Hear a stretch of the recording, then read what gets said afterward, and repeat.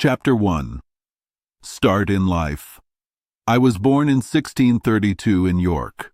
My family was good, but not from York. My father came from Bremen. He first lived in Hull. He made a lot of money selling things. Then he stopped working and lived in York. He married my mother there. Her family name was Robinson. They were a good family in that area. My name was Robinson Crusoe because of them. But in England, people changed words. So, we are now called Crusoe. My friends always called me Crusoe. I had two older brothers. One was a soldier in Flanders. He died in a battle near Dunkirk. I never knew what happened to my second brother. My parents never knew what happened to me either. I was the third son. I did not learn a job. I started to think about traveling very early. My father was old. He taught me a lot at home and at a school. He wanted me to study law, but I only wanted to go to sea. I wanted to go so much. My father did not want me to go. My mother and friends also asked me not to go. But I still wanted to go. It seemed like something bad would happen to me because of this. My father was a wise and serious man. He gave me good advice. He knew what I wanted to do. One morning, he called me to his room. He was sick with gout. He talked to me strongly about it. He asked me why I wanted to leave home. He said I could have a good life and make money easily at home.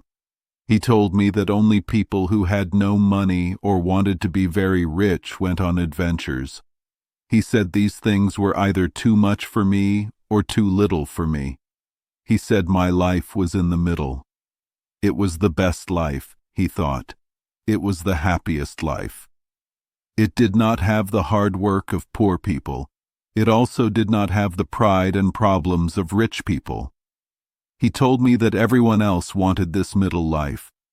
Kings often said they wished they were not born rich. They wished they were in the middle. He said a wise man agreed with this. He prayed to have no poverty and no riches.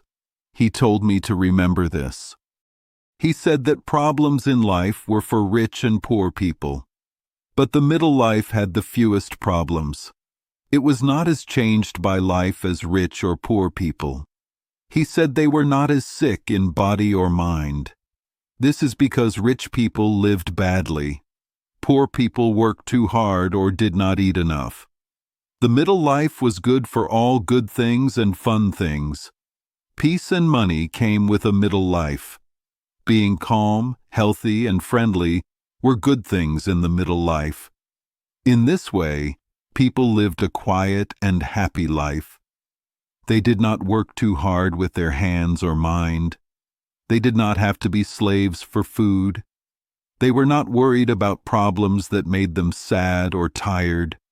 They were not angry or greedy for big things, but they lived easily. They enjoyed life without problems. They felt happy. They learned every day that they were happy. After this, he asked me strongly and with much love not to act like a young fool. He told me not to bring problems on myself. He said that my life and where I was born protected me. He said I did not need to work for my food. He would take care of me. He would help me get the kind of life he just talked about. He said if I was not happy, it was my fault or bad luck.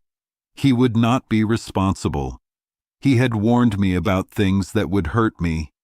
He said he would do good things for me if I stayed home, but he would not help me if I left.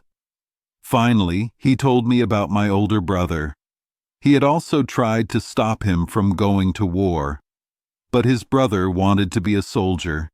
He died in the army. My father said he would pray for me, but he said that if I made this bad choice, God would not help me. He said I would regret not listening to him later, and then no one would help me. I saw tears on his face when he said this. It was true, though he did not know it. He cried a lot when he talked about my brother who died. He was so sad when he talked about me regretting it. and having no one to help me. He stopped talking. He said his heart was too full. I felt very sad after he talked. Everyone would. I decided not to think about going away anymore. I would stay home like my father wanted. But in a few days, I forgot all about it. After a few weeks, I decided to run away from home. But I did not go right away. I talked to my mother when she seemed happy. I told her I wanted to see the world so much. I would never be happy doing anything else. It was better if my father let me go than if I ran away. I was 18. It was too late to learn a job. I was sure I would run away from any job. I would go to sea. I asked her to talk to my father. If I went on one trip and did not like it, I would not go again. I promised to work extra hard to make up for lost time. This made my mother very angry. She said it was no use talking to my father. He knew what was best for me. He would not let me do anything that would hurt me so much. She wondered how I could think of such a thing after talking to my father. She said my father had been so kind to me. She said if I wanted to ruin myself, she could not help me. But she said I would never have their permission. She would not help me hurt myself. She would not let me say that my mother agreed when my father did not. My mother did not talk to my father, but I later heard she told him everything. My father was very worried. He sighed and said, "That boy could be happy if he stayed home. But if he goes away, he will be the most unhappy person ever born. I cannot agree to it." Almost a year later, I left. I did not want to do any business during that time. I often talked to my parents about their strong feelings against what I wanted. One day, I went to Hull. I did not plan to run away then, but I was there. One of my friends was going to London on his father's ship. He asked me to go with them. He said it would cost me nothing, so I did not ask my father or mother. I did not even tell them. I let them find out on their own. I did not ask God's blessing or my father's. I did not think about anything. On September 1st, 1651, I went on a ship to London. No young person's problems started sooner or lasted longer than mine. The ship left the Humber. The wind started to blow. The sea became very rough. I had never been at sea before. I was very sick. I was also very scared. I began to think about what I had done. I thought God was punishing me for leaving my father's house and my duty. All the good advice from my parents came back to me, my father's tears and my mother's requests. My conscience was not yet hard. It blamed me for not listening to them. It blamed me for not doing my duty to God and my father. The storm got worse. The sea was very high. It was not as bad as I saw later, but it was bad enough for me. I was a young sailor and knew nothing about the sea. I thought every wave would swallow us. I thought every time the ship went down into the waves, we would not come up again. I was so scared. I promised many times that if God saved my life on this trip, I would go home to my father. I would never get on a ship again. I would listen to his advice. I would never get into such problems again. Now I clearly saw how good his words were about the middle life. He had lived an easy and happy life. He never had storms at sea or problems on land. I decided I would go home to my father, like a son who was sorry. These good thoughts stayed with me during the storm and for some time after. But the next day, the wind was less and the sea was calmer. I started to get used to it. I was still serious all that day. I was still a little seasick. But towards night, the weather got better. The wind stopped completely. It was a beautiful evening. The sun went down clearly. It rose clearly the next morning. There was little or no wind. The sea was calm. The sun shone on it. It was the most beautiful thing I had ever seen. I had slept well that night. I was not seasick anymore. I was very happy. I looked at the sea with wonder. It was so rough the day before. Now it was calm and nice in a short time. My friend, who asked me to come, came to me. He put his hand on my shoulder. "Well, Bob," he said, "how are you after that? You were scared last night, weren't you, when it was just a little wind?" "A little wind?" I said. "It was a terrible storm." "A storm, you fool," he said. "Do you call that a storm? It was nothing at all. Give us a good ship and open sea, and we don't think about such a small wind. But you are a new sailor, Bob. Come, let's make some punch. We will forget all about it. Do you see how nice the weather is now?" To make a long story short, we acted like sailors. We made punch. I drank too much. In that one night, I forgot all my sadness. I forgot all my thoughts about what I did. I forgot all my plans for the future. The sea became calm again after the storm. My mind also became calm. I forgot my fears of being swallowed by the sea. My old desires came back. I completely forgot the promises I made when I was scared. I did think about things sometimes. My serious thoughts tried to come back, but I pushed them away. I stopped thinking about them as if they were a sickness. I started drinking and being with friends. Soon, I stopped those bad thoughts. In 5 or 6 days, I had control over my conscience. No young man who did not want trouble could do better. But I had another test coming. God wanted to give me no excuse. If I did not see this as a warning, the next one would be so bad that even the worst person would see the danger and God's kindness. On our 6th day at sea, we came to Yarmouth. The wind was against us. The weather was calm. We had not gone far since the storm. We had to stop here. We stayed here for 7 or 8 days because the wind was still against us from the southwest. Many ships from Newcastle also came to this place. It was a common place for ships to wait for the wind to go up the river. We would have gone up the river earlier, but the wind was too strong. After 4 or 5 days, it blew very hard. But this place was like a good harbor. Our anchors were strong. Our men were not worried. They were not afraid at all. They rested and had fun like sailors. But on the 8th day, in the morning, the wind got stronger. We all worked to take down our topsails. We made everything tight and safe. We wanted the ship to be as steady as possible. By noon, the sea was very high. Our ship went down into the waves in the front.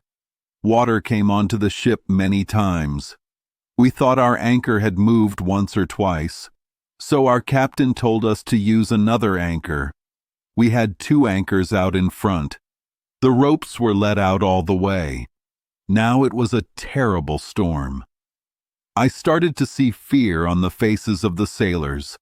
The captain worked hard to save the ship, but as he went in and out of his room, I heard him say softly many times, "God help us. We will all be lost. We will all be ruined." And other things like that. At first, I was numb. I stayed in my room. I cannot say how I felt. I could not feel the same regret I had before. I had pushed it away. I thought the worst part of death was over. I thought this storm would not be like the first one. But when the captain himself came by me and said we would all be lost, I was terribly scared. I got out of my room and looked out. I had never seen such a terrible sight. The sea was very high. Waves broke on us every 3 or 4 minutes. When I could look around, I saw only trouble. 2 ships near us had cut down their masts. They were full of goods. Our men shouted that a ship about a mile ahead of us had sunk. 2 more ships had broken from their anchors. They went out to sea without any masts. The empty ships did better. They did not struggle as much in the sea. But 2 or 3 of them moved close to us. They went away with only 1 sail in front of the wind. Towards evening, the mate and the boatswain asked the captain to cut down the front mast. He did not want to, but the boatswain told him that if he did not, the ship would sink. So he agreed. After they cut down the front mast, the main mast was loose. It shook the ship a lot, so they had to cut that one down too. They made the deck clear. Anyone can imagine how I felt. I was a young sailor. I had been so scared before by just a little storm. But if I can say how I felt then, I was 10 times more afraid because of my past thoughts. I had gone back on my bad decisions. This was worse than death itself. This, with the terror of the storm, put me in a state I cannot describe. But the worst was not yet here. The storm continued with such anger that the sailors said they had never seen worse. We had a good ship, but it was full of goods. It moved a lot in the sea. The sailors kept shouting that it would sink. It was good for me that I did not know what sink meant until I asked. But the storm was so strong that I saw something not often seen. The captain, the boatswain, and some others prayed. They expected the ship to go down at any moment. In the middle of the night, with all our other problems, one of the men who had gone to check below shouted that we had a hole. Another said there was 4 feet of water in the bottom of the ship. Then everyone was called to pump. At that word, my heart felt like it died. I fell back onto my bed in the room. But the men woke me up. They told me that I, who could do nothing before, could pump as well as anyone. So I got up and went to the pump. I worked very hard. While this was happening, the captain saw some coal ships. They could not stay in the storm. They had to leave and go out to sea. They came near us. The captain told them to fire a gun as a sign of trouble. I did not know what they meant. I thought the ship had broken, or something terrible had happened. I was so surprised that I fainted. At that time, everyone was thinking about their own lives. No one noticed me. Another man stepped to the pump. He pushed me aside with his foot. He let me lie there. He thought I was dead. It was a long time before I woke up. We kept working, but the water in the ship got higher. It was clear the ship would sink. The storm started to get a little less strong, but the ship could not stay afloat until we reached a port. So the captain kept firing guns for help. A light ship that had stayed just ahead of us sent a boat to help us. It was very dangerous for the boat to come near us, but we could not get on board. The boat could not stay close to the ship. At last, the men rowed very hard. They risked their lives to save ours.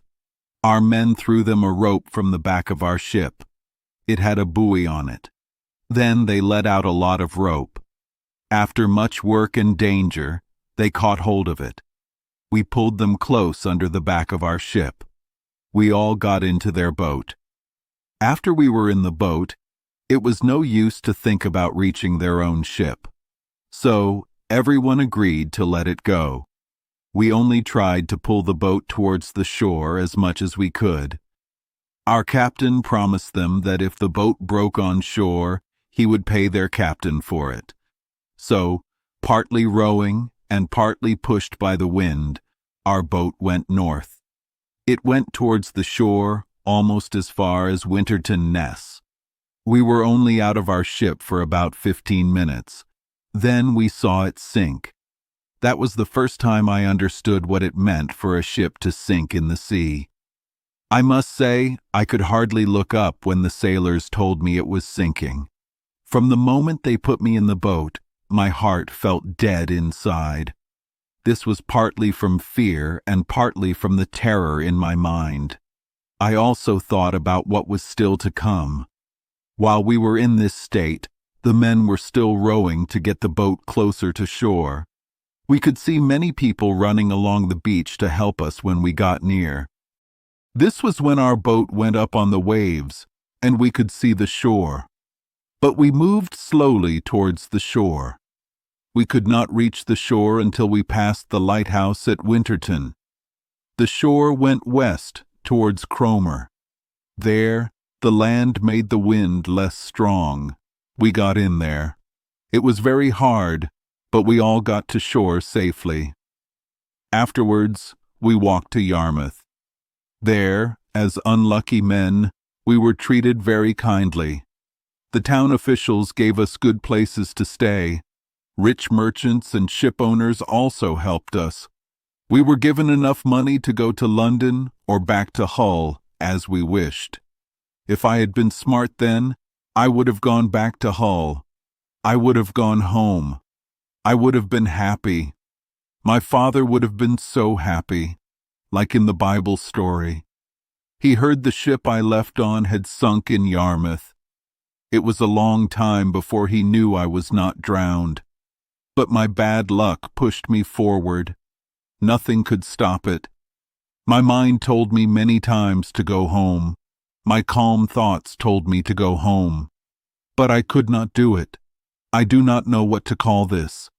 I will not say it was God's plan that made us destroy ourselves, even when we see it happening, and we rush into it with open eyes. Surely, only some unavoidable bad luck, which I could not escape, could have pushed me against my calm thoughts and the clear warnings I had in my first try. My friend, who had made me strong before, was the captain's son. Now he was not as eager as I was. The first time he spoke to me after we were in Yarmouth was 2 or 3 days later. We were separated in the town. When he first saw me, his voice was different. He looked sad. He shook his head. He asked me how I was. He told his father who I was. He said I had only come on this trip as a test to go further away. His father turned to me. He had a serious and worried voice. "Young man," he said, "you should never go to sea again. You should see this as a clear sign that you are not meant to be a sailor." "Why, sir?" I said. "Will you go to sea no more?" "That is different," he said. "It is my job, and so my duty. But you took this trip as a test. You see what God has shown you of what will happen if you keep going. Perhaps all this happened to us because of you, like Jonah in the ship to Tarshish. Please," he continued, "who are you? And why did you go to sea?" Then I told him some of my story. At the end, he became very emotional.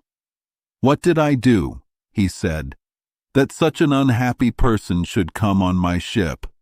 I would not get on the same ship with you again for £1,000. This was, as I said, a sudden burst of emotion. He was still upset about his losses. He had no right to say so much. But he later talked to me very seriously. He told me to go back to my father.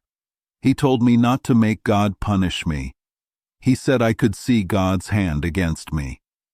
"And, young man," he said, "believe me, if you do not go back, wherever you go, you will only find problems and bad luck. This will happen until your father's words come true for you." We left soon after. I did not say much to him. I never saw him again. I do not know where he went. As for me, I had some money. I traveled to London by land.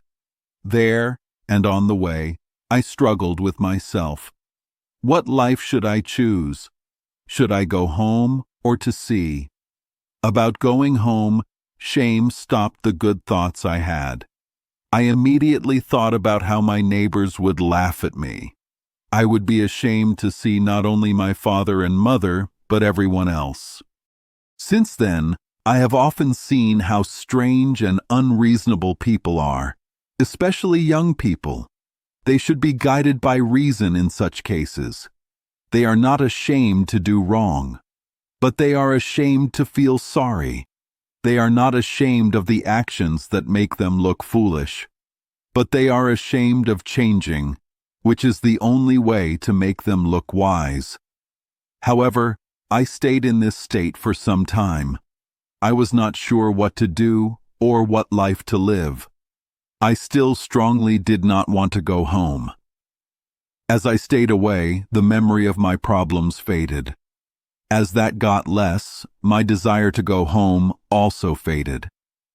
At last, I completely stopped thinking about it. I looked for a trip. Chapter 2. Slavery and Escape. I left my home because I wanted to become rich. I did not listen to my father's advice. I got on a ship going to Africa, or Guinea as sailors called it. It was bad that I did not go as a sailor. I had money and good clothes. So I always went as a gentleman. I did not work or learn anything on the ship. In London, I met good people. I met a ship captain who had been to Guinea. He had good luck there and wanted to go again. He liked talking to me. I told him I wanted to see the world. He said I could go with him for free. I would be his friend. If I brought anything to sell, I could keep the money. I liked the idea. I became good friends with the captain. He was an honest man. I went with him and brought some small things to sell. The captain helped me, and I made a lot of money. I had about $40. My family helped me get this money. This was my only successful trip. The captain taught me a lot about ships and the sea. I learned how to be a sailor and a merchant. I brought home gold dust that was worth almost $300. This made me want to get even richer. This wish later caused my ruin. But I also had problems on this trip. I was very sick because it was very hot. We traded along the coast, from 15 degrees north to the middle of the world. I was now a Guinea trader. My friend, the captain, died soon after we got back. I decided to go on the same trip again. I got on the same ship with the captain's old mate. He was now the new captain. This was my worst trip ever. I had $200 left with my friend's wife. We were going to the Canary Islands. A Turkish ship from Salé attacked us. We tried to get away, but they were faster. We decided to fight. Our ship had 12 guns, and theirs had 18. They attacked us. We fired our guns, and they went away for a bit. We were not hurt. They attacked us again, and put 60 men on our ship. They cut our sails. We fought them and cleared our ship twice, but our ship was broken. 3 of our men died, and 8 were hurt. We had to give up. They took us all as prisoners to Salé, a port in a country called the Moors. Being a prisoner was not as bad as I thought. I was not taken to the king. The captain of the enemy ship kept me as his slave. I was young and quick, so I was good for his work. I was very sad. I thought about my father's words. He said I would be sad and have no one to help me. I thought it could not get worse, but it did. My new master took me to his house. I hoped he would take me to sea again. I thought a Spanish or Portuguese ship might capture him, and then I would be free. But this hope was gone. When he went to sea, he left me at home to work in his garden and do slave work. When he came back, he made me sleep in the ship's cabin to guard it. I always thought about escaping, but I could not find a way. I had no one to help me. There were no other slaves, no English, Irish, or Scottish people there, but me. For 2 years, I thought about it, but I never saw a way to do it. After about 2 years, I found a chance to try to escape. My master stayed home longer than usual. He did not have money to make his ship ready. He would go fishing 1 or 2 times a week. He used his small boat. He always took me and a young boy named Moresco to row. We made him happy. I was good at catching fish. Sometimes he would send me, a Moor, and Moresco to catch fish for him. One day, we went fishing. It was a calm morning. A thick fog came. We were not far from shore, but we could not see it. We rowed all day and all night. In the morning, we saw we had gone out to sea, not to shore. We were far from land, but we got back safely. It was hard and a bit dangerous. The wind blew strong in the morning. We were all very hungry. Our master learned from this. He decided to be more careful. He had a big boat from the English ship he had taken. He decided not to go fishing without a compass and food. He told his carpenter, who was also an English slave, to build a small room in the middle of the big boat. It was like a small cabin. There was a place to stand and steer the boat. The room inside was for 1 or 2 people to work the sails. The boat had a special sail. The sail arm went over the cabin. The cabin was small and low. It had space for him to lie down with 1 or 2 slaves. There was also a table to eat on, and small places to keep drinks, bread, rice, and coffee. We often went fishing in this boat. I was the best at catching fish, so he always took me. One time, he planned to go out with 2 or 3 important Moors. He had prepared a lot of food for them. He also told me to get 3 guns with powder and shot from his ship. They wanted to hunt birds as well as fish. I got everything ready. The next morning the boat was clean. The flags were out. Everything was ready for his guests. But then my master came alone. He said his guests could not come. He told me to go with the man and the boy, as usual, to catch some fish for his friends. They were going to eat at his house. He told me to bring the fish home as soon as I caught some. I got ready to do this. At that moment, I thought about escaping again. I saw I would have a small ship to myself. My master was gone. I decided to get things ready not for fishing, but for a journey. I did not know where I would go, but I just wanted to leave that place. First, I told the Moor that we needed food for ourselves. I said we could not eat our master's food. He agreed. He brought a large basket of biscuits and 3 jars of fresh water to the boat. I knew where my master's bottles were. They were from an English ship he had captured. I put them in the boat when the Moor was on land. I also put a large piece of beeswax, about 50 pounds, into the boat. I also took some string, a hatchet, a saw, and a hammer. These things were very useful later, especially the wax for candles. I played another trick on him. His name was Ismael, or Muley. I called to him, "Moli, our master's guns are on the boat. Can you get some powder and shot? Maybe we can kill some birds for ourselves. I know he keeps the gunner's supplies on the ship." He said, "Yes, I'll bring some." He brought a big leather bag with about 1.5 pounds of powder. He also brought another bag with 5 or 6 pounds of shot and some bullets. He put them all in the boat. I had also found some powder of my master's in the main cabin. I filled one of the empty bottles with it. So I had everything we needed. We sailed out of the port to fish. The castle at the port entrance saw us, but they knew who we were, so they did not care. We were only a mile out of the port when we stopped sailing and started to fish. The wind was blowing from the north-northeast. This was not good for me. If it blew from the south, I could go to Spain. But I wanted to leave that bad place, no matter which way the wind blew. We fished for some time but caught nothing. I did not pull up any fish I caught so he would not see them. I told the Moor, "This is not working.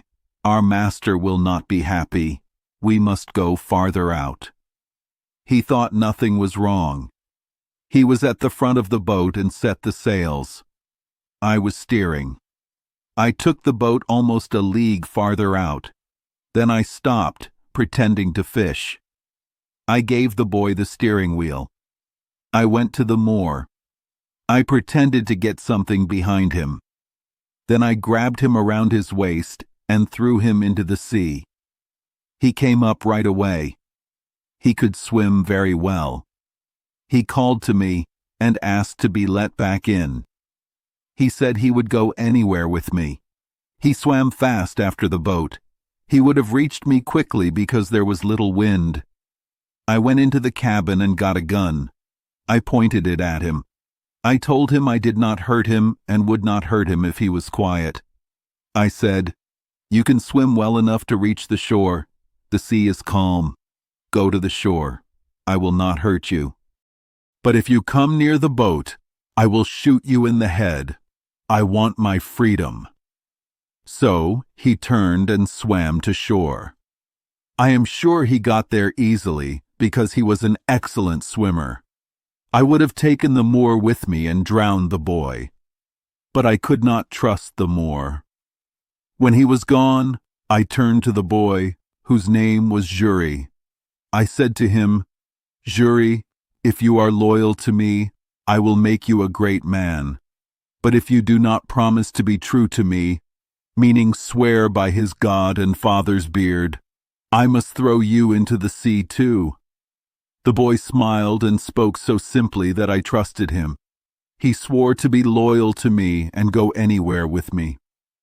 While I could still see the swimming Moor, I sailed the boat straight out to sea. I went against the wind so they would think I was going toward the narrow passage, which is what anyone smart would do. No one would think we were sailing south to the wild African coast.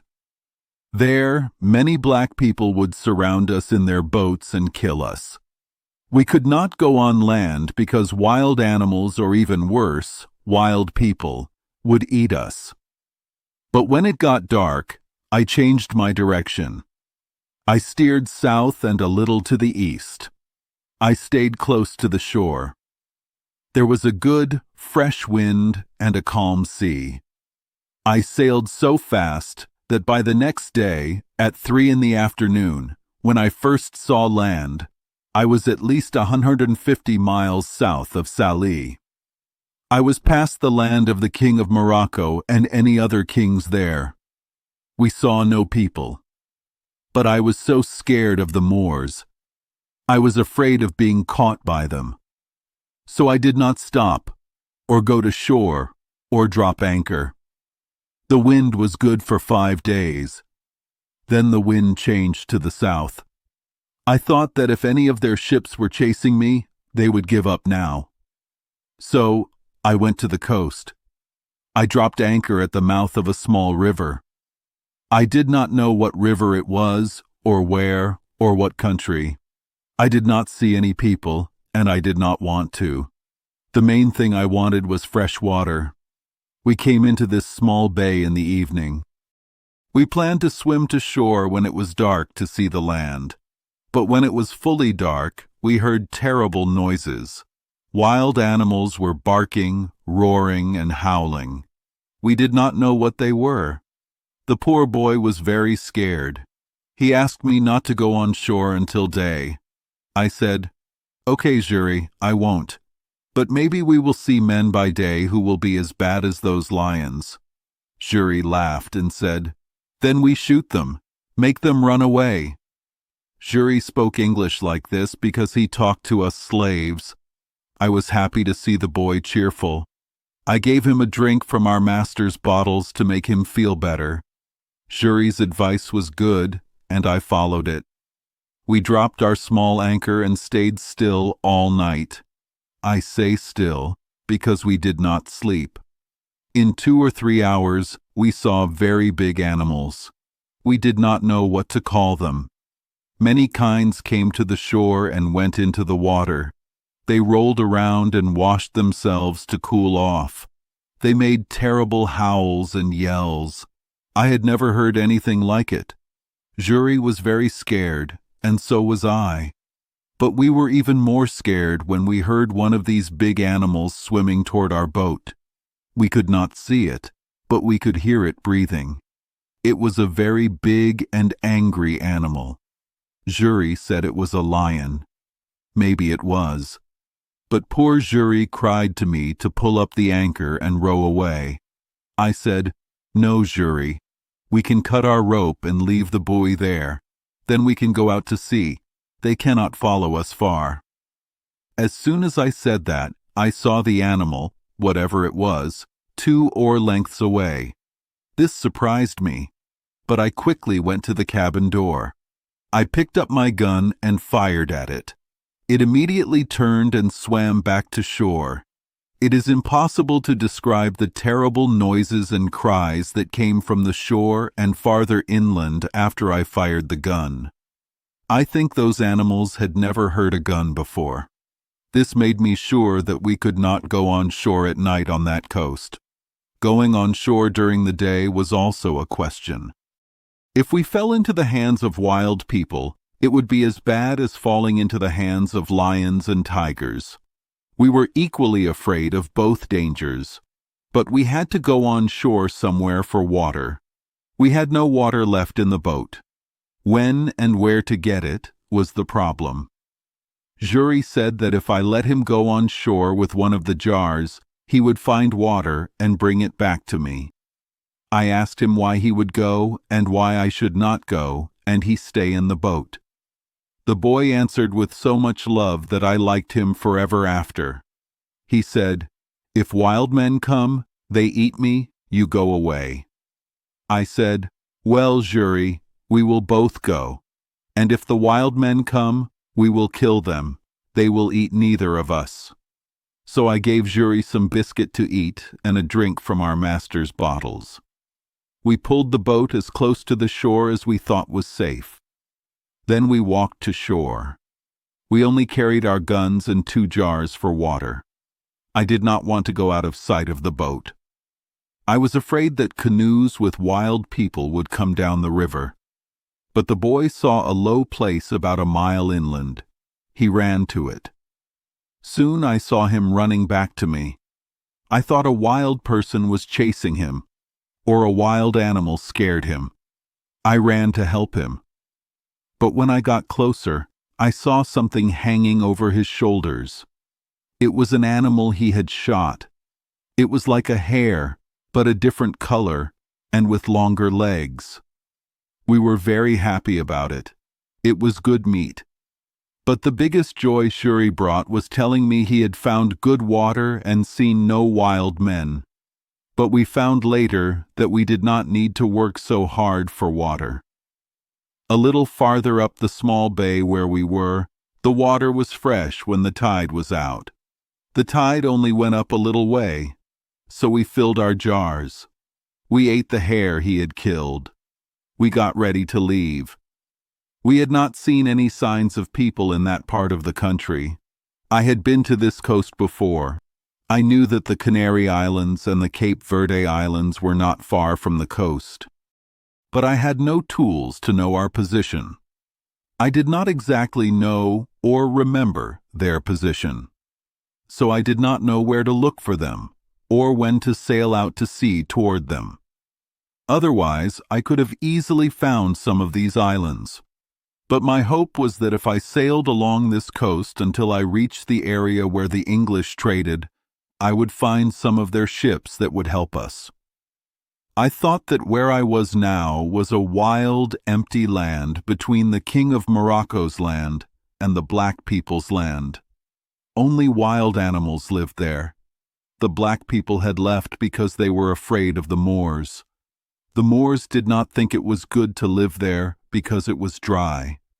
Also, both sides left because there were so many tigers, lions, leopards, and other dangerous animals there. So the Moors only used it for hunting. They went there like an army, with 2,000 or 3,000 men at a time. For almost 100 miles along this coast, we saw only empty land during the day. At night, we only heard wild animals howling and roaring. 1 or 2 times during the day, I thought I saw the high peak of Mount Tide in the Canary Islands. I wanted to try to sail there, but I tried twice and was forced back by bad winds. The sea was also too rough for my small boat, so I decided to keep going along the shore. Several times, we had to go to land for fresh water after we left this place. One morning, we stopped near a small, high piece of land. The tide was coming in, so we waited to go further in. Jury, who saw more than I did, quietly told me that we should go farther from the shore. He said, "Look, there is a scary monster on that small hill, fast asleep." I looked where he pointed. I saw a scary monster indeed. It was a very big lion sleeping on the side of the shore, in the shade of a part of the hill. I said, "Jury, you will go on shore and kill him." Jury looked scared and said, "Me kill? He eat me in one bite." He meant one mouthful. I did not say anything else to the boy. I told him to stay still. I took our biggest gun. It was almost a musket. I put a lot of powder and 2 metal balls in it. Then I loaded another gun with 2 bullets. The third gun, we had 3 guns, I loaded with 5 smaller bullets. I aimed the first gun at his head as best as I could, but his leg was a little raised over his nose. The metal balls hit his leg near the knee and broke the bone. He jumped up, growling at first, but when he felt his leg was broken, he fell down again. Then he got up on 3 legs. He made the most terrible roar I had ever heard. I was a little surprised I did not hit him in the head, but I quickly picked up the second gun.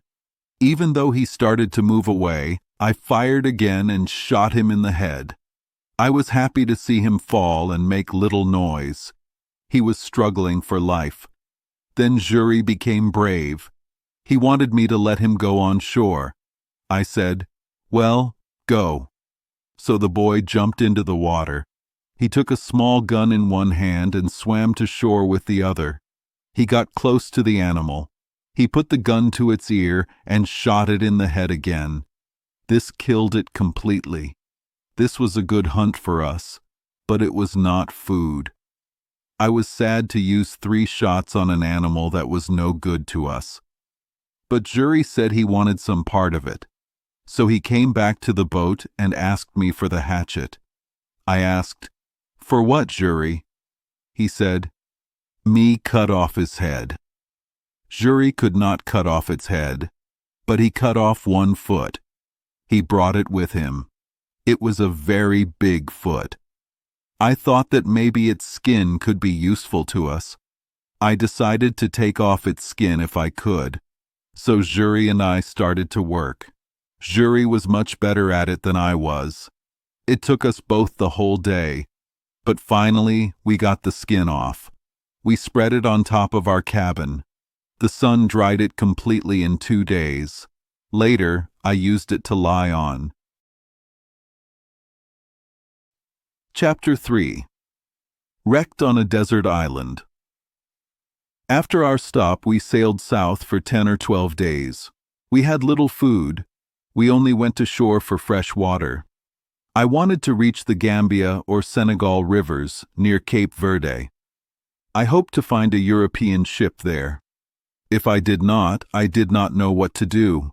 I would have to find islands or die among the local people. I knew that all ships from Europe going to Guinea, Brazil, or the East Indies passed this cape or these islands. So, my only hope was to find a ship or die. After about 10 more days of sailing, I saw land with people. We saw people on the shore looking at us. They were black and naked. I wanted to go to them, but Jury told me, "No go, no go." I moved closer to the shore to talk to them. They walked along the shore with us for a long time. They had no weapons, but one man had a long, thin stick. Jury said it was a spear and they could throw it well. So I stayed away, but I used signs to talk to them. I asked for food. They told me to stop my boat and they would bring me food. I stopped my boat. 2 of them went into the country. In less than 30 minutes, they came back. They brought 2 pieces of dried meat and some corn. We did not know what they were, but we wanted to eat them. We did not know how to get the food because I did not want to go to shore, and they were afraid of us. But they put the food on the shore and went far away. We took the food. Then they came close to us again. We showed them that we were thankful. We had nothing to give them. But then we had a chance to help them. While we were on the shore, 2 big animals came from the mountains to the sea. One was chasing the other. We did not know if it was a male chasing a female, or if they were playing or fighting. We also did not know if this was normal or strange, but I think it was strange. These wild animals usually come out at night. Also, the people were very scared, especially the women. The man with the spear did not run away, but the others did. The 2 animals went into the water. They did not attack the people. They swam as if they were playing. One animal came close to our boat. I was ready. I quickly put a bullet in my gun. I told Jury to load the other 2 guns. When the animal was close enough, I shot it in the head. It sank into the water but came up quickly. It moved up and down as if it was fighting for its life. It went to the shore, but it died from the shot and the water before it reached the shore. The people were very surprised by the sound and fire of my gun. Some were so scared they fell down as if dead. But when they saw the animal dead in the water, I made signs for them to come to the shore. They got brave and came. They looked for the animal. I found it because its blood made the water red. With a rope, I tied it, and the people pulled it to the shore. It was a beautiful leopard with spots. The people raised their hands in surprise. They did not know how I killed it. The other animal was scared by the fire and the sound of the gun. It swam to shore and ran to the mountains. I did not know what it was from that far away. I quickly saw that the people wanted to eat the meat of this animal. So I let them have it as a gift. I made signs that they could take it. They were very thankful. They started to work on it. They did not have knives, but they used a sharp piece of wood to take off its skin. They did it faster than we could have with a knife. They offered me some meat, but I said no. I told them to take it all, but I asked for the skin. They gave it to me and brought me more food. I did not understand it, but I took it. Then I asked for water. I showed them my empty jar. They called their friends. 2 women came. They brought a big clay pot. I think it was baked in the sun. They put it down for me. I sent Jury to shore with my jars, and he filled all 3. The women had no clothes, like the men, and I now had food and water. I left the friendly people. I sailed for about 11 more days. I did not go near the shore until I saw land far out into the sea, about 4 or 5 leagues away. The sea was calm, so I stayed far from the land to go around this point. Finally, I went around the point, about 2 leagues from the land. I clearly saw land on the other side, towards the sea.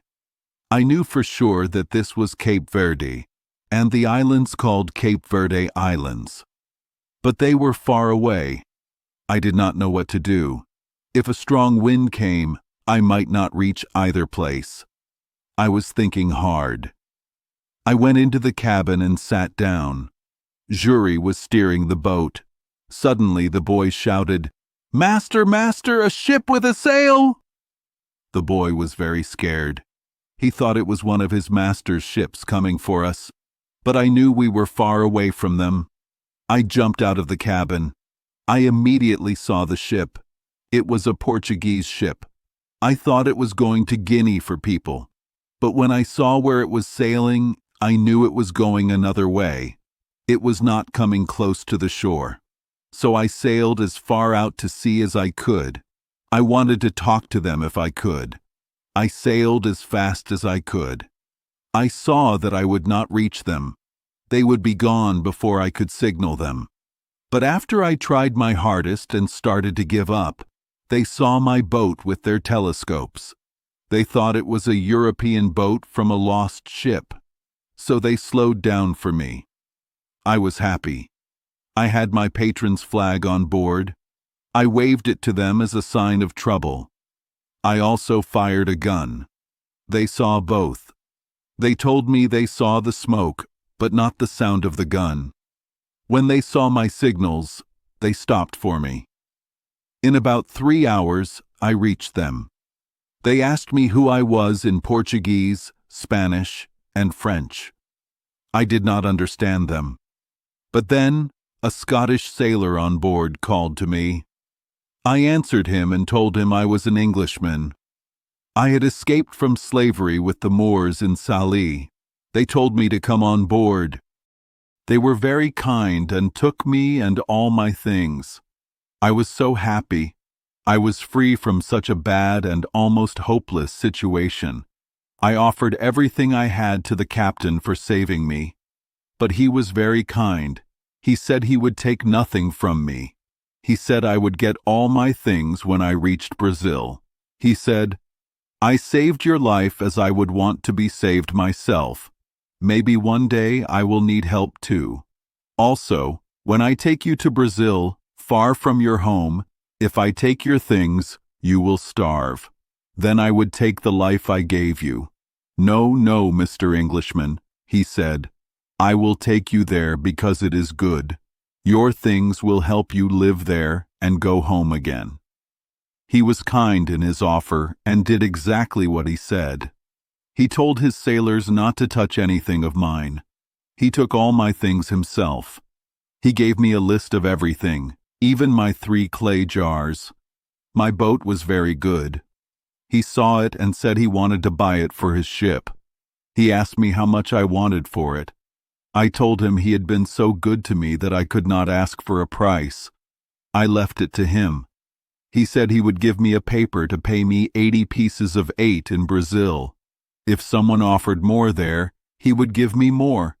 He also offered 60 pieces of 8 for my boy Jury. I did not want to take it.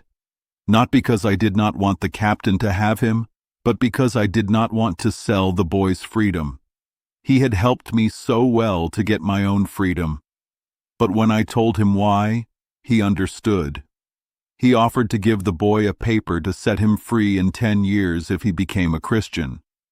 Jury said he wanted to go with him, so I let the captain have him. We had a very good trip to Brazil. I arrived in All Saints Bay in about 22 days. Now I was free again from a very bad life. I had to think about what to do next. I will always remember how kind the captain was to me. He took no money for my trip. He gave me 20 ducats for the leopard's skin and 40 ducats for the lion's skin that I had in my boat. He made sure everything I had on the ship was given to me. What I wanted to sell, he bought from me, like my bottles, 2 of my guns, and some beeswax. I had made candles from the rest. In total, I got about 220 pieces of 8 from all my things. With this money, I went ashore in Brazil. Soon after, I was sent to live with a good, honest man. He had a sugar plantation. I lived with him for some time. I learned how to plant and make sugar. I saw how well the planters lived and how they became rich quickly. I decided that if I could get permission to live there, I would become a planter too. In the meantime, I wanted to find a way to get my money from London. So, I got some papers to live there. I bought as much land as my money could get. I made a plan for my plantation, a plan that fit the money I hoped to get from England. I had a neighbor, a Portuguese man from Lisbon, but his parents were English. His name was Wells. He was in a similar situation to me. I call him my neighbor because his plantation was next to mine. We got along well. My money was low, and so was his. For about 2 years, we mostly planted food, but we started to grow, and our land got better. In the 3rd year, we planted some tobacco. We each prepared a large piece of land to plant sugarcane next year, but we both needed help. I then felt more than ever that I made a mistake letting Jury go. But it was not a surprise that I made a mistake, as I never did things right. I had no choice but to go on. I was doing something that I did not like. It was against the life I wanted. It was why I left my father's house and did not listen to his good advice. I was now in the middle part of life, or the upper part of a low life. My father told me about this before. If I kept doing this, I could have stayed home. I would not have worked so hard in the world as I did. I often told myself I could have done this in England, with my friends. Why did I go 5,000 miles away to do it with strangers and wild people, in a wild place, where no one who knew me would ever hear from me? I often felt very bad about my situation. I had no one to talk to, only my neighbor sometimes. I had no work but to use my hands. I used to say I lived like a man lost on an empty island, with no one but himself. But it has been fair, and everyone should think, when they compare their life now to worse lives, God might make them switch. Then they will see how happy they were before. I say, it has been fair that the truly lonely life I thought about on an empty island became my fate. I had so often wrongly compared it to the life I had before, where I would have been very rich and successful if I had stayed. I had already started my plantation before my kind friend, the captain who saved me at sea, went back. His ship stayed there for almost 3 months, getting ready for its trip. I told him how little money I had left in London. He gave me this good and honest advice. "Mr. Englishman," he always called me that, "if you give me letters and official papers, and tell the person with your money in London to send your things to Lisbon, to people I will tell them, and in things good for this country, I will bring you what they get from them, if God allows, when I return. But because life can change, I want you to only ask for £100. You said that is half your money. Let's try that first. If it arrives safely, you can send for the rest the same way. If it gets lost, you will still have the other half to help you." This was such good advice and sounded so friendly. I knew it was the best thing to do. So I wrote letters to the woman with my money and official papers for the Portuguese captain, as he asked. I wrote to the English captain's widow about all my adventures, my slavery, my escape, how I met the Portuguese captain at sea, how kind he was, and my current situation. I also gave her all the necessary information for my money. When this good captain arrived in Lisbon, he found a way, through some English merchants there, to send not just the order, but a full story of my life to a merchant in London. This merchant told her my story well. So she not only sent the money, but also gave the Portuguese captain a very nice gift from her own money for his kindness to me. The merchant in London used this £100 to buy English goods, as the captain had asked. He sent them directly to the captain in Lisbon. The captain brought them all safely to me in Brazil. Among them without me asking, because I was too new to business to think of them. He made sure to get all kinds of tools, iron items, and things needed for my plantation. These were very useful to me. When these goods arrived, I thought I was rich. I was so happy. My good helper, the captain, had used the £5 that my friend sent him as a gift for himself to buy me a servant. This servant was bound to work for 6 years. The captain would not take any money for this, only a little tobacco that I wanted him to take, which was from my own farm. That was not all.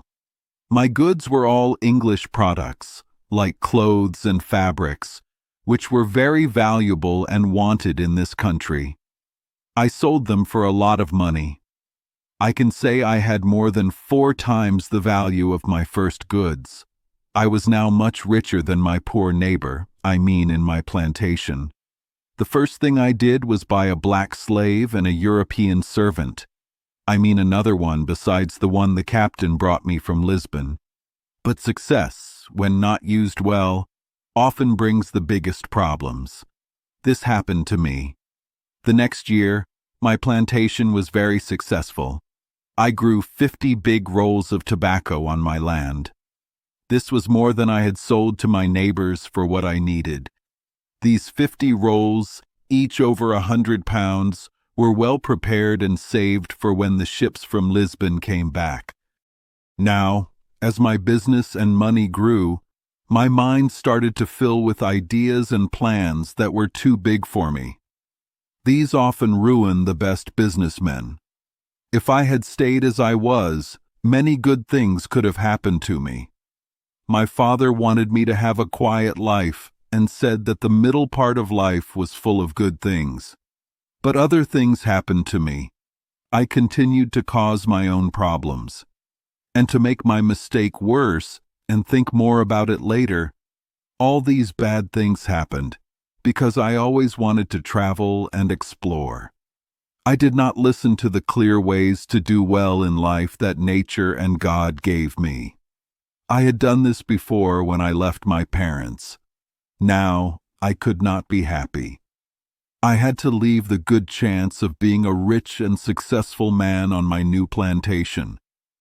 I only wanted to become rich faster than was possible. So, I fell back into the worst human sadness, worse than any person had ever known, or perhaps could live through and be healthy. Now, I will tell you more about this part of my story. I had lived in Brazil for almost 4 years. My plantation was doing very well.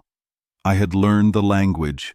I had made friends with other planters and merchants in St. Salvador, our port. When I talked to them, I often told them about my 2 trips to the coast of Guinea. I told them how to trade with the local people there. I told them it was easy to buy things for small items like beads, toys, knives, scissors, axes, glass pieces, and such. You could get not only gold dust, African grains, elephant teeth, but also many black people for use in Brazil. They always listened very carefully to my talks, especially about buying black people. At that time, this trade was new. It was done by special permission from the kings of Spain and Portugal. It was controlled by the government. So, few black people were bought, and they were very expensive. One day, I was with some merchant and planter friends. We were talking about these things very seriously. The next morning, 3 of them came to me. They said they had thought a lot about what I said last night.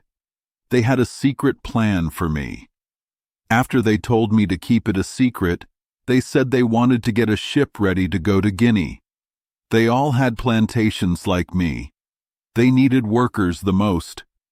This trade could not be done openly because they could not sell the black people publicly when they came home. So they wanted to make only one trip. They wanted to bring the black people to shore secretly and divide them among their own plantations. In short, they asked if I would go on the ship to manage the trading in Guinea. They offered me an equal share of the black people without me paying anything for the trip. This was a good offer if it was made to someone who did not have their own plantation. My plantation was doing very well and had good money. But for me, who was already settled and doing well, and only needed to continue for 3 or 4 more years, and send for the other £100 from England, and who in that time, with that little extra money, would surely be worth £3,000 or £4,000, and that growing too, for me to think of such a trip was the most foolish thing a man in my situation could do. But I was born to ruin myself. I could not say no to the offer. I could not stop my first ideas of traveling when my father's good advice did not work on me. In short, I told them I would go with all my heart if they would take care of my plantation while I was gone. They also had to sell it, as I said, if something bad happened to me. They all promised to do this and signed papers. I wrote a will for my plantation and things in case I died. I made the captain who saved my life my main heir. But I told him to sell my things as I said in my will. Half of the money would be for him, and the other half would be sent to England. In short, I took every possible step to protect my things and keep my plantation. If I had been half as careful about my own good, and decided what I should or should not do, I would never have left such a good business. I would not have left all the good chances of getting rich. I would not have gone on a sea trip with all its dangers, not to mention the reasons I had to expect bad luck. But I was rushing and only listened to my ideas, not my sense. So, the ship was ready, the goods were loaded, and everything was done as my partners and I agreed. I went on board on a bad day, September 1st, 1659. This was exactly 8 years after I left my father and mother in Hull. I was acting against their rules and against my own good. Our ship was about 120 tons. It had 6 guns and 14 men, plus the captain, his boy, and me. We did not have many goods, only small items for trading with the local people. These were beads, glass pieces, shells, and other small things, especially small mirrors, knives, scissors, and axes. The same day I went on board, we sailed. We went north along our own coast. We planned to go to the African coast when we reached about 10 or 12 degrees north. This was the usual way to sail then. We had good weather, but it was very hot. We sailed along our coast until we reached Cape St. Augustino. From there, we went farther out to sea. We could not see land. We sailed as if we were going to Fernando de Noronha Island, heading northeast by north, and leaving those islands to the east.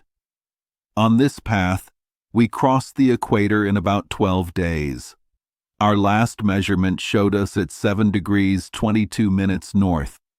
Then, a strong storm, a hurricane, hit us. It started from the southeast, moved to the northwest, and then stayed in the northeast. It blew so strongly that for 12 days we could only drift. We let it carry us where fate and the winds took us. During these 12 days, I expected to die every day. No one on the ship expected to live. In this bad situation, we had the storm, and one of our men died from a fever. One man and the boy were washed overboard. Around the 12th day, the weather got a little better. The captain measured our position as best he could. He found that we were at about 11 degrees north latitude, but we were 22 degrees longitude west of Cape St. Augustino. So, he found we were on the coast of Guyana, or the north part of Brazil, past the Amazon River, towards the Orinoco River, usually called the Great River. He started to talk to me about what we should do. The ship had holes and was very broken. He wanted to go straight back to the coast of Brazil. I strongly disagreed with that. We looked at the maps of the American coast. We decided there was no inhabited country until we reached the Caribbean islands. So, we decided to go to Barbados. If we stayed out at sea, we could avoid the pull of the Bay or Gulf of Mexico. We hoped to get there in about 15 days. We could not go to the coast of Africa without help for our ship and ourselves. With this plan, we changed our path. We sailed northwest by west to reach some English islands. I hoped to find help there. But our trip was decided differently. At 12 degrees 18 minutes latitude, a second storm hit us. It pushed us west with the same force.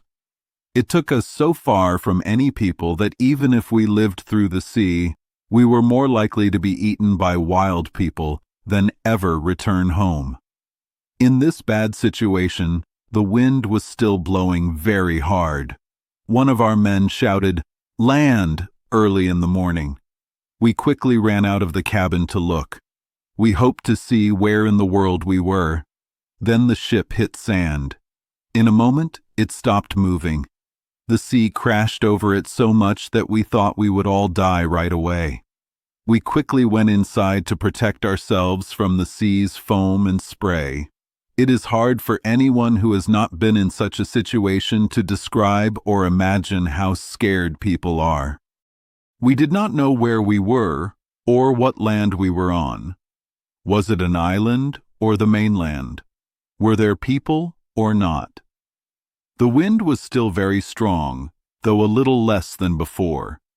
We could not hope the ship would last many more minutes without breaking into pieces, unless the wind suddenly changed, like a miracle.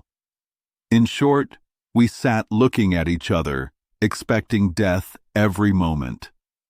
Everyone was getting ready for the next world. There was little or nothing more for us to do here.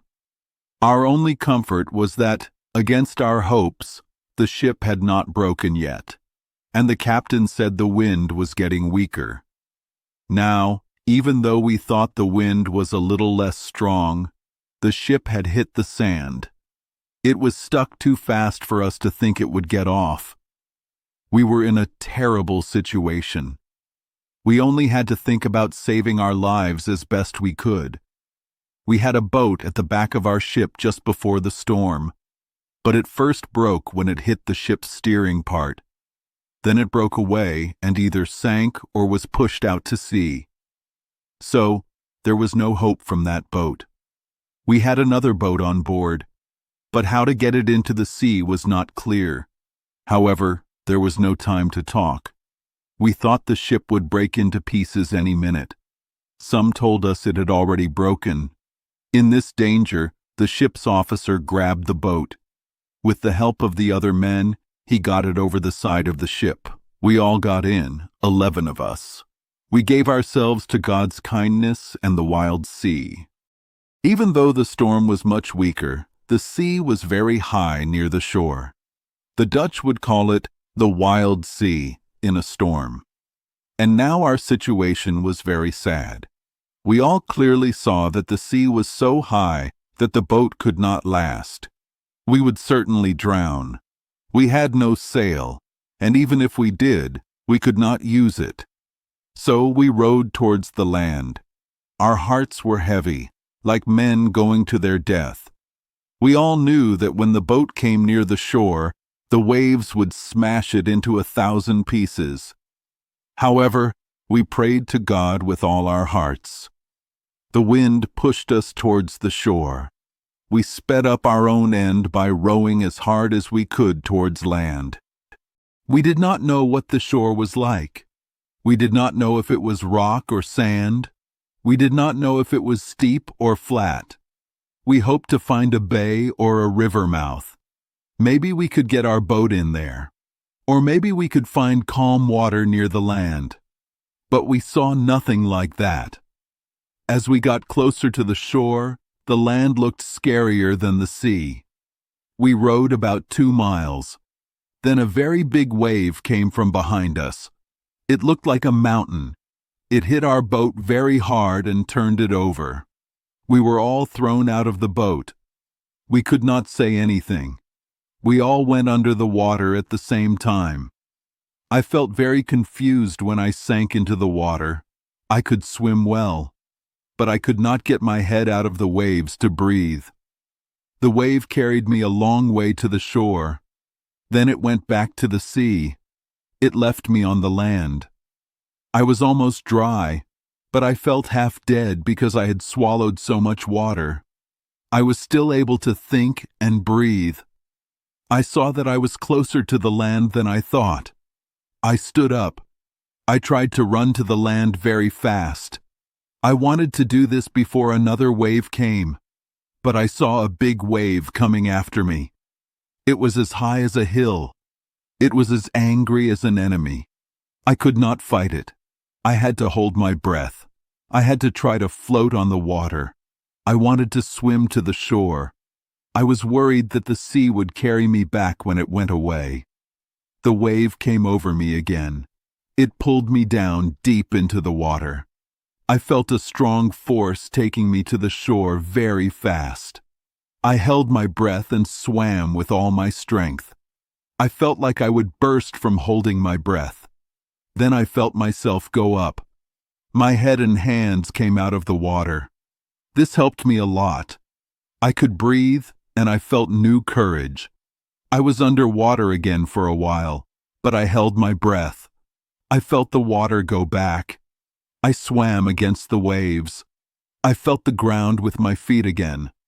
I stood still for a short time to breathe. When the water left me, I ran with all my strength further to the shore. But the sea came after me again. The waves lifted me up 2 more times and carried me forward. The shore was very flat. The last time was almost the end for me. The sea carried me along. It hit me against a rock. It hit me so hard that I could not feel anything. I could not help myself. The hit on my side and chest took my breath away. If the wave had come back right away, I would have drowned. But I woke up a little before the waves came back.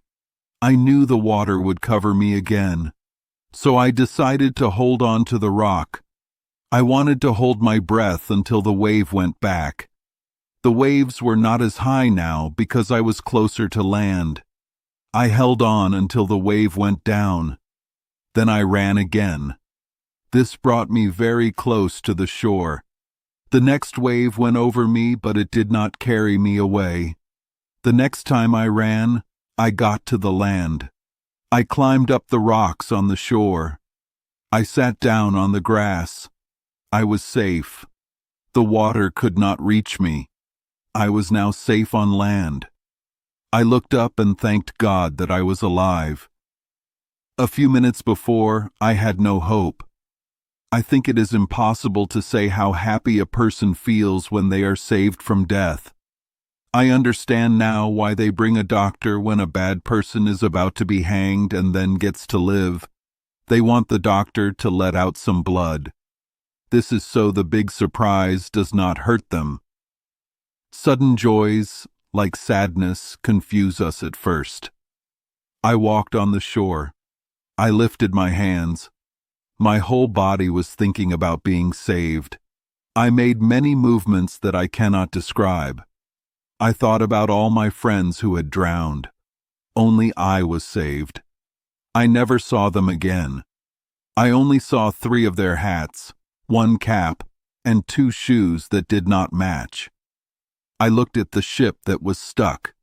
The waves and foam were so big that I could barely see it. It was so far away. I thought, how was it possible that I got to shore? After I felt better about being saved, I looked around. I wanted to see what kind of place I was in. I wanted to know what to do next. Soon I felt less happy. I realized that my rescue was also very bad. I was wet. I had no dry clothes. I had nothing to eat or drink. I saw no hope but to die of hunger or be eaten by wild animals. What made me sad was that I had no weapon. I could not hunt for food. I could not fight animals that might want to eat me. I only had a knife, a pipe, and some tobacco in a box. This was all I had. This made me feel so terrible that I ran around like a crazy person for a while. Night came. I sadly thought about what would happen if there were wild animals in this place. They always come out at night to hunt. The only idea I had was to climb a thick, thorny tree. It was like a fir tree and grew near me. I decided to stay in the tree all night. I would think about how I would die the next day. I saw no hope for life yet. I walked about 200 meters from the shore. I wanted to find fresh water. I found some, and I was very happy. After drinking, I put a little tobacco in my mouth to stop hunger. I went to the tree and climbed up. I tried to sit so I would not fall if I slept. I cut a short stick to use for defense. Then I rested. I was very tired, so I fell asleep quickly. I slept very well, better than most people in my situation. I felt more rested than I ever had before. Chapter 4. First weeks on the island. When I woke up, it was daytime. The weather was clear and the storm was gone. The sea was not rough anymore. I was surprised that the ship had moved during the night. The water lifted it from the sand. It was now near a big rock where I had been hurt before. The ship was about a mile from me, and it looked like it was still okay. I wished I could go on board to get some things I needed.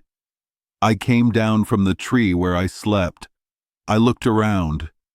The first thing I saw was the boat. The wind and sea had pushed it onto the land, about 2 miles to my right. I walked along the shore to get to it. But there was water between me and the boat, about half a mile wide. So I went back. I wanted to get to the ship more, hoping to find food there. After noon, the sea was calm. The water went out very far. I could get very close to the ship, about 1/4 of a mile away. Here, I felt sad again. I saw that if we had stayed on the ship, we would have been safe. We would have all gotten to shore safely. I would not be alone and without anything. This made me cry again. But crying did not help much. So I decided to go to the ship if I could. The weather was very hot, so I took off my clothes and went into the water. But when I got to the ship, it was hard to get on board. The ship was on the sand, high out of the water. There was nothing for me to grab. I swam around the ship 2 times. The second time, I saw a small rope. I was surprised I did not see it before. It was hanging low from the front of the ship. With much effort, I grabbed it. The rope helped me get onto the ship's front part. I saw that the ship was broken and had a lot of water inside, but it was lying on its side on a sandbank. The back of the ship was up, and the front was low, almost in the water. This meant that the back part was dry. My first job was to look around and see what was broken and what was not. First, I found that all the ship's food was dry. I was very hungry, so I went to the bread room. I filled my pockets with biscuits and ate them while I looked for other things. I had no time to waste. I also found some rum in the main room. I drank a lot of it. I needed it to give me strength for what I had to do. Now, I only needed a boat to carry many things that I knew I would need. It was no good to sit and wish for things I did not have. This hard situation made me work hard. The ship had several extra long poles and some spare top parts of the masts. I decided to use these. I threw as many as I could into the water. They were heavy, so I tied each one with a rope so they would not float away. Then I went down the ship's side. I pulled the poles to me. I tied 4 of them together at both ends to make a raft. I put 2 or 3 short pieces of wood across them. I could walk on it well, but it could not hold much weight because the pieces were too light. So I worked more. I used a saw to cut a long mast into 3 pieces. I added them to my raft. It was hard work, but the hope of getting what I needed made me work harder than I thought I could. My raft was now strong enough to hold a good weight. Next, I thought about what to put on it and how to keep it safe from the sea. I did not think about this for long. First, I put all the planks and boards I could find on the raft. Then, I thought about what I needed most. I got 3 chests from the sailors. I opened them, emptied them, and put them on my raft. I filled the first chest with food: bread, rice, 3 Dutch cheeses, and 5 pieces of dried goat meat. We ate a lot of goat meat. I also found a little bit of European corn. This corn was for the chickens we had on the ship, but the chickens were gone. There was some barley and wheat, but rats had eaten or ruined it all. For drinks, I found several bottles that belonged to our captain. They had some strong drinks. In total, there were about 5 or 6 gallons of strong alcohol. I put these separately. They did not need to go into the chest, and there was no room for them anyway. While I was doing this, the water started to rise, but it was still calm. I was sad to see my coat, shirt, and vest, which I had left on the sand, float away. My pants, which were made of linen and open at the knees, I had on when I swam to the ship. I also had my socks on. This made me look for more clothes. I found enough, but I only took what I needed for now. I had other things that I wanted more, like tools for working on shore. After a long search, I found the carpenter's chest. This was a very good find for me. It was worth much more than a ship full of gold at that time. I got it onto my raft, whole, without looking inside. I knew what was in it. My next task was to get some guns and bullets. There were 2 good hunting guns in the main room and 2 pistols. I took these first. I also took some powder horns and a small bag of bullets and 2 old, rusty swords.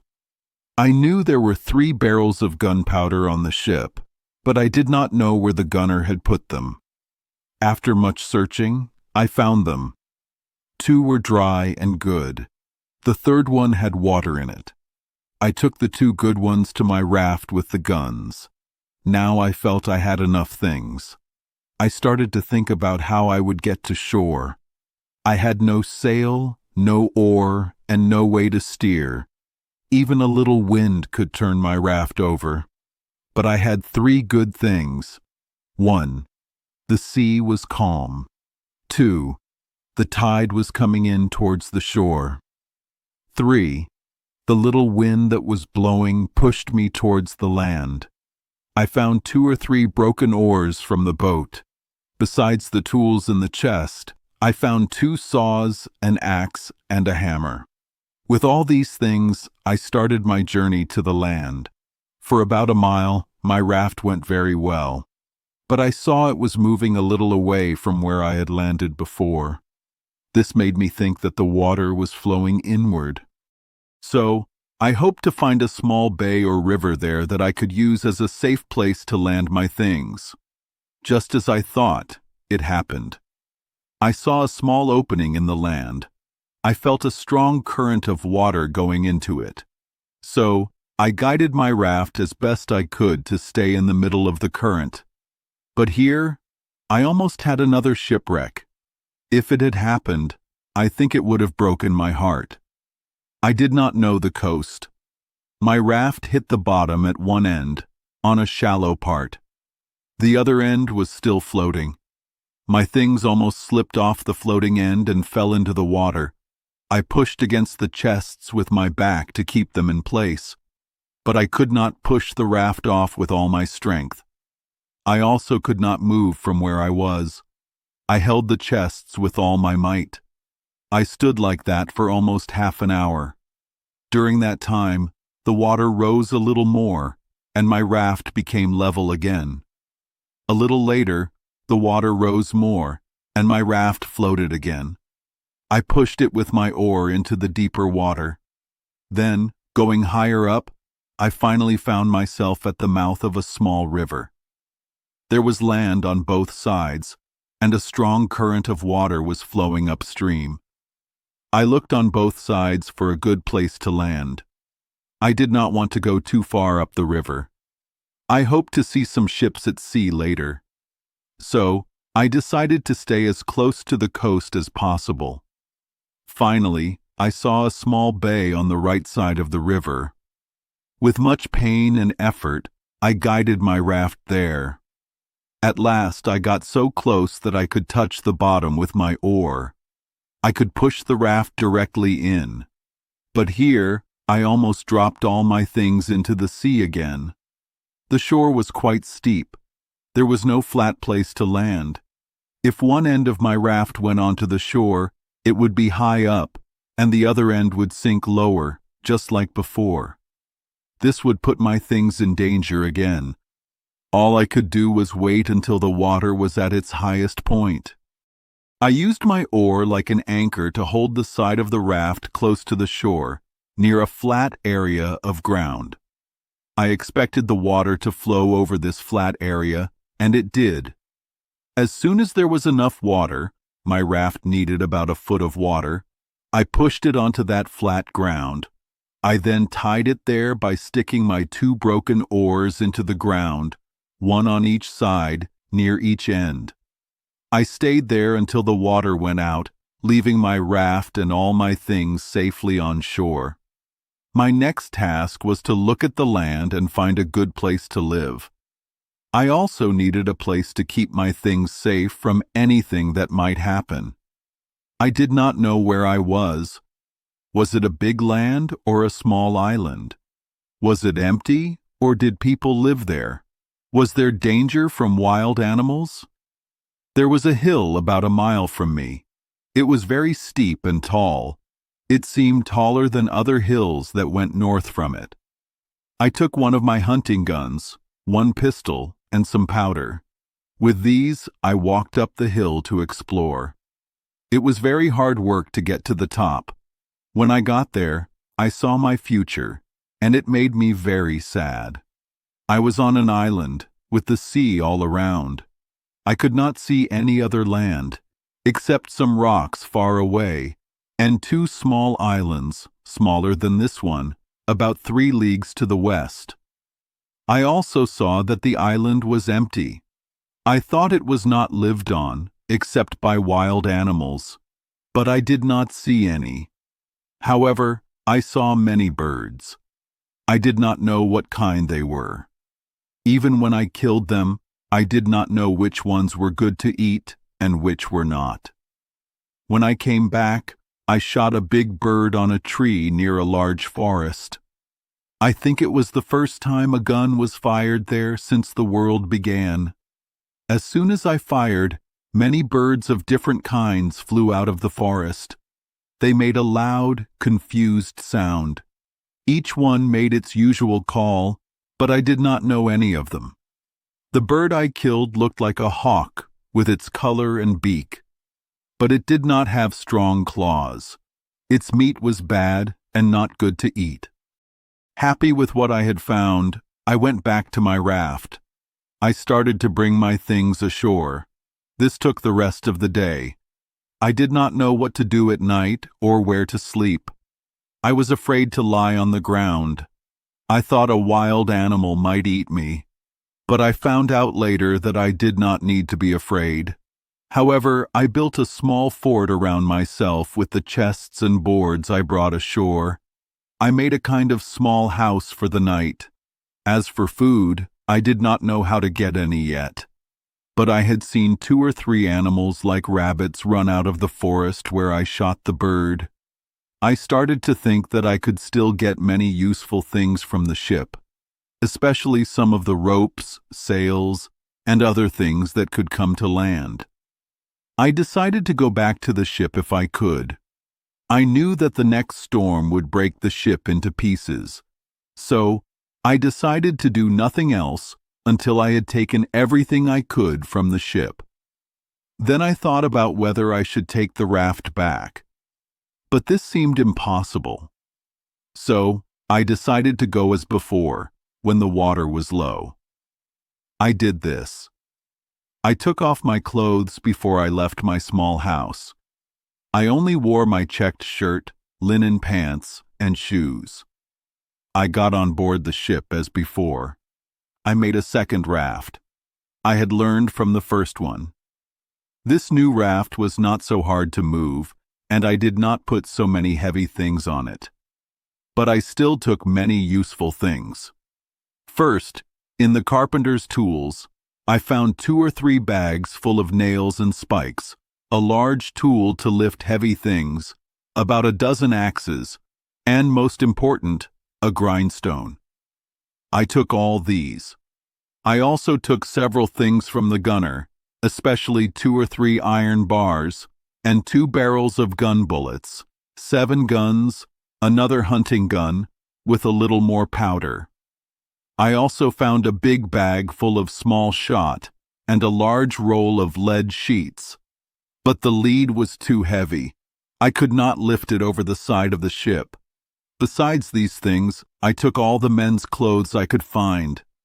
I also took a spare topsail, a hammock, and some bedding. I put all these on my second raft and brought them safely to shore. This made me feel very happy. When I was away from the land, I was worried that animals might eat my food. But when I came back, I did not see any signs of visitors. Only there was an animal, like a wild cat, sitting on one of the chests. When I came closer, it ran a little distance and then stopped. It sat very calmly and looked at my face, as if it wanted to get to know me. I pointed my gun at it, but it did not understand. It did not move. So I threw it a piece of biscuit. I did not have much food, so I was careful with it. But I gave it a piece. It went to it, smelled it, and ate it. It looked like it wanted more, but I thanked it and could not give it any more. So it walked away. After I brought my second load of things to shore, I had to open the barrels of powder and bring them in small amounts because they were too heavy. I started to make a small tent. I used the sail and some poles I cut for this. I put everything that would be ruined by rain or sun into this tent. I piled all the empty chests and barrels in a circle around the tent. This was to protect it from sudden attacks from people or animals. When I finished this, I blocked the door of the tent with some boards inside and an empty chest outside. I put one of the beds on the ground. I placed my 2 pistols by my head and my gun next to me. I went to bed for the first time and slept very quietly all night. I was very tired. The night before, I had slept little, and I had worked very hard all day to get all those things from the ship and bring them to shore. Now I had the most things saved up for one person, I think. But I was not happy yet. As long as the ship was upright, I thought I should get everything out of it that I could. So every day when the water was low, I went on board and brought something. The third time I went, I brought as much of the ropes as I could. I also got all the small ropes and string I could find, with a piece of extra canvas to fix the sails if needed, and the barrel of wet gunpowder. In short, I brought away all the sails, from first to last. But I had to cut them into pieces and bring as much as I could at a time, because they were no longer useful as sails, but only as cloth. But what made me feel better was this. After I had made 5 or 6 trips like these, and thought there was nothing more useful to get from the ship, I found a large barrel of bread, 3 large small barrels of rum, a box of sugar, and a barrel of fine flour. This surprised me, because I had stopped expecting any more food, except what was ruined by the water. I quickly emptied the barrel of bread and wrapped it piece by piece in parts of the sails that I cut. In short, I brought all this safely to shore too. The next day, I made another trip. Now that I had taken all the easy-to-move things from the ship, I started with the thick ropes. I cut the big rope into pieces that I could move. I brought 2 thick ropes and a thin rope to shore, with all the iron I could get. I also cut down the small sail pole and the back sail pole, and everything I could, to make a large raft. I loaded it with all these heavy things and came away. But my good luck started to leave me. This raft was so hard to move and so full that after I entered the small bay where I had landed my other things, I could not guide it as well as the other one. It turned over and threw me and all my things into the water. For me, it was not a big problem, because I was near the shore. But for my things, a lot of them were lost, especially the iron, which I thought would be very useful. However, when the water went out, I got most of the rope pieces ashore and some of the iron, but it was very hard work. I had to go into the water to get it. This made me very tired. After this, I went on board every day and brought what I could get. I had been on shore for 13 days now. I had been on the ship 11 times. In that time, I had brought everything that one person could possibly carry. But I truly believe that if the calm weather had continued, I would have brought the whole ship, piece by piece. But as I was getting ready for the 12th trip to the ship, I felt the wind starting to blow. However, when the water was low, I went on board. I thought I had searched the room so well that nothing more could be found. But I found a cabinet with drawers. In one of them, I found 2 or 3 razors, a large pair of scissors, and about 10 or 12 good knives and forks. In another, I found money worth about 36 pounds, some European coins, some from Brazil, some old Spanish coins, some gold, and some silver. I smiled to myself when I saw this money. "Oh, money," I said aloud, "what good are you? You are not worth taking from the ground. One of those knives is worth more than all this money. I have no use for you. Stay where you are and sink to the bottom like something not worth saving." However, after thinking again, I took it. I wrapped all this in a piece of cloth. I started to think about making another raft. But while I was getting ready, the sky became cloudy and the wind began to rise. In 15 minutes, a strong wind blew from the shore.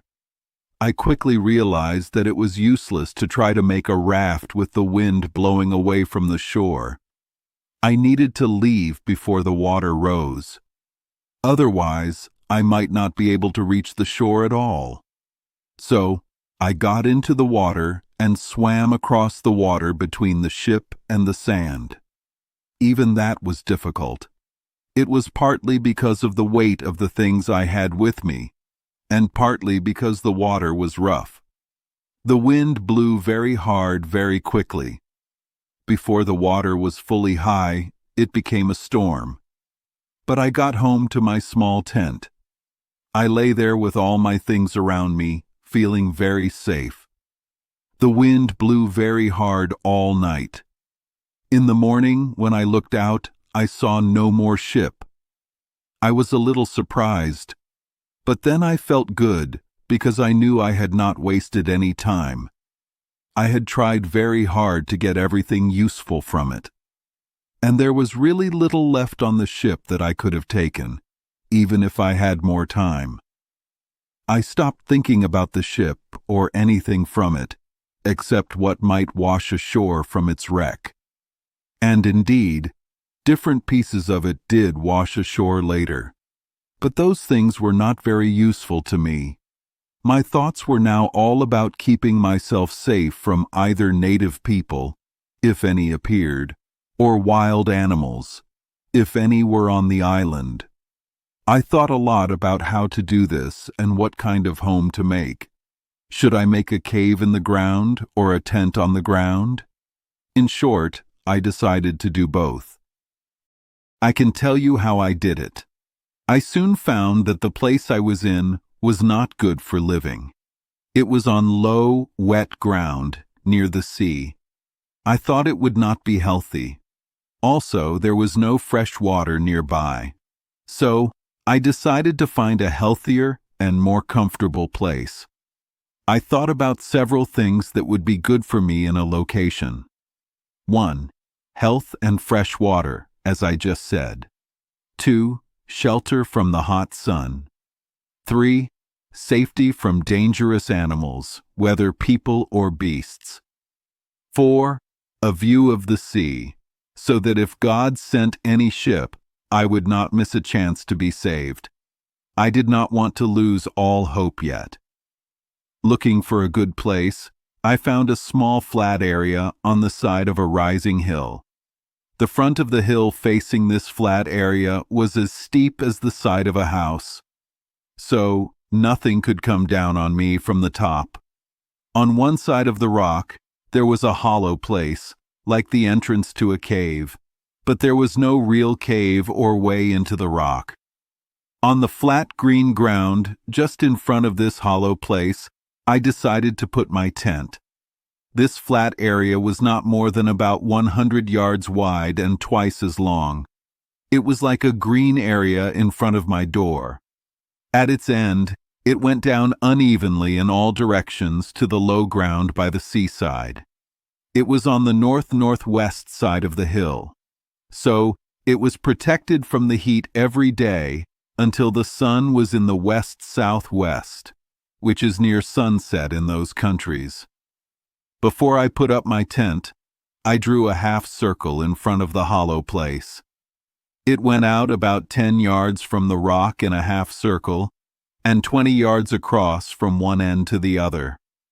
In this half circle, I put 2 rows of strong stakes. I drove them into the ground until they were very firm, like pillars. The biggest end was out of the ground about 5.5 feet and sharpened at the top. The 2 rows were only about 6 inches apart. Then I took the pieces of thick rope I had cut from the ship. I laid them in rows, one on top of another, inside the circle, between these 2 rows of stakes, all the way to the top. I put other stakes inside, leaning against them, about 2.5 feet high, like a brace for a post. This fence was so strong that neither a person nor an animal could get into it or over it. This took me a lot of time and effort, especially cutting the stakes in the woods, bringing them to the place, and driving them into the ground. The way into this place was not through a door, but by a short ladder to go over the top.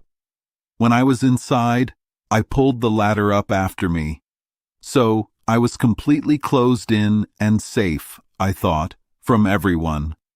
And because of this, I slept safely at night, which I could not have done otherwise.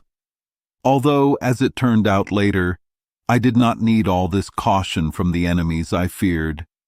Into this fence or fort, with very hard work, I carried all my valuable things, all my food, guns, and supplies, which I told you about before. I made a large tent. To protect me from the rains that are very strong there at one time of the year, I made it double, one smaller tent inside and one larger tent over it. I covered the top one with a large waterproof cloth that I had saved from the sails. Now, for a while, I no longer slept in the bed I had brought ashore, but in a hammock. It was a very good one and belonged to the ship's officer. Into this tent, I brought all my food and everything that would be ruined by getting wet. After I had put all my things inside, I closed the entrance, which I had left open until then. And so I went in and out, as I said, by a short ladder. When I had done this, I began to dig my way into the rock. I took all the earth and stones that I dug out through my tent. I put them up inside my fence, like a raised platform. This made the ground inside about 1.5 feet higher, and so I made a cave right behind my tent, which was like a cellar for my house. It took me a lot of work and many days before all these things were finished. So I must go back to some other things that I thought about. At the same time, after I had planned to set up my tent and make the cave, a rainstorm came from a thick, dark cloud. A sudden flash of lightning happened, and then a loud clap of thunder, which is normal. I was not so surprised by the lightning as I was by the thought that came into my mind as fast as the lightning itself. Oh, my gunpowder! My heart sank when I thought that, with one blast, all my gunpowder might be destroyed. On this, not only my defense, but also getting my food, I thought, completely depended. I was not nearly as worried about my own danger, although if the powder had caught fire, I would never have known what had hurt me. This made such a strong impression on me that after the storm was over, I stopped all my other work, my building and fortifying. I focused on making bags and boxes to separate the gunpowder and keep it in small amounts. This was so that, whatever happened, it would not all catch fire at once. I also kept it separated so that one part could not make another part catch fire. I finished this work in about 2 weeks. I think my gunpowder, which was about 240 pounds in total, was divided into no less than 100 small amounts. As for the barrel that had been wet, I did not think it was dangerous. So I put it in my new cave, which I called my kitchen in my mind. The rest I hid in holes among the rocks, so no water could get to it. I carefully marked where I put it. During this time, I went out at least once every day with my gun. This was to have fun and to see if I could kill anything good to eat. Also, I wanted to learn about what the island had.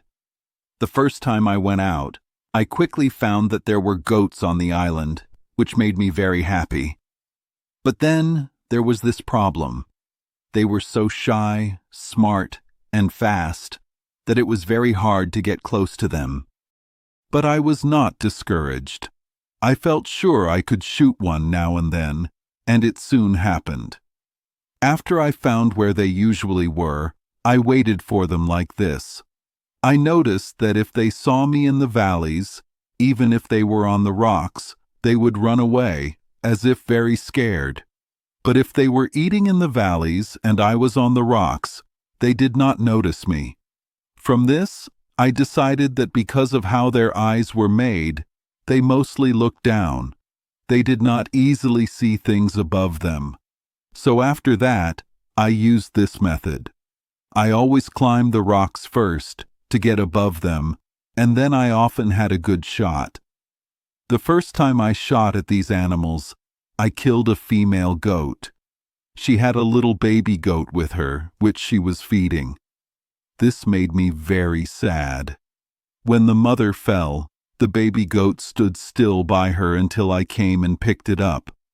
Not only that, but when I carried the mother on my shoulders, the baby goat followed me all the way to my fence. So I put the mother down and took the baby goat in my arms.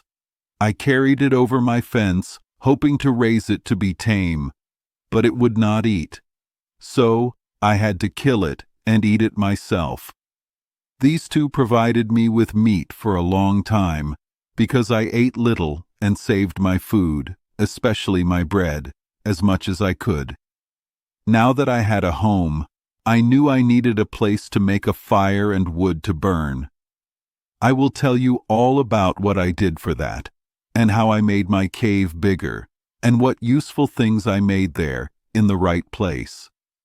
But now I must tell you a little about myself and my thoughts about living, which, you can imagine, were many. I had a terrible view of my situation. I was not just shipwrecked on that island. I was pushed by a strong storm far away from where our ship was going, hundreds of miles from where people usually travel. So, I had good reason to think that God had decided I would end my life in this lonely place and in this lonely way. Tears would fall down my face when I thought about these things. And sometimes I would ask myself why God would completely ruin His people and make them so unhappy, so helpless, so completely sad, that it would hardly make sense to be thankful for such a life. But something always quickly came to me to stop these thoughts and to correct me. One day, I was walking with my gun by the sea, thinking sadly about my situation. Then my mind, it seemed, talked back to me in another way, like this. Yes, you are in a bad situation, it is true. But please remember, where are the rest of your friends? Didn't 11 of you come in the boat? Where are the 10? Why were they not saved and you lost? Why were you chosen? Is it better to be here or there? And then I pointed to the sea. All bad things should be thought about with the good that is in them, and with what worse things could happen. Then it came to me again, how well I had things for my life. What would have happened if, one chance in 100,000, the ship had not floated from where it first hit and was pushed so close to the shore that I had time to get all these things from it? What would have happened if I had been forced to live in the way I first came ashore, without things I needed to live, or things to get them? Especially, I said aloud, what would I have done without a gun, without bullets, without any tools to make anything or work with, without clothes, bedding, a tent, or any kind of cover? And now I had all these in enough quantity. And I was in a good way to get things so that I could live without my gun when my bullets ran out. So I had a good idea that I could live without needing anything, as long as I lived. I always thought about what to do if bad things happened. I also thought about what I would do when my bullets were gone, or when I became weak and sick. I did not think my bullets would be gone in one moment. I did not think lightning would blow up my powder. So, I was very surprised when I heard thunder and saw lightning. Now, I will tell you about my quiet life. Maybe no one has ever heard a story like it. I will start from the beginning. It was September 30th when I first came to this terrible island. The sun was almost directly above me. I knew I was at 9 degrees and 22 minutes north of the equator. After about 10 or 12 days, I thought I would forget the time. I had no books, no pen, and no ink. I might even forget the Sabbath days. To stop this, I cut a large cross into a big post. I wrote in big letters, I came on shore here on the 30th September 1659. I put this cross on the beach where I first landed. Every day, I cut a mark on the post with my knife. Every 7th mark was longer than the others. The first mark of each month was even longer. This is how I kept track of the days, weeks, months, and years. I brought many things from the ship. Some things were not worth much money, but they were very useful. I did not write about them before. For example, I found pens, ink, and paper. These were in the captain's, mate's, gunner's, and carpenter's bags. I also found 3 or 4 compasses, some tools for math, sundials, spyglasses, maps, and books about sailing. I took all of them, whether I needed them or not.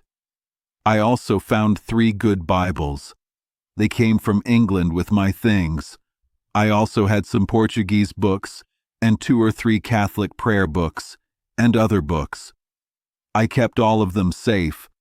I must also remember that there was a dog and 2 cats on the ship. I may tell you about them later. I took both cats with me. The dog jumped off the ship by himself. He swam to me the day after I came to shore with my first things. He was a good helper for many years. He could get me anything I needed. He was also good company. I only wished he could talk to me, but he could not. As I said before, I found pens, ink, and paper. I used them very carefully. When I had ink, I wrote everything down very well. But when the ink was gone, I could not write any more. I could not make any ink. This made me think about the many things I still needed, even with all I had. Ink was one thing. I also needed a spade, a pickaxe, and a shovel to dig. I needed needles, pins, and thread. I soon learned to live without linen clothes. Because I did not have tools, everything I did was hard. It took almost a whole year to finish my small fence around my home. The big posts were heavy. It took a long time to cut them in the woods. It took even longer to bring them home. Sometimes I spent 2 days cutting and bringing home 1 post. Then I spent a 3rd day putting it in the ground. At first, I used a heavy piece of wood for this, but then I remembered one of the iron tools. Even with the iron tool, putting in the posts was very hard and took a lot of time. But why should I worry about things taking a long time? I had plenty of time. I had nothing else to do except look for food on the island. I did this almost every day. Now I started to think seriously about my situation. I wrote down how things were.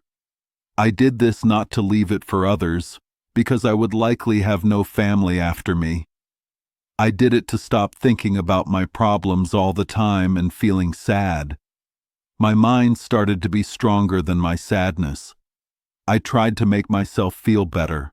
I wrote down the good things and the bad things. This helped me to see that my situation was not the worst. I wrote it down like a list of debts and credits. Bad. I am on a terrible, empty island. There is no hope to leave. Good. But I am alive. I did not drown like everyone else on my ship. Bad. I am alone, separated from everyone in the world. I am sad. Good. But I am also the only one from the ship who did not die. God saved me. He can save me from this place. Bad. I am away from other people. I am alone. I am sent away from human life. Good. But I am not hungry. I am not dying in a place with no food. Bad. I have no clothes. Good. But it is hot here. If I had clothes, I could hardly wear them. Bad. I have no way to protect myself from people or animals. Good. But I am on an island where I see no wild animals that can hurt me, like I saw in Africa. What if my ship had broken there? Bad. I have no one to talk to or help me. Good. But God sent the ship close enough to the shore. I got many important things from it. They will help me live as long as I am here. So, I was sure that even in the worst situations, there is always something good or something to be thankful for. This is a lesson from the most terrible situation in the world. We can always find something to comfort ourselves. We can always put something good on the good side of the list. After some time, I felt a little better about my situation. I stopped looking out to sea for a ship. I started to organize my life and make things as easy as I could. I already told you about my home. It was a tent under a rock. It had a strong fence of posts and ropes around it. But now I could call it a wall. I made a wall of dirt, about 2 feet thick, on the outside. After some time, I think it was a year and a half, I put wood from the wall to the rock. I covered it with tree branches and other things to keep out the rain. The rain was very strong at some times of the year. I already said how I put all my things inside this fence and in the cave behind me. But at first, everything was just a messy pile. There was no order, and it took up all my space. I had no room to move. So I started to make my cave bigger. I dug deeper into the ground. The rock was soft and sandy, so it was easy to dig. When I felt safe from wild animals, I dug sideways, to the right, into the rock. Then I turned right again and dug all the way out. I made a door to come out on the outside of my fence. This gave me a way to go in and out. It was a back way to my tent and my storage room. It also gave me more space to store my things. Then I started to make the things I needed most, especially a chair and a table. Without them, I could not enjoy the few good things I had. I could not write or eat or do many things with pleasure without a table. So I started to work. I must say here that thinking clearly helps with making things. If you think well, you can make good decisions. Then anyone can learn any skill over time. I had never used tools before.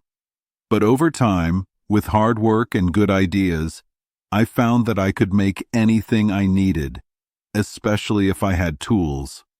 However, I made many things even without tools. Some things I made with only 2 tools, an adze and a hatchet. Maybe no one ever made things that way before. It took a lot of hard work. For example, if I needed a board, I had to cut down a tree. Then I put it on its side and used my axe to make both sides flat until it was thin like a board. Then I made it smooth with my adze. It is true, I could only make 1 board from a whole tree this way, but I had to be patient. It took a lot of time and work to make 1 board. But my time and work were not worth much, so it was okay to spend it that way. First, I made a table and a chair, as I said before. I used the short pieces of wood that I brought from the ship on my raft. After I made some boards, I made big shelves. They were 1.5 feet wide. I put them one above another along one side of my cave. I put all my tools, nails, and iron things there. I put everything in its place so I could find it easily. I hammered pieces into the rock wall to hang my guns and other things. If someone saw my cave, it would look like a big storage room for everything needed. Everything was so ready to use. It made me happy to see all my things in order. It also made me happy to see how many necessary things I had. Then I started to write a diary of what I did each day. At first, I was too busy. I was not only busy with work, but my mind was also upset. My diary would have been full of sad things. For example, I would have written, 30th. After I got to shore and did not drown, instead of thanking God for saving me, I first threw up a lot of salt water. After I felt a little better, I ran around the shore, twisting my hands and hitting my head and face. I cried about how sad I was and said, "I am ruined, ruined." Then I was tired and weak. I had to lie down on the ground to rest. But I was afraid to sleep because something might eat me. Some days later, after I had been on the ship and taken everything I could from it, I still went to the top of a small mountain. I looked out at the sea, hoping to see a ship. Then I imagined I saw a sail far away. I was happy with this hope.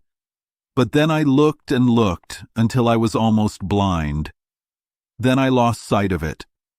I sat down and cried like a child. This made me feel even worse because I was foolish. But I got over these things a little bit. I organized my home and my things. I made a table and a chair and made everything around me as nice as I could. Then I started to write my diary. I will show you a copy of it here. It will tell you all these details again. I wrote it until I ran out of ink. Then I had to stop. Chapter 5. Builds a House. The Journal. On September 30th, 1659, I, Robinson Crusoe, was in a terrible storm. My ship broke. I came to a sad island. I called it the Island of Despair.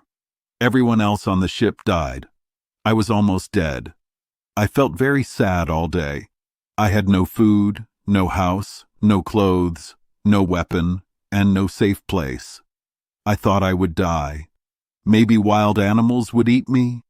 Maybe bad people would kill me. Or I would die from hunger. When night came, I slept in a tree because I was afraid of wild animals. It rained all night, but I slept well. On October 1st, I woke up. I was surprised. The ship was closer to the island because of the high water. This made me feel a little better. The ship was still in one piece. I hoped to go back to the ship and get food and other things if the wind stopped. But I was also very sad about my friends who died. I thought if we had stayed on the ship, we might have saved it. Or maybe not all of them would have drowned. If they had lived, maybe we could have built a boat from the ship's parts. Then we could have gone to another place. I thought about these things for a long time. Then I saw the ship was almost dry. I went to the sand and swam to the ship. It rained all day again, but there was no wind. From October 1st to October 24th, I went to the ship many times. I took things from the ship. I put them on rafts and brought them to the island when the water was high. It rained a lot during these days, but there were some times with good weather. It seemed like this was the rainy season. On October 20th, my raft turned over. All the things on it fell into the water, but the water was not deep. Most of the things were heavy, so I found many of them when the water went down. On October 25th, it rained all night and all day. There was also some wind. The ship broke into many pieces. The wind was stronger than before. I could not see the ship anymore, only some parts when the water was low. I spent this day covering and protecting the things I saved. I did not want the rain to ruin them. On October 26th, I walked near the water for most of the day. I wanted to find a place to live. I wanted to be safe from wild animals or people at night.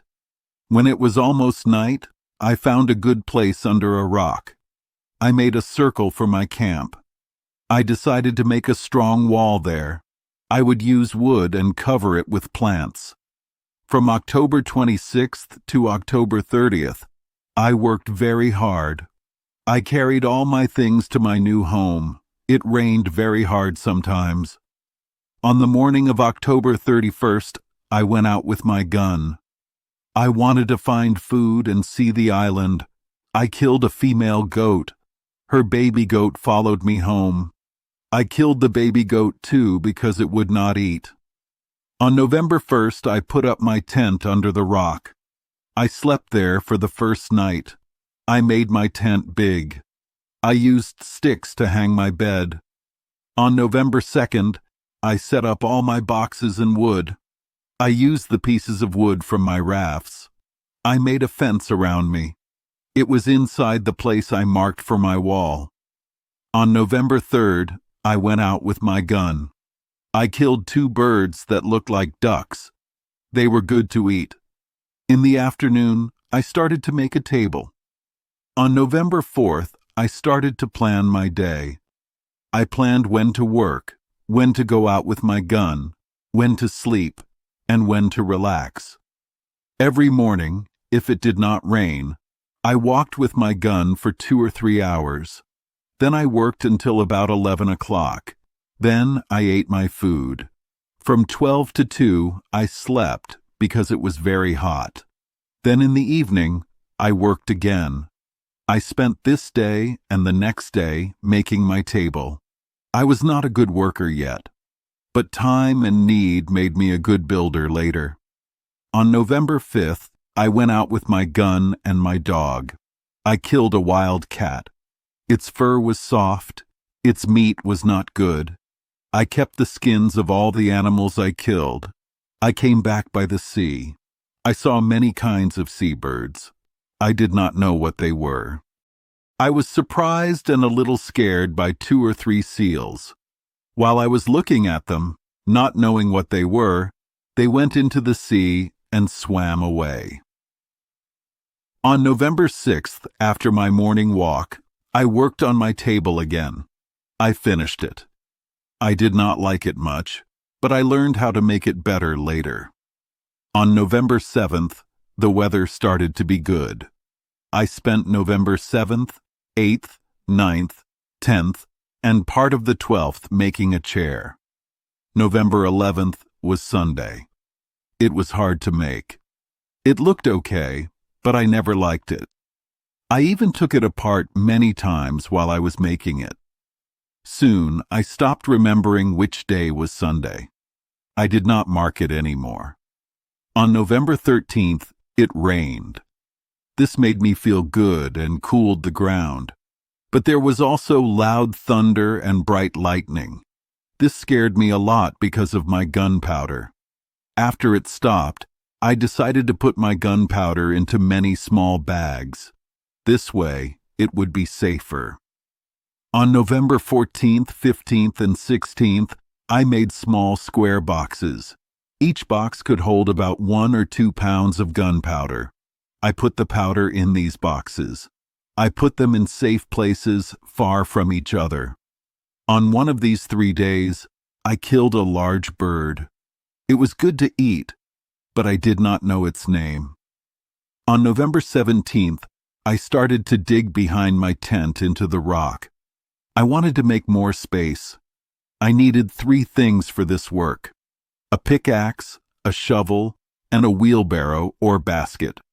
So I stopped working. I thought about how to get these tools. For the pickaxe, I used heavy iron bars. They worked well enough. But the next thing I needed was a shovel. I really needed a shovel. I could not do much without it, but I did not know how to make one. On November 18th, I looked in the woods. I found a tree. It was like the iron tree in Brazil. It was very hard. I worked hard to cut a piece from it. My axe almost broke. It was very heavy, and it was hard to bring it home. The wood was so hard, and I had no other way. So it took a long time to make this tool. I slowly shaped it into a shovel. The handle looked like the ones in England, but the bottom part did not have iron, so it would not last as long, but it worked well for what I needed. I think no one ever made a shovel like that, or spent so much time making one. I still needed a basket or a wheelbarrow. I could not make a basket. I did not have thin, bendable wood. I had not found any yet. For a wheelbarrow, I thought I could make everything except the wheel. But I did not know how to make a wheel. Also, I could not make the iron parts for the wheel to turn. So I gave up on the wheelbarrow. To carry the dirt out of the cave, I made something like a box that workers use to carry wet cement. This was not as hard as making the shovel, but making this, the shovel, and trying to make a wheelbarrow took me at least 4 days.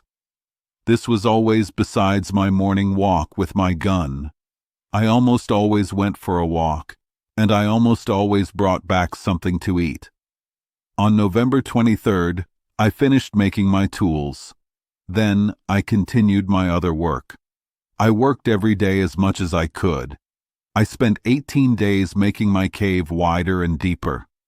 I wanted it to hold all my things easily. During this time, I worked to make my cave big enough for storage, a kitchen, a dining room, and a place for food. I slept in my tent. But sometimes, When it rained a lot, I got wet. So later, I covered my whole living area inside my fence with long poles like roof beams. They leaned against the rock. I covered them with plants and big leaves, like a roof. On December 10th, I thought my cave was finished. But suddenly, a lot of dirt fell from the top on one side. It seems I made it too big. This scared me a lot, and it was good reason to be scared. If I had been under it, I would have died. Now I had a lot of work to do again. I had to carry out the loose dirt. More importantly, I had to support the top so that no more dirt would fall. On December 11th, I started this work. I put 2 strong posts under the top. I put 2 pieces of wood across each post. I finished this the next day. I put up more posts and boards. In about 1 more week, the roof was safe. The posts in rows helped divide the house into rooms. From December 17th to December 20th, I put up shelves. I hammered nails into the posts to hang things. Now my home started to be organized. On December 20th, I carried everything into the cave. I started to set up my house. I made some boards like a table to put my food on. But wood was becoming hard to find. I also made another table. On December 24th, it rained all night and all day. I could not go out. On December 25th, it rained all day. On December 26th, there was no rain. The ground was cooler and nicer than before. On December 27th, I killed a young goat. I heard another one, so I caught it. I led it home with a rope. When I got home, I tied its broken leg and put a splint on it. I took good care of it. It lived, and its leg got well and strong again. Because I took care of it for so long, it became tame. It ate the small green plants by my door. It would not go away. This was the first time I thought about raising tame animals. I wanted to have food when all my gunpowder and bullets were gone. On December 28th, 29th, and 30th, it was very hot and still. So I did not go out except in the evening for food. I spent this time putting all my things in order inside my home. On January 1st, it was still very hot, but I went out early and late with my gun. I stayed inside in the middle of the day. This evening, I went further into the low areas in the middle of the island. I found many goats there, but they were very shy and hard to catch. Still, I decided to try to make my dog hunt them. On January 2nd, the next day, I went out with my dog. I sent him after the goats. But I was wrong. The goats turned to face the dog. The dog knew it was dangerous. He would not go near them. On January 3rd, I started my fence, or wall. I was still worried about someone attacking me, so I decided to make it very thick and strong. This wall was about 24 yards long. It was a half circle from one rock to another rock about 8 yards away. The door of the cave was in the middle behind it. I worked on this wall from January 2nd to April 14th. It took a long time to finish it. I worked very hard all this time. The rain stopped me many days, sometimes even weeks. But I thought I would not be completely safe until this wall was finished. It is hard to believe how much work everything took, especially bringing big posts from the woods and putting them into the ground. I made them much bigger than I needed to. When this wall was finished, and the outside had another fence of dirt close to it, I saw that if anyone came to the island, they would not see a home. It was good that I did this, as you will see later, for an important reason. During this time, when it did not rain, I walked in the woods every day to find animals to eat. I often found new and helpful things. For example, I found a type of wild pigeon. These pigeons built nests in holes in rocks, not in trees like other pigeons. I took some young ones and tried to make them tame. I did for a while, but when they grew bigger, they flew away. Maybe it was because I did not have enough food for them at first. Still, I often found their nests and got their young, which were very good to eat. As I took care of my home, I found many things I needed but could not make. For example, I could not make a barrel to hold water. I had 1 or 2 small barrels already, but I could not make a new one like them, even after many weeks. I could not make the top and bottom fit right or join the sides tightly enough to hold water. So I stopped trying. Next, I really needed candles. When it got dark, usually by 7 o'clock, I had to go to bed. I remembered the beeswax. I used to make candles in Africa, but I had none now. My only idea was to save the fat from the goats I killed. I made a small dish from clay and dried it in the sun. I put a small rope in it, and that made a lamp. It gave me light, but not a bright, steady light like a candle. One day, while I was working, I was looking through my things. I found a small bag. I think it had been filled with corn to feed chickens before the ship left Portugal. The rats had eaten most of the corn in the bag. I only saw husks and dust. I wanted to use the bag for something else, maybe to put gunpowder in when I divided it. So I shook the corn husks out of the bag. They fell on one side of my wall, under the rock. I threw these husks away a little before the heavy rains I talked about earlier. I did not think about it, and I did not even remember throwing anything there. But about a month later, I saw some green plants growing from the ground. I thought it might be a new plant, but I was very surprised when, after a little more time, I saw about 10 or 12 ears of barley. It was just like the barley we have in Europe, or even in England. I cannot explain how surprised and confused I felt. Before this, I had not thought about religion at all. I did not really have strong religious beliefs. I thought everything that happened to me was just by chance.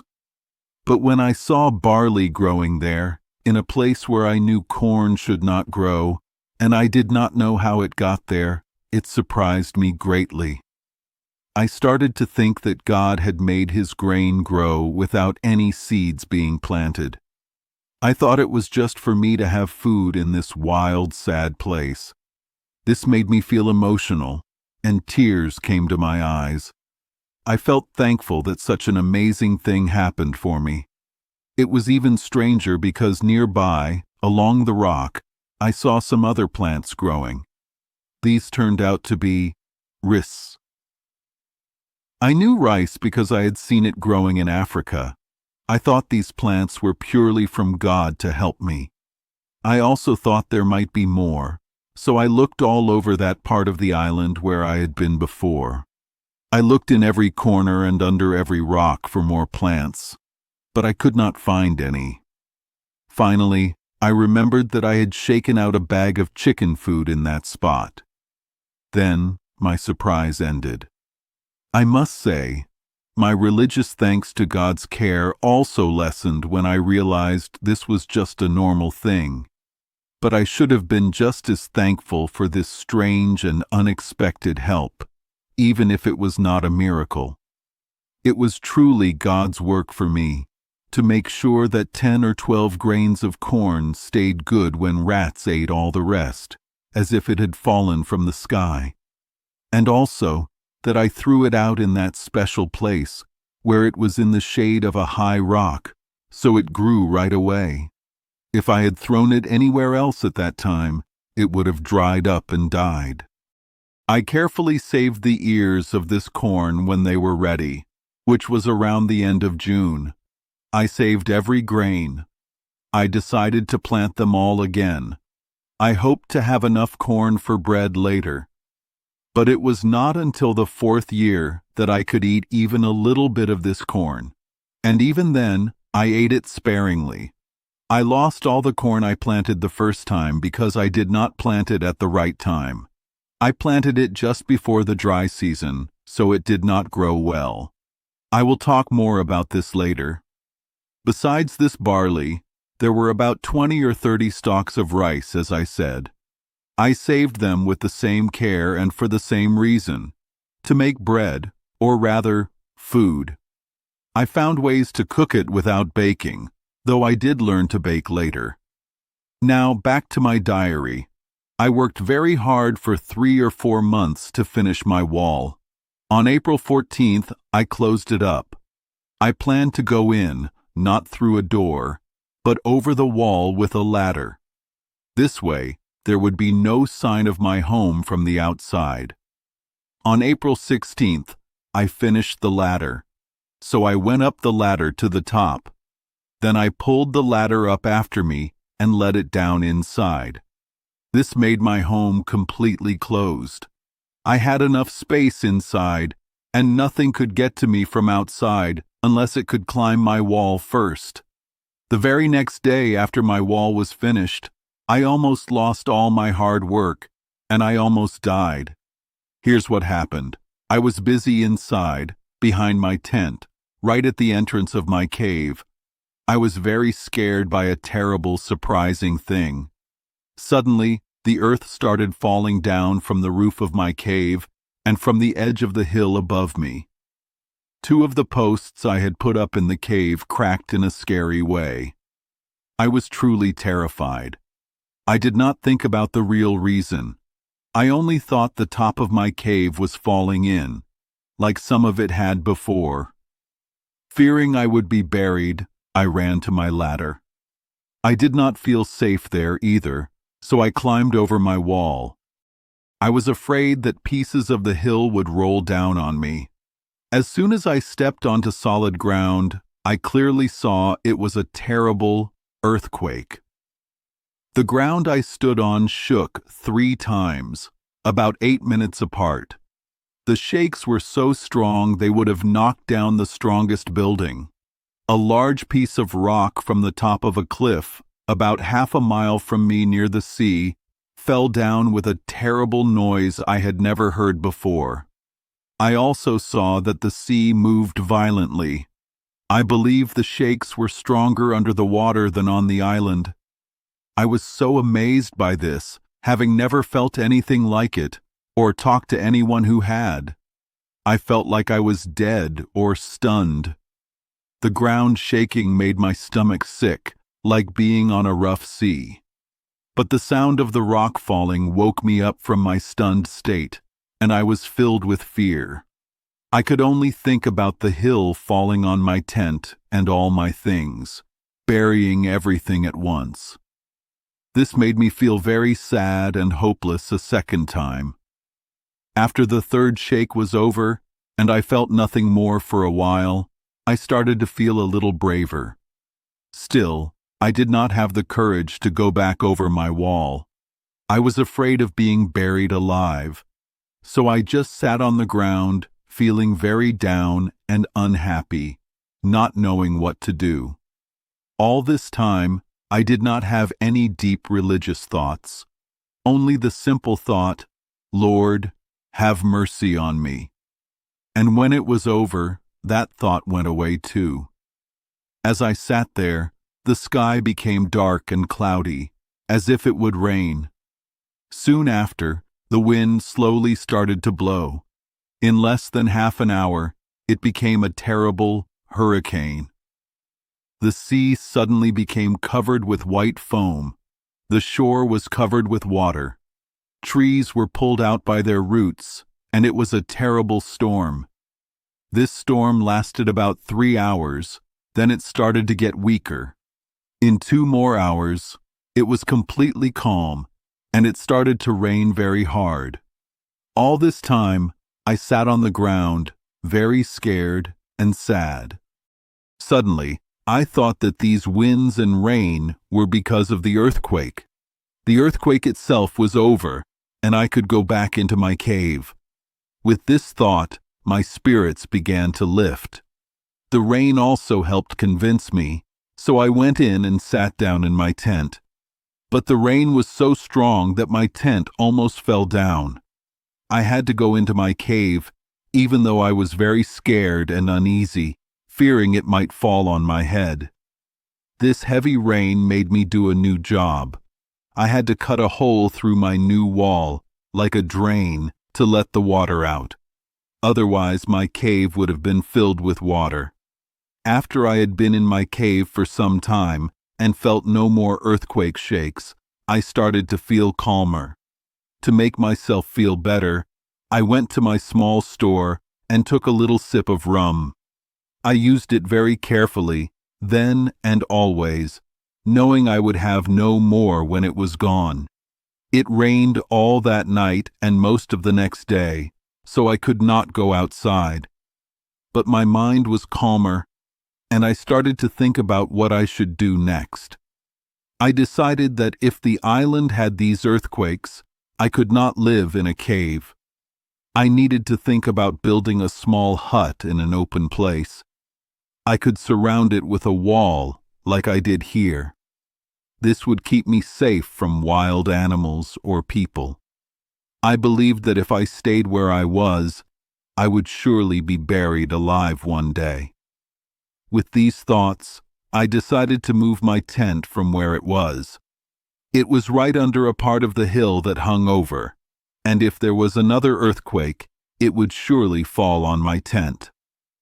I spent the next 2 days, April 19th and 20th, planning where and how to move my home.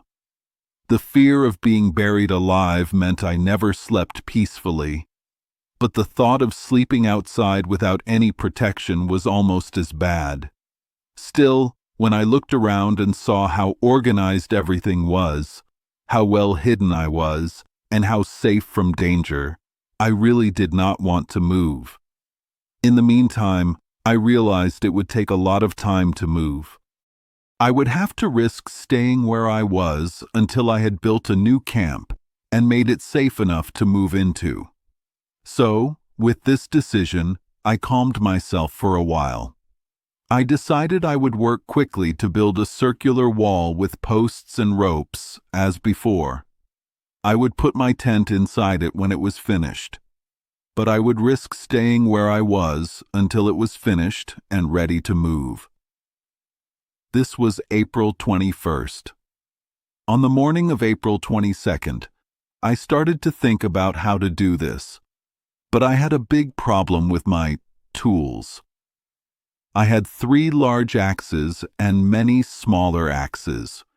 We used the smaller axes to trade with the native people.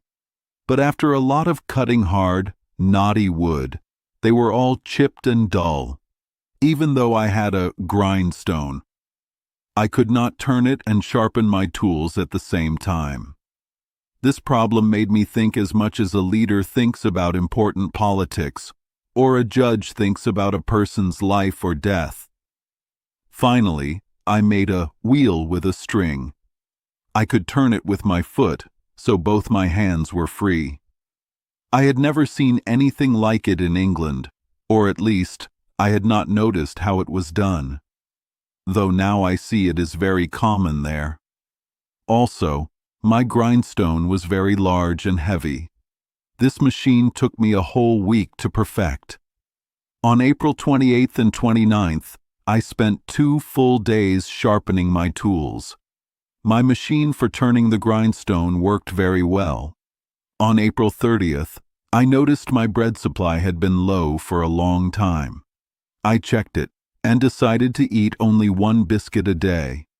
This made me feel very sad. On May 1st in the morning, I looked towards the sea. The water was low. I saw something on the shore that was bigger than usual, and it looked like a barrel. When I got to it, I found a small barrel and 2 or 3 pieces of the ship's wreckage. The recent hurricane had pushed them onto the shore. Looking at the wreck itself, I thought it seemed to be higher out of the water than before. I looked at the barrel that washed ashore and quickly found it was a barrel of gunpowder but it had gotten wet, and the powder was as hard as a stone. Still, I rolled it further onto the shore for now.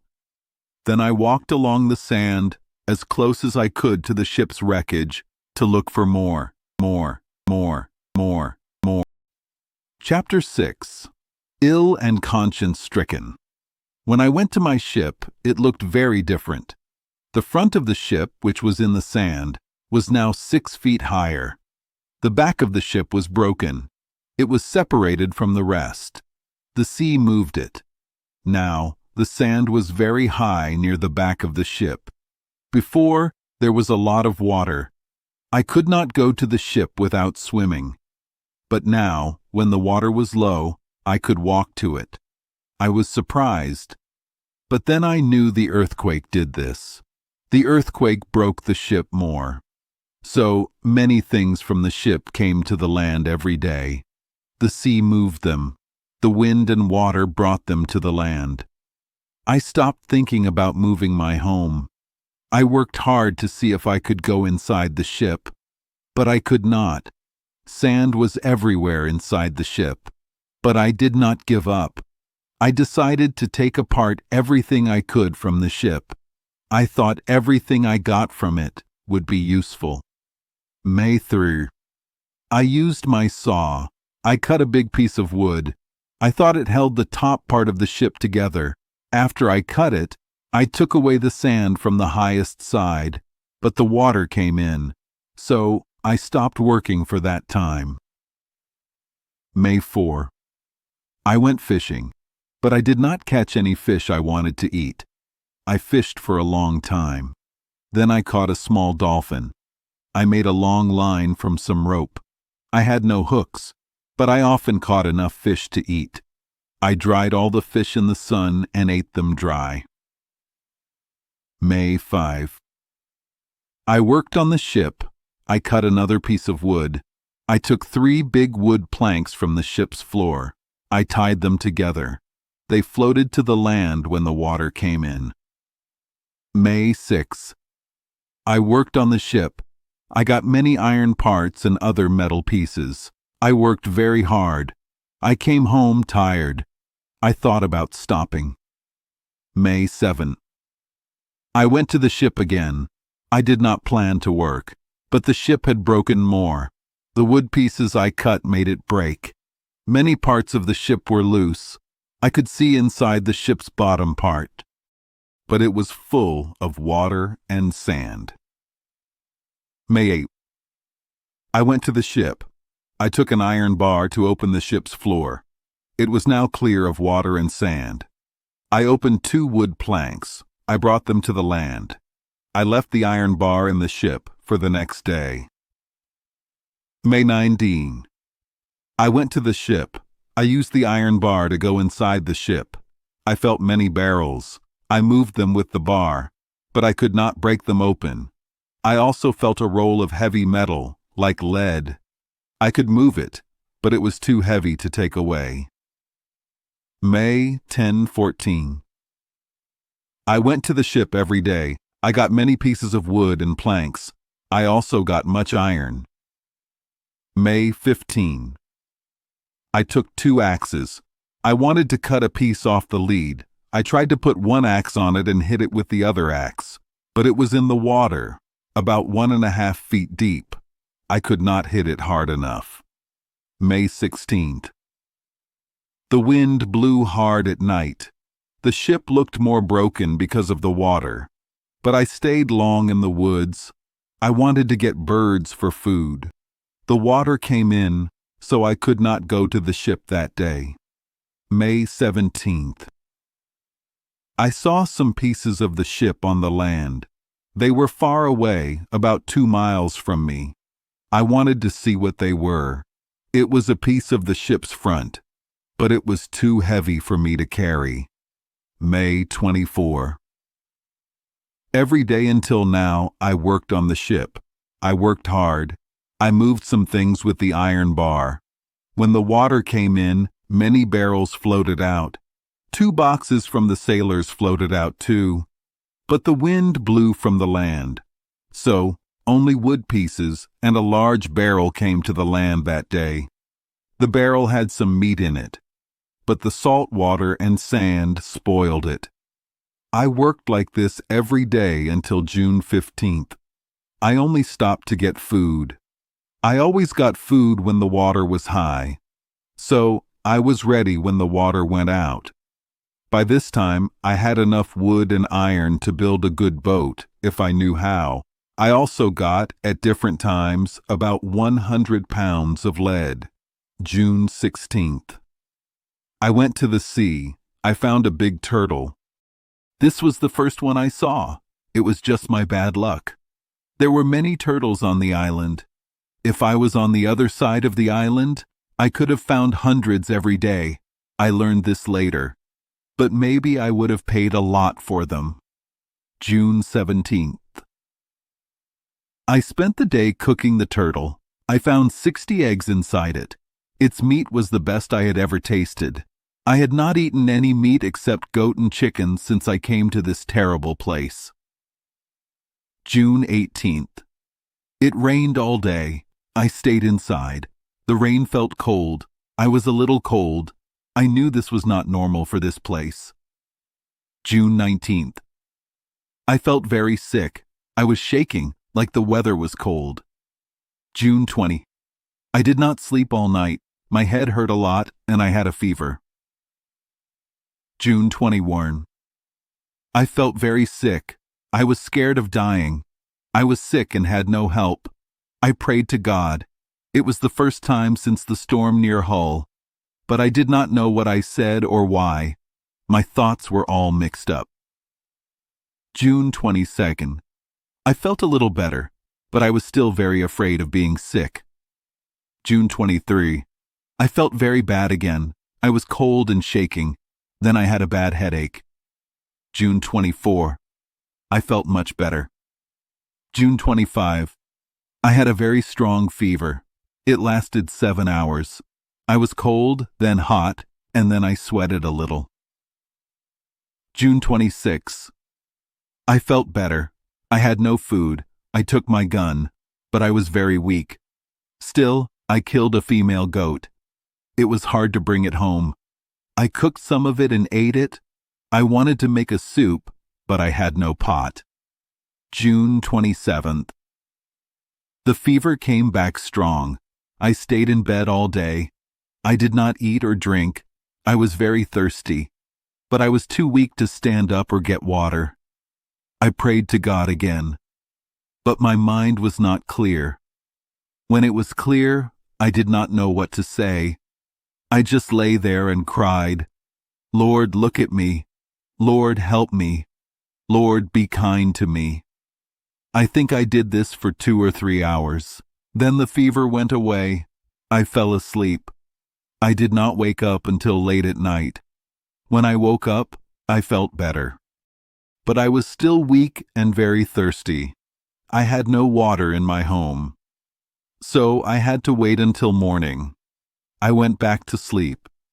In this second sleep, I had a scary dream. I thought I was sitting outside my wall, where I sat when the storm came after the earthquake.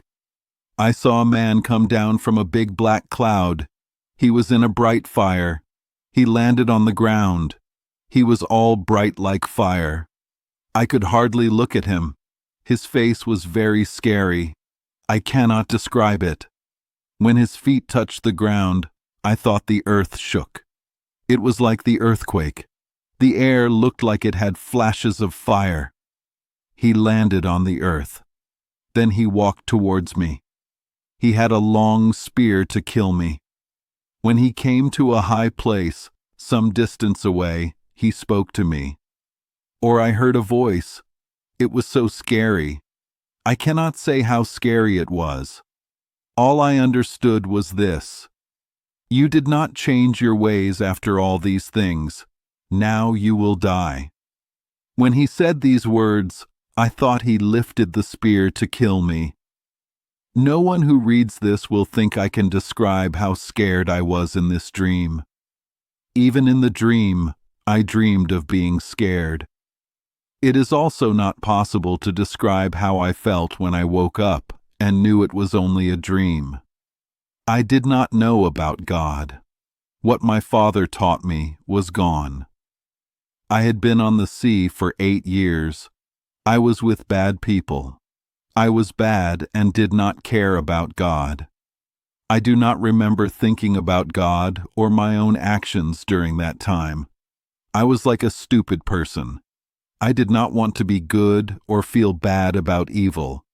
I was like the worst sailor. I did not fear God when I was in danger. I did not thank God when I was safe. You will believe this more easily when I tell you that through all my troubles, I never thought it was from God. I never thought it was a punishment for my sins, not for going against my father, not for my current big sins, not even for my bad life. When I was on the dangerous trip in Africa, I never thought about what would happen to me. I never asked God to show me where to go. I never asked God to keep me safe from dangerous animals or people. I just did not think about God. I acted like an animal. I only used my natural instincts and common sense. And sometimes, not even that. When the Portuguese captain saved me at sea, he was good and fair to me. He was kind. I did not feel thankful at all.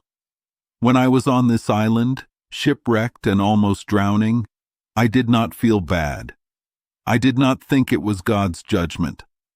I just often said to myself that I was unlucky. I was born to be sad always. It is true, when I first got on land and saw all my ship's crew drowned and I was saved, I was very happy.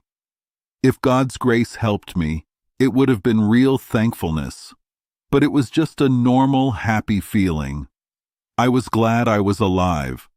I did not think about how God saved me. He saved me when everyone else died. I did not ask why God was so kind to me. It was the same kind of joy sailors have when they are safe after a shipwreck. They forget it quickly when they drink alcohol. My whole life was like that.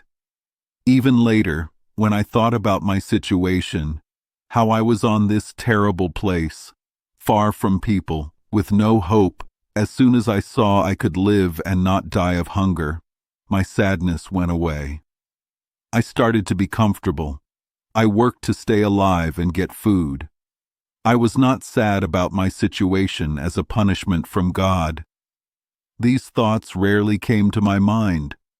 The corn growing, as I wrote in my journal, made me think at first. It made me serious. I thought it was a miracle. But when I stopped thinking that, the feeling went away. The earthquake was very scary. It showed God's power. But after the first fear was gone, the feeling went away too. I did not think about God or His judgment. I did not think my problems were from Him. It was as if I was very happy in my life. But now, when I started to get sick and I thought about death, my spirit began to feel weak because of the sickness. My body was tired from the fever. My conscience, which had slept for so long, woke up. I started to blame myself for my past life. I had been so bad. I had made God angry. He was punishing me in a strong way.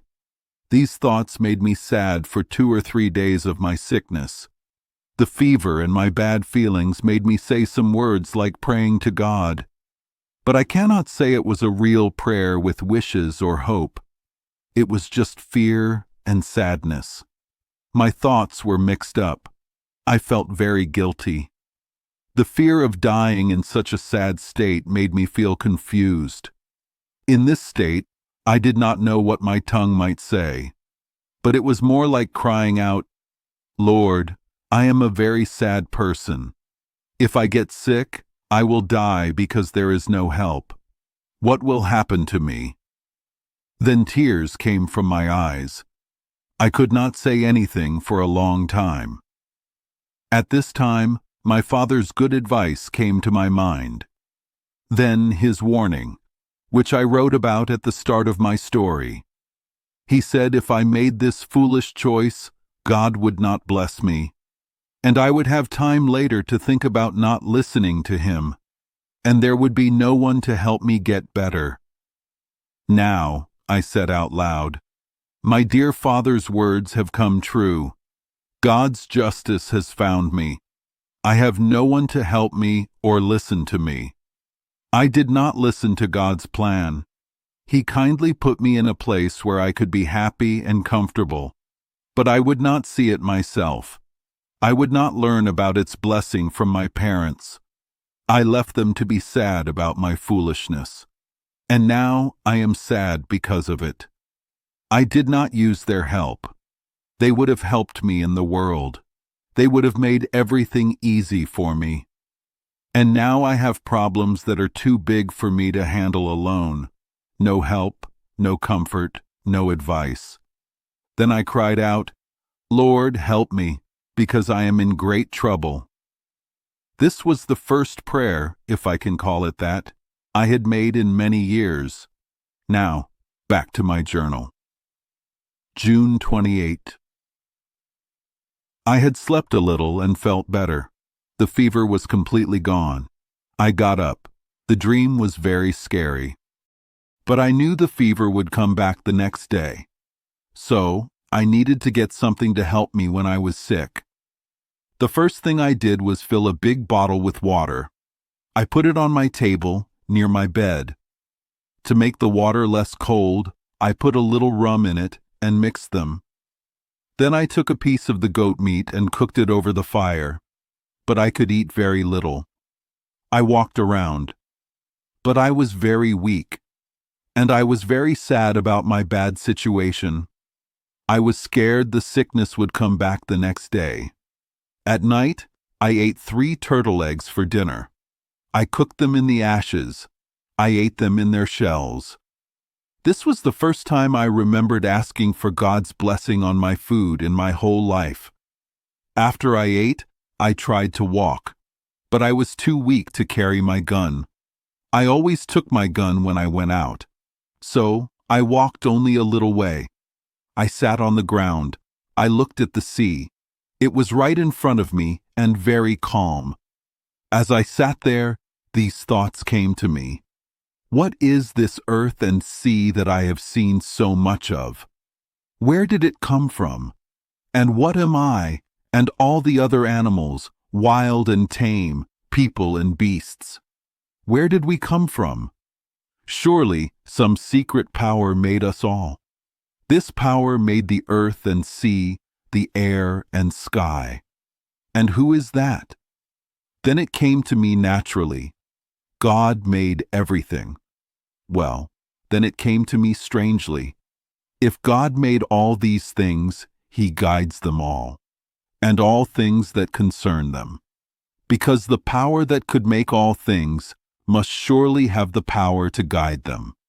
If so, nothing can happen in His great world without Him knowing or planning it. God knows I am here and in trouble. If everything happens because of God's plan, then He planned this for me. I felt sure God planned this bad time for me. I was in this trouble because He made it happen. He has power over everything, not just me, but the whole world. Then I asked, why did God do this to me? What did I do wrong? My mind quickly told me to stop, as if I said something bad. It was like a voice spoke to me. You are a bad person. Why do you ask what you did? Look at your wasted life. Ask yourself what you did not do. Why were you not killed a long time ago? Why did you not drown in Yarmouth Roads? Why were you not killed when the Sally ship took your ship? Why did wild animals not eat you in Africa? Why did you not drown here when all the other sailors died but you? Do you ask, what did I do? I was quiet, like I was very surprised.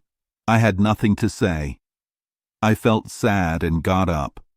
I walked back to my shelter and went inside, like I was going to bed. But I was too worried to sleep. So I sat in my chair and lit my lamp because it was getting dark. I was very afraid of getting sick again. Then I remembered that people in Brazil use only tobacco for most sicknesses. I had some dry tobacco in a box. I also had some green, not yet dry tobacco. I went to the box. I think God helped me. In this box, I found something to help my spirit and my body. I opened the box and found the tobacco. The few books I saved were also there. I took out a Bible. Before this, I did not have time or want to read it. I took the Bible and the tobacco to the table. I did not know how to use the tobacco for my sickness, but I tried different ways, thinking it would work. First, I chewed a piece of the leaf. This made my head feel strange. The tobacco was green and strong, and I was not used to it. Then I put some tobacco in rum for 1 or 2 hours.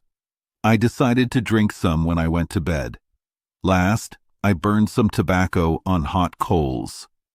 I put my nose near the smoke for as long as I could. The smoke was hot and made me cough. While I was doing this, I picked up the Bible and began to read. But my head was too confused from the tobacco. I just opened the book. The first words I saw were, "Call on me in the day of trouble, and I will help you, and you will honor me." These words were very good for me. They made me think, but not as much as they did later. Help had no meaning for me then. It felt so far away, impossible. I started to say, like the people of Israel when they were promised food, "Can God make a table in the desert?" So I said, "Can God Himself help me leave this place?" No hope came for many years. This often filled my mind. But the words made a big impact, and I thought about them often. It was getting late. The tobacco, as I said, made me very sleepy. So I left my lamp on in the cave, in case I needed something at night, and went to bed. But before I lay down, I did something new. I knelt and asked God to keep His promise, that if I called on Him in trouble, He would help me. After my short and poor prayer, I drank the rum with tobacco. It was so strong with tobacco that I could barely drink it. After this, I went to bed. I soon felt it rush to my head. But I fell into a deep sleep and did not wake up until about 3 in the afternoon the next day. I think I slept all the next day and night, and until almost 3 the day after, because I do not know how I lost a day in my count of the days. If I lost it by crossing the line, I should have lost more than 1 day. But I lost 1 day for sure and never knew how. Anyway, when I woke up, I felt very good. I was active and happy. When I got up, I was stronger than the day before. My stomach was better because I was hungry. I did not have the fever the next day, and I continued to feel much better. This was the 29th. The 30th was my good day. I went outside with my gun, but I did not go too far. I killed 1 or 2 seabirds, like a goose, and brought them home. But I did not want to eat them. So I ate some more of the turtle's eggs, which were very good. That evening, I used the medicine again, which I thought helped me. Tobacco in rum. But I did not take as much as before, nor did I chew any leaf or put my head over the smoke. But I was not as well the next day, July 1st. I felt a little bit of the cold sickness, but it was not much. My daily notes. July the 2nd. I used the medicine all 3 ways again. I took a lot, like the first time, and drank twice as much. July 3. I did not get the fever again at all, but I did not get my full strength back for some weeks. While I was getting stronger, I thought a lot about the Bible verse, "I will help you." The idea that I could not be saved was very much in my mind, stopping me from hoping. But as I felt bad with these thoughts, it came to my mind that I was thinking so much about being saved from my main problem that I forgot the help I already got. It was like I was made to ask myself, have I not been saved from sickness? From a very scary situation? And what did I do about it? Did I do my part? God saved me, but I did not thank Him. That means I did not say I was thankful for that rescue. And how could I expect a bigger rescue? This touched my heart very much. And right away, I knelt down and loudly thanked God for getting better from my sickness. July 4. In the morning, I took the Bible. I started reading the New Testament seriously. I made myself read for a while every morning and every night. I did not count chapters, but read as long as my thoughts kept me going. Not long after I started this seriously, I felt in my heart how bad my past life was. My dream came back to me, and the words, "All these things have not made you change," went seriously through my thoughts. I was truly asking God to give me a changed heart. Then, by chance, that very day, reading the Bible, I saw these words. He is a Prince and a Savior, to give a changed heart and to give forgiveness. I put down the book. With my heart and hands up to heaven, in a kind of great joy, I cried out loudly, "Jesus, Son of David, Jesus, great Prince and Savior, give me a changed heart." This was the first time I could say I truly prayed in my whole life. Now I prayed knowing my situation and with true hope from the Bible because of God's Word. From this time, I can say, I began to hope that God would hear me. Now I began to understand the words I mentioned before. Call on me, and I will help you, in a new way. Before, I only thought help meant being freed from being a prisoner. Because even though I was free on the island was truly a prison to me. But now I understood it differently. Now I looked back at my past life with such fear. My sins seemed so terrible that my soul wanted nothing from God but freedom from the heavy feeling of guilt that took away all my comfort. My lonely life was nothing. I did not even pray to be saved from it. It was not important compared to this. I say this here so that anyone who reads it knows that when they truly understand things, they will find that being free from sin is a much greater blessing than being free from trouble. But, leaving this, I return to my notes. My situation now began to be, though still hard in how I lived, much easier for my mind. My thoughts were guided by reading the Bible often and praying to God, to higher things. I had a lot of comfort inside, which I never had before. Also, my health and strength came back. I worked hard to get everything I needed and to make my way of living as organized as I could. From July 4th to the 14th, I mostly walked around with my gun. I walked a little at a time, like a man getting his strength back after being sick.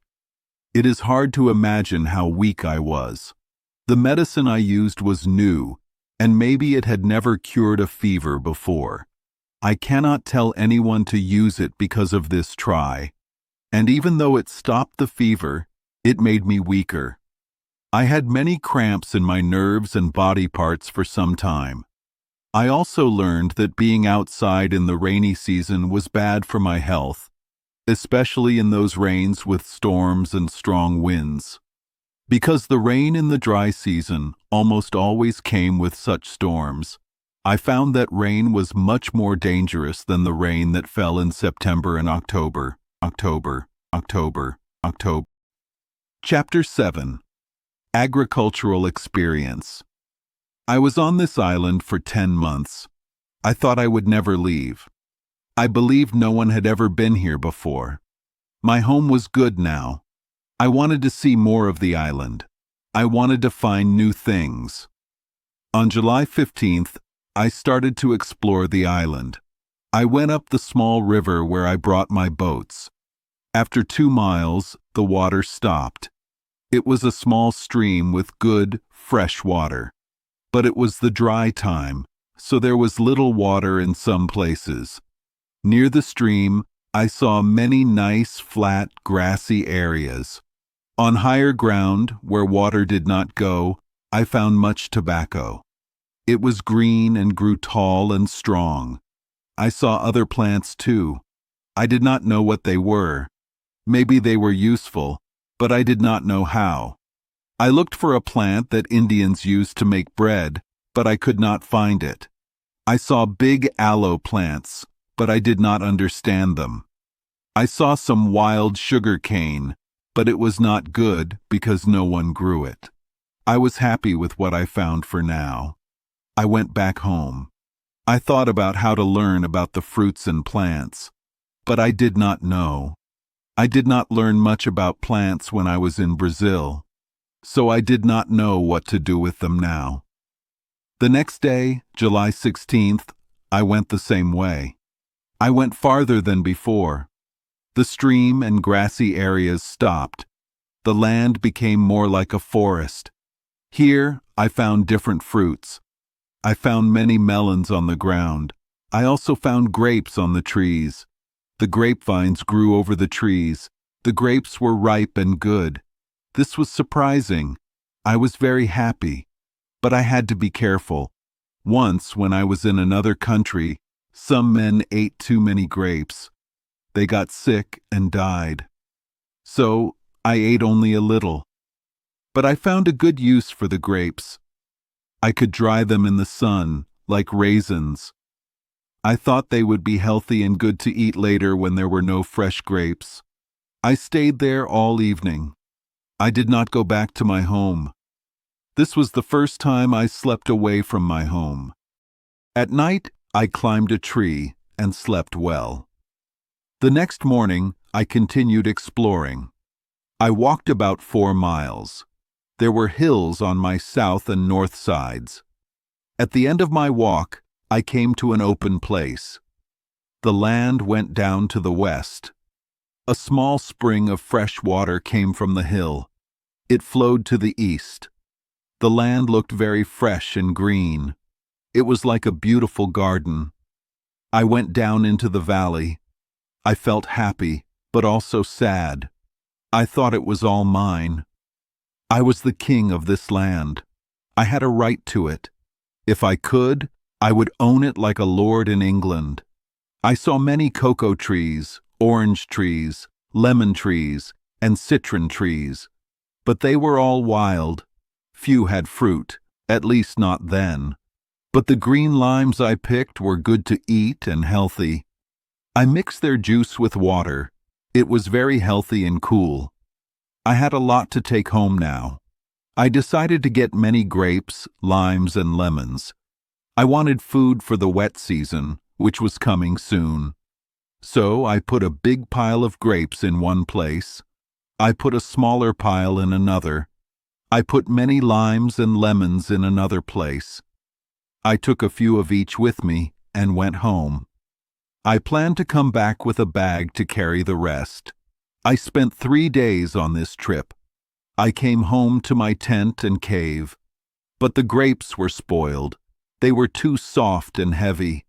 The limes were good, but I could only carry a few. The next day, July 19th, I went back. I made 2 small bags to carry my harvest. But when I got to my grapes, I was surprised. They were all spread out and crushed. Many were eaten. I knew some wild animals did this, but I did not know what kind of animals. I saw that I could not put them in piles or carry them in a bag. They would be ruined. So I took another way. I gathered many grapes. I hung them on the outer branches of the trees. They could dry in the sun there.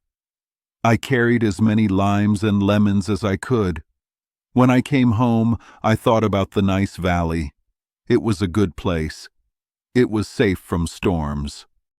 But I realized my home was in the worst part of the island, so I thought about moving my home. I wanted to find a safe place in that nice, fruitful part of the island. I thought about this for a long time. I liked the idea because the place was so nice. But then I thought, I am now by the sea. Maybe a ship will come. Maybe other unhappy people will come here too. If I went into the middle of the island, I would be stuck. It would be impossible for anyone to find me. So, I decided not to move. But I still liked this place very much. I spent most of July there. I decided not to move, but I built a small shelter there. I put a strong fence around it. It was a double fence, as tall as I could reach. It was made of sticks and brushwood. Here, I felt safe. I sometimes stayed there for 2 or 3 nights. I always used a ladder to get in. So I had my country house and my sea house. This took me until the beginning of August. I had just finished my fence and was enjoying my work when the rains came. I had to stay at my first home. I made a tent like the other one, with a piece of a sail. But I did not have a hill to protect me from storms. I did not have a cave for when the rain was very bad.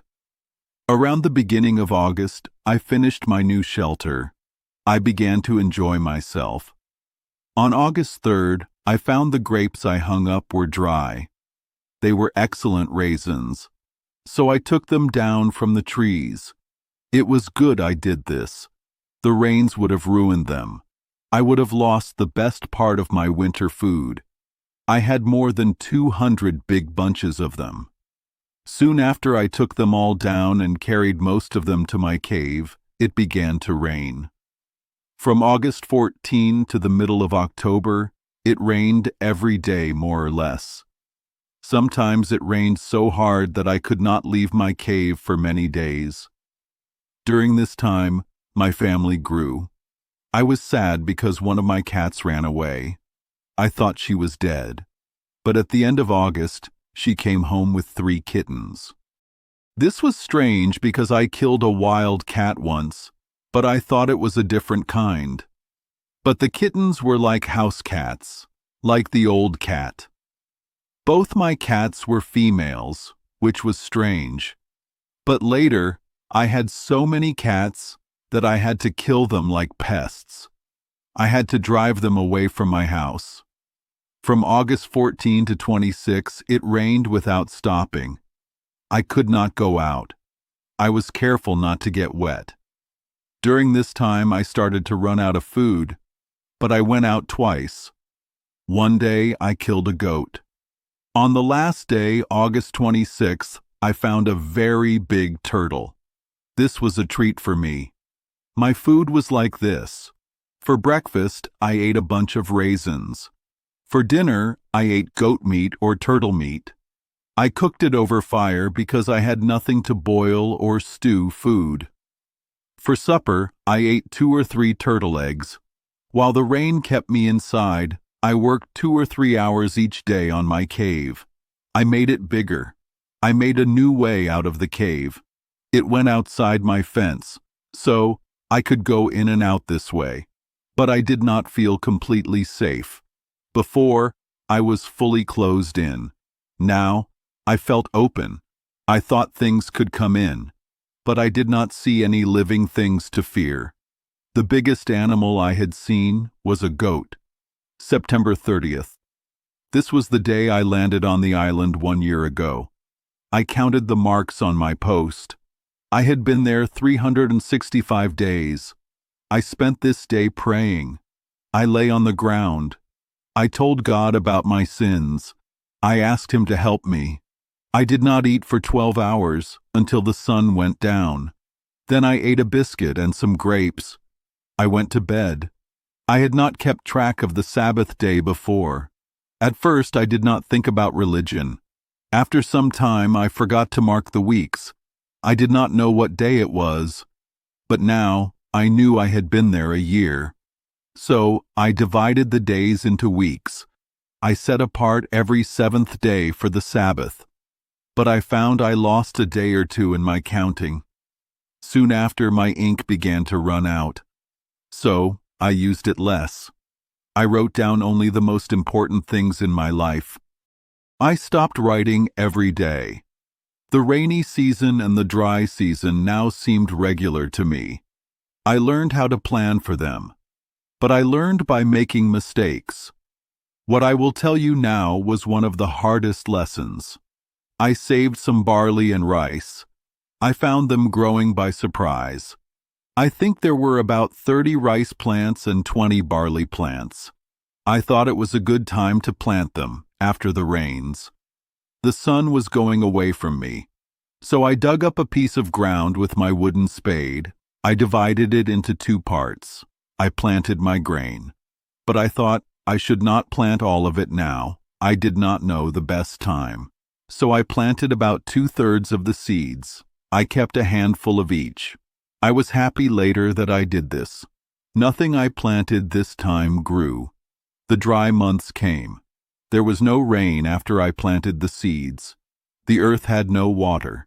The seeds did not grow until the wet season came again. Then they grew as if I just planted them. My first seeds did not grow. I knew it was because of the dry weather. So I looked for a wetter place to try again. I dug up a piece of ground near my new shelter. I planted the rest of my seeds in February. This was before spring. The rainy months of March and April watered them. They grew very well. I got a good crop. But I only had a little seed left. I did not dare to plant all of it. So I had only a small amount. My whole crop was not more than half a peck of each kind. But this taught me a lot. I knew exactly when to plant. I could have 2 planting times and 2 harvests each year. While this grain was growing, I found something useful. When the rain stopped, around November, I went to my country house. I had not been there for some months, but everything was as I left it. The fence I made was strong. The sticks I used for the fence grew. They had long branches like willow trees.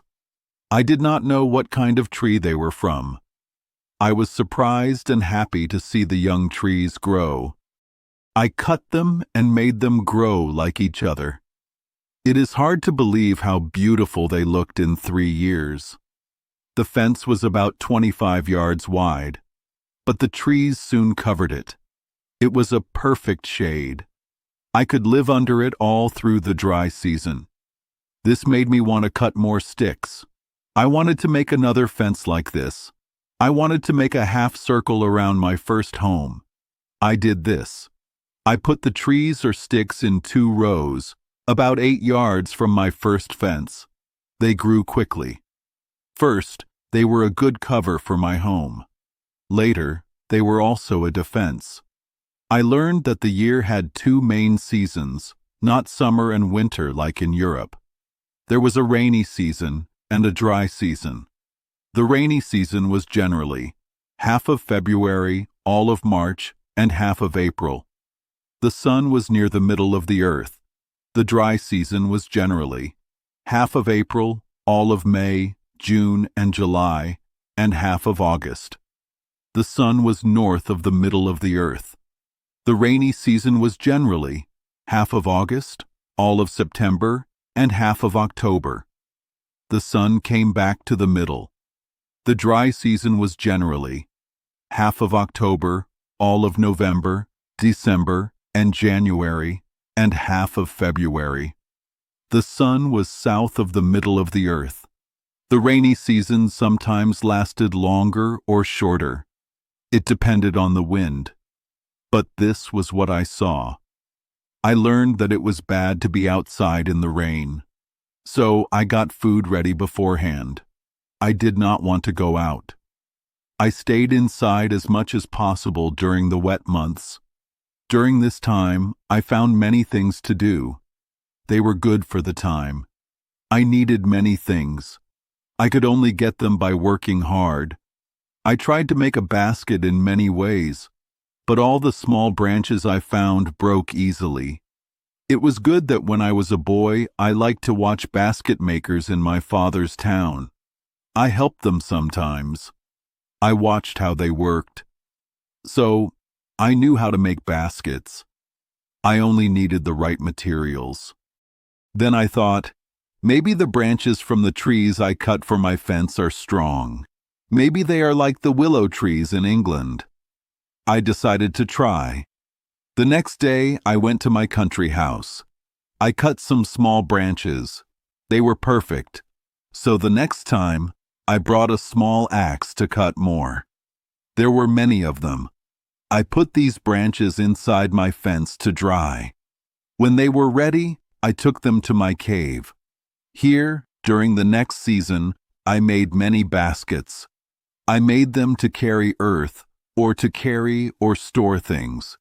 They were not very pretty, but they worked. After that, I always had baskets. When my baskets broke, I made new ones. I made strong, deep baskets to put my grain in instead of bags. This was for when I had a lot of grain. I learned how to make baskets.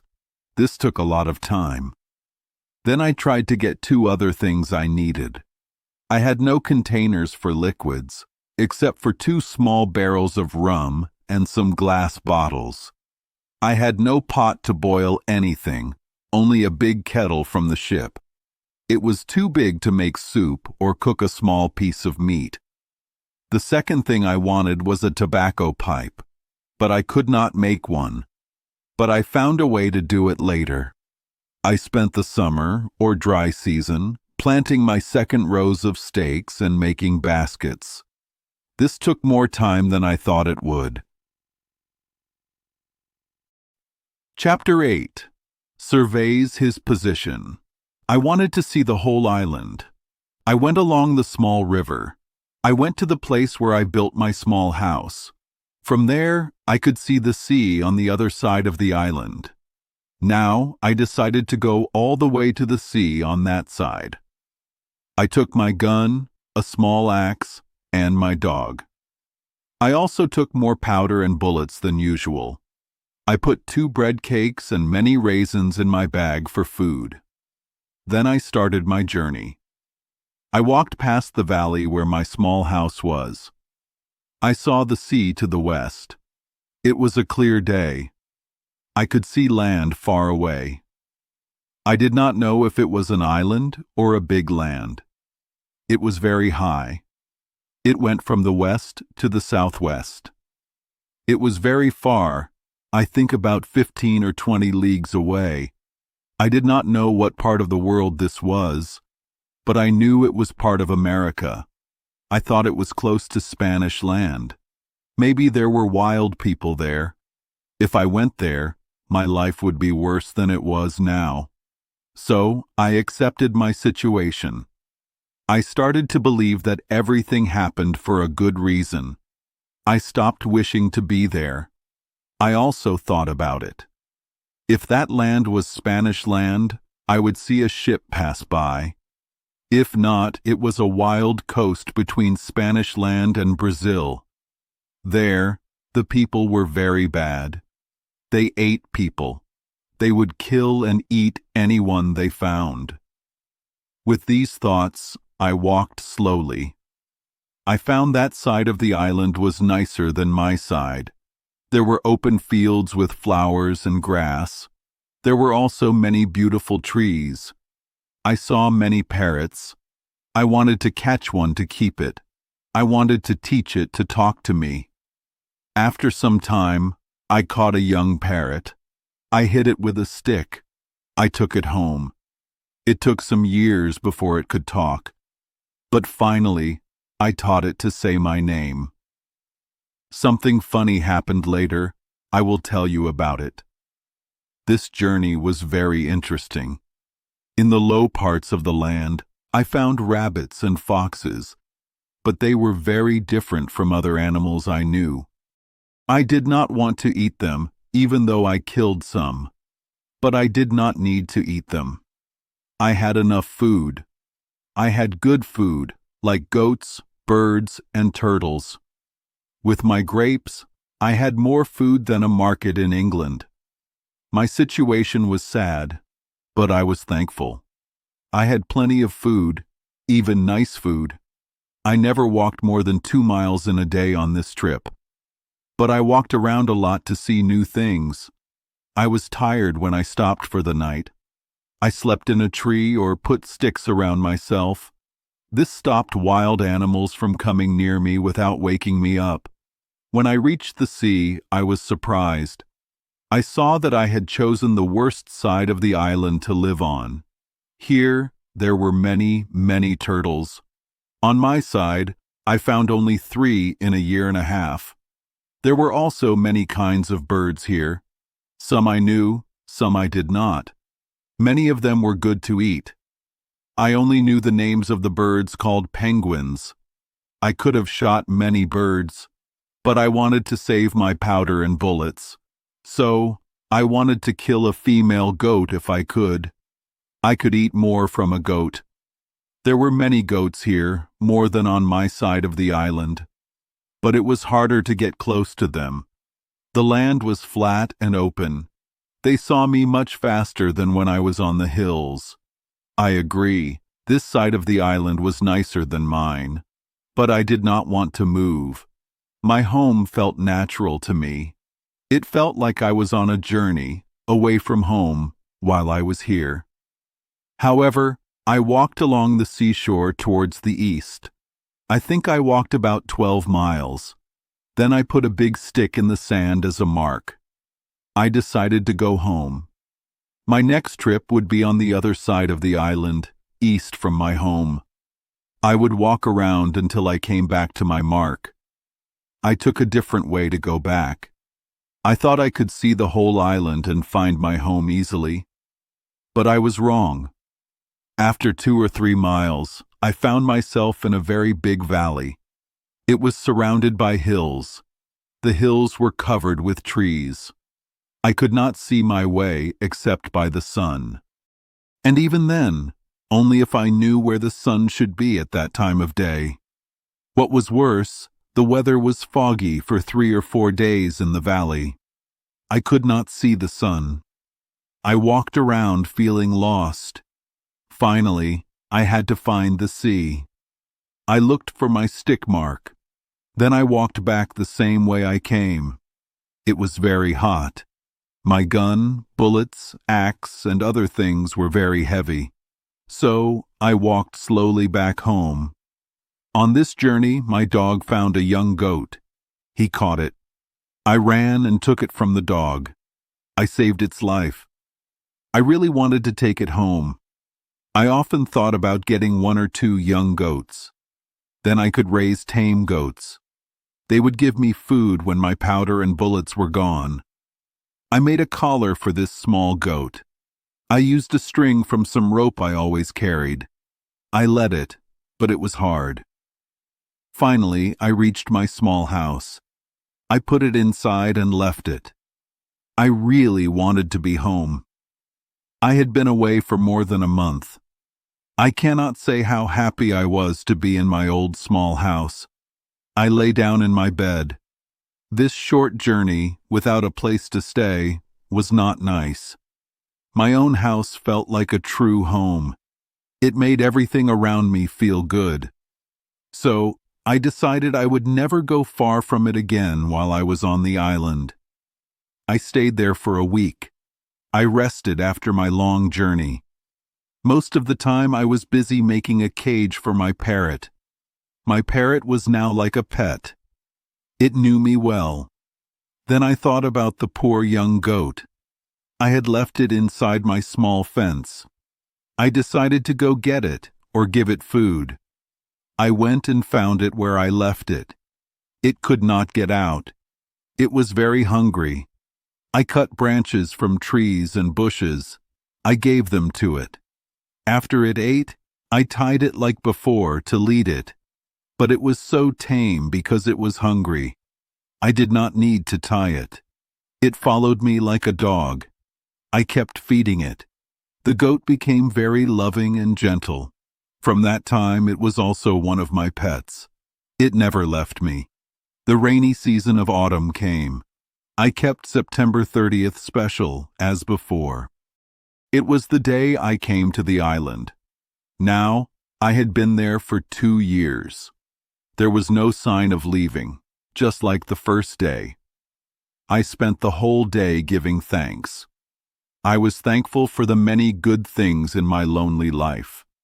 Without them, it would have been much worse. I gave humble thanks that God showed me it was possible to be happier in this lonely life than in society with all the world's pleasures. God could fill what was missing in my lonely life. He could give me what I lacked from human company. He could do this with His presence and His grace in my soul. He helped me, comforted me, and made me trust in His care now, and hope for His presence forever. Now, I truly began to feel how much happier this life was, even with all its problems. It was much better than the bad life I lived before. My sadness and my happiness changed. My desires changed. What I liked was completely new, different from when I first came, or even for the past 2 years. Before, when I walked around, hunting or looking at the land, I would suddenly feel sad about my situation. My heart would feel heavy. I would think about the trees, the mountains, the empty land I was in. I was like a prisoner, held by the ocean, in an empty wild place, with no way out. Even when I was calm, this thought would come like a storm. It made me wring my hands and cry like a child. Sometimes it would happen while I was working. I would sit down and sigh. I would look at the ground for an hour or two. This was worse. If I could cry or talk about it, the sadness would go away. But now I started to think new thoughts. Every day I read God's Word. I found comfort in it for my situation. One morning I was very sad. I opened the Bible and read these words, "I will never, never leave you, nor forsake you." Right away I felt these words were for me. Why else would they be said like that, at the very moment I was sad about my life, feeling left by God and people? Well then, I said, if God does not leave me, what bad can happen? What does it matter if the world leaves me? If I had the whole world, but lost God's favor and blessing, the loss would be much greater. From this moment, I started to believe that I could be happier in this lonely life than I probably would have been in any other life in the world. With this thought, I was going to thank God for bringing me here. I don't know what it was, but something stopped me. I did not dare to say the words. "How can you be such a fake?" I said, even out loud. "To pretend to be thankful for a situation you would rather pray to be free from?" So I stopped there. But even though I could not say I thanked God for being there, I truly thanked God for opening my eyes. Through all the hard times, He showed me my past life. He made me sad about my badness and want to change. Every time I opened the Bible or closed it, my soul thanked God.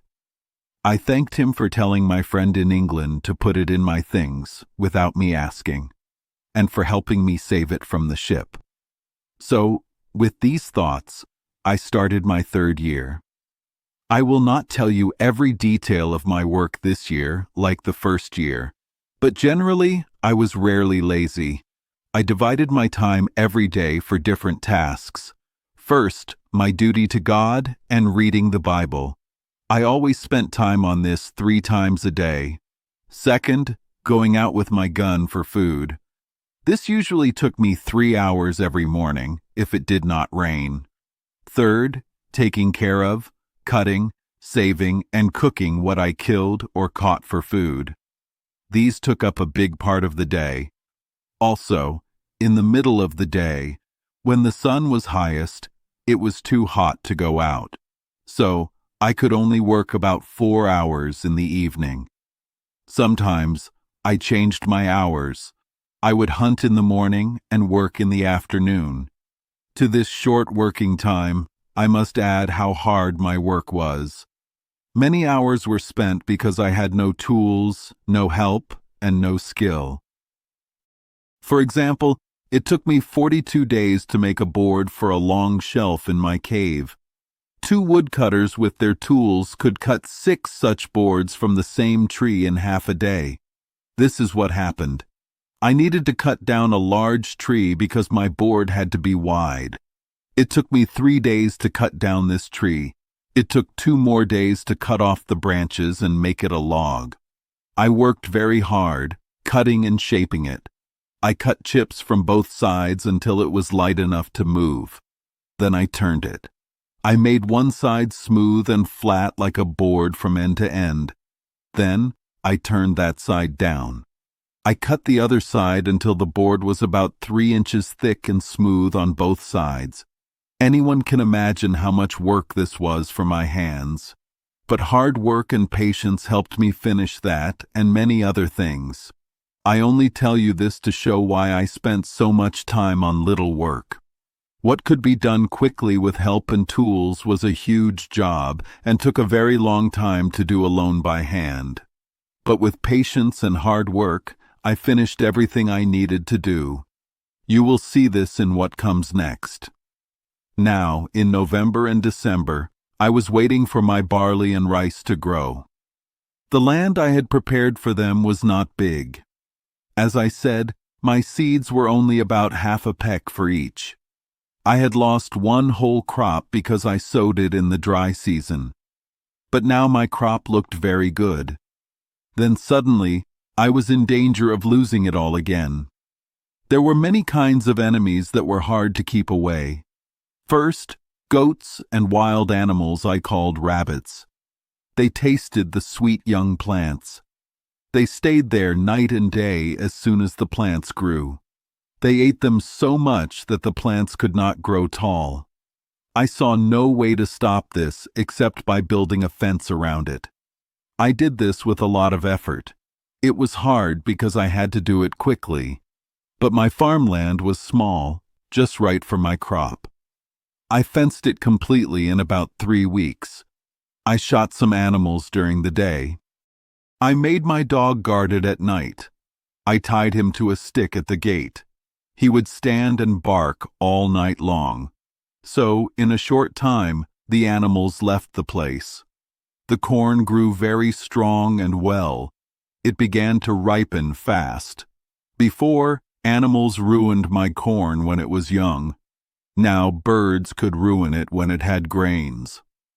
I walked by the field to see how it was growing. I saw my small crop surrounded by birds. I don't know how many kinds. They seemed to be waiting for me to leave. I immediately shot at them. I always had my gun with me. As soon as I shot, a small cloud of birds rose up. I had not seen them at all. They were in the corn itself. This made me worried. I saw that in a few days, they would eat all my hopes. I would be hungry. I would never be able to grow a crop. I did not know what to do, but I decided not to lose my corn if possible, even if I had to watch it night and day. First, I went into the field to see how much damage was done. I found they had spoiled a lot, but it was still too green for them. The loss was not so great. The rest could be a good crop if I could save it. I stayed there to load my gun. Then, when I walked away, I could easily see the birds sitting on all the trees around me. It was as if they were waiting for me to leave. And it was true. As I walked away, pretending to be gone, as soon as I was out of their sight, they dropped down one by one into the corn again. I was so angry. I could not wait for more to come. I knew that every grain they ate now was like a big loaf of bread to me later. I went to the fence and shot again. I killed 3 of them. This was what I wanted. So I picked them up. I treated them like we treat bad thieves in England. I hung them in chains to scare others. It is hard to believe, but this worked so well. The birds not only stayed away from the corn, but they left that whole part of the island. I never saw a bird near the place as long as my scarecrows were there. I was very happy about this. At the end of December, which was my second harvest of the year, I cut my corn. I really needed a tool to cut it down. I made one as best I could. I used one of the big swords or knives I saved from the ship. My first crop was small, so it was not hard to cut it down. I cut it in my own way. I only cut off the ears of corn. I carried them in a large basket I had made. Then I rubbed the grains out with my hands. After all my harvesting, I found that from my half-peck of seed, I had almost 2 bushels of rice.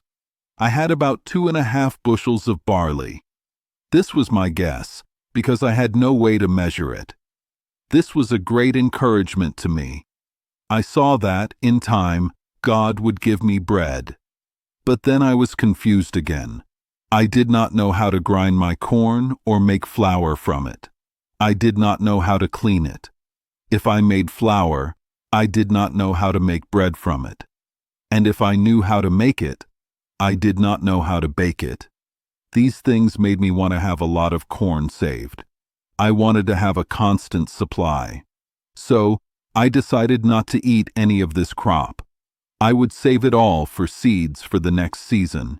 In the meantime, I would use all my time and effort to learn how to make corn and bread. It was true that I was now working for my bread. I think few people have thought about all the many small things needed to get, make, prepare, and finish this one thing: bread. I, who was living like in nature, found this very discouraging every day.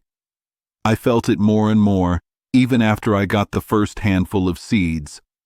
As I said, they grew unexpectedly, and it was a surprise. First, I had no plow to turn the earth, no shovel to dig it. I solved this by making a wooden shovel, as I said before. But this only did the work in a simple way. It took me many days to make it, but because I had no iron, it broke easily. It also made my work harder and less effective, but I accepted this. I was happy to work with patience and accept that it was not perfect. When the corn was sown, I had no harrow. I had to walk over it myself. I dragged a big, heavy branch of a tree over it. This was more like scratching the ground than raking or harrowing it. When it was growing, I already said how many things I needed. I needed to fence it, keep it safe, cut it, prepare it, take it home, separate the grains from the husks, and save it. Then I needed a mill to grind it, sieves to clean it, yeast and salt to make it into bread, and an oven to bake it. But I did all these things without these tools, as you will see. And yet, the corn was a great comfort and help to me. All this, as I said, made everything hard and long for me. But there was nothing I could do. My time was not wasted because I had divided it. A certain part of each day was for these tasks, and since I decided not to use any corn for bread until I had more, I had the next 6 months to work hard and use my ideas. I wanted to make the tools I needed to do everything to make the corn ready for use. Chapter 9. A boat. I needed to prepare more land. I had enough seed for over an acre. First, I spent a week making a spade. It was not very good, very heavy, and hard to use. But I finished it. I sowed my seeds in 2 large, flat areas near my house. I made a strong fence around them using wood I had planted before. I knew this wood would grow into a living hedge in a year. This work took me 3 months because of the rainy season. When it rained and I stayed inside, I talked to my parrot. I taught him to speak. He learned his name, Pole. This was the first word I heard on the island that was not my own. Talking to him helped me with my work. I wanted to make pots from clay. I needed them for my corn and flour. I thought the sun could make them hard enough. So, I decided to make some large pots like jars. It was hard to make the pots. Many broke. They were ugly. I worked hard to find the clay, dig it, and shape it. But in 2 months, I only made 2 large, ugly pots. The sun dried these 2 pots very hard. I put them gently into 2 large baskets I made. I filled the space between the pots and baskets with rice and barley straw. These pots would hold my dry corn and flour. I did not have good luck with large pots, but I made smaller things well. I made small round pots, flat dishes, and pitchers. The sun made them very hard, but I still needed a pot for liquids that could be used on fire. One day, I found a broken piece of a pot in my cooking fire. It was as hard as a stone and red like a tile. I was happy because it showed that I could burn whole pots. So I learned how to use my fire to burn pots. I put 3 small pots and 2 or 3 larger pots together. I put firewood around them and hot ashes under them. I kept the fire burning until the pots were red hot. They did not crack. I left them in the heat for 5 or 6 hours. One pot melted a little because of the sand in the clay. I slowly lowered the fire. In the morning, I had 3 good pots and 2 other hard pots. One of them had a nice smooth surface from the melted sand. After this, I had all the pots I needed. Their shapes were not perfect, but they worked. I was very happy when I made a pot that could be used on fire. I quickly put water in one and cooked some meat. It worked very well. I made good soup with a piece of goat. Next, I needed a stone mortar to grind corn. I could not make a mill by myself. It was hard to find a stone for a mortar. I searched for many days, but I only found soft, sandy rock. It would not work. So, I decided to use a large piece of hard wood. I found one that I could move. I shaped the outside with my axe. Then I used fire and worked very hard to make a hollow inside, like Native Americans make canoes. I also made a heavy tool from iron wood to pound the corn. I kept it for my next corn harvest. My next problem was to make a sieve to separate the flour from the husks. This was very difficult. I had no fine cloth. I had goat's hair, but no tools to weave it. Then I remembered some neckcloths from the ship. They were made of thin cloth.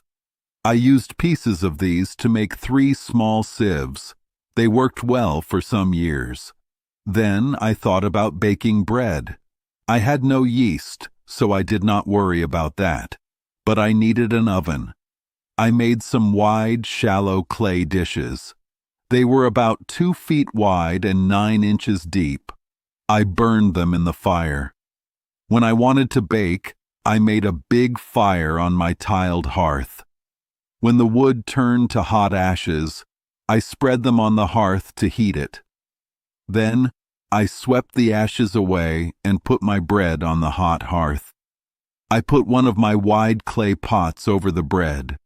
I pushed the hot ashes around the pot to keep it warm. This way, I baked my barley bread. I also made cakes and puddings from rice. I did not make pies because I had no filling except meat. All this work took up most of my 3rd year on the island. I also had to manage my new harvest. I cut my corn when it was ready and stored it in baskets. I did not have a floor or tools to separate the corn from the stalks. My corn was increasing, so I needed bigger storage. I had about 20 bushels of barley and the same of rice. I decided to use it freely. I had not had bread for a long time. I also wanted to see how much I needed for a year. I decided to sow only once a year. I found that 40 bushels of barley and rice were more than enough for a year. So, I decided to plant the same amount each year. This would give me enough bread and other things. While I was doing all this, I often thought about the land I saw from the other side of the island. I wished I could go there. I thought I might find a way to escape if I saw the mainland and people. But I did not think about the dangers. I could meet wild people, worse than lions or tigers. If they caught me, I might be killed or even eaten. I knew that people near the Caribbean coast ate people. I was not far from that shore. Even if they were not cannibals, they might kill me, as they had killed many Europeans. I was only one person and could not defend myself. These thoughts came to me later, but at first I only thought about getting to the shore. I wished I had my boy Jury and the small boat with a special sail from Africa. But that was not possible. Then I thought about the ship's boat. It was blown onto the shore in the storm. It was almost upside down on a sandy beach. If I had help, I could have fixed it and put it in the water. I could have gone back to Brazil. But I knew I could not turn it over by myself. However, I went to the woods and cut wood to use as levers and rollers. I brought them to the boat, hoping to move it. I worked hard for 3 or 4 weeks, but I could not lift the boat. So, I started digging away the sand under it to make it fall. I put wood to guide its fall. But after it fell, I could not move it or get under it. I could not move it to the water. So, I gave up. But even without the boat, my desire to go to the mainland grew stronger. This made me think about making a canoe, like the local people make. I thought I could make one from a large tree, even without many tools. I was very happy with this idea. I thought it would be easier for me than for the local people because I had tools. But I did not think about how I would get the canoe into the water after I made it. That was a much bigger problem for me than not having tools. What use was a boat if I could not get it into the water? I should have thought about getting the boat to the sea while I was making it. But I only thought about sailing across the sea. It was easier to think about sailing 45 miles over the sea than moving the boat 45 feet over land to the water. I worked on this boat like a fool. I liked the idea, but I did not think if I could do it. The problem of launching it came to mind often, but I stopped thinking about it by telling myself, "First make it. I will find a way to move it when it is done." This was a silly way to think, but I was so excited. I cut down a cedar tree. It was very big. It took me 20 days to cut it at the bottom. It took 14 more days to cut off the branches and top. Then it took me a month to shape it like the bottom of a boat. It took almost 3 more months to dig out the inside. I did this with a hammer and chisel. It was very hard work. But I made a very nice boat, big enough for 26 men, and big enough for me and all my things. When I finished, I was very happy. The boat was bigger than any canoe I had ever seen made from one tree. It took a lot of hard work. If I had gotten it into the water, I would have started the craziest trip ever. But all my plans to get it into the water failed. They also took a lot of work. The boat was about 100 yards from the water, but it was uphill to the water. So I decided to dig the ground to make a slope. This took a huge amount of effort. But even then, I could not move the canoe, just like the other boat. Then I measured the distance and decided to dig a canal to bring the water to the canoe. I started this work. When I thought about how deep and wide it needed to be, I realized that I would need 10 or 12 years to finish it, because I was alone. The shore was so high that it would have to be at least 20 feet deep at one end.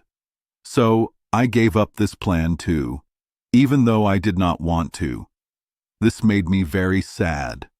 I realized, too late, the foolishness of starting work without thinking about the cost and if I had the strength to finish it.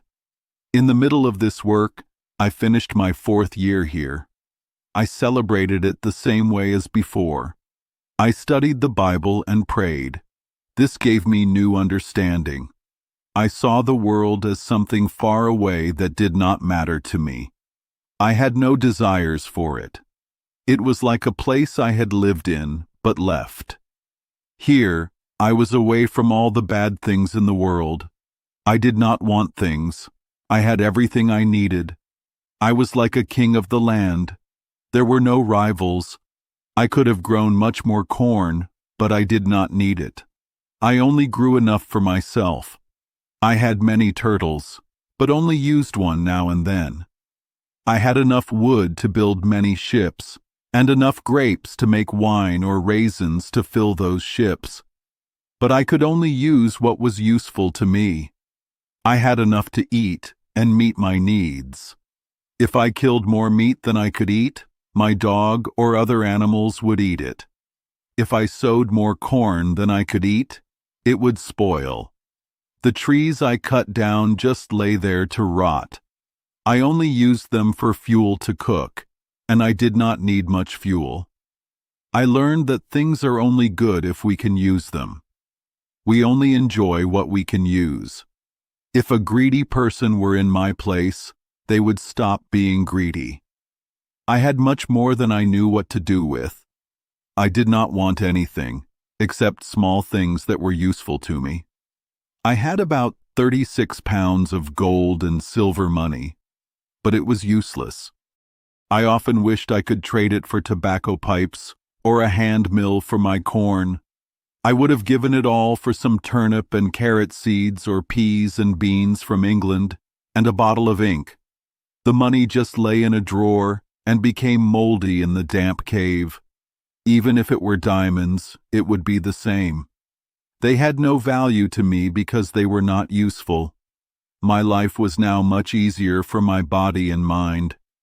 I often ate with thanks and saw God's care for me in this wild place. I learned to look at the good side of my situation and not the bad. I thought about what I had, not what I lacked. This gave me a quiet happiness that I cannot explain. I want to tell unhappy people this. They cannot enjoy what God has given them because they want something He has not given them. All our unhappiness comes from not being thankful for what we have. Another thought helped me. It would help anyone in my situation.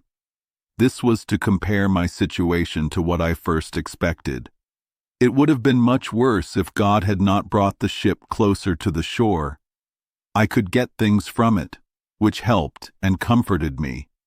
Without it, I would have had no tools, no weapons, and no gunpowder for food. I spent hours, even days, imagining what I would have done without anything from the ship. I would not have had any food except fish and turtles, and it took a long time to find them. I would have died. If I had not died, I would have lived like a wild person. If I had killed an animal, I would not have known how to prepare it. I would have had to eat it with my teeth, like a beast. These thoughts made me feel God's goodness to me. I was very thankful for my situation, even with its difficulties. I want to tell this to people who say, "Is anyone suffering like mine?" They should think about how much worse things could be. I had another thought that gave me hope. This was comparing my situation to what I deserved. I had lived a bad life without knowing or fearing God. My parents taught me well about God and my duty, but I went to sea early, which is a life where people often forget God. My friends laughed at my religious feelings. I became used to danger and death. I had no goodness in me. I did not understand who I was or what I should be. When good things happened, like escaping from Salé, or being picked up by the Portuguese ship captain, or doing well in Brazil, or getting my goods from England, I never once said, "Thank God." I never even thought to pray in my worst times. I only used God's name to swear. For many months, I felt bad about my wicked past life. But when I looked at how God had helped me since I came to this place, and how good He had been to me, I had hope. He punished me less than I deserved. He gave me so much. This made me believe that He accepted my change and had mercy for me. With these thoughts, I began to accept God's will. I was truly thankful for my situation. I was still alive and should not complain, because I did not get the punishment I deserved. I had many good things that I should not have expected in this place. I should never complain again, but rejoice and thank God every day for my food. It was a miracle. It was like God feeding Elijah with ravens. It was a long series of miracles. There was no other wild place where I could have been better off. I was alone, which was sad. But there were no wild animals or poisonous creatures to hurt me. There were no wild people to kill and eat me. My life had sorrow, but also much mercy. I only needed to feel God's goodness and care every day to be happy. After I truly understood these things, I was no longer sad. I had been here for a long time. Many things I brought from the ship were gone or almost gone. My ink was almost gone, as I said. I used water to make it last, but it became very pale. I used it to write down important dates. I saw that many important things happened on the same days of the year. If I believed in good or bad days, I would have found this very interesting. First, I left my parents and went to Hull to go to sea on a certain day.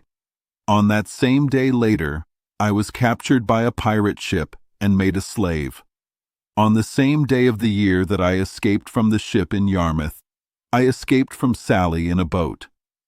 On my birthday, September 30th, my life was saved 26 years later when I landed on this island. So, my bad life and my lonely life both started on the same day. After my ink, my bread was almost gone. I mean the ship biscuits.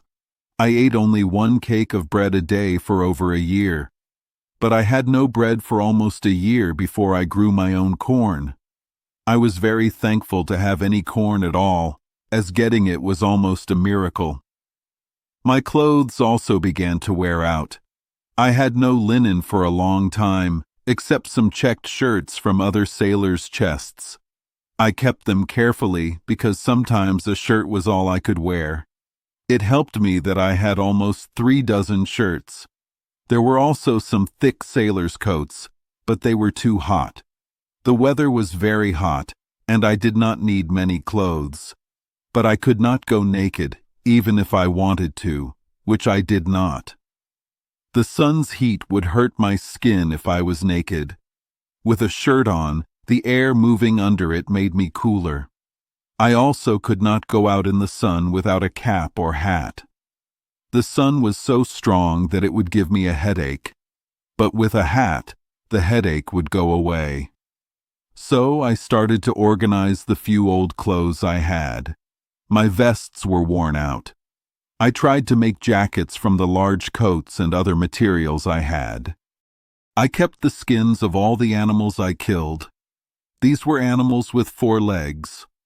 I hung them in the sun with sticks to dry them. Some became very dry and hard, not good for much, but others were useful.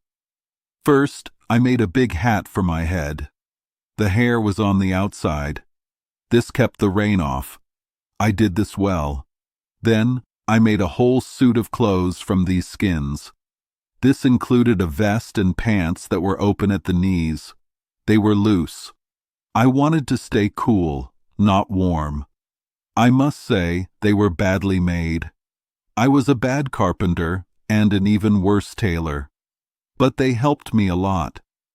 When it rained, the hair on my vest and hat was outside, and I stayed very dry. After this, I spent a lot of time making an umbrella. I really needed one. I wanted to make one very much. I had seen them in Brazil. They are very useful there because it is very hot. It was just as hot here, and even hotter, because I was closer to the equator.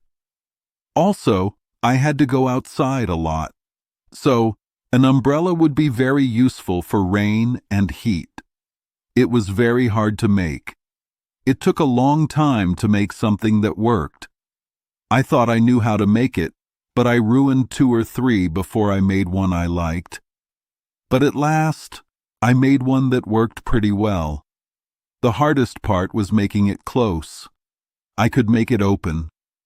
But if it could not close, I could not carry it easily. It would only be over my head, which was not good. But finally, I made one that worked. I covered it with skins, with the hair facing up. It kept off the rain like a roof. It also kept off the sun very well. I could walk outside in the hottest weather more easily than before. When I did not need it, I could close it and carry it under my arm. So I lived comfortably. I felt peaceful because I trusted in God. I thought that talking to my own thoughts, and with God, was better than being with people.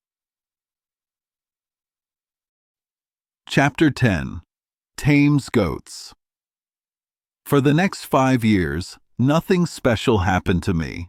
I lived my life the same way. I planted barley and rice every year. I dried my raisins. I always saved enough food for the next year. Besides this work, I went out with my gun every day.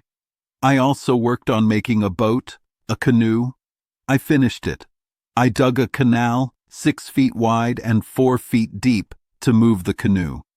I brought it to the water, almost half a mile away. My first boat was too big. I did not think about how to get it into the water, so I could never move it. I left it there to help me remember to be smarter next time. For my second boat, I could not find a good tree.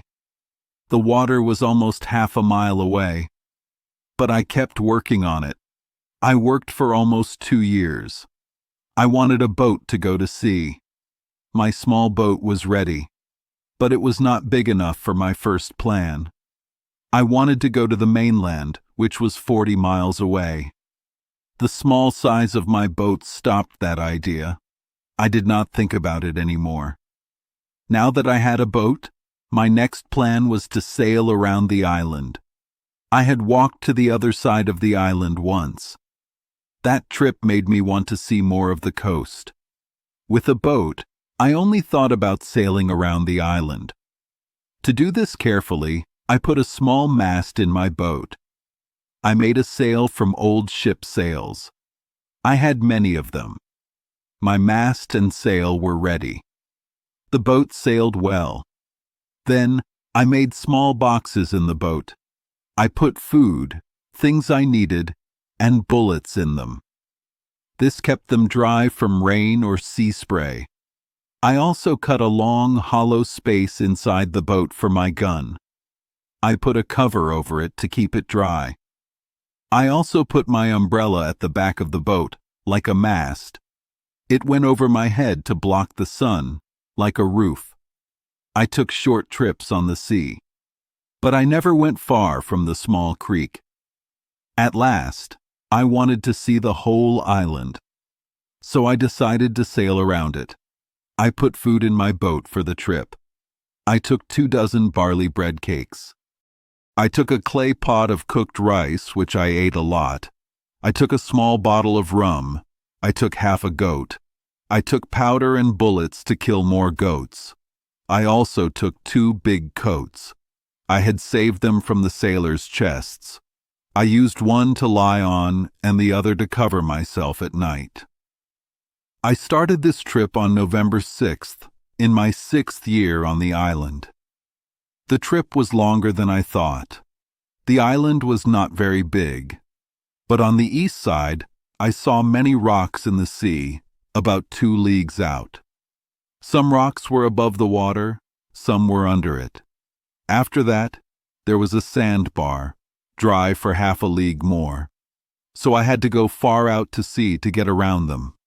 When I first saw them, I wanted to stop and go back.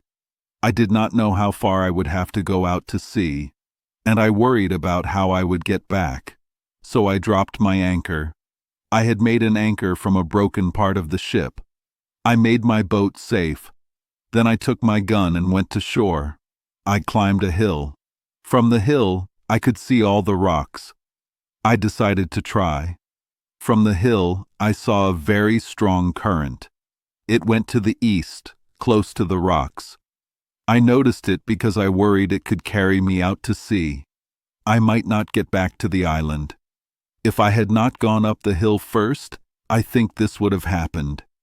The same current was on the other side of the island, but it was further away. I saw a strong, slow current near the shore, so I only needed to get out of the strong current. Then I would be in the slow current. I stayed there for 2 days. The wind was strong from the east-southeast. This wind was against the current. It made big waves on the rocks, so it was not safe to be too close to the shore because of the waves, and it was not safe to go too far because of the strong current. On the 3rd day, in the morning, the wind stopped in the night. The sea was calm. I went out. But I am a warning to all pilots who are not careful. As soon as I got to the rocks, my boat was not even 1 boat length from the shore. I was in very deep water, and the current was like water from a mill. It pulled my boat very fast. I could not keep it near the slow current on my left. It pulled me farther and farther away. There was no wind to help me. My paddles did not help. I thought I was lost. The current was on both sides of the island. I knew in a few leagues they would meet. Then I would be lost forever. I could not see any way to escape. I thought I would die. Not from the sea, because it was calm, but from hunger. I had found a turtle on the shore, almost too big to lift. I put it in the boat. I had a big pot of fresh water. But what good was this if I was in the big ocean? There was no shore, no land, or island for at least 1,000 leagues. I saw how easily God could make my bad situation even worse. I looked back at my lonely island. It seemed like the best place in the world. All I wanted was to be back there. I put my hands out to it. I wished for it. I said, "Oh, happy desert. I will never see you again. Oh, poor me. Where am I going?" Then I was angry with myself for not being thankful. I was sad about being alone. But now, I would give anything to be back on shore. We never know how good our situation is until we lose it. It is hard to imagine how scared I was. I was far from my dear island, almost 2 leagues. I felt I would never get back, but I worked hard. My strength was almost gone. I kept my boat as far north as I could, towards the slow current. Around noon, when the sun was highest, I felt a small wind on my face. It came from the south-southeast. This made me feel a little better. After about half an hour, it blew a gentle wind. By this time, I was very far from the island. If the weather had been cloudy, I would have been lost another way. I had no compass. I would not have known how to go back to the island if I lost sight of it. But the weather stayed clear. I put up my mast again and spread my sail. I went north as much as I could to get out of the strong current. As soon as I put up my mast and sail, and the boat started to move, I saw a change in the current. I could tell by the clear water. Where the current was strong, the water was dirty. But when the water was clear, the current was weaker. Soon to the east, about half a mile away, I saw waves on some rocks. These rocks made the current split. The main part went more to the south, leaving the rocks to the northeast. The other part of the current came back because of the rocks. It made a strong, slow current that went back to the northwest, very fast. People who have been saved from danger, like being saved from thieves, can understand my joy. I happily put my boat into the slow current. The wind also got stronger. I happily spread my sail. I went with the wind and the strong, slow current. This slow current carried me about a league back towards the island. But it was about 2 leagues more to the north than the current that took me away first. So when I got near the island, I was on the north shore. This was the other end of the island, opposite from where I started. After going a little more than a league with this slow current, it stopped. It did not help me anymore, but I was between 2 big currents. The one on the south side had carried me away. The one on the north was about a league on the other side. Between these two, behind the island, the water was calm. It did not move. I still had a good wind, so I kept steering directly for the island, but I was not going as fast as before. Around 4 in the evening, I was about a league from the island. I saw the rocks that caused my problem. They went out to the south, as I said before. They pushed the current more to the south. This made another slow current to the north. I found this current very strong, but it did not go the way I needed, which was west. It went almost directly north, but I had a good wind. I went across this slow current, leaning northwest. In about an hour, I was about a mile from the shore. The water was calm there. I quickly got to land. When I was on shore, I got on my knees and thanked God for saving me. I decided not to think about leaving the island by boat again. I ate some food and drank water. I moved my boat close to the shore into a small hidden place under some trees. I lay down to sleep. I was very tired from the trip. Now I did not know how to get home with my boat. I had been in so much danger. I knew too much to try the same way again. I did not know what was on the other side of the island, the west side. I did not want to take any more risks. So, the next morning, I decided to walk west along the shore. I wanted to see if there was a calm place where I could leave my boat safely. I wanted to be able to use it again if I needed it. After about 3 miles of walking along the shore, I found a very good bay. It was about a mile wide. It became narrower until it was a very small river. Here, I found a very good place for my boat. It was like a small dock made just for it. I put my boat in and made it safe. Then I went ashore to look around and see where I was. I soon saw that I had just passed the place where I had walked before. I took only my gun and umbrella from my boat because it was very hot. I started walking. The walk was nice after my boat trip. I reached my old house in the evening. Everything was as I left it. I always kept it neat. It was my country house, as I said before. I climbed over the fence. I lay down in the shade to rest. I was very tired and fell asleep. But if you read my story, imagine my surprise. I woke up because a voice called my name many times. Robin, Robin, Robin Crusoe, poor Robin Crusoe. Where are you, Robin Crusoe? Where are you? Where have you been? At first I was deeply asleep. I was tired from rowing for part of the day and walking for the rest. I did not wake up fully.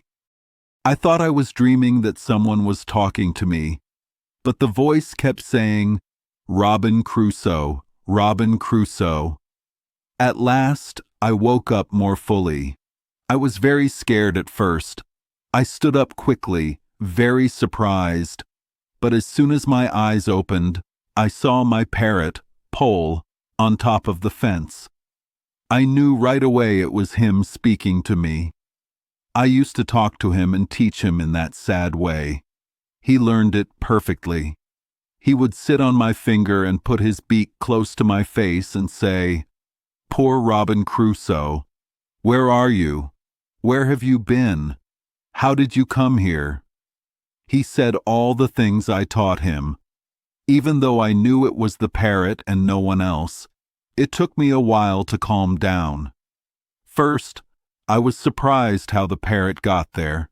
Then, I wondered why he stayed only in that place, but I was sure it was only my good parrot, Paul. So I calmed down. I held out my hand and called his name, Pole. The friendly bird came to me. He sat on my thumb like he used to do. He kept talking to me. Poor Robinson Crusoe, and how did I come here, and where had I been? It was as if he was very happy to see me again. So I carried him home with me. I had enough of sailing for a while. For many days, I sat still and thought about the danger I had been in. I would have liked to have my boat on my side of the island again, but I did not know how to move it.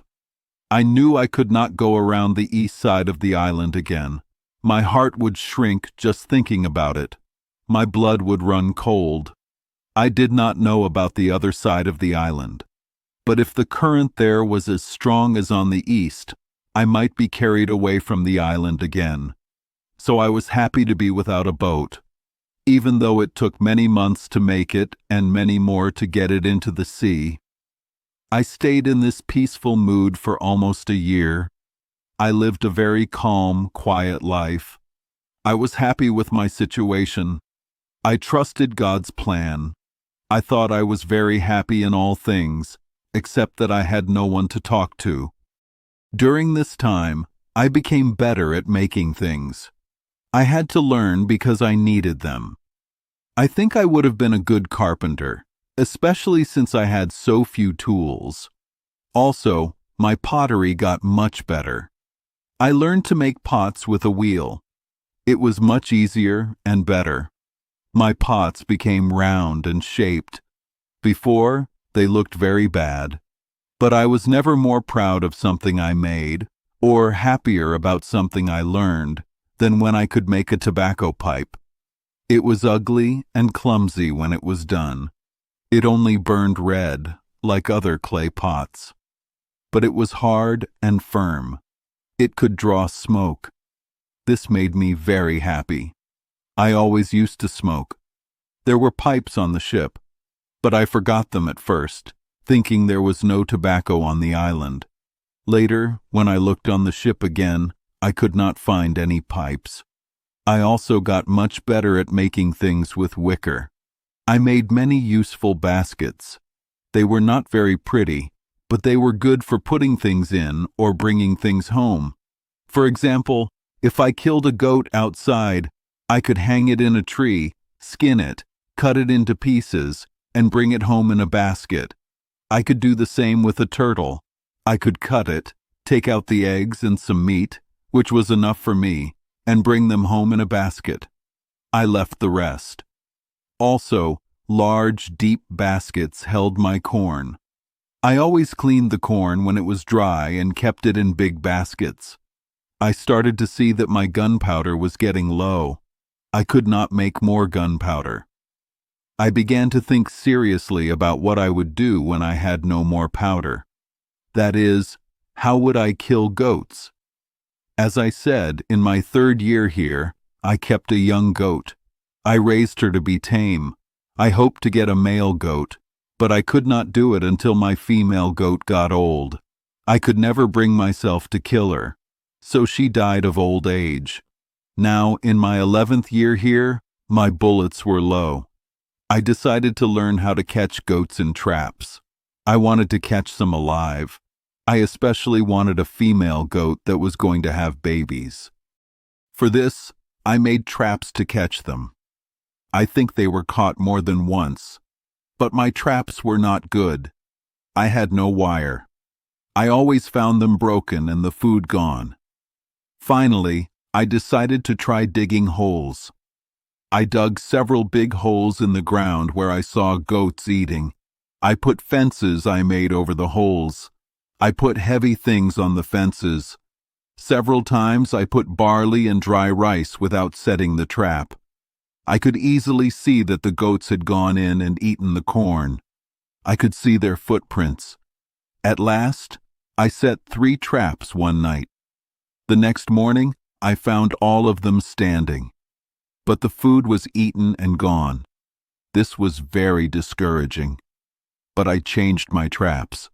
I do not want to tell you all the small details. One morning, I went to check my traps. I found a large old male goat in one of them. In another trap, I found 3 young goats, 1 male and 2 females. I did not know what to do with the old goat. He was so wild. I did not dare to go into the hole with him. I wanted to bring him away alive. I could have killed him, but that was not my goal. So I let him go. He ran away as if he was very scared. But I did not know then what I learned later. Hunger will make a lion tame. If I had left him for 3 or 4 days without food, and then given him some water and a little corn, he would have been as tame as the young goats. They are smart and easy to train when they are treated well.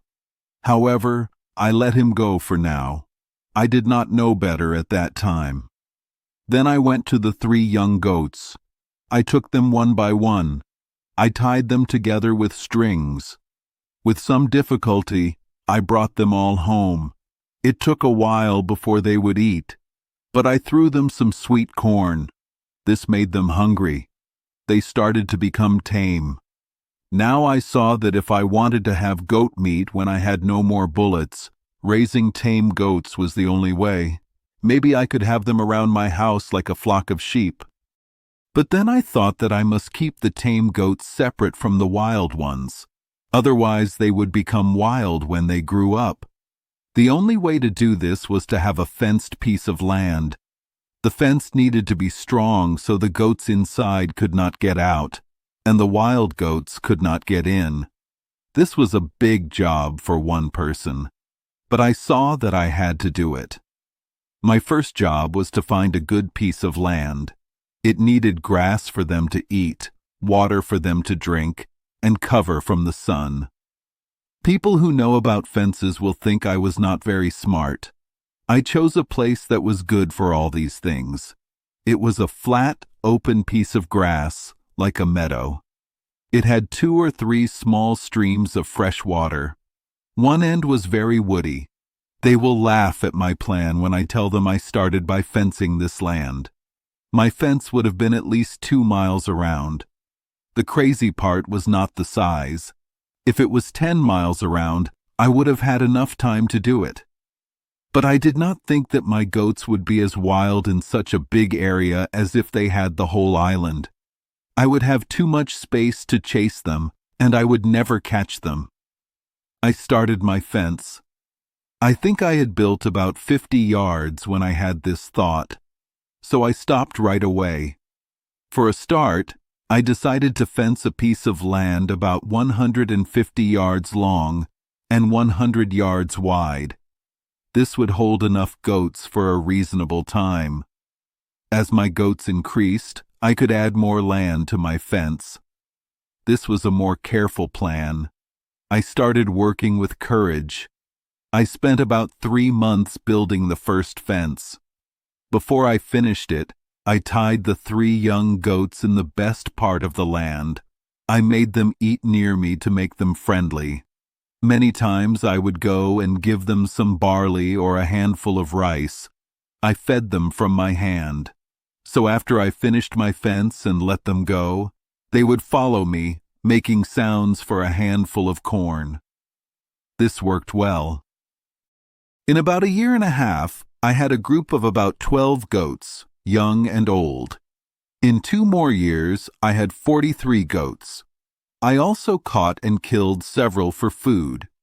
After that, I fenced 5 more pieces of land for them to eat. I made small pens to drive them into when I wanted to catch them. I also made gates to go from one piece of land to another, but that was not all. Now I had not only goat meat to eat when I wanted, but also milk. At first, I did not even think about milk. When I did, it was a nice surprise. Now I had my own dairy. Sometimes I had a gallon or 2 of milk a day. Nature gives food to every creature. It also shows us how to use it. I had never milked a cow, and even less a goat. I had only seen butter or cheese made when I was a boy. After many tries and mistakes, I finally made both butter and cheese. I also made salt. I found some salt already made by the sun's heat on the sea rocks. I never needed more salt after that. How kindly our Creator can treat His creatures, even when they seem to be facing destruction. How can He make bad things better? He can give us reason to praise Him even for hard times. What a feast was spread for me in this wild place, where at first I thought I would only die of hunger. Chapter 11. Finds print of man's foot on the sand. It would have made a wise person smile to see my family and me eat dinner. I was the king of the island. I had power over everyone. I could decide who lived and who died. No one was against me. I ate like a king, all alone, with my animals serving me. Pole, my parrot, was special. He was the only one allowed to talk to me. My old dog always sat on my right. He had no other dogs to be with. 2 cats sat on each side of the table. They waited for food from my hand. This was a special treat for them. These were not the first 2 cats I brought to the island. Those 2 had died. I buried them near my home, but one of them had babies. I don't know how. I kept 2 of these new cats. They were tame. The other cats ran free in the woods. They became a problem. They came into my house and took my food, so I had to shoot them. I killed many. Then they left me alone. I lived like this, with many things to eat. I only wanted human company, but later I would have too much of that. I wanted to use my boat, but I was afraid of danger. Sometimes I thought about how to sail around the island. Other times, I was happy without it. But I felt strange. I wanted to go to the part of the island where I had gone up a hill before. I wanted to see the shore and the water. I wanted to know what I needed to do. This feeling grew stronger each day. Finally, I decided to walk there along the shore. I did it. But if someone in England saw me, they would be scared or laugh a lot. I often stopped to look at myself. I smiled, imagining myself walking in England like this. Let me tell you about my clothes. I had a big, strange hat made from goat skin. It had a flap behind to keep the sun and rain off my neck. Rain on skin under clothes was bad in this weather. I had a short jacket of goat skin. It went down to my thighs. I had open pants of the same material. The pants were made from an old male goat's skin. Its long hair hung down to my middle legs. I had no socks or shoes. I made something like boots to cover my legs. They tied on the sides. They looked very rough, like all my clothes. I wore a wide belt made of dried goat skin. I used 2 strips of skin instead of buckles. On each side of the belt, I had a small saw and a small axe. They hung there instead of a sword. I had another belt. It was not as wide. It went over my shoulder. Under my left arm, I had 2 small bags. They were also made of goat skin. One held my gunpowder, the other held my bullets. On my back, I carried my basket. On my shoulder, I carried my gun. Over my head, I had a big, ugly umbrella made of goat skin. This umbrella was very important, almost as important as my gun. My face was not as dark as you might think for someone who lived near the equator and did not cover his face. I let my beard grow long once, about 1/4 of a yard, but I had scissors and razors, so I cut it short. But I kept a long mustache on my upper lip, like some Turkish men I had seen. These mustaches were very long and strange. In England, people would think they were scary. But this is not important. Few people saw me, so my looks did not matter. I went on my trip in these clothes. I was gone for 5 or 6 days. First, I walked along the beach to the place where I first stopped my boat. I had no boat to worry about now. So I walked over the land to the same high place. I looked at the rocks that went out into the sea. I had to go around them with my boat before. I was surprised to see the sea calm there. No waves, no movement, no current. It was like other places. I did not understand this. I decided to watch it for some time. I wanted to see if the tide caused it, but I soon understood. The water moved out from the west. It met water from a big river on the shore. This made the current. When the wind blew harder from the west or north, the current moved closer to or farther from the shore. I waited there until evening. Then I went back up to the rock. The tide was going out. I saw the current again, like before, but it was farther away, about 1/2 a league from the shore. Before, it was close to the shore and pulled me and my boat with it. This showed me that I only needed to watch the tide. Then I could easily sail my boat around the island again. But when I thought about doing it, I felt scared. I remembered the danger I was in. I could not think about it calmly. Instead, I made a new plan. It was safer, but more work. I would build another small boat. Then I would have one for one side of the island and one for the other. Now I had 2 homes on the island. One was my small fort or tent with a wall around it, under the rock. Behind it was a cave. By now I had made the cave bigger with several rooms. One of these rooms was dry and big. It had a door outside my wall, where the wall met the rock. This room was full of big clay pots and 14 or 15 large baskets. Each basket could hold 5 or 6 bushels. I kept my food there, especially my corn. Some corn was on the cob.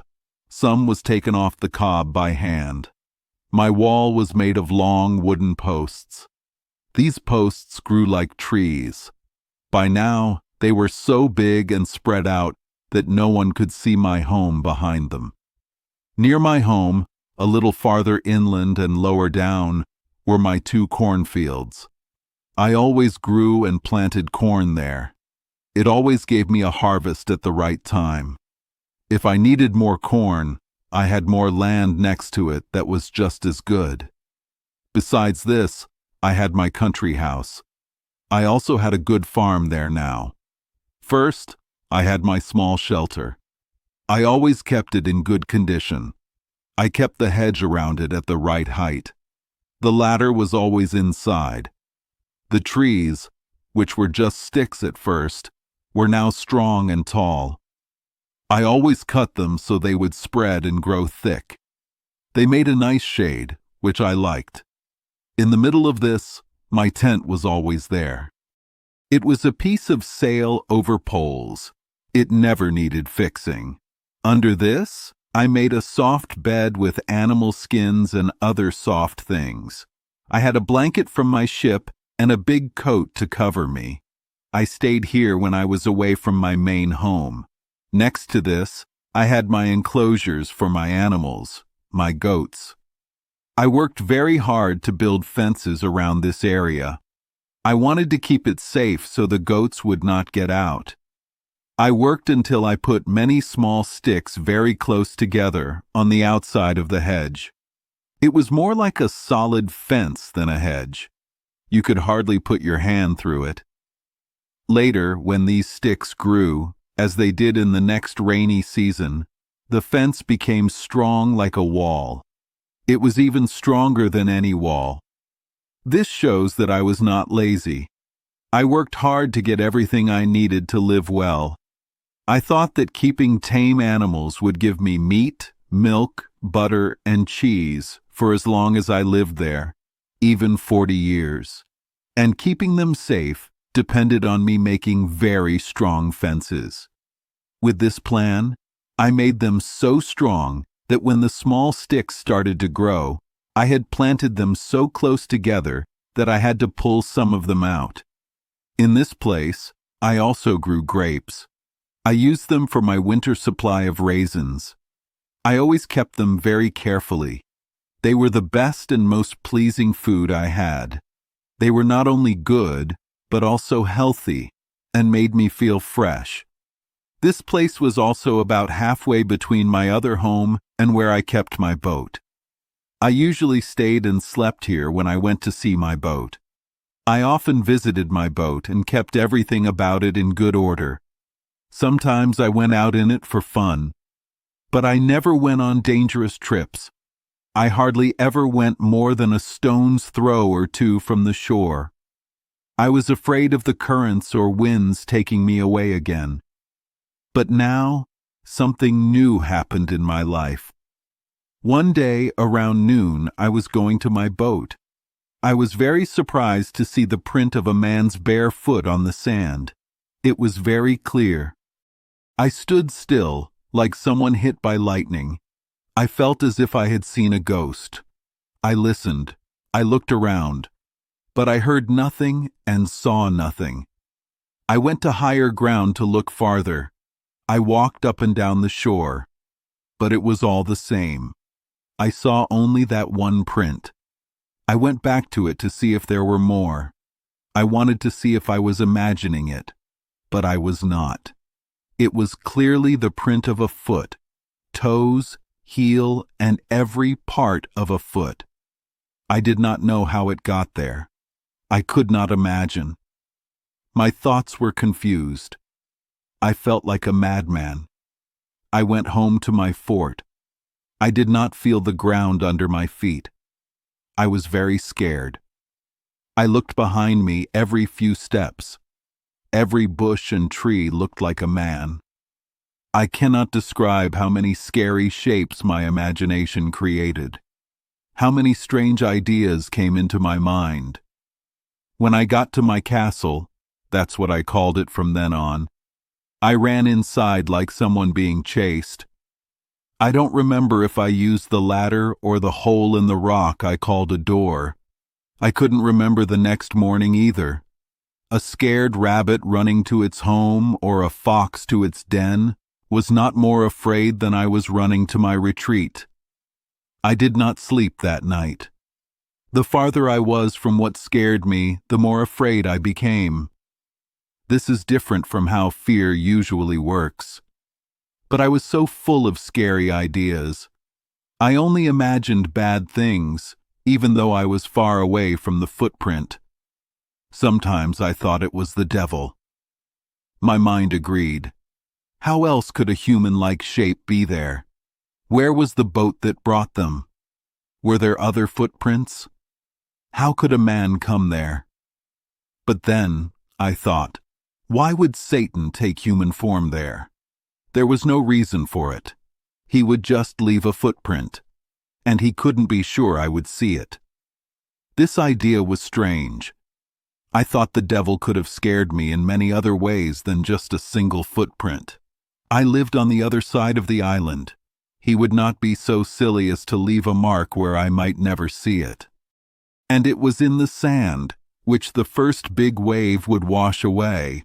All this did not fit with what I knew about the devil's cleverness. These thoughts helped me believe it was not the devil. I then thought it must be a more dangerous creature. It must be some of the wild people from the mainland. They must have gone out to sea in their boats. The currents or bad winds brought them to the island. They came ashore but then left again for the sea. Perhaps they did not want to stay on this lonely island, just as I would not have wanted them to be there. As I thought about these things, I was very thankful that I was not there at that time. I was thankful they did not see my boat. If they had, they would have known someone lived there. Perhaps they would have looked for me. Then terrible thoughts filled my mind. They might have found my boat.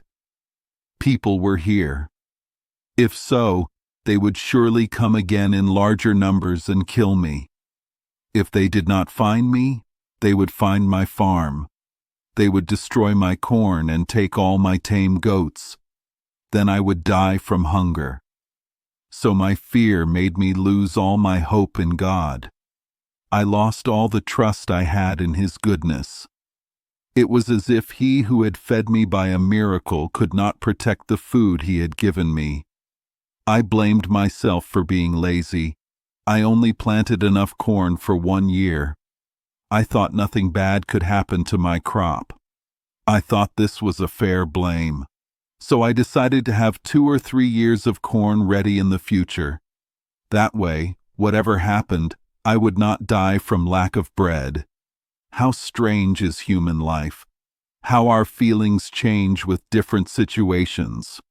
Today, we love what tomorrow we hate. Today, we want what tomorrow we fear. This was true for me at this time. My only problem was that I was alone. I was far from people, surrounded by the sea. I was cut off from others. I lived a silent life. I felt like God did not think I was worthy to be alive. To see another human would have felt like coming back to life. It would be the greatest gift from God. But now, I was scared of seeing a man. I was ready to fall to the ground at the shadow of a man on the island. This is the uneven state of human life. It gave me many strange ideas later, after I calmed down a little. I thought that this was the life God chose for me. I could not know what God's plans were. So I should not question His power. As His creation, He had the right to control me as He wished. And as someone who had offended Him, He also had the right to punish me. It was my job to accept His anger because I had sinned against Him. Then I thought that God was fair and all-powerful. He chose to punish me, so He could also save me. If He chose not to save me, it was my job to completely accept His will. On the other hand, it was also my job to hope in Him, pray to Him, and quietly follow His daily guidance. These thoughts took many hours, days, weeks, and even months. One clear result of my thoughts, I must tell you. One early morning, I was in bed. I was full of thoughts about the danger from the wild people. It made me very upset. Then these words from the Bible came to my mind. "Call upon me in the day of trouble, and I will deliver thee, and thou shalt glorify me." After this, I got out of bed happily. My heart was not only comforted, but I felt guided to pray hard to God for help. When I finished praying, I picked up my Bible. I opened it to read. The first words I saw were, "Wait on the Lord, and be of good cheer, and He shall strengthen thy heart. Wait, I say, on the Lord." I cannot say how much comfort this gave me. I thankfully put the book down. I was no longer sad, at least about that. One day, while I was thinking about these things, I thought that it might all be in my head. This footprint might be my own foot's print when I came ashore from my boat. This made me feel a little better. I started to believe it was all a dream. It was just my own foot. Why could I not have come that way from the boat, just as I was going that way to the boat now? Also, I thought I could not be sure where I had walked and where I had not. And if it was just my own footprint, I was like those foolish people who make up ghost stories and then get scared by them. Now, I began to be brave and look outside again. I had not left my castle for 3 days and nights. I was getting hungry. I had little food inside, only some barley cakes and water. I also knew my goats needed to be milked. This was usually my evening activity. The poor animals were in pain because they needed to be milked. It almost hurt some of them and almost stopped their milk. So I told myself that it was just my own footprint. I was just scared of my own shadow. I went outside again and went to my country house to milk my goats. But I was so scared. I kept looking behind me. I was ready to drop my basket and run away at any moment. Anyone would think I had a bad conscience or was very scared recently. And I was. However, I went out like this for 2 or 3 days. I saw nothing. I started to be a little braver. I thought it was just my imagination. But I could not fully believe this until I went back to the shore. I wanted to see the footprint and measure it with my own foot. I wanted to see if it was similar to my own. Then I would be sure it was my own foot. But when I got to the place, first, it was clear to me that I could not have been ashore anywhere there when I put my boat away. Second, when I measured the mark with my own foot, I found my foot was much smaller. Both of these things filled my head with new thoughts. I felt very scared again. I shook with cold. I went home again, believing that some man or men had been on the shore, or, in short, that the island had people living on it, and I might be surprised before I knew it. I did not know what to do to be safe. Oh, how silly people can be when they are scared. Fear stops them from using their minds to help themselves. The first thing I thought of was to tear down my fences. I wanted to let all my tame animals go wild into the woods. This was so the enemy would not find them and keep coming back for more animals. Then, I thought of digging up my 2 cornfields. This was so they would not find any corn and keep coming back to the island. Then, I wanted to destroy my shelter and tent. This was so they would not see any signs of a home and look for people living there. These were the things I thought about the first night after I came home. My fear was still strong. My head was full of worries. Fear of danger is 10,000 times worse than the danger itself when you can see it. We feel more worried than the bad thing we are worried about. And worse than all this, I did not find the comfort I usually did from giving up my worries to God. I felt like Saul, who said the Philistines were upon him and God had left him. I did not calm my mind by praying to God in my trouble. I did not trust in His help as I had before. If I had, I would have felt more cheerful during this new surprise. Perhaps I would have handled it with more courage. This confusion in my thoughts kept me awake all night. But in the morning, I fell asleep. My mind was tired from thinking so much. My energy was gone. I slept very well. I woke up feeling much calmer than before. Now I began to think clearly. I thought about it and decided that this island was very nice and fertile. It was not as far from the mainland as I had thought. It was not empty as I imagined. There were no people living there all the time.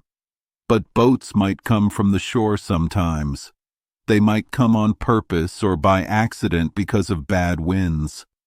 I had lived there for 15 years and had not seen any people. If they came, they probably left as soon as they could. They never stayed here. The most danger I could expect was from people who came by accident from the mainland. If they were brought here by accident, they did not want to be here. So they did not stay. They left as fast as they could. They rarely stayed one night on shore. They did not want to miss the tides and daylight to go back. So, I only needed to find a safe place to hide if I saw any wild people land on the island. Now, I really regretted that I had made my cave so big and put a door in it. This door went outside my fort where it joined the rock. So, after thinking carefully, I decided to build another fort. It would be shaped like a half circle. It would be some distance from my wall. I had planted a double row of trees there about 12 years before. I had mentioned these trees. They were already planted very close together. So I only needed to put a few more posts between them to make the wall thicker and stronger. My wall would be finished quickly. So now I had 2 walls. My outer wall was made thicker with pieces of wood, old ropes, and anything else I could find to make it strong. It had 7 small holes, big enough to put my arm out. Inside this wall, I made my wall about 10 feet thick. I kept bringing earth from my cave and putting it at the bottom of the wall, walking on it. Through the 7 holes, I planned to put my guns. I remembered I had brought 7 guns from the ship. I put them like cannons. I made frames for them like carriages, so I could fire all 7 guns in 2 minutes. I worked on this wall for many tired months, and I never felt safe until it was done. When this was finished, I filled the ground outside my wall, for a long distance, with many sticks from the willow-like wood that grew easily. I put them as close as they could stand. I think I put almost 20,000 of them. I left a good amount of space between them and my wall. This way, I could see an enemy, and the young trees would not hide them if they tried to get to my outer wall. So in 2 years, I had a thick group of trees. In 5 or 6 years, I had a forest in front of my home. It grew so thick and strong that no one could get through it. No one would ever guess there was anything beyond it, let alone a home. For the way I planned to go in and out, because I left no opening, I used 2 ladders. One went to a low part of the rock. Then there was a space to put another ladder on top of that. So when the 2 ladders were taken down, no one could come down to me without hurting themselves. And if they did come down, they would still be outside my outer wall. So I took every step I could to protect myself. And in the end, it will be clear that I had good reasons for these actions, even though I only acted on my fear at that time. Chapter 12. A Cave Retreat. I was also busy with my goats. They were very important to me. I did not need to hunt wild goats anymore. My goats gave me enough food. I did not want to lose them. I did not want to start raising new ones. I thought about 2 ways to keep them safe. One way was to dig a cave. I would put the goats in it every night. The other way was to make small fences in different places. I would put a few young goats in each place. If something bad happened to one group, I would still have other goats. This second idea seemed better. It would take a lot of time, but it was smarter. I looked for quiet places on the island. I found a very hidden spot. It was a wet area in the middle of thick woods. I had almost gotten lost there before. It was a clear area, about 3 acres big. Woods were all around it, like a natural fence. It would be easier to fence than my other place. I started working on this new place right away. In less than a month, I built a good fence. My goats were safe inside. They were not as wild now. I moved 10 young female goats and 2 male goats there. I kept working on the fence until it was as strong as the first one. This took more time, but I worked slower. I did all this work because I was scared. I saw a man's footprint before. I had not seen any person near the island yet. I had been scared for 2 years. This made my life much harder. It is hard to live in fear. I also felt sad because my fear changed my thoughts about God. I was so scared of savages and cannibals. I could not pray calmly. I prayed because I was afraid. I felt like I was in danger every night. I thought I would be killed before morning. I learned that it is better to pray with peace and thanks. Fear makes it hard to pray well. After I made one place safe for my goats, I looked for another secret place. I walked more to the west side of the island than before. I looked at the sea. I thought I saw a boat far away. I had some special glasses from my ship, but I did not have them with me. The boat was too far to see clearly. I looked until my eyes hurt. I do not know if it was a boat or not. When I walked down the hill, I could not see it anymore. So I stopped thinking about it. But I decided to always carry my special glasses. When I walked down the hill to the end of the island, I saw something. I had never been there before. I realized that seeing a man's footprint was not so strange. If I had been on the other side of the island, I would have known. People from the mainland often came to this side. Their boats came here when they were too far at sea. Also, they often fought in their boats. The winners took prisoners. They brought them to this shore. Then they killed and ate them. They were cannibals. When I got to the southwest side of the island, I was shocked. I cannot tell you how scared I was. The shore was full of human skulls, hands, feet, and other bones. I saw a place where they had made a fire. There was a circle dug in the ground, like a small pit. I thought the savages had sat there to eat people. I was so shocked that I did not feel any danger for a long time. All I could think about was how brutal and evil this was. I had heard about such things, but I had never seen it so close. I turned away from the terrible sight. My stomach felt sick. I almost fainted. Then I vomited very strongly. I felt a little better, but I could not stay there. So I ran up the hill as fast as I could. I walked towards my home. When I was a little away from that place, I stopped. I was still shocked. Then I calmed down. I looked up to God with tears in my eyes. I thanked God that I was born in a different part of the world. I was not like those terrible people. I thought my life was bad, but God had given me so many good things. I had more to be thankful for than to complain about. Most of all, I was thankful for knowing God and hoping for His blessings. This was better than all the bad things I had suffered. With a thankful heart, I went home to my castle. I felt safer than before. I saw that these bad people never came to the island to look for things. Maybe they did not want or expect anything here. They had probably been in the woody parts of the island many times, but they never found anything useful. I had been here for almost 18 years. I had never seen any signs of people before. I could stay hidden for 18 more years if I did not show myself. My only job was to stay hidden. I would only show myself if I found people who were better than cannibals. But I hated these savages so much. Their custom of eating each other was horrible. So I stayed sad and stayed close to my home for almost 2 years.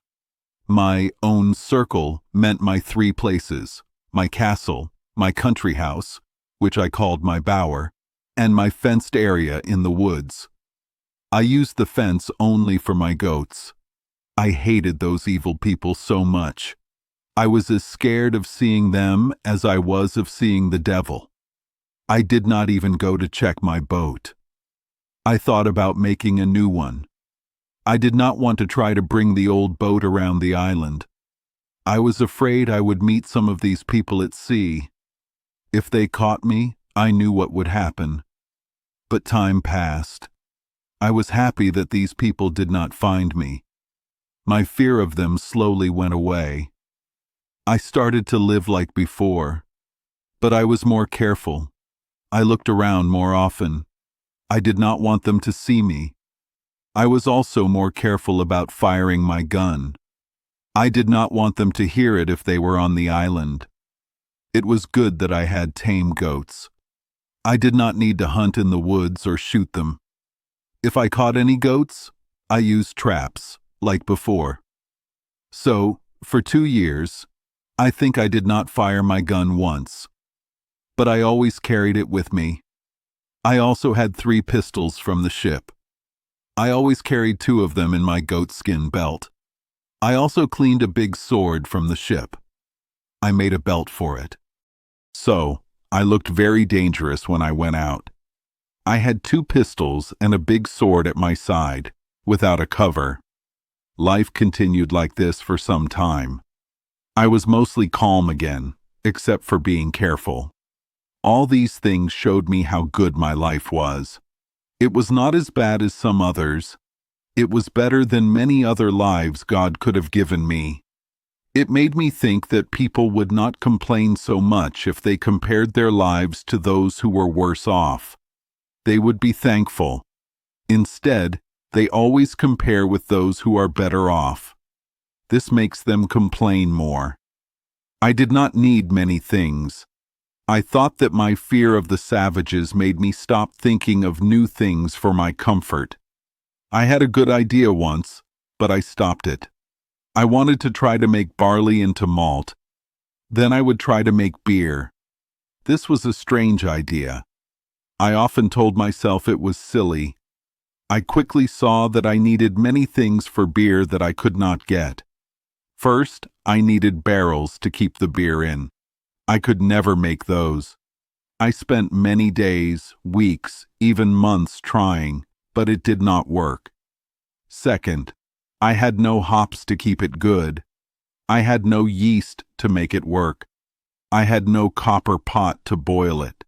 Even with all these missing things, I believe I would have tried to make beer if I had not been so scared of the savages. I usually finished what I started, but my mind was thinking about something else now. Day and night, I thought only about how to kill some of the monsters. I wanted to stop their cruel feasts. I wanted to save any person they brought to kill. It would take a bigger book than this to write all my plans. I thought of many ways to kill them or scare them away, but none of my plans could work unless I was there to do it myself. What could one man do against 20 or 30 of them? They had spears, bows, and arrows. They could shoot as well as I could with my gun. Sometimes I thought about digging a hole under their fire. I would put 5 or 6 pounds of gunpowder there. When they made a fire, it would explode. It would blow up everything near it. But first, I did not want to waste so much powder. I only had 1 barrel left. Also, I could not be sure it would explode at the right time to surprise them. At best, it would only blow the fire around and scare them. It would not make them leave the place. So, I stopped this idea. Then, I thought about hiding in a good place. I would have 3 guns, each with 2 shots. In the middle of their bloody ceremony, I would shoot them. I was sure I would kill or wound 2 or 3 with each shot. Then I would attack them with my 3 pistols and my sword. I thought I could kill all 20 of them. This idea made me happy for some weeks. I thought about it so much. I often dreamed of it. Sometimes, I dreamed I was about to shoot them. I imagined it so much. I spent many days looking for good places to hide and watch for them. I often went to the place itself. It felt more familiar to me now, but my mind was full of thoughts of revenge. I wanted to kill 20 or 30 of them with my sword. The horror of the place and the sight of these people eating each other made me want to do it even more. Finally, I found a place on the side of a hill. I knew I could wait there safely. I would watch for their boats. Even before they came ashore, I could hide in some thick trees. One tree had a hollow big enough to hide me completely. There, I could watch all their bloody actions. I could aim at their heads when they were close together. It would be almost impossible to miss. I could wound 3 or 4 of them with the first shot. So, I decided to do this. I prepared 2 muskets and my hunting gun. I loaded each musket with 2 big bullets and 4 or 5 smaller bullets, like pistol bullets. I loaded my hunting gun with a handful of large bird shot. I also loaded my pistols with about 4 bullets each. I was ready. I had enough bullets for more shots. After I planned my attack and imagined doing it, I went to the top of the hill every morning. It was about 3 miles from my castle. I looked for boats near the island, but after 2 or 3 months, I got tired of this hard work.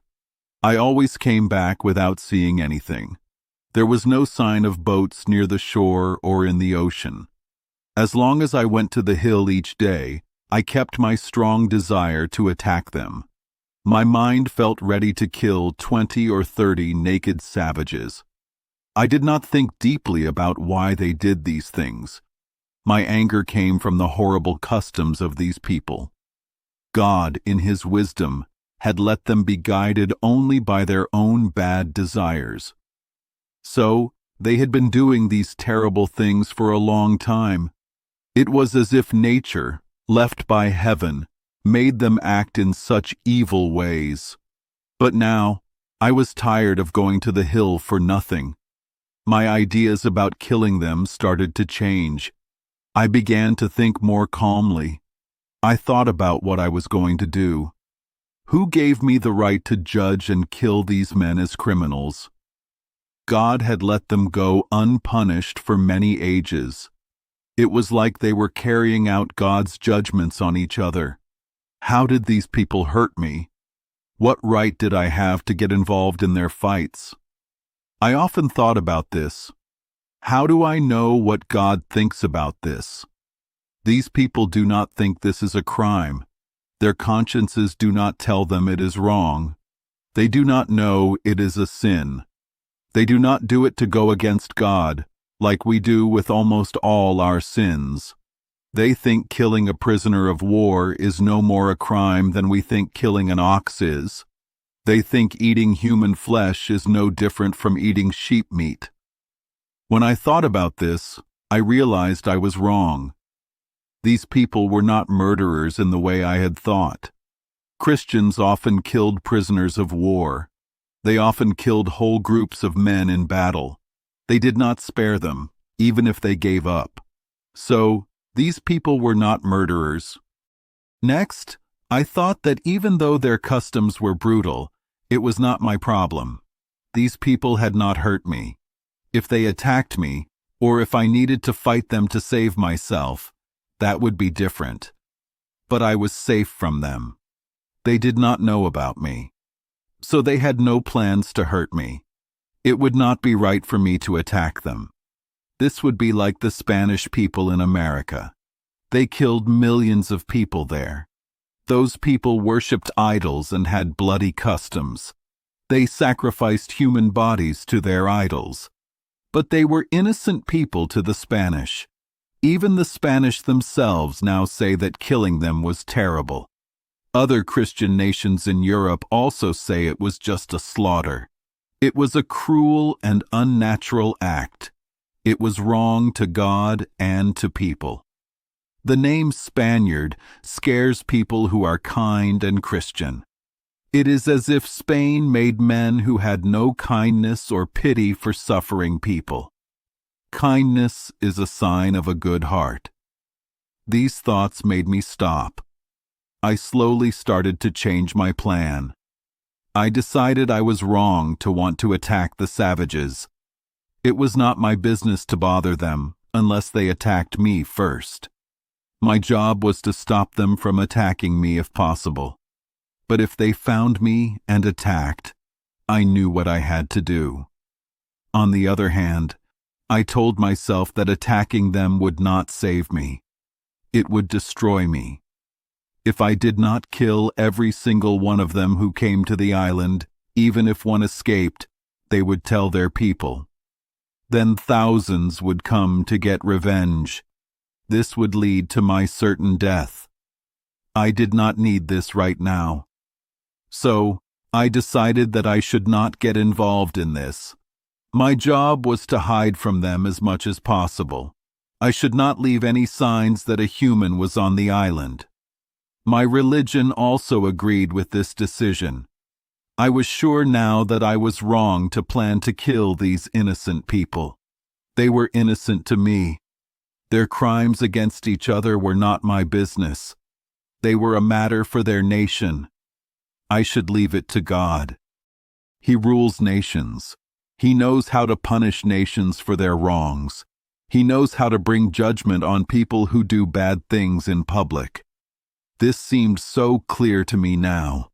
I was most happy that I had not done something that would have been like murder. I thanked God on my knees. He had saved me from being guilty of blood. I asked Him to protect me. I asked Him to keep me from falling into the hands of the barbarians. I also asked Him to keep me from attacking them. I would only attack if God clearly told me to save my own life. I felt this way for almost a year after that. I did not want to attack these people.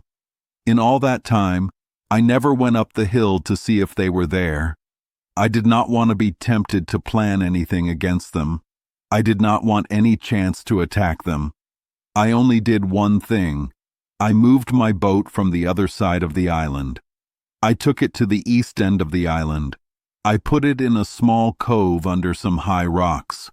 I knew that the currents there meant the savages would never come there with their boats. I took everything from the boat that I had left there. This included a mast, a sail I had made, and a thing like an anchor. I moved all these things so there would be no sign of a boat or a human living on the island. Also, I stayed more hidden than ever. I seldom left my cave. I only left to milk my female goats and manage my small herd in the woods. This was on the other side of the island, so it was safe. These savages who sometimes came to the island never looked for anything here. So, they never went far from the coast. I think they might have been on the shore many times after I became careful, and before too. I looked back with fear at what would have happened. What if I had met them and they had found me before? I was naked and had only one gun. It often had only small shots. I walked everywhere, looking around the island for things. What a surprise it would have been. If instead of a footprint, I had seen 15 or 20 savages. What if they had been chasing me? I could not have run away from them. Sometimes thinking about this made me feel very sad. It bothered my mind so much that I could not get over it quickly. I thought about what I would have done. I would not have been able to fight them. I would not even have known what to do. Now, after so much thought and planning, I could do more. Thinking about these things made me sad for a long time. But I finally decided to be thankful to God. He had saved me from so many hidden dangers. He had kept me from troubles that I could not have saved myself from. I had no idea that such things were possible. This made me think again about something I often thought about before.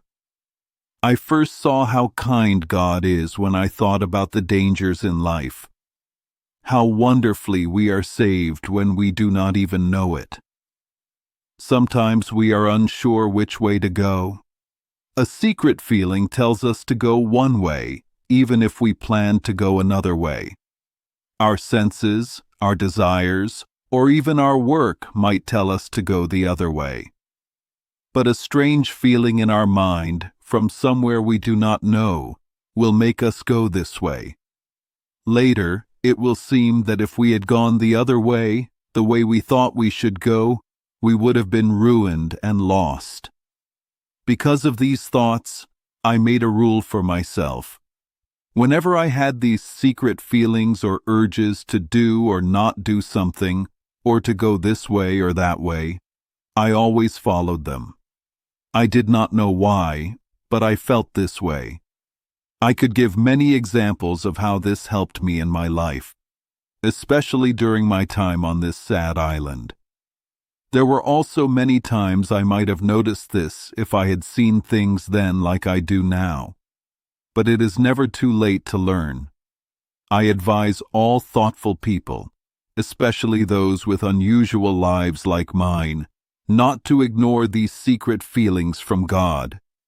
I will not discuss where they come from. I cannot explain it. But they are proof that spirits can talk to us. It is a secret talk between those with bodies and those without. This proof cannot be denied. I will give more examples later in my lonely time on this sad island. I believe the reader will not think it strange if I say that these worries and constant dangers stopped all my ideas. I stopped making plans for my future comfort. I was more worried about my safety than my food. I did not want to hammer a nail or chop wood now. I was afraid the noise would be heard. I would not fire my gun for the same reason. Most of all, I hated making any fire. The smoke could be seen far away during the day. It would show where I was. So, I moved all my fire-related work, like burning pots and pipes, to my new place in the woods. After some time there, I found a natural cave. This was a great comfort. It went in a long way. I think no savage would dare to go in there. No one else would either, except someone like me who needed a safe place more than anything. I found a hollow place. It was at the bottom of a big rock. I was cutting wood there to make charcoal. I made charcoal because I did not want smoke near my home. I needed fire for baking bread and cooking meat. So, I burned wood there, like people do in England. I put turf over the wood until it became dry coal. Then I put out the fire. I took the coal home to use. This way, I had fire without smoke. While cutting wood, I saw a hollow place behind some thick bushes. I wanted to look inside. It was hard to get in, but I did. The hollow was big enough for me to stand up. Maybe another person could fit too. But I quickly came out. It was very dark inside. I saw two big, bright eyes. They looked like stars. I did not know if it was an animal or a person. After a moment, I felt better. I told myself not to be afraid. I thought, if I am afraid, I cannot live alone on this island. I took a burning stick and went back in. After 3 steps, I was scared again. I heard a loud sound, like a man in pain. Then I heard broken words and another sigh. I stepped back. I was very surprised. I felt cold sweat, but I got brave again. I thought about God protecting me. I moved forward. I held the burning stick up. I saw an old goat on the ground. It was dying. It was very old. I touched it to see if it could move, but it could not. I thought it was good for the goat to stay there. If it scared me, it would scare any wild people too. I looked around the cave. It was small, about 12 feet wide. It was not round or square. Nature made it. I saw a place that went further back. It was very low. I had to crawl on my hands and knees to go in. I did not know where it went. I did not have a candle, so I stopped for that day. I decided to come back the next day with candles and a tinder box. I made the tinder box from a musket lock. The next day, I came with 6 large candles. I made these candles from goat fat. It was hard to find wicks, so I used old cloths or rope. I crawled into the low place. I crawled almost 10 yards. I thought this was brave because I did not know what was inside. After crawling, the roof became higher, about 20 feet up. It was a beautiful sight. My 2 candles made the walls shine with many lights. I did not know if it was diamonds, other stones, or gold. I thought it was gold. The place was a nice cave. It was dark, but the floor was dry and flat. There was small gravel. There were no bad or dangerous animals. The walls and roof were dry. The entrance was hard, but it was a safe place. It was what I wanted. I was happy about finding it. I decided to bring important things here. I wanted to bring my powder and my extra guns. I had 3 fowling pieces and 8 muskets. I kept only 5 guns in my home. They were ready for use. When I moved my powder, I opened a barrel that had been wet. I found that the water went into the powder about 3 or 4 inches on all sides. But the wet powder kept the inside dry. So I had almost 60 pounds of good powder in the middle of the barrel. This made me very happy. I took all my powder to the cave. I only kept 2 or 3 pounds in my home. I also took all my lead for bullets to the cave. I felt like an old giant living in a cave. No one could find me there. I thought that if many wild people looked for me, they would not find me. If they did, they would not attack me in the cave. The old goat died in the cave entrance the day after I found it. It was easier to dig a hole and bury it there than to move it. So I buried it so it would not smell bad. Chapter 13. Wreck of a Spanish ship. I lived on this island for 23 years. I was used to the place and the way of life. I would have been happy to stay there forever if I knew no bad people would come. I had fun doing new things. This made my time pass more nicely. First, I taught my parrot, Pole, to talk. He spoke very well and clearly. It was a joy for me. He lived with me for 26 years. I do not know how long he could have lived after that. People in Brazil think parrots live for 100 years. My dog was a good friend. He lived with me for 16 years. Then he died because he was very old. My cats had many babies. I had to shoot some of them. I did not want them to eat my food or me. Later, my first 2 cats died. I made the other cats leave me. I did not give them food. Most of them went into the woods. I kept 2 or 3 cats. They were friendly. When they had babies, I always put them in the water. These animals were like my family. I also had 2 or 3 baby goats. I taught them to eat from my hand. I had 2 more parrots.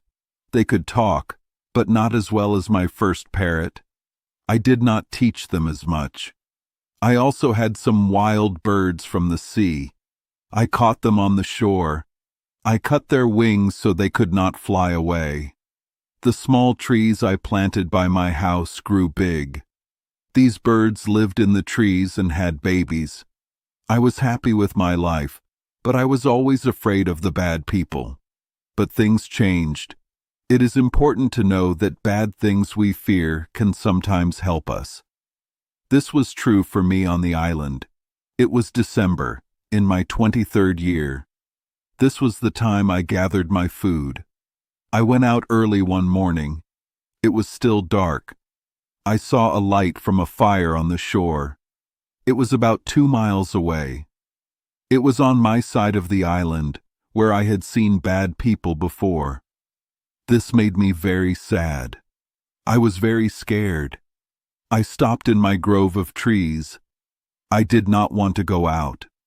I was afraid they would find me. I thought if they found my food or my work, they would know someone was here. Then they would not stop until they found me. So I went back to my house. I pulled up my ladder. I made everything outside look wild. Then I got ready inside. I prepared to fight. I loaded all my guns. I decided to fight until the end. I prayed to God to keep me safe from the bad people. I stayed like this for 2 hours. I wanted to know what was happening outside. I had no one to send to look. After thinking for a while, I could not wait anymore. I put my ladder on the side of the hill where it was flat. I pulled the ladder up with me. I put it up again and climbed to the top of the hill. I took out my spyglass. I lay on my stomach and looked. I saw 9 naked bad people around a small fire. They were not cold. It was very hot. I thought they were cooking human meat to eat. I did not know if the meat was from people who were alive or dead. They had 2 boats. They had pulled them onto the shore. The water was low. They seemed to be waiting for the water to rise to leave. I was very confused to see them on my side of the island, so close to me. But then I thought they always came when the water was low, so I could go out safely when the water was high, if they were not already on the shore. After this thought, I went to work on my harvest. As I thought, it happened. When the water rose, I saw them get into their boats and paddle away. Before they left, they danced for about an hour. I could see them clearly with my spyglass. They were completely naked. I could not tell if they were men or women. When they were gone, I took 2 guns, 2 pistols, and my big sword. I quickly went to the hill where I first saw them. It took me 2 hours to get there because of all the weapons. I saw that 3 more boats had been there. Looking further, I saw all the boats at sea, going to the mainland. This was a scary sight for me. When I went to the shore, I saw blood, bones, and parts of human bodies. These bad people had eaten them happily. I was so angry. I decided to kill the next bad people I saw there, no matter how many there were. They did not come to the island often. It was more than 15 months before I saw them again. I did not see them or any signs of them during that time. They did not come during the rainy season, but I was still afraid. I learned that waiting for bad things to happen is worse than the bad things themselves. I spent most of my time planning how to attack them. I thought about killing them the next time I saw them, especially if they were in 2 groups. I did not think that if I killed one group, I would have to kill another, and another, forever. I would become a killer like them. I was very worried and afraid.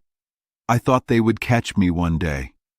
If I went out, I looked around very carefully. I was glad I had goats.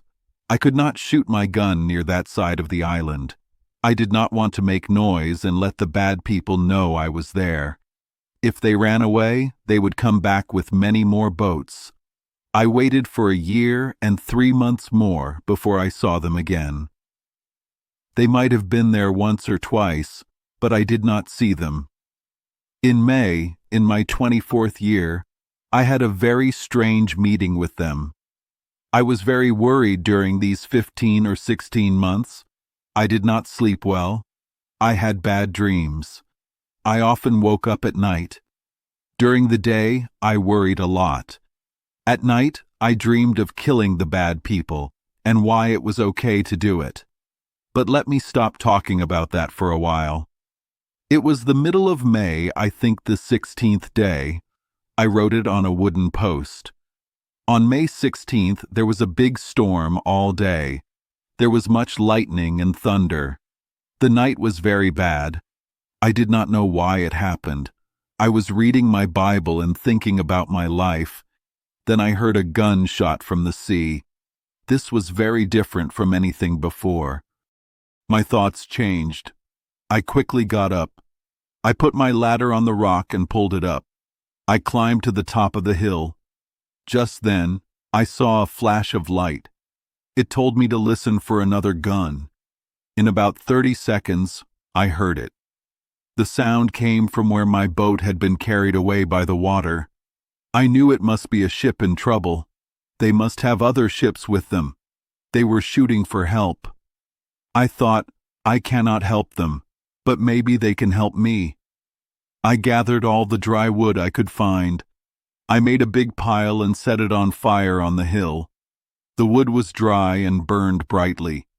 The wind was strong, but the fire burned well.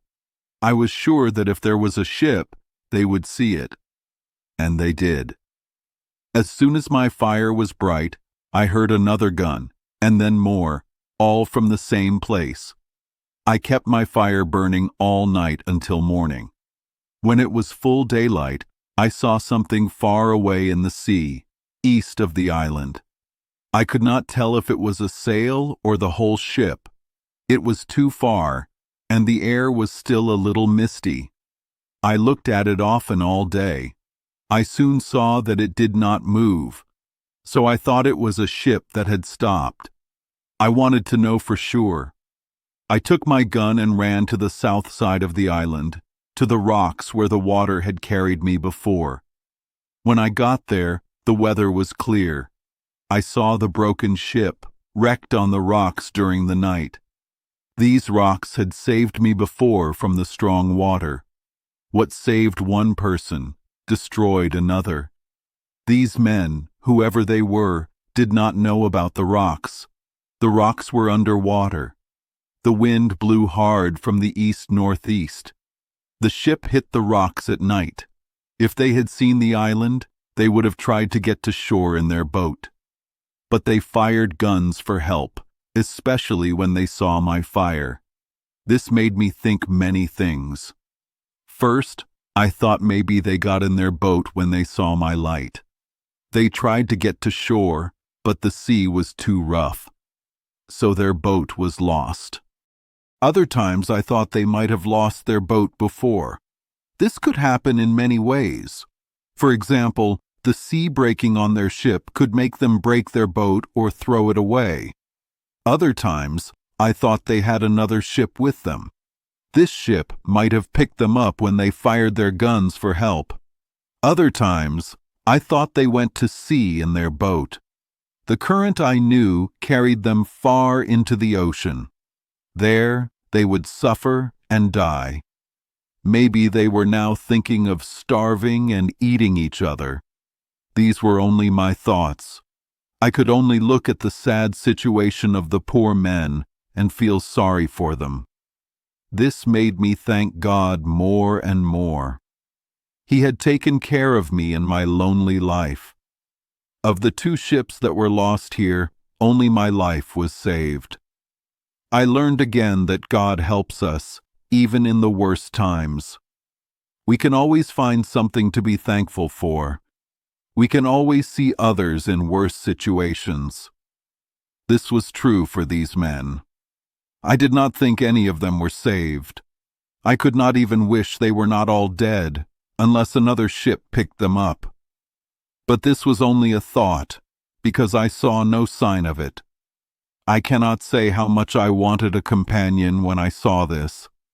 I wished that 1 or 2 people, or even just one person, had been saved from this ship. I wanted someone to talk to. In all my time alone, I never wanted a friend so much.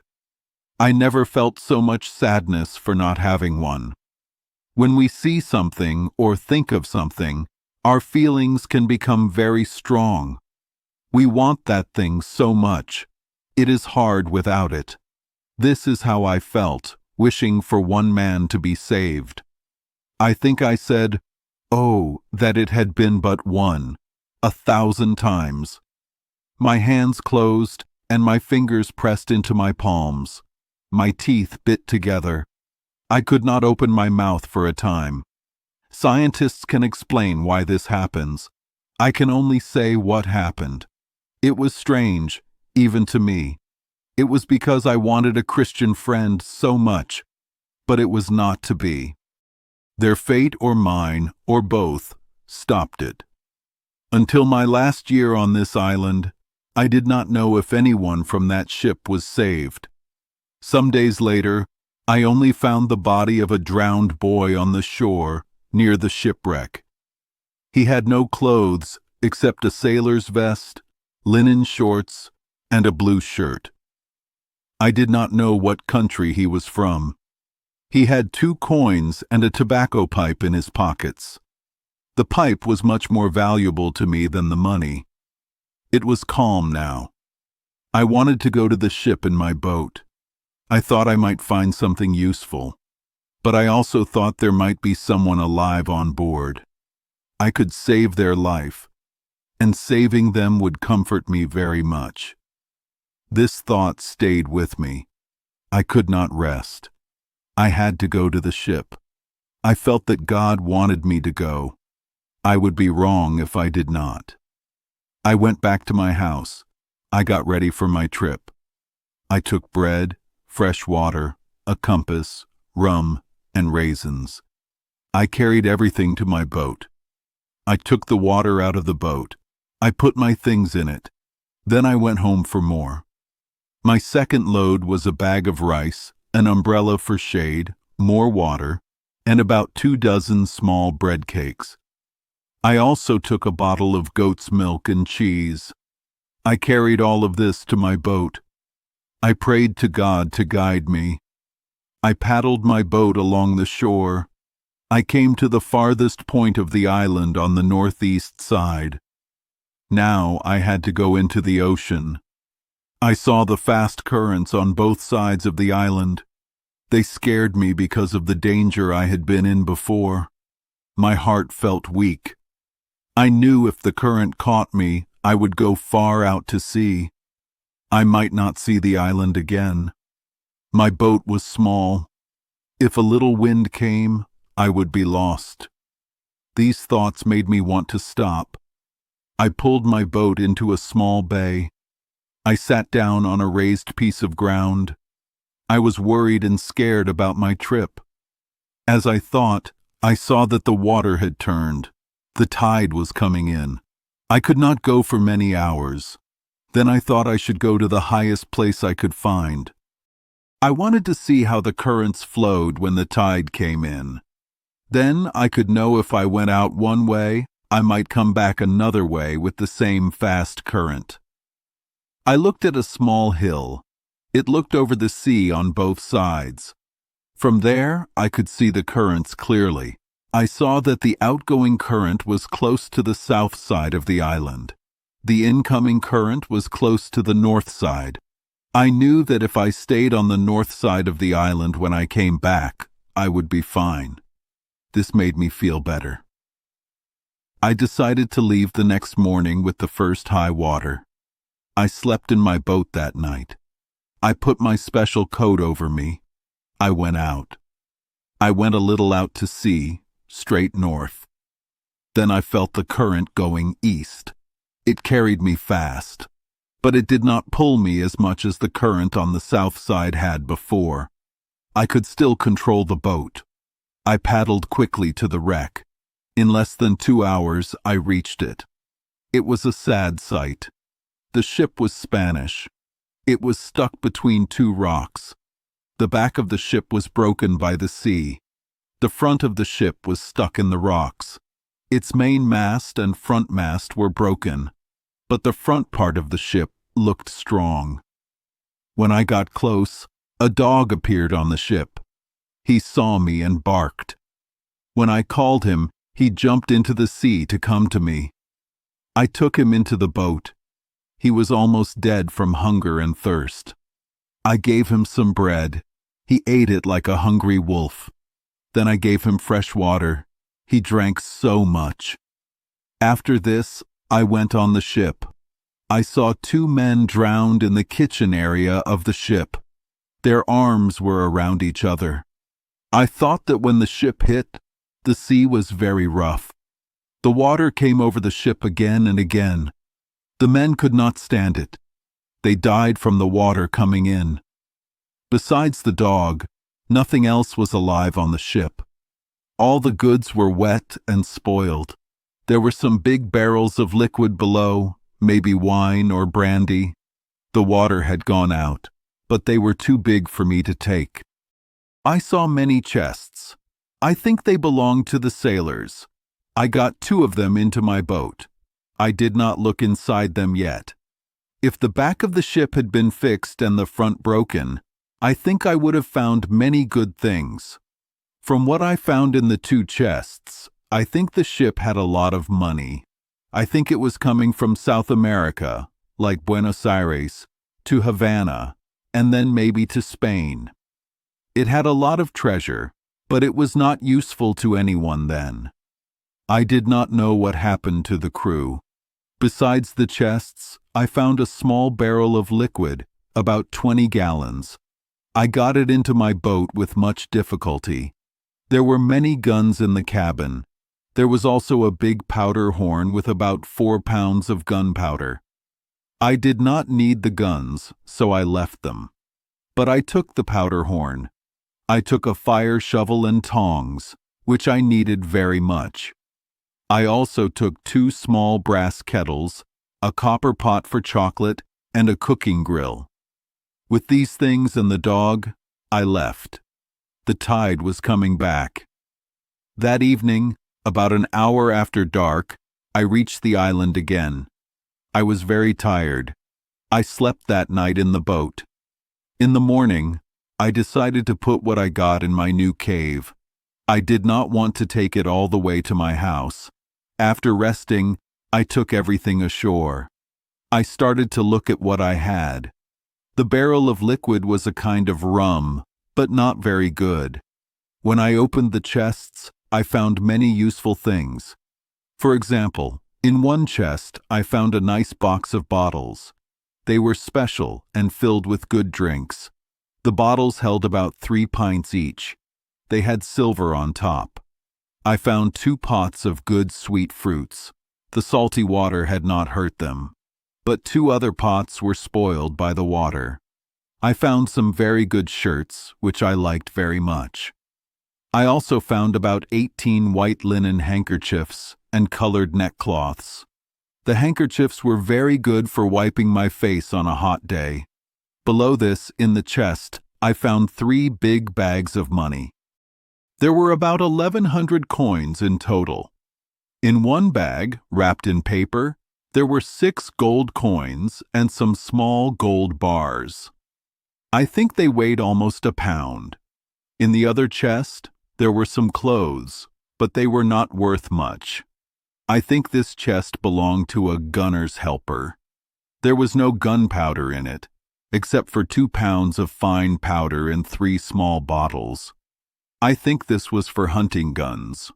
Overall, I did not get much that was useful from this trip. The money was not useful to me. It was like dirt under my feet. I would have given it all for 3 or 4 pairs of English shoes and socks. I really needed them, but I had not had any for many years. I did get 2 pairs of shoes from 2 drowned men on the ship. I found 2 more pairs in one of the chests. They were useful, but not like English shoes. They were more like thin shoes. In this sailor's chest, I found about 50 more coins, but no gold. I think this belonged to a poorer man than the other. I carried this money to my cave. I put it away, like the money I brought from my own ship before. It was a pity that I did not get more from this ship. I am sure I could have filled my boat many times with money. I thought that if I ever got back to England, the money would be safe here until I returned to get it. Chapter 14. A Dream Realized. I took my things from the boat and put them safely on land. Then I went back to my boat. I used the oars to move it along the shore. I took it to its usual place and left it there. After that, I walked to my home. Everything was safe and quiet there. I started to rest and live like before. I took care of my home. For some time, I felt good. But I was more careful than before. I looked around more often. I did not go out very much. If I did go out, I always went to the east side of the island. I was sure that bad people never came there. So, I did not need to carry many weapons. I always carried many weapons when I went to the other side of the island. I lived like this for almost 2 more years, but my mind always made me unhappy. All this time, I thought about how to leave this island. Sometimes I wanted to go to the broken ship again, but I knew there was nothing left there for me. Sometimes I walked around in different places. I truly believed that if I had the boat from a place called Sally, I would have gone to sea. I did not know where I would go, but I would go anywhere. I have always been an example to people who are never happy with their lives. I think this is why many people are unhappy. I mean, they are not happy with where God and nature put them. I think about my past and my father's good advice. I did not listen to him, and that was my first mistake. My other mistakes after that brought me to this bad place. If I had been happy with what I had in Brazil as a farmer, I could have become a rich farmer. I mean, when I was on this island, I could have been one of the richest farmers in Brazil. I truly believe that because of the good work I did there, I could have made a lot of money. I could have had 100,000 pieces of gold. Why did I leave a good life and a good farm? Why did I go to Guinea to get enslaved people? If I had been patient, my farm would have grown. I could have bought enslaved people from others who brought them. It would have cost more, but it was not worth the danger I put myself in. But young people often make these mistakes. Later, when they are older, they understand their mistakes. This happened to me. My mistake was deep inside me. I was not happy with my life on the island. I always thought about how to escape. To make my story more interesting, I should tell you about my first ideas for this foolish escape plan and how I tried to do it. Now, I was back in my safe place after my trip to the broken ship. My small boat was safely hidden under the water, as usual. My life was back to how it was before. I had more things than before, but I was not richer. I could not use them, just like the people in Peru could not use gold before the Spanish came. It was a night in the rainy season, in March. It was my 24th year on this lonely island. I was in my bed. I was awake and healthy. I had no pain or problems. My mind was not more worried than usual, but I could not sleep at all. Many thoughts went through my mind that night. I thought about my whole life quickly, like a short story. I thought about my life until I came to this island, and I also thought about my life since I came here. I thought about my life on the island. I compared the good times in my first years here with the fear and worry I had felt since I saw the footprint in the sand. I knew that the bad people had probably been on the island before. Maybe hundreds of them had been there at times. But I did not know it then.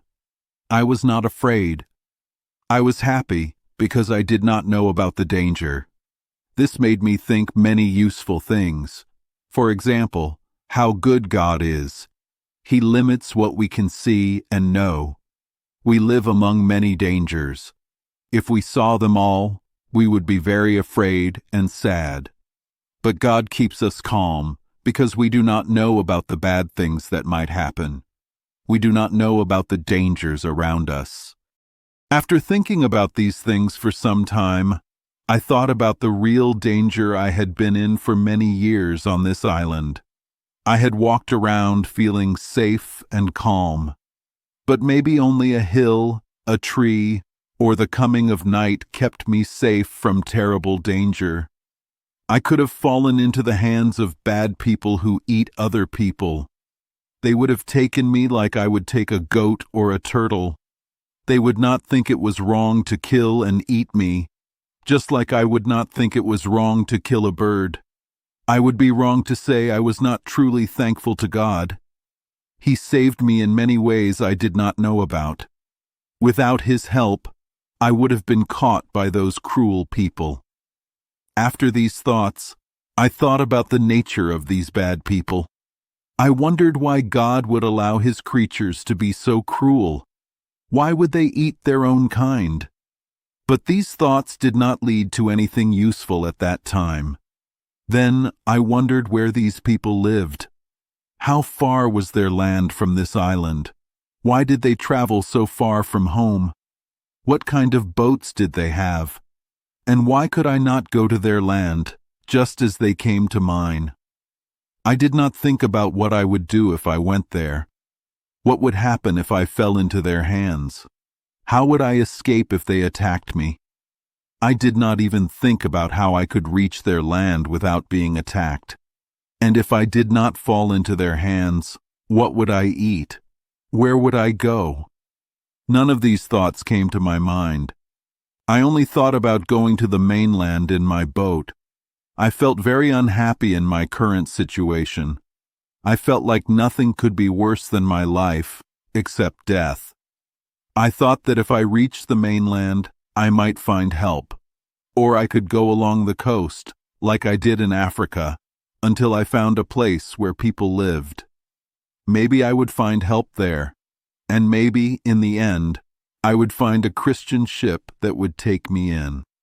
If the worst happened, I could just die, and that would end all my problems.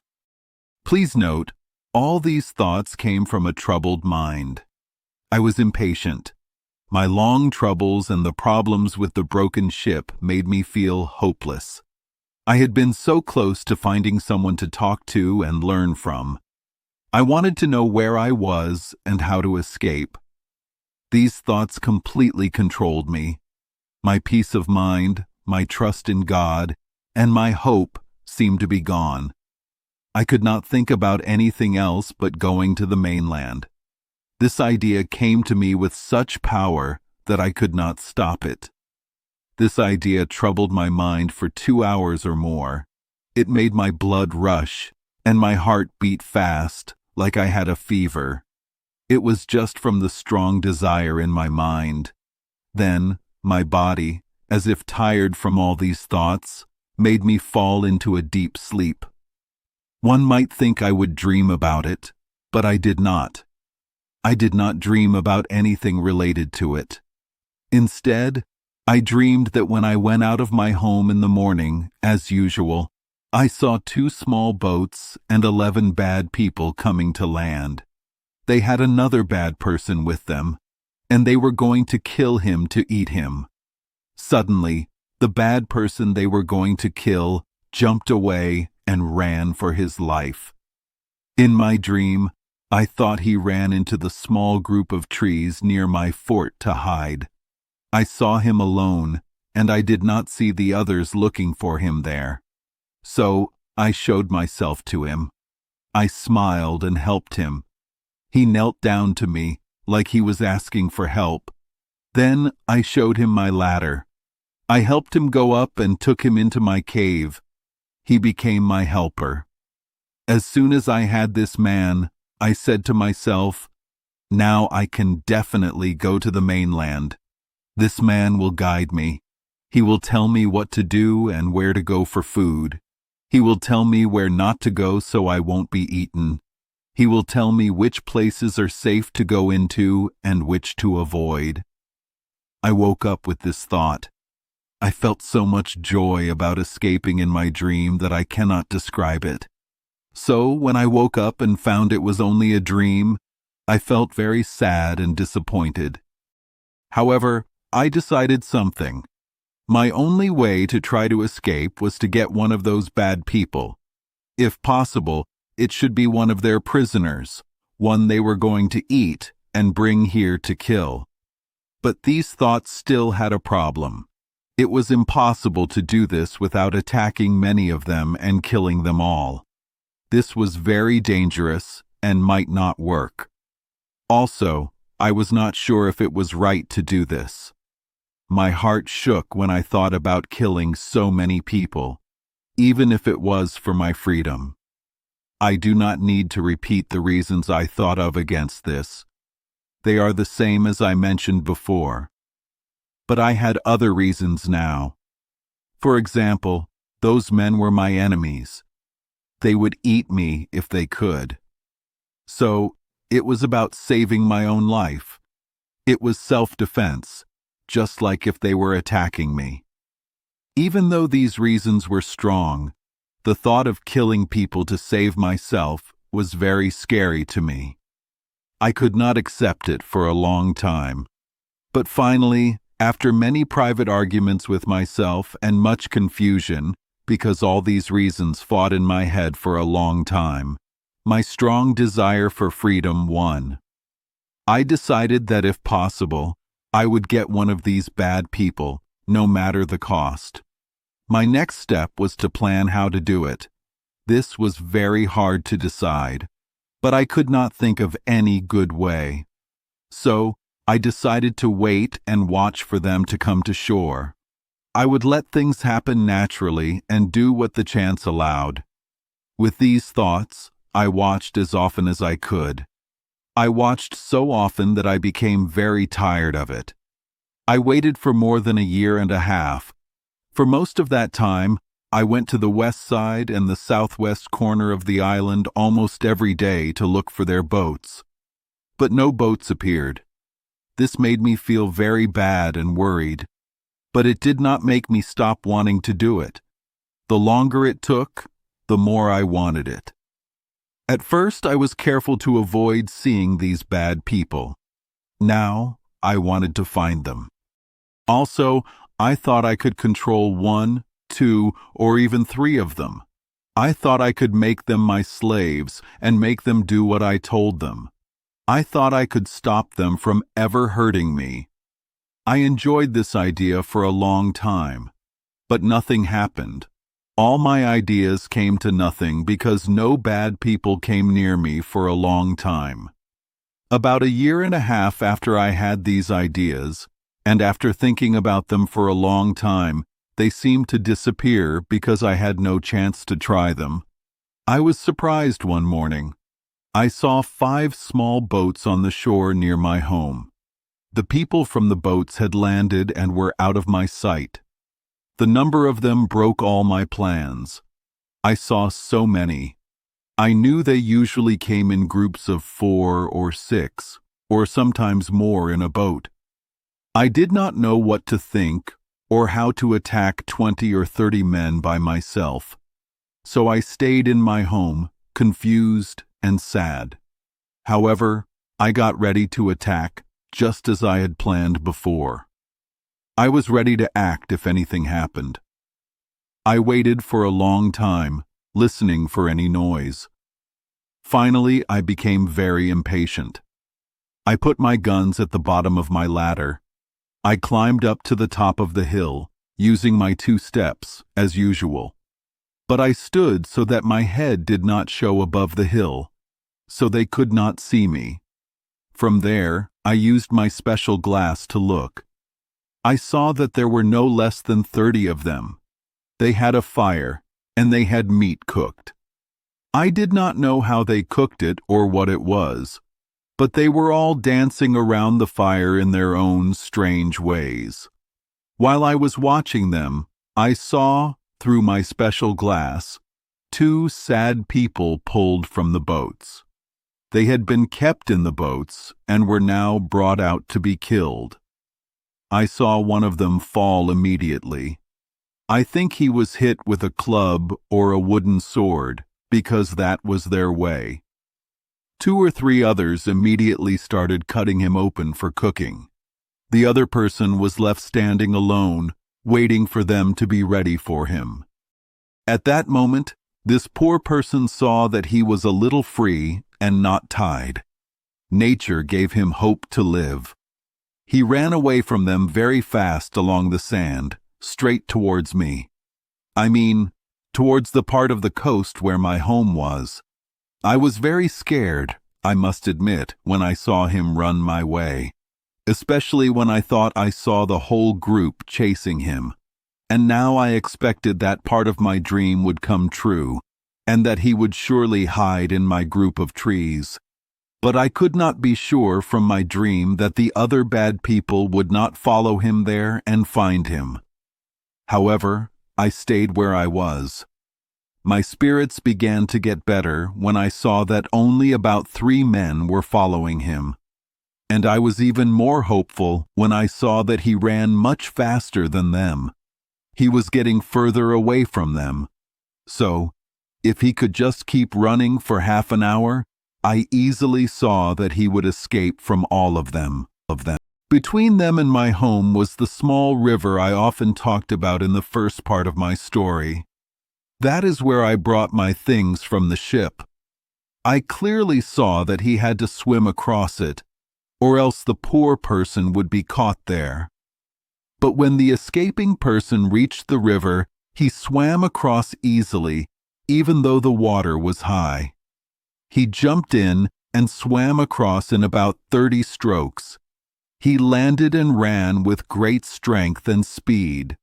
When the 3 people came to the river, I saw that 2 of them could swim, but the 3rd could not. The one who could not swim stood on the other side. He looked at the others but did not go further. Soon after, he slowly went back. This was very good for him in the end.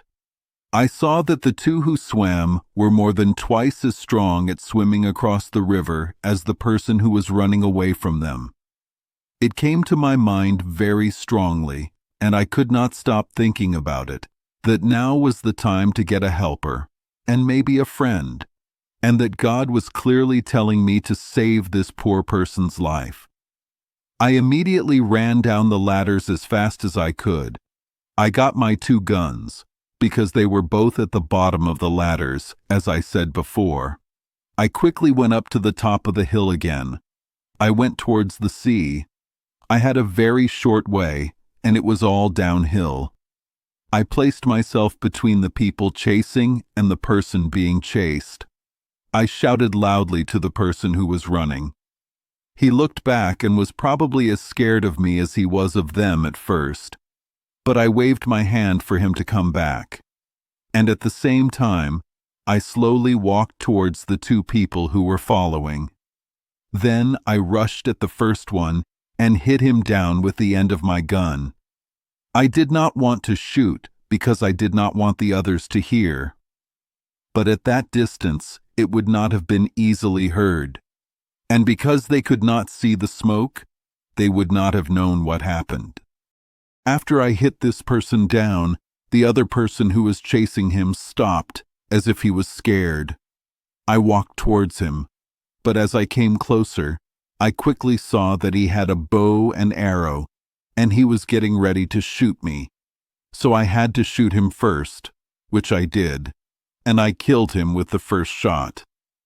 The poor person who had run, but had stopped, even though he saw both his enemies fall and die, as he thought, was so scared by the fire and noise of my gun that he stood still.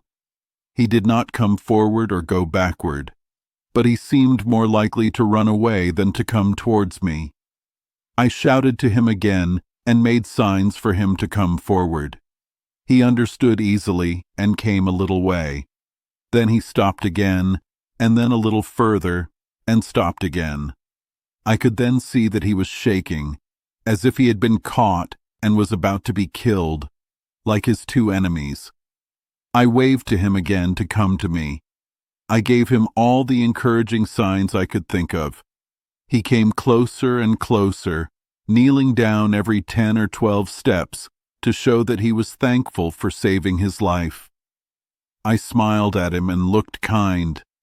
I waved to him to come even closer. At last, he came right next to me. Then he knelt down again, kissed the ground, and put his head on the ground. He took my foot and put my foot on his head. This, it seems, meant that he promised to be my helper forever.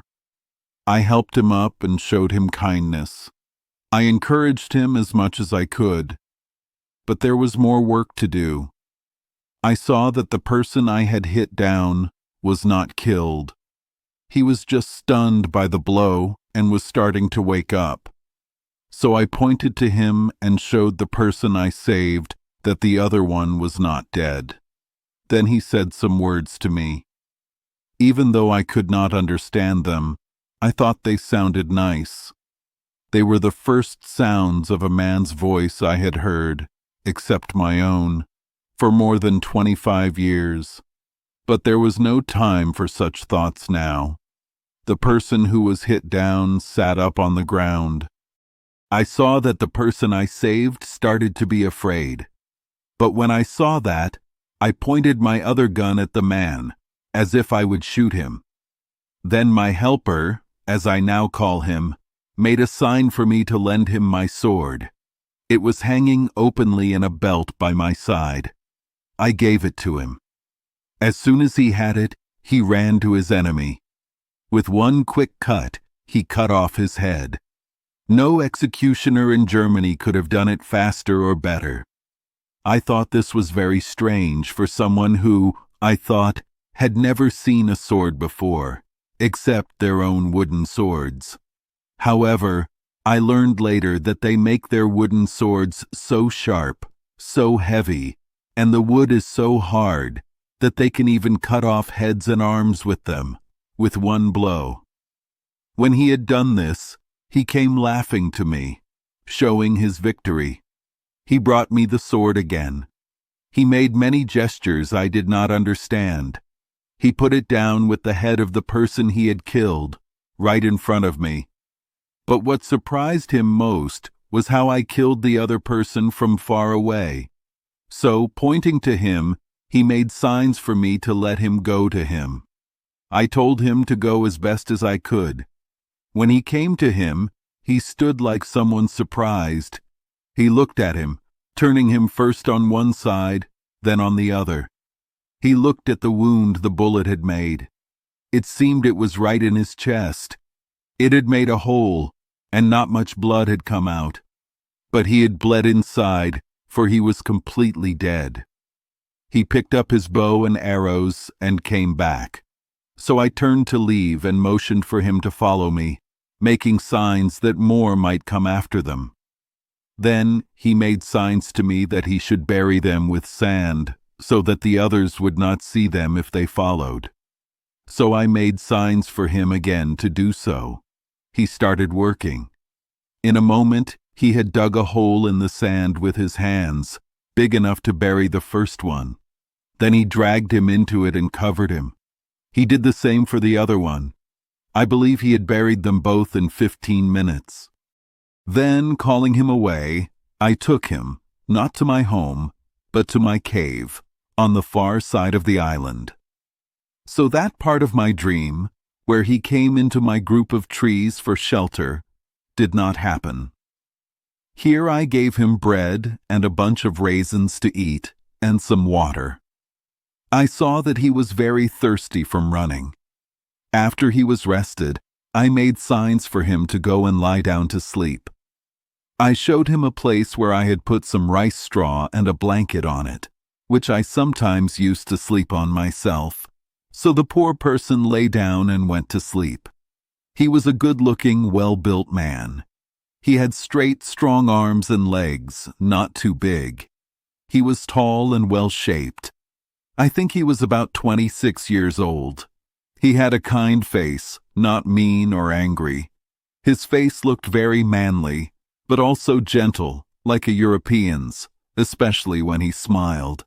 His hair was long and black, not curly like wool. His forehead was very high and wide. His eyes were very lively and bright. His skin was not completely black, but very dark yellow-brown. But it was not an ugly yellow-brown, like some people from Brazil and Virginia. It was a nice dark olive color, which was very pleasant, though hard to describe. His face was round and full. His nose was small, not flat like black people's. He had a good mouth, thin lips, and nice white teeth, like ivory. After he had rested for about half an hour, he woke up again. He came out of the cave to me. I had been milking my goats in the pen nearby. When he saw me, he ran to me. He lay down on the ground again, showing how thankful and humble he was with many strange actions. At last, he put his head flat on the ground, close to my foot, and put my other foot on his head, as he had done before. After this, he made all the signs he could to show that he would obey me and serve me as long as he lived. I understood many of his actions. I let him know I was very happy with him. Soon, I started to talk to him and teach him to speak to me. First, I told him his name would be Friday, because that was the day I saved his life. I called him that to remember the day. I also taught him to say, Master, and then I told him that would be my name. I also taught him to say yes and no, and to understand what they meant. I gave him some milk in a clay pot. I let him see me drink it first and dip my bread in it. Then I gave him a piece of bread to do the same. He quickly did it and made signs that it was very good for him. I stayed there with him all that night. But as soon as it was day, I motioned for him to come with me. I told him I would give him some clothes. He seemed very happy, for he was completely naked. As we passed the place where he had buried the two men, he pointed exactly to the spot. He showed me the marks he had made to find them again. He made signs for me to dig them up and eat them. I showed that I was very angry. I showed I hated the idea. I acted like I would vomit at the thought of it. I waved my hand for him to come away, which he did immediately, with great respect. Then I led him up to the top of the hill, to see if his enemies were gone. I took out my glass and looked. I clearly saw the place where they had been, but no sign of them or their boats. So it was clear they were gone and had left their two friends behind without looking for them. But I was not happy with just this discovery. Now I had more courage and more curiosity. I took my man Friday with me. I gave him the sword in his hand, with the bow and arrows on his back. I saw that he could use them very well. I made him carry one gun for me, and I carried two for myself. We walked to the place where these people had been. I wanted to learn more about them. When I came to the place, my blood ran cold, and my heart sank. The sight was terrible. It was a dreadful sight, at least for me, though Friday did not seem to care. The ground was covered with human bones, stained with their blood. There were large pieces of flesh left here and there, half-eaten, torn, and burned. In short, there were all the signs of the happy feast they had after winning against their enemies. I saw 3 skulls, 5 hands, and the bones of 3 or 4 legs and feet, and many other body parts. Friday, by his signs, made me understand that they had brought 4 prisoners to eat. 3 of them were eaten, and he, pointing to himself, was the 4th. He told me that there had been a big fight between them and their next king. It seemed he was one of that king's people. They had taken many prisoners. All these prisoners were taken to different places by those who caught them in the fight, to be eaten, just as these bad people did here with those they brought. I told Friday to gather all the skulls, bones, flesh, and whatever was left. He put them in a pile and made a big fire on it. He burned them all to ashes. I saw that Friday still wanted to eat some of the flesh. He was still a cannibal by nature. But I showed so much disgust at the very thought of it, and at the smallest sign of it, that he did not dare to show it. I had, in some way, let him know that I would kill him if he tried to do it. When he had finished this, we went back to my home. There, I started to make things for my man Friday. First of all, I gave him a pair of linen pants. I found them in the poor gunner's box from the broken ship, which I mentioned before. With a little change, they fit him very well. Then I made him a jacket from goat skin, as well as I could, for I had become a pretty good tailor now. I also gave him a cap that I made from hare's skin. It was very comfortable and looked quite nice. So he was dressed quite well for now, and he was very happy to see himself almost as well dressed as his master. It is true that he walked strangely in these clothes at first. Wearing the pants was very awkward for him. The sleeves of the jacket hurt his shoulders and the inside of his arms. But after I loosened them a little where he said they hurt him, and he got used to them, he wore them very well at last. The next day I came home with Friday. I thought about where he should sleep. I wanted him to be safe, and I wanted to feel safe too. So I made a small tent for him. It was between my two walls, inside the second wall and outside the first wall. There was a door to my cave there. I made a door frame and a door from wood. I put it in the opening. The door opened inside. At night, I closed the door and put bars on it. I also took my ladders inside. This way, Friday could not get to me without making noise. My first wall now had a roof. It was made of long poles and straw. It was very thick. There was a hole to go in and out. I put a special door there. If someone tried to open it from outside, it would not open. It would fall and make a lot of noise. Every night, I took all my weapons inside. But I did not need to do this. Friday was very loyal to me. He was a good servant. He was like a child to a father. I think he would have died to save me. He showed me many times that he was faithful. So, I knew I did not need to be afraid of him. I often thought about how God made people. He gave us good minds and feelings. He gave us kindness and thanks. He gave us the ability to do good things.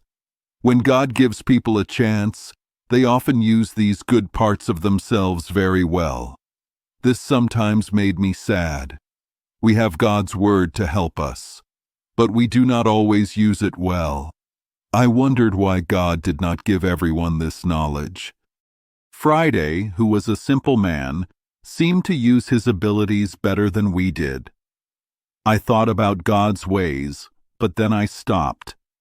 I told myself that God is fair and holy. If people are judged, it is because of their own actions, and we are like clay in God's hands. We cannot ask him, "Why did you make me this way?" I was very happy with Friday. I taught him many things to help him. Most of all, I taught him to speak and understand me. He learned very quickly. He was happy when he understood me, or when I understood him. It was nice to talk to him. My life became easy. I started to think that if I was safe from other people, I would be happy to stay where I was forever, ever, ever, ever, ever. Chapter 15. Friday's Education. I went back to my home. After 2 or 3 days, I wanted Friday to stop eating bad food. I wanted him to try other meat. So, one morning, I went with him to the woods. I wanted to kill a small goat from my animals. I wanted to take it home and cook it. But when I went, I saw a mother goat and 2 small goats sleeping. I took Friday's hand. I said, "Stop, stand still." I made signs for him not to move. I shot my gun and killed one of the small goats. Friday saw me kill his enemy before, but he did not know how I did it. He was very surprised. He shook and looked very amazed. I thought he would fall down. He did not see the goat I shot. He did not know I killed it. He opened his shirt to feel if he was hurt. I saw that he thought I wanted to kill him. He came and knelt down to me. He held my knees. He said many things I did not understand, but I knew he was asking me not to kill him. I quickly showed him I would not hurt him. I took his hand and laughed. I pointed to the goat I killed. I told him to go and get it. He did. He was surprised and looked at how the goat was killed. I put more bullets in my gun. Soon, I saw a big bird, like a hawk, on a tree. I wanted Friday to understand what I would do. I called him again. I pointed at the bird. It was a parrot, but I thought it was a hawk. I pointed to the parrot, to my gun, and to the ground under the parrot. I wanted him to see that I would make it fall. I made him understand that I would shoot and kill that bird. So, I shot, and I told him to look. He immediately saw the parrot fall. He was scared again, even after all I told him. I saw that he was more amazed. This was because he did not see me put anything into the gun. He thought there was something amazing inside that could kill people, animals, birds, or anything close or far away. This surprise stayed with him for a long time. I think he would have prayed to me and my gun. For some days, he would not touch the gun, but he would talk to it as if it talked back when he was alone. Later, I learned that he was asking it not to kill him. After he was a little less surprised, I told him to go and get the bird I shot. He did, but he took some time. The parrot was not completely dead. It had flown away far from where it fell, but he found it and brought it to me. I knew he did not understand the gun, so I loaded the gun again. I did not let him see me. I wanted to be ready for another animal, but nothing else came. So I took the goat home. That evening, I took off its skin and cut the meat. I had a pot for cooking. I cooked some of the meat and made good soup. I ate some first, then I gave some to Friday. He seemed very happy and liked it very much. But the strangest thing for him was to see me eat salt with it. He made a sign to me that the salt was not good to eat. He put a little in his mouth. He looked sick and spit it out. He washed his mouth with fresh water. I took some meat without salt. I pretended to spit and make noises because there was no salt, like he did with the salt. But it did not work. He would never like salt with meat or in his soup.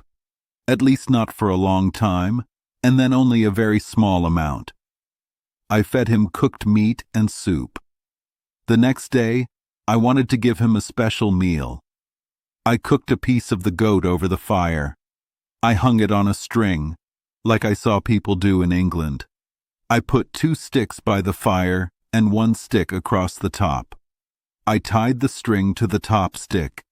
The meat turned around all the time. Friday liked this very much. When he tasted the meat, he showed me many ways how much he liked it. I understood him. At last, he told me that he would never eat human flesh again. I was very happy to hear this. The next day, I made him work. He had to hit some corn to get the seeds out. Then he had to sift it, like I used to do. He quickly learned how to do it as well as me. This was especially true after he saw that it was for making bread. After that, I showed him how I made my bread and baked it. Soon, Friday could do all the work for me as well as I could do it myself. I now thought that I had 2 people to feed instead of 1. So, I needed more land for my plants. I needed to plant more corn than before. So, I marked out a larger piece of land. I started to build a fence in the same way as before. Friday worked very happily and very hard. I told him why we were doing it. It was for corn to make more bread, because he was with me now. I told him we needed enough for both of us. He understood this very well. He told me he thought I worked much harder because of him than for myself. He said he would work harder for me if I told him what to do. This was the happiest year I spent in this place. Friday began to speak quite well. He understood the names of almost everything I asked for. He also understood the names of every place I sent him to. He talked to me a lot, so I started to use my tongue again. I did not talk much before. Besides the joy of talking to him, I liked him very much. His simple, honest heart showed more and more each day. I began to truly love him, and I believe he loved me more than he had ever loved anything before. One time, I wanted to see if he wanted to go back to his own country. I taught him English very well. He could answer almost any question. I asked him if his people ever won battles. He smiled and said, "Yes, yes, we always fight the better." He meant they always won fights. So we started to talk more. "Master, you always win fights. How did you get caught, Friday?" "Friday, my people fought hard for all that." "Master, how did they fight? If your people won, how were you caught?" "Friday, they had more people than my people where I was. They took 1, 2, 3, and me. My people won in another place where I was not. There, my people took 1, 2, a lot of people." "Master, but why did your people not get you back from your enemies?" "Friday, they ran, 1, 2, 3, and me. They made me go in the boat. My people had no boat at that time." "Master, well, Friday, what do your people do with the men they catch? Do they take them away and eat them like these people did?" "Friday, yes, my people eat men too, eat all up." "Master, where do they take them?"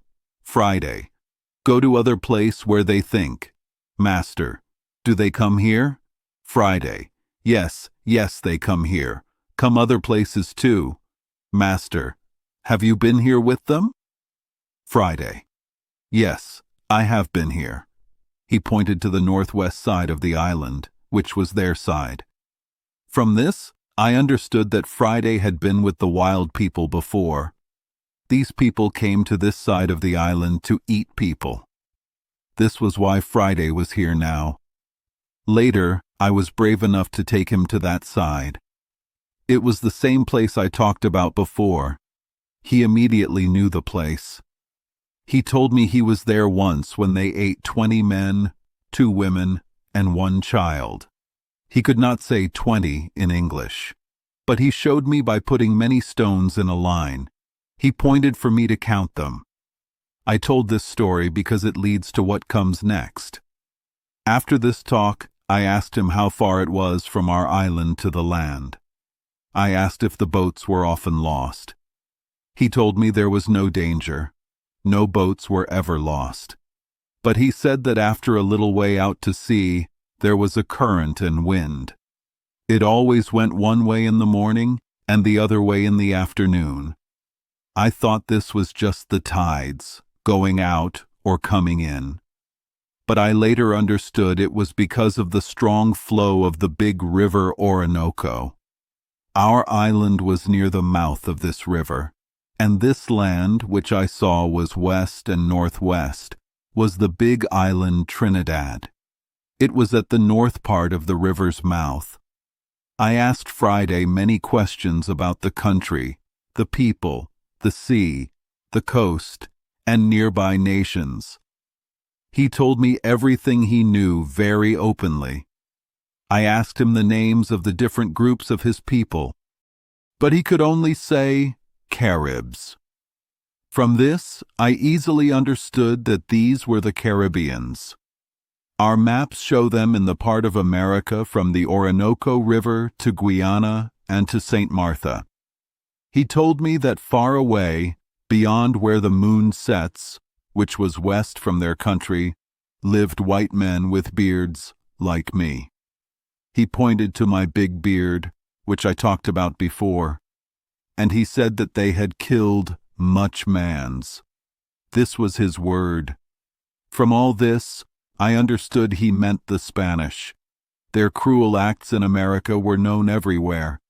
All the people remembered them, from fathers to sons. I asked if he could tell me how I could go from this island to those white men. He told me, "Yes, yes, you may go in 2 canoes." I did not understand what he meant. I could not make him explain 2 canoes. But finally, with much effort, I understood he meant a large boat, as big as 2 canoes. I started to like this part of Friday's talk very much. From this time, I had some hope. I thought that maybe one day I could escape from this place, and that this poor native could help me. Friday had been with me for a long time. He started to speak and understand me. I wanted to teach him about God. One time I asked him who made him. He did not understand me at all. He thought I asked who his father was. But I asked in another way. I asked him who made the sea, the ground we walked on, and the hills and woods. He told me, it was one Benamuckee that lived beyond all. He could not say much about this great person, but he said he was very old. Much older, he said, than the sea or land, than the moon or the stars. I then asked him if this old person made all things, why did not all things worship him? He looked very serious. With a very innocent look, he said, all things say "Oh" to him. I asked him if the people who die in his country went anywhere. He said, yes, they all went to Benamuckee. Then I asked him if those they ate went there too. He said, yes. From these things, I began to teach him about the true God. I told him that the great maker of all things lived up there, pointing towards heaven. I told him that God ruled the world with the same power and care with which he made it. I told him that God was all-powerful. God could do everything for us, give everything to us, and take everything from us. So slowly I opened his eyes. He listened very carefully. He was happy to hear about Jesus Christ being sent to save us. He was happy to hear about how to pray to God, and that God could hear us, even in heaven. One day, he told me that if our God could hear us, far above the sun, he must be a greater God than their Benamuckee. Benamuckee lived only a little way off, yet Benamuckee could not hear them until they went up to the big mountains where he lived to talk to them. I asked him if he ever went there to talk to him. He said, no, they never went that were young men. None went thither but the old men. He called the old men their Uwokakee. This meant, as he explained to me, their religious leaders or priests, and that they went to say "Oh." That is what he called praying. Then they came back and told them what Benamuckee said. From this, I saw that even among the most simple, uneducated wild people in the world, there are tricks by priests. The idea of keeping religion a secret to make people respect the priests is not only in the Roman Church, it is perhaps in all religions in the world, even among the most wild and harsh people. I tried to show Friday this trick. I told him that the old men saying they went up to the mountains to say "Oh" to their god Benamuckee was a lie, and their saying that Benamuckee spoke to them was an even bigger lie. I told him that if they met anyone or heard anything there, it must be from a bad spirit. Then I talked a lot to him about the devil. I talked about where the devil came from, how he fought against God, how he hated humans, and why. I talked about how he put himself in the dark parts of the world to be worshipped instead of God, and as God. I talked about the many tricks he used to fool people to ruin them. I talked about how he secretly affected our feelings and desires. He made his traps fit our wishes. So he made us want to do bad things ourselves and choose our own ruin. It was not as easy to teach him about the devil as it was about God. Nature helped all my reasons to show him that a great first cause was needed, a ruling, guiding power, a secret, leading plan, and that it was right and fair to respect the one who made us. But there was nothing like this for the idea of an evil spirit. Nothing for where he came from, what he was like. And most of all, nothing for why he wanted to do evil and make us do evil too.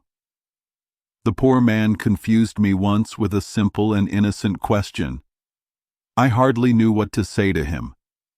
I had been talking a lot to him about God's power, His all-powerfulness, His dislike for sin, how He was like a burning fire to those who do bad things, how, since He made us all, He could destroy us and the whole world in a moment. Friday listened very seriously the whole time. After this, I had been telling him how the devil was God's enemy in people's hearts, and how he used all his meanness and skill to stop God's good plans and to ruin the kingdom of Christ in the world. Well, Friday said, but you say God is so strong, so great? Is he not much strong, much power as the devil? Yes, I said, Friday. God is stronger than the devil. God is above the devil. And so we pray to God to step on him and help us fight his temptations and stop his evil plans. But, he said again, if God much stronger, much power as the wicked devil, why God no kill the devil, so make him no more do wicked? I was very surprised by this question. Even though I was an old man, I was still like a young teacher. I was not good at solving hard questions. At first, I did not know what to say, so I pretended not to hear him. I asked him what he said, but he really wanted an answer.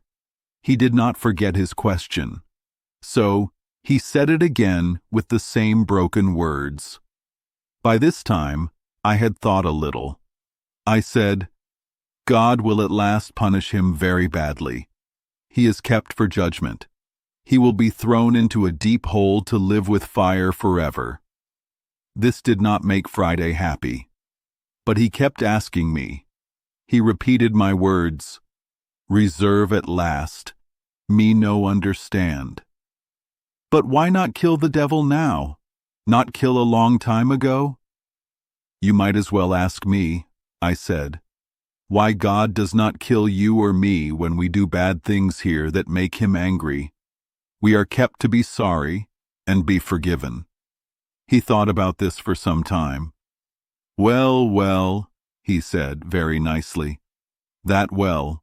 So you, I, devil, all bad, all keep, sorry, God forgive all. Here he had beaten me again. I stayed thankful for all the rest of my time, and the talks that filled the hours between Friday and me made the 3 years we lived there together perfectly and completely happy. If there can be such a thing as complete happiness on earth. This native was now a good Christian, much better than me, though I have reason to hope and thank God for it, that we were equally sorry for our sins and comforted, changed people. We had God's Word to read here, and God's Spirit was just as close to teach us as if we were in England. When I read the Bible, I always tried to let him know the meaning of what I read as well as I could, and he, by his serious questions, made me, as I said before, much better at knowing the Bible than I would have been by just reading alone. Another thing I must say here, from my experience in this quiet part of my life, is what a great and wonderful blessing it is that knowing God and the teaching of salvation through Christ Jesus is so clearly written in God's Word. It is so easy to learn and understand. Just reading the Bible made me able to understand enough of my duty to go straight to truly being sorry for my sins, and trusting a Savior for life and salvation, to a steady change in how I lived and obeying all God's commands, and this was without any human teacher or helper. So, the same clear teaching was enough to help this native person. It made him a Christian, such as I have known few equal to him in my life. As for all the arguments, fights, and trouble about religion in the world, whether about small points in beliefs or church rules, they were all completely useless to us. And, as far as I can see now, they have been useless to the rest of the world too. We had the sure guide to heaven, which is God's Word, and we had, thank God, good feelings about God's Spirit teaching and guiding us by His Word. He led us into all truth and made us both willing and ready to follow His Word. And I cannot see the least use that knowing about the many arguments in religion, which have made such confusion in the world, would have been to us if we could have learned it. But I must continue with the story of things and tell every part in its order.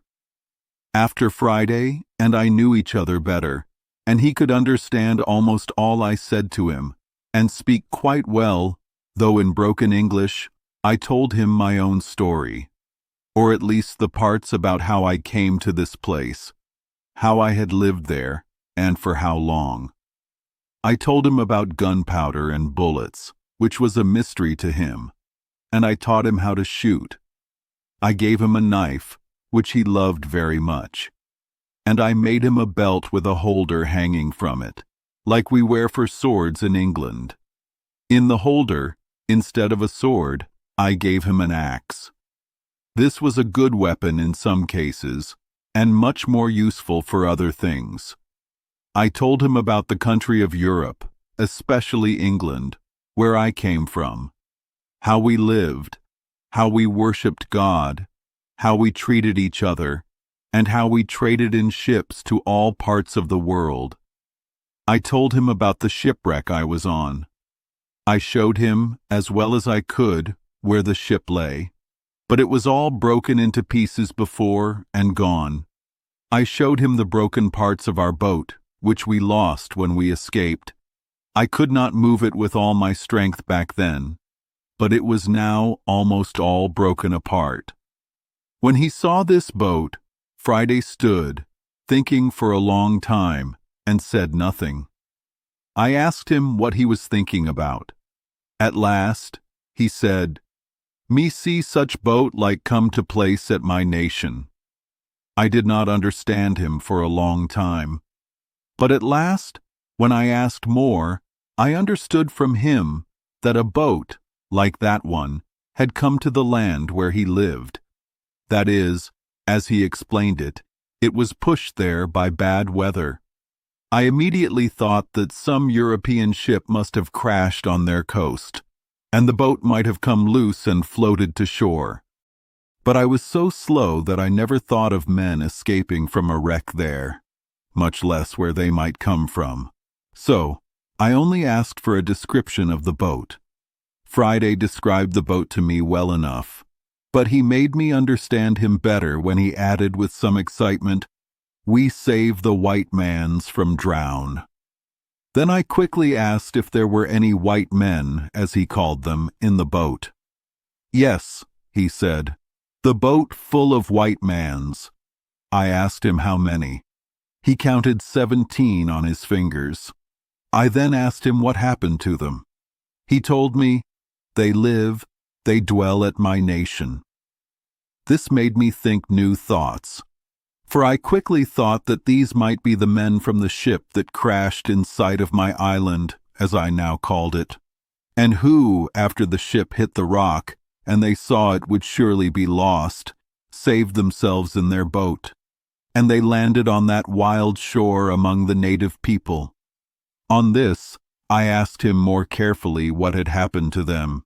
He told me they still lived there, that they had been there about 4 years, that the native people left them alone and gave them food to live on.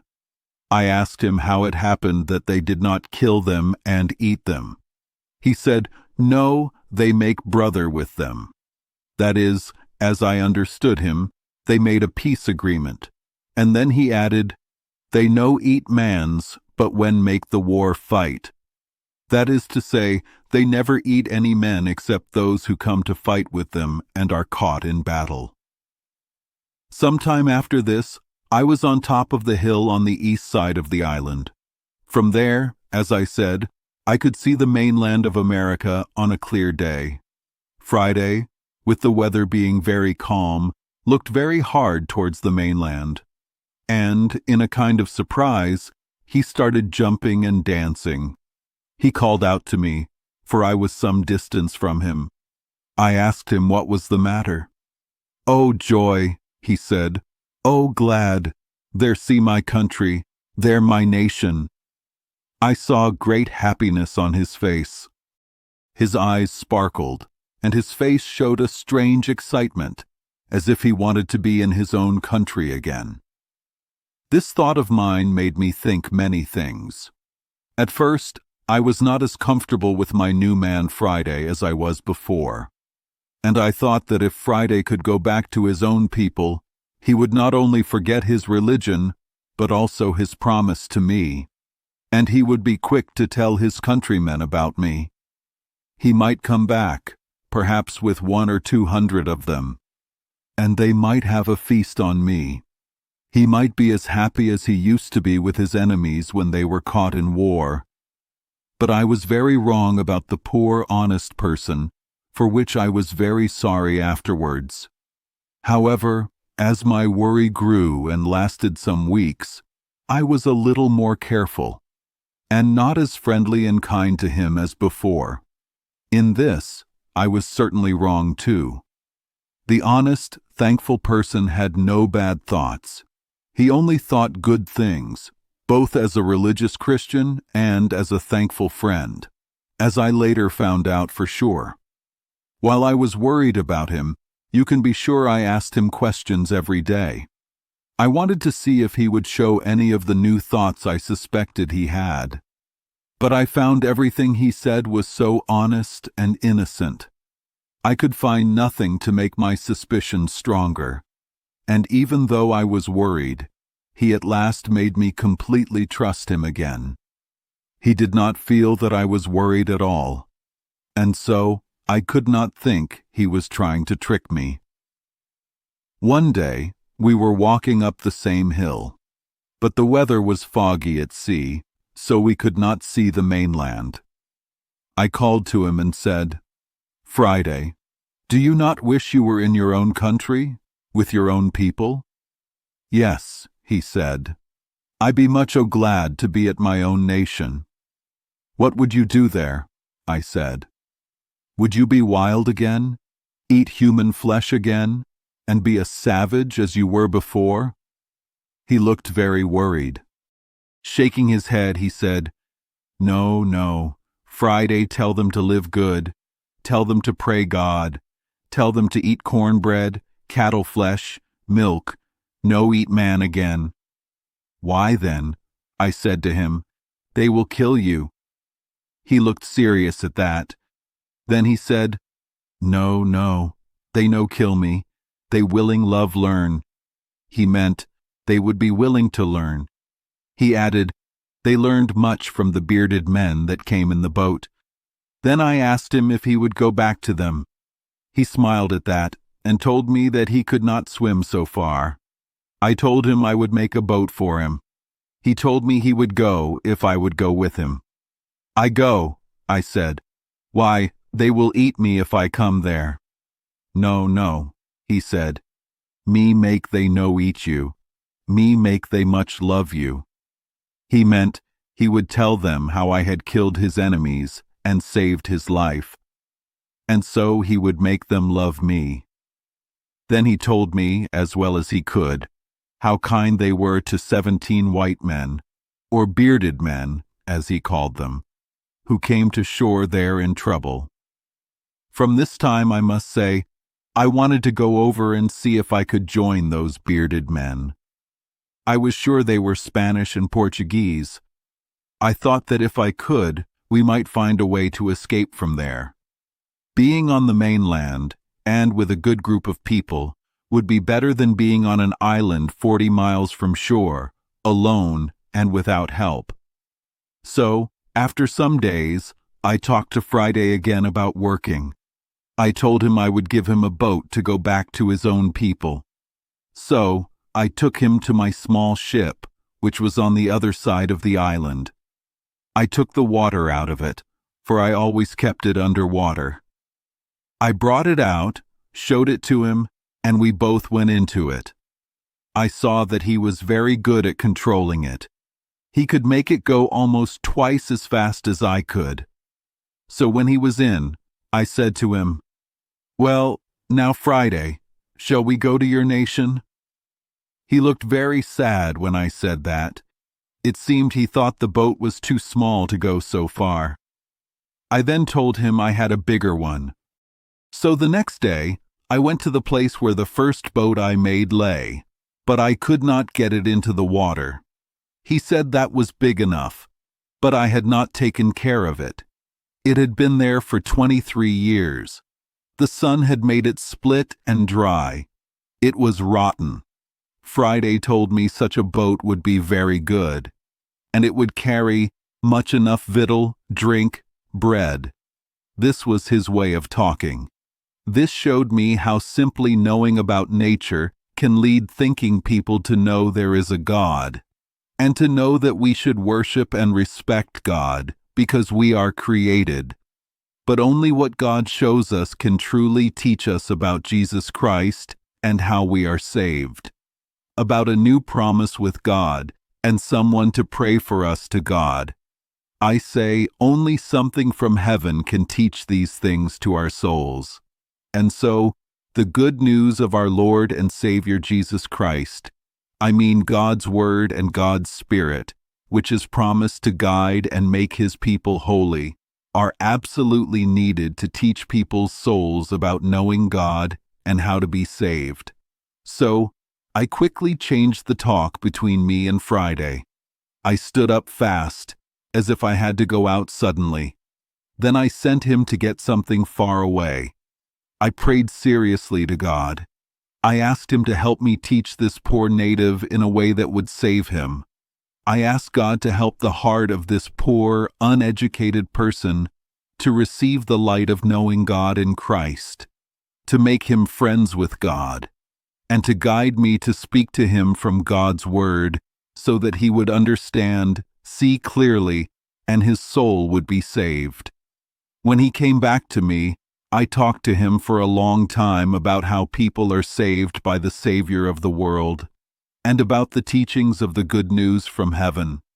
This meant being sorry to God and believing in our blessed Lord Jesus. Then I explained to him as well as I could why our blessed Savior did not become like angels, but like the family of Abraham. And for this reason, the angels who fell did not have a part in being saved. That he came only for the lost people of Israel. God knows I was more sincere than smart in all the ways I tried to teach this poor person.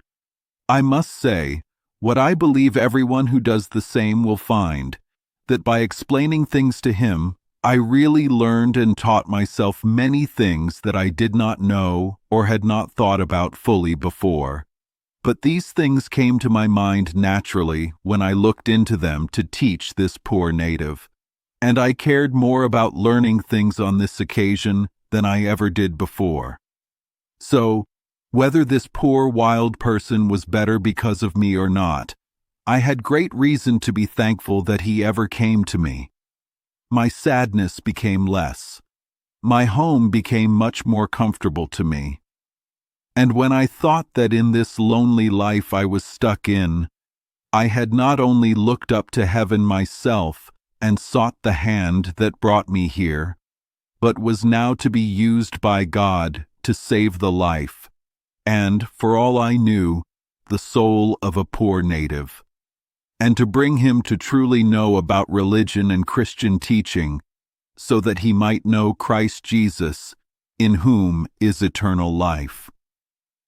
I say, when I thought about all these things, a secret joy went through every part of my soul. I often felt happy that I was ever brought to this place. I had so often thought it was the most terrible of all sad things that could happen to me. Chapter 16. Rescue of Prisoners from Cannibals. I wanted to go to the mainland with Friday. I told him we would build a big boat for him to go home. Friday looked sad. I asked him why. He asked, "Why are you angry with Friday? What did I do?"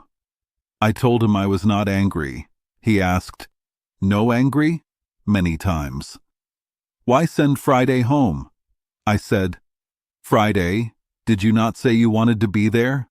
He said, "Yes, I wish we both were there. I do not wish Friday there, and no master there." He did not want to go without me.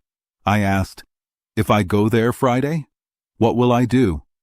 He quickly said, "You will do much good. You will teach wild men to be good. You will tell them about God and to live a new life." I said, "Friday, I am not a teacher. I am not smart." He said, "Yes, you teach me good. You teach them good." I said, "No, Friday, you will go without me. I will stay here alone." He looked confused. He ran and gave me a small axe. I asked, "What should I do with this?" He said, "You kill Friday." I asked, "Why kill you?" He said, "Why send Friday away? Kill Friday, do not send Friday away." He had tears in his eyes. I saw that he loved me very much. I told him I would never send him away if he wanted to stay. Friday showed me his love. He wanted to go home to help his people. I wanted to escape. I thought there were 17 men there. So Friday and I started to build a big boat. We found a good tree. Friday knew which tree was best. It was like fustic wood. Friday wanted to burn the inside to make it a boat, but I showed him how to cut it with tools. He learned fast. In about 1 month, we finished it. It was very nice. Then we spent 2 weeks moving it to the water. It was hard work, but when it was in the water, it could hold 20 men easily. When the boat was in the water, Friday moved it very well. He was fast. I asked him if we could sail in it. He said yes, even with strong wind. I wanted to add a mast, a sail, an anchor, and a rope. It was easy to get a mast. I found a straight cedar tree. I told Friday to cut it down. The sail was harder. I had old sails, but they were 26 years old. Most of them were bad, but I found 2 good pieces. I sewed them with much work. I made a 3-cornered sail. It was like the sail I used when I escaped from Barbary. I spent almost 2 months making the mast and sails. I made a small sail for the front. I also put a rudder on the back to steer the boat. I was not good at building boats, but I knew I needed a rudder. So I worked hard. It was almost as much work as making the boat. After this, I taught Friday how to use the boat. He knew how to paddle a canoe, but not how to use a sail or a rudder. He was surprised when he saw me steer the boat with the rudder. He also wondered how the sail moved this way and that. But after some time, he learned. He became a good sailor, but he could not understand the compass very well. It was not often cloudy or foggy, so we could see the stars at night and the shore by day. We did not need a compass often. I was now in my 27th year on the island. But the last 3 years with Friday were different. I thanked God for my life here. I felt that I would be free soon. I thought I would not be here another year. But I still worked on my farm. I dug, planted, and fenced. I picked my grapes. I did everything as before. The rainy season came. I stayed inside more. We put our new boat in the creek. This was the same place where I landed my rafts from the ship. We pulled it to the shore when the water was high. I made Friday dig a small dock. It was just big enough and deep enough for the boat to float. When the water went out, we made a strong wall to keep the water out, so the boat stayed dry from the sea. To keep the rain off, we put many tree branches on it. It was like a roof for a house. We waited for November and December to start our trip. When the good weather came, I thought about my trip again. I got ready every day. First, I put aside food for the trip. In 1 or 2 weeks, I planned to open the dock and launch the boat. One morning, I asked Friday to go to the seashore. I asked him to find a turtle for eggs and meat. We usually got one every week. Friday was gone for a short time. Then he ran back. He jumped over my fence. He was so scared. He cried, "Oh, master! Oh, master! Oh, sorrow! Oh, bad!" I asked, "What is it, Friday?" He said, "Oh, over there, 1, 2, 3 canoes. 1, 2, 3. I thought he meant 6 canoes, but he said there were only 3. I told him not to be afraid. I tried to calm him, but he was very scared. He thought they came to find him and eat him. He shook very much. I comforted him. I told him I was in danger too. I said they would eat me too. "But Friday," I said, "we must fight them. Can you fight?" He said, "I shoot, but many come." I said, "It does not matter. Our guns will scare them, even if we do not kill them." I asked him if he would help me fight if I helped him. He said, "I die when you tell me to die, master." So I gave him some rum. I had a lot of rum left. After we drank it, I made him take 2 guns. We always carried them. We put big bullets in them. I took 4 more guns. I put 2 big bullets and 5 small bullets in each. I put 2 bullets in each of my 2 pistols. I had my big sword at my side. I gave Friday his small axe. When I was ready, I took my spyglass. I went up the hill to see what I could find. I quickly saw 21 wild men, 3 prisoners, and 3 canoes. They seemed to be having a big meal with the 3 human bodies. It was a terrible feast, but I knew it was normal for them. I also saw that they landed closer to my creek. The shore was low there. A thick wood was close to the sea. I was angry about what they were doing. I went back to Friday. I told him I would go and kill them all. I asked him if he would help me. He was not scared anymore. The rum made him brave. He said he would die when I told him to die. I gave Friday a pistol and 3 guns. I took a pistol and 3 guns. We started walking. I put a small bottle of rum in my pocket. I gave Friday a bag with more powder and bullets. I told him to stay behind me. I told him not to move, shoot, or do anything until I told him. I also told him not to speak. I walked around to the right, about 1 mile. I went through the creek and into the wood. I wanted to get close to them without being seen. I saw it was easy with my spyglass. As I walked, I thought about my plan. I started to change my mind. I was not afraid of them. They had no clothes or weapons. I was stronger than them, even alone. But I thought, why should I kill people who did nothing wrong to me? Their bad customs were their own problem. God had left them to be stupid and cruel. But it was not my job to judge them or punish them. God would do that when He wanted. It was not my business. Friday could fight them because they were his enemies, but I could not say the same for myself. I thought about these things the whole way. I decided to only get close to them. I would watch their feast. I would act as God told me. But if nothing more called me to fight, I would not bother them. With this decision, I went into the wood. Friday was right behind me. We walked very carefully and quietly. I went to the edge of the wood closest to them. There was a small part of the wood between us and them. I quietly called to Friday. I showed him a big tree at the corner of the wood. I told him to go to the tree and tell me what they were doing. He went and came back quickly. He said he could see them clearly. They were around their fire, eating one prisoner. Another prisoner was tied on the sand nearby. Friday said they would kill him next. This made me very angry.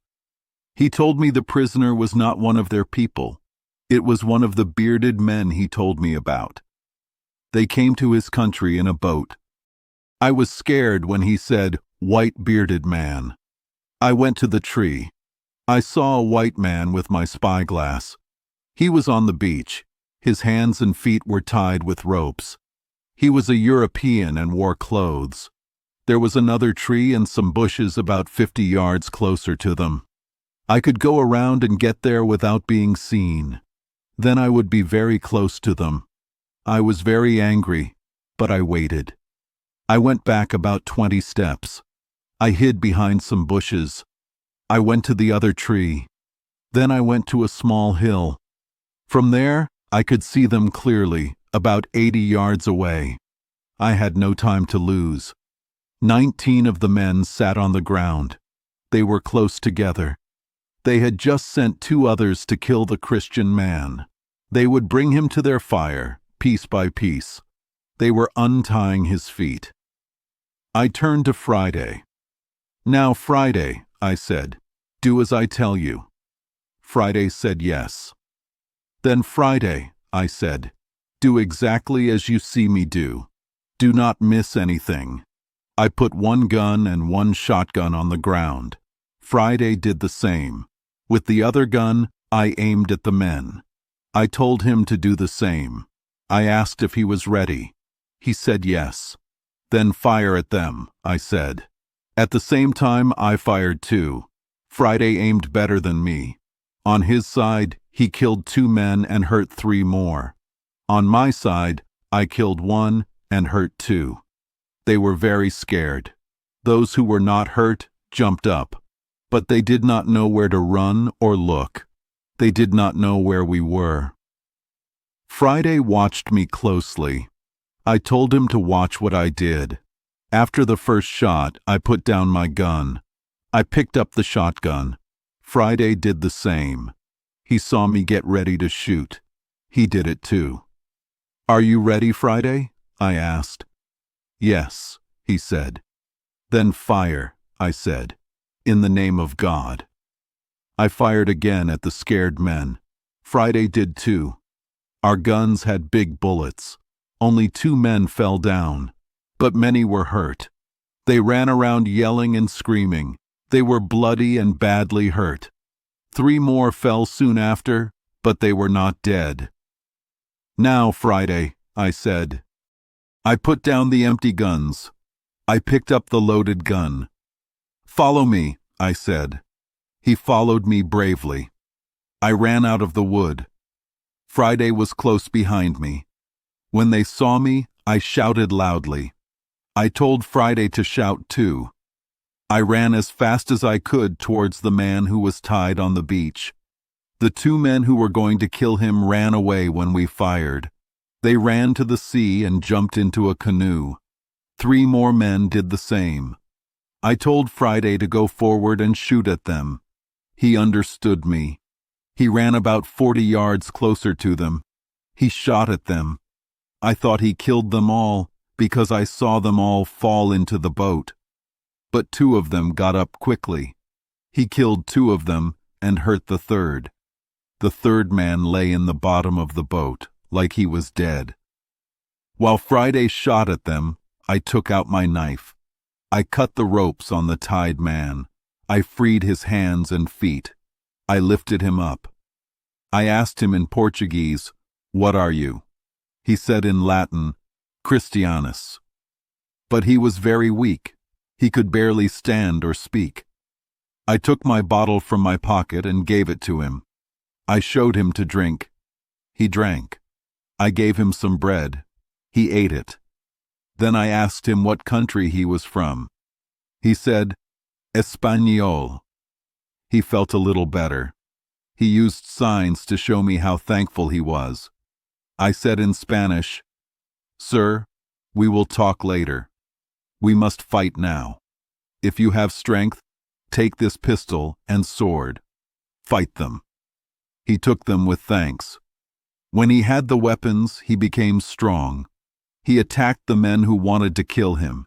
He cut 2 of them quickly. The wild men were surprised. They were very scared by our guns. They fell down from fear. They could not escape. This was true for the 5 men Friday shot in the boat. 3 were hurt. The other 2 fell from fear. I kept my gun ready.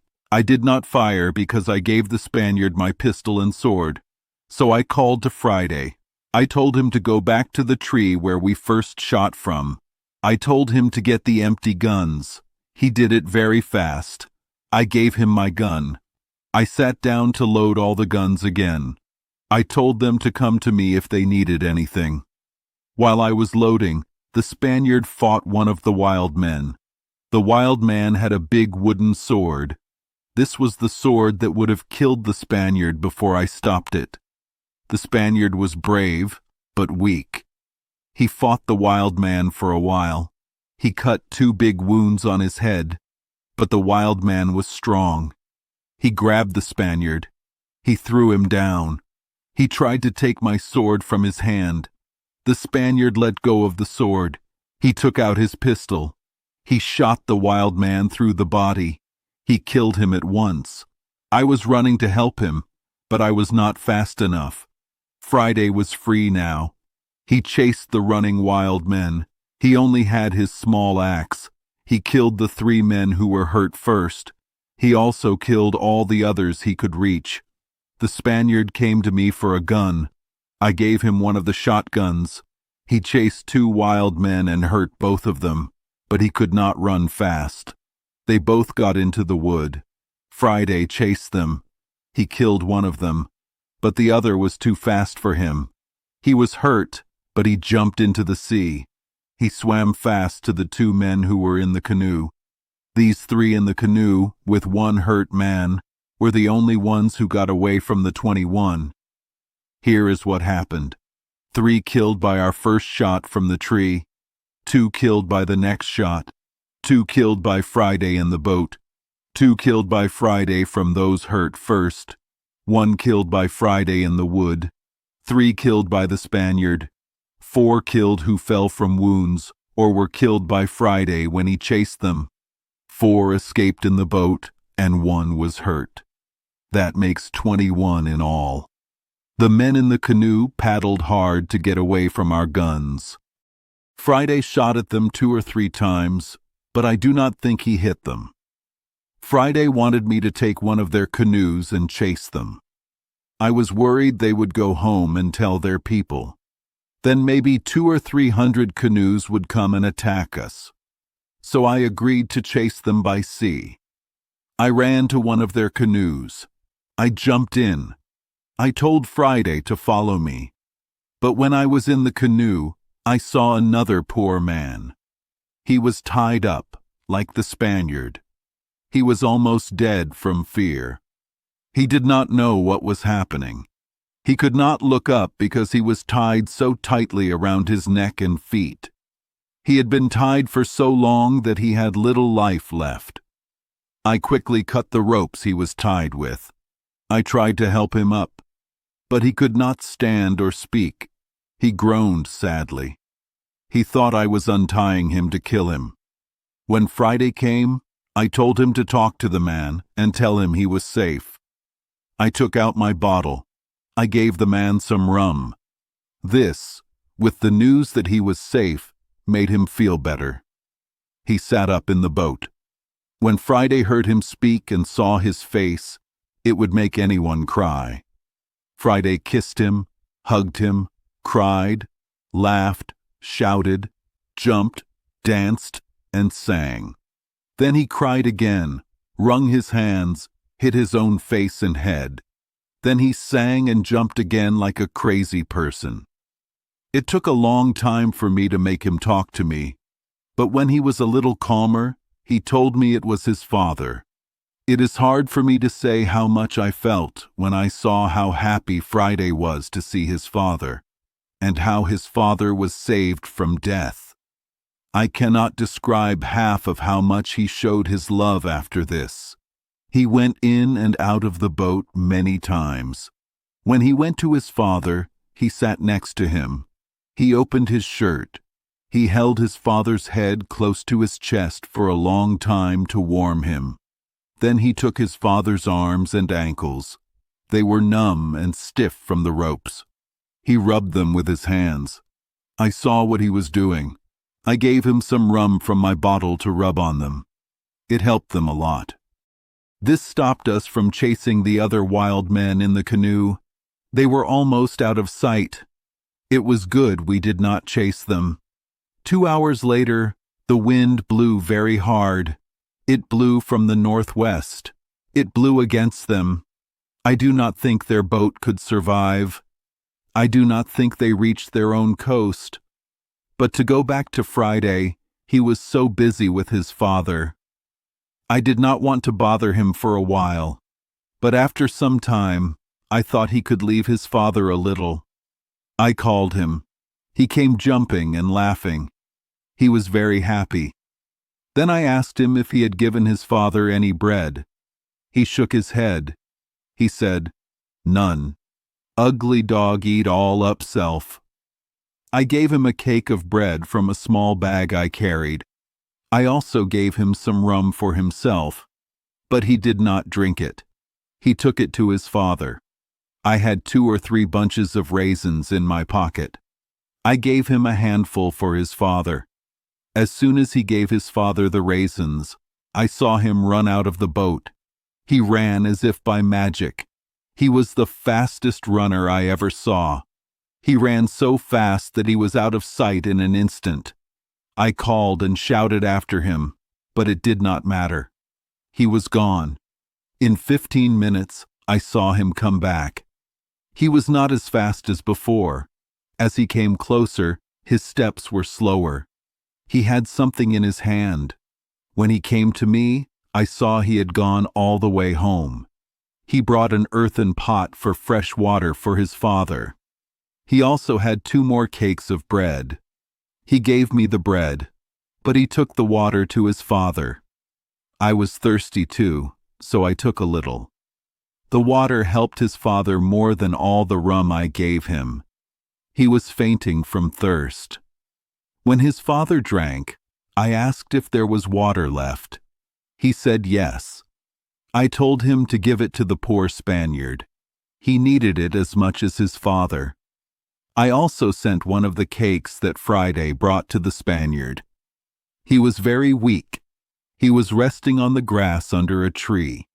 His legs were also very stiff and swollen from the rough ropes.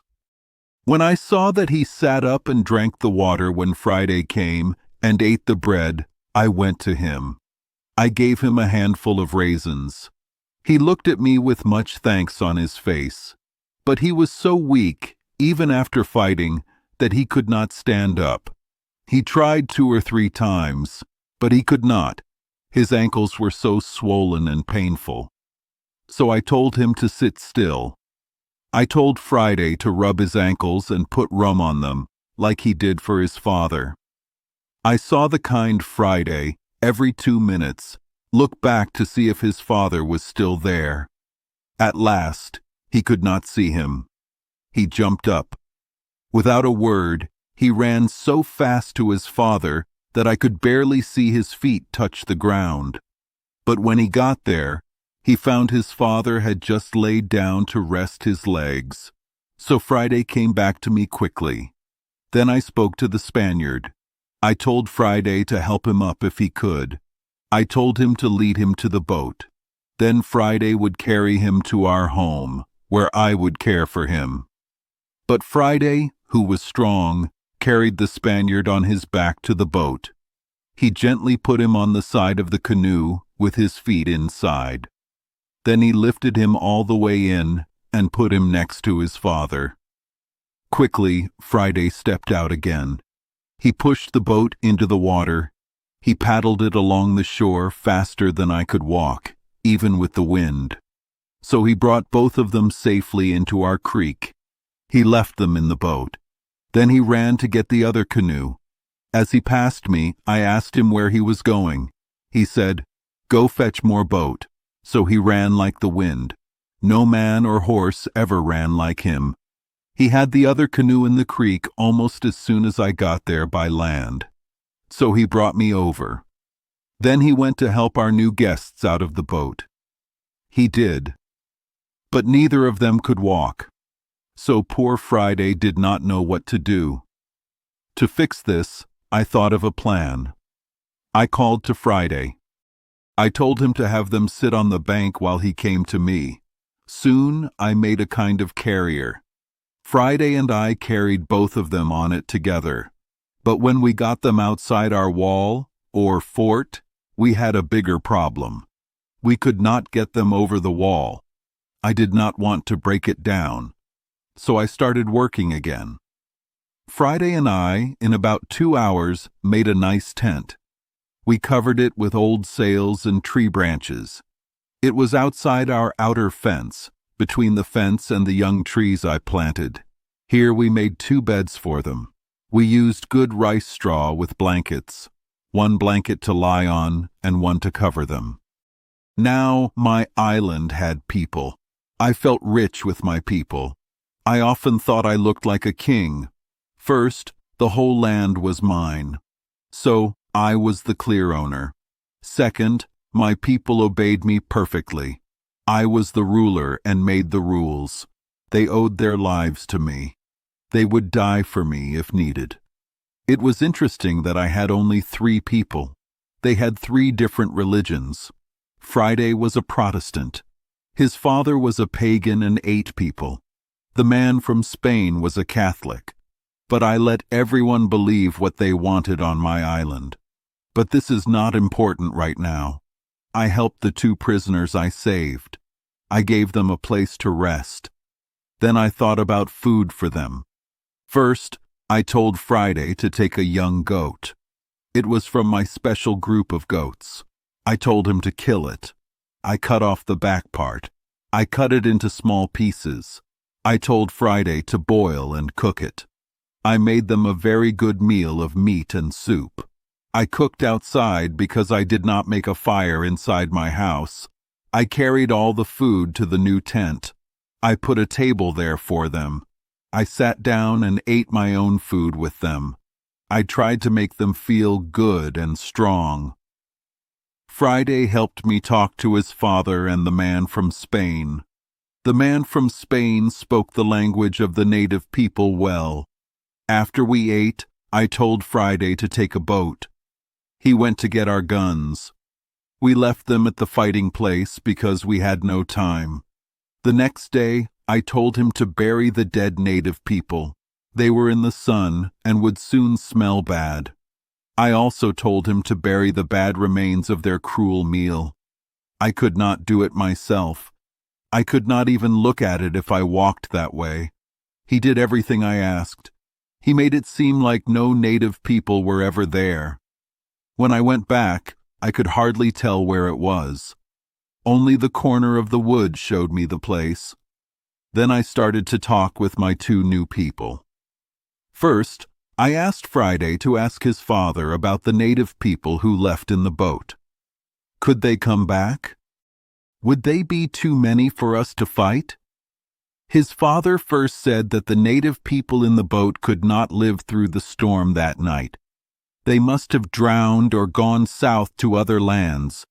There, they would be eaten if they were lost at sea. But if they did get to land safely, he did not know what they would do.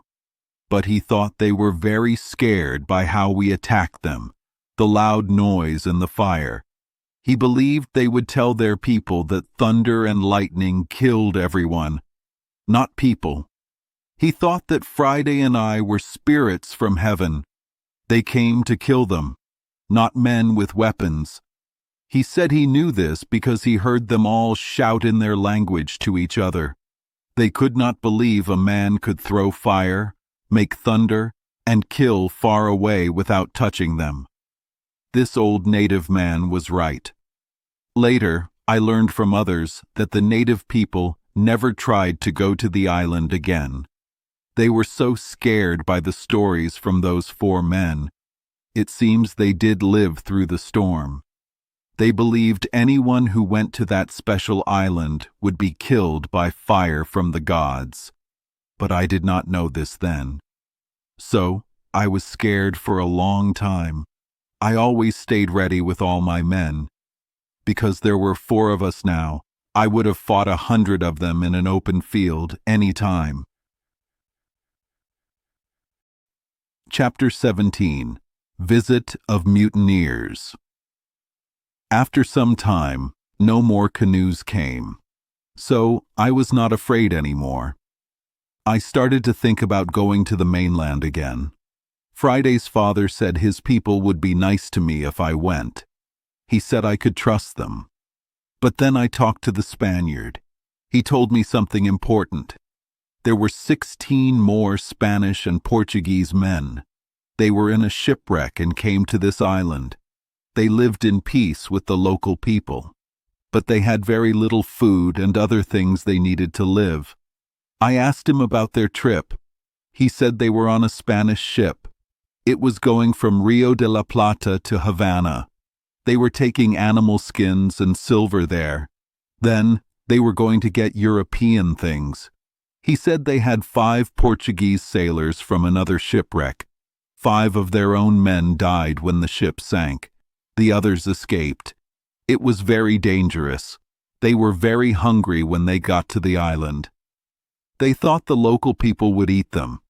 He told me they had some guns, but they were not useful.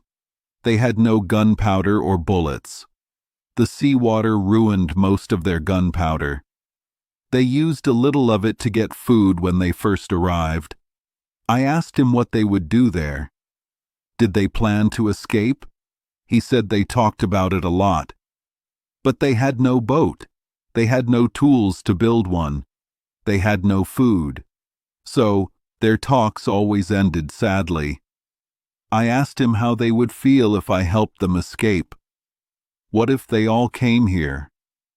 I told him I was afraid they would hurt me. People do not always thank those who help them. They often think only of themselves. I told him it would be very bad if I helped them, and then they made me a prisoner in New Spain. An Englishman would surely be killed there. I said I would rather be eaten by the local people than be caught by priests and taken to the Inquisition. I also said that if they all came here, we could build a big boat together. We could go south to Brazil, or north to the islands or the Spanish coast. But I worried that if I gave them weapons, they might force me to go with them. They might hurt me. Then my situation would be worse, he answered honestly. He said their lives were so bad. They knew it. He believed they would never hurt anyone who helped them. He said he would go with the old man to talk to them. Then he would come back with their answer. He would make them promise to follow my orders as their leader. They would swear on holy things to be true to me. They would go to any Christian country I chose. They would follow my orders completely until they were safe in that country. He would bring me a signed paper from them. Then he told me he would promise me first. He would never leave me until I told him. He would fight for me if his own people caused any trouble. He told me they were all good, honest men. They were in a terrible situation. They had no guns, no clothes, and no food. They depended on the local people. They had no hope of going home. He was sure they would live and die with me if I helped them. Because of what he said, I decided to help them if I could. I decided to send the old man and the Spaniard to talk to them. But when we were ready, the Spaniard had a good idea. He was smart and honest. I liked his idea very much. Because of his advice, I waited at least 6 months to help his friends. This is why. He had been with me for about a month. During that time, I showed him how I got food with God's help. He saw how much corn and rice I had. It was enough for me. But it was not enough for my family now, which was 4 people. And it would not be enough if his 16 friends came.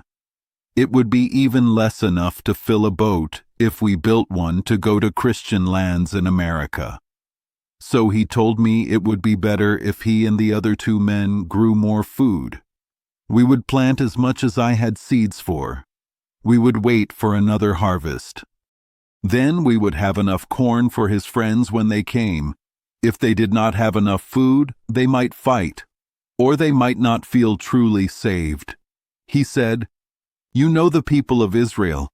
They were happy when they left Egypt, but they fought against God when they needed bread in the desert."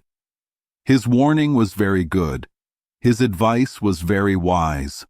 I was happy with his idea and trusted him.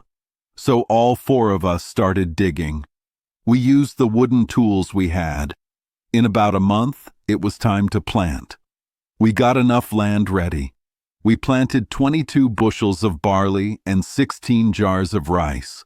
That was all the seeds we had. We saved just enough food for ourselves for 6 months until the next harvest. Now we had enough people. We were not afraid of the local people unless there were many of them. We walked freely all over the island when we wanted to. We always thought about escaping. I could not stop thinking about how to do it. So I chose some trees for our work. I had Friday and his father cut them down. Then I had the Spaniard, to whom I told my plans, watch and guide their work.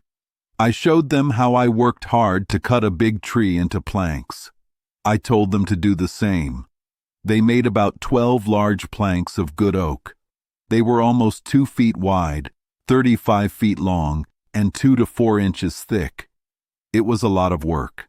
At the same time, I wanted to get more tame goats. So, one day, I sent Friday and the Spaniard to get them. The next day, Friday and I went. We took turns.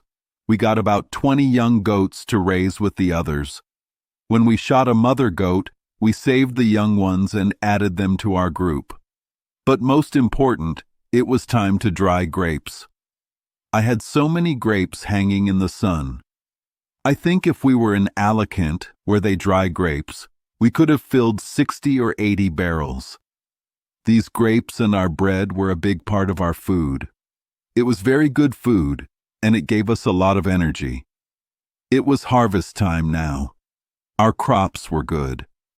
It was not the biggest harvest I had seen on the island, but it was enough for our needs.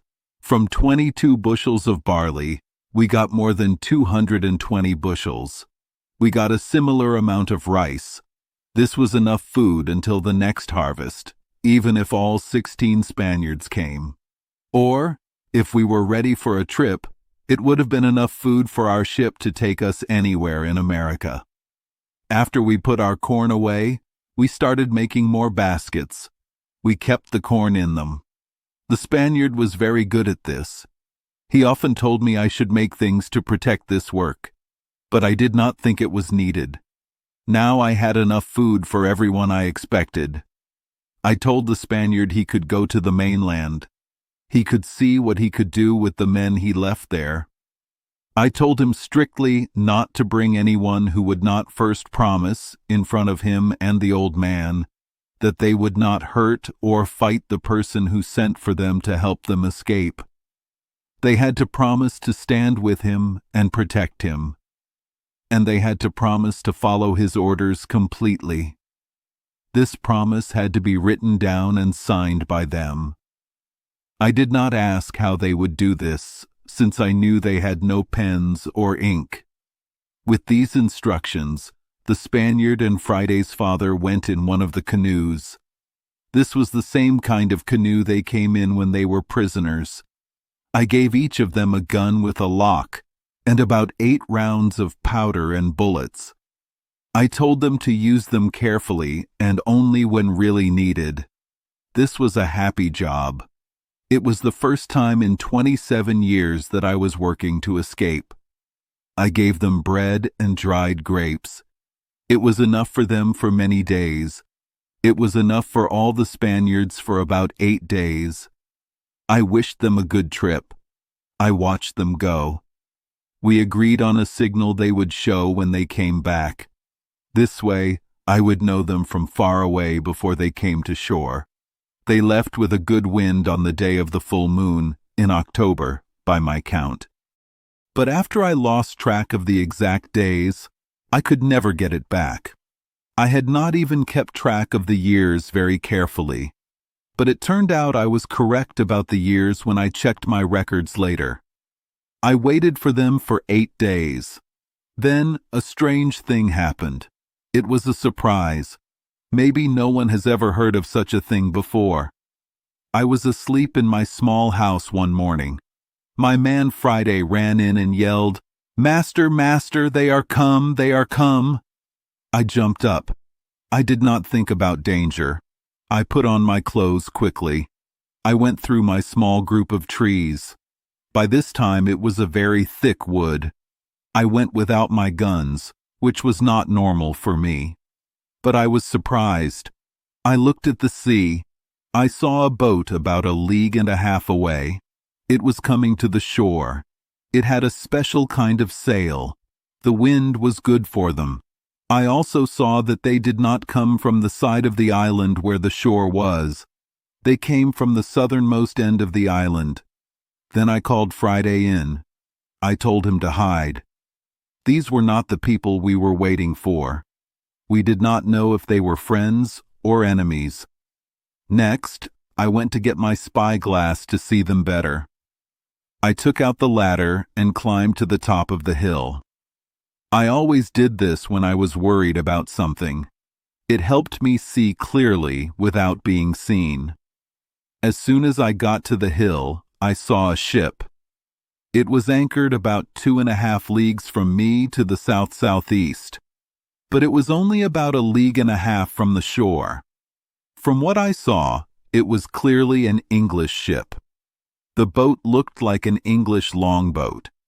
I cannot say how confused I was, but I was very happy to see a ship. I believed it had my own countrymen on it. So, they were friends. But I also had some secret doubts. I do not know why. They told me to be careful. First, I thought about what an English ship was doing in that part of the world. It was not a usual way for English ships to go for trade. I knew there were no storms to push them there. If they were really English, it was probably for a bad reason. I thought it was better to stay as I was than to fall into the hands of bad people. No one should ignore secret warnings of danger. These warnings come sometimes, even when you think there is no danger. Few people who have thought about things can say these warnings do not happen. We know they are real messages from another world, from spirits. If they warn us of danger, why should we not think they come from someone helpful, for our good? This situation clearly shows me this thinking is right. If I had not listened to this secret warning, I would have been in a much worse situation, as you will soon see. I did not stay hidden for long. I saw the boat come near the shore. It looked like they were looking for a small river to land in, but they did not come close enough. They did not see the small bay where I landed my rafts before. They ran their boat onto the beach about 1/2 mile from me. This was very good for me. Otherwise, they would have landed right at my door. They would have easily taken my home and everything I had. When they were on shore, I was sure they were Englishmen, most of them at least. I thought 1 or 2 were Dutch, but they were not. There were 11 men in all. 3 of them had no weapons. I thought they were tied up. When the first 4 or 5 jumped onto the shore, they took those 3 men out of the boat like prisoners. I saw one of the 3 begging very strongly. He looked very sad and hopeless. The other two lifted their hands sometimes. They looked worried, but not as much as the first man.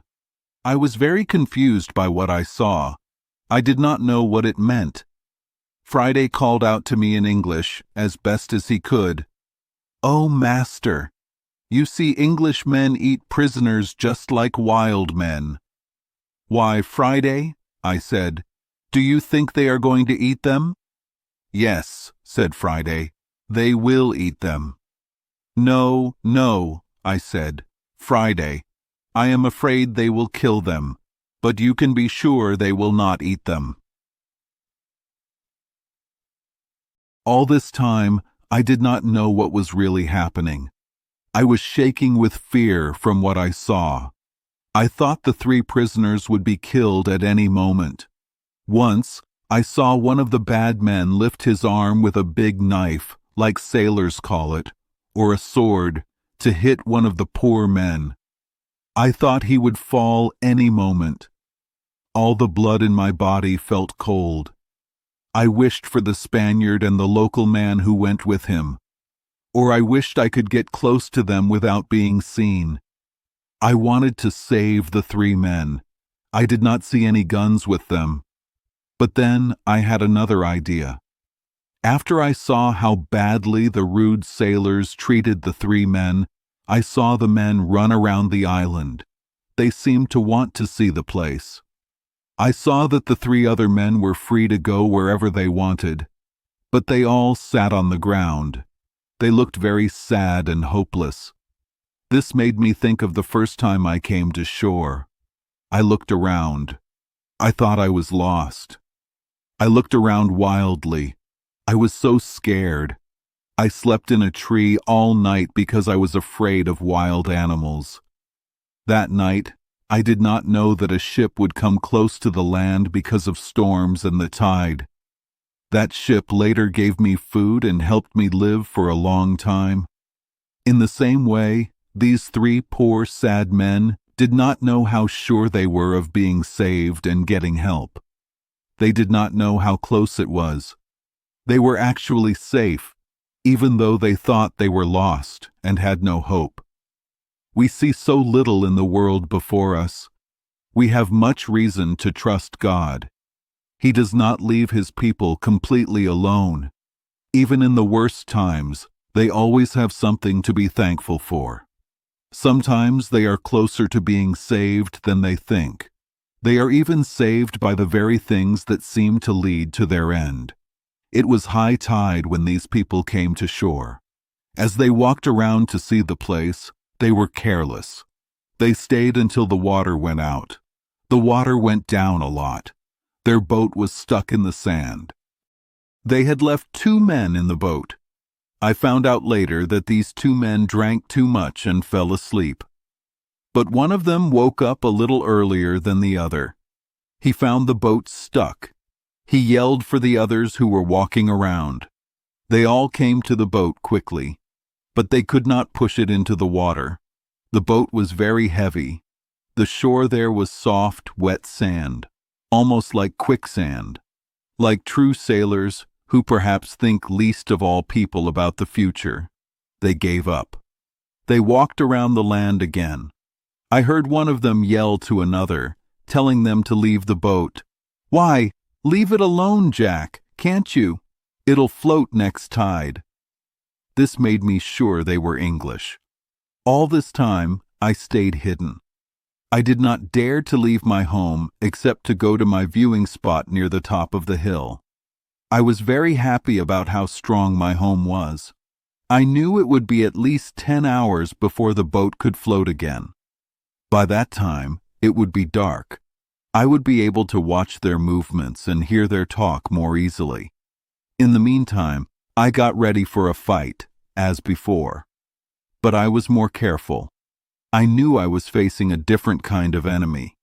I also told Friday, who I had taught to shoot very well, to get ready with guns.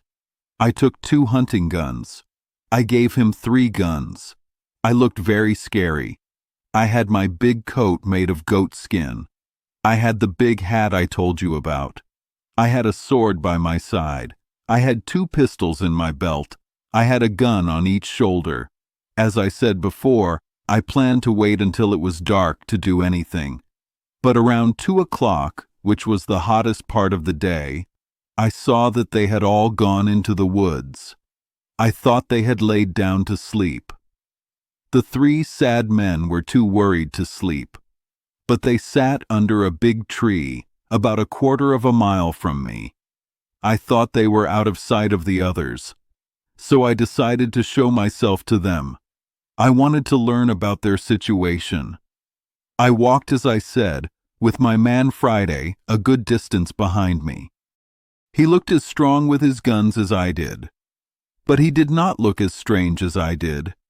I got as close to them as I could without being seen. Then, before any of them saw me, I called out loudly to them in Spanish, "What are you, gentlemen?" They jumped up when they heard me, but they were 10 times more confused when they saw me and how strange I looked. They did not answer at all, but I thought I saw them about to run away from me. Then I spoke to them in English. "Gentlemen," I said, "do not be surprised by me. Maybe you have a friend nearby when you did not expect it." "He must be sent directly from heaven then," one of them said to me very seriously. He took off his hat at the same time. "Because no man can help us." "All help is from heaven, sir," I said. "But can you tell a stranger how to help you? You seem to be in great trouble. I saw you when you landed, and when you seemed to talk to the bad men who came with you, I saw one of them lift his sword to kill you." The poor man had tears on his face. He was shaking. He looked surprised. He answered, "Am I talking to God or a man? Is it a real man or an angel?" "Do not be afraid about that, sir," I said. "If God had sent an angel to help you, he would have come better dressed and armed differently than you see me. Please put aside your fears. I am a man, an Englishman, and I want to help you. You see, I have only one servant. We have guns and ammunition. Tell us freely. Can we help you? What is your situation?" "Our situation, sir," he said, "is too long to tell you while our killers are so near us. But in short, sir, I was the commander of that ship. My men fought against me.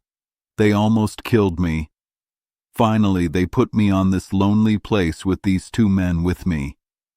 One is my officer, the other is a passenger. We thought we would die here. We believed the place was empty. We do not know what to think of it yet." "Where are these bad men, your enemies?" I said. "Do you know where they went?" "They are there, sir," he said, pointing to some thick trees. "My heart shakes with fear that they have seen us and heard you speak. If they have, they will surely kill us all." "Do they have any guns?" I said. He answered, "They only had 2 guns. One of them they left in the boat." "Well then," I said, "leave the rest to me. I see they are all asleep. It is easy to kill them all. But should we take them as prisoners instead?" He told me there were 2 very bad men among them. It was not safe to be kind to them. But if those 2 were caught, he believed all the others would go back to being good. I asked him which ones they were. He told me he could not tell from this distance, but he would follow my orders in anything I told him to do. "Well," I said, "let us go back out of their sight or hearing, so they do not wake up. Then we will decide more." So they willingly went back with me until the trees hid us from them. "Look, sir," I said, "if I risk helping you escape, are you willing to agree to 2 things with me?" He quickly answered my ideas. He told me that both he and the ship, if we got it back, would be completely under my control in everything. If we did not get the ship back, he would live and die with me wherever I sent him in the world. The other two men said the same. "Well," I said, "my conditions are only two. First, while you stay on this island with me, you will not try to have any power here. If I give you guns, you will always give them back to me. You will not hurt me or my things on this island, and you will follow my orders. Second, if the ship is or can be saved, you will take me and my man to England for free." He promised me in every way a man could promise that he would agree to these fair requests. He also said he would owe his life to me and would always remember it. "Well then," I said, "here are 3 guns for you, with powder and bullets. Now tell me what you think we should do." He showed how thankful he was. But he said he would do whatever I told him. I told him it was very dangerous to do anything, but the best way I could think of was to shoot them all at once while they were asleep. If any were not killed by the first shots and wanted to surrender, we could save them. We would leave the rest to God's plan for the shots. He said very politely that he did not want to kill them if he could avoid it. But he said those 2 were very bad men. They caused all the trouble on the ship. If they escaped, we would still be in trouble. They would go back to the ship and bring all the other men to kill us all. "Well then," I said, "what we need to do makes my idea right. It is the only way to save our lives." But I saw he still did not want to kill, so I told him they should go and manage as they saw fit. In the middle of our talk, we heard some of them wake up. Soon after, we saw 2 of them standing. I asked him if either of them were the leaders of the trouble. He said, "No." "Well then," I said, "you can let them escape. God seems to have woken them up to save themselves.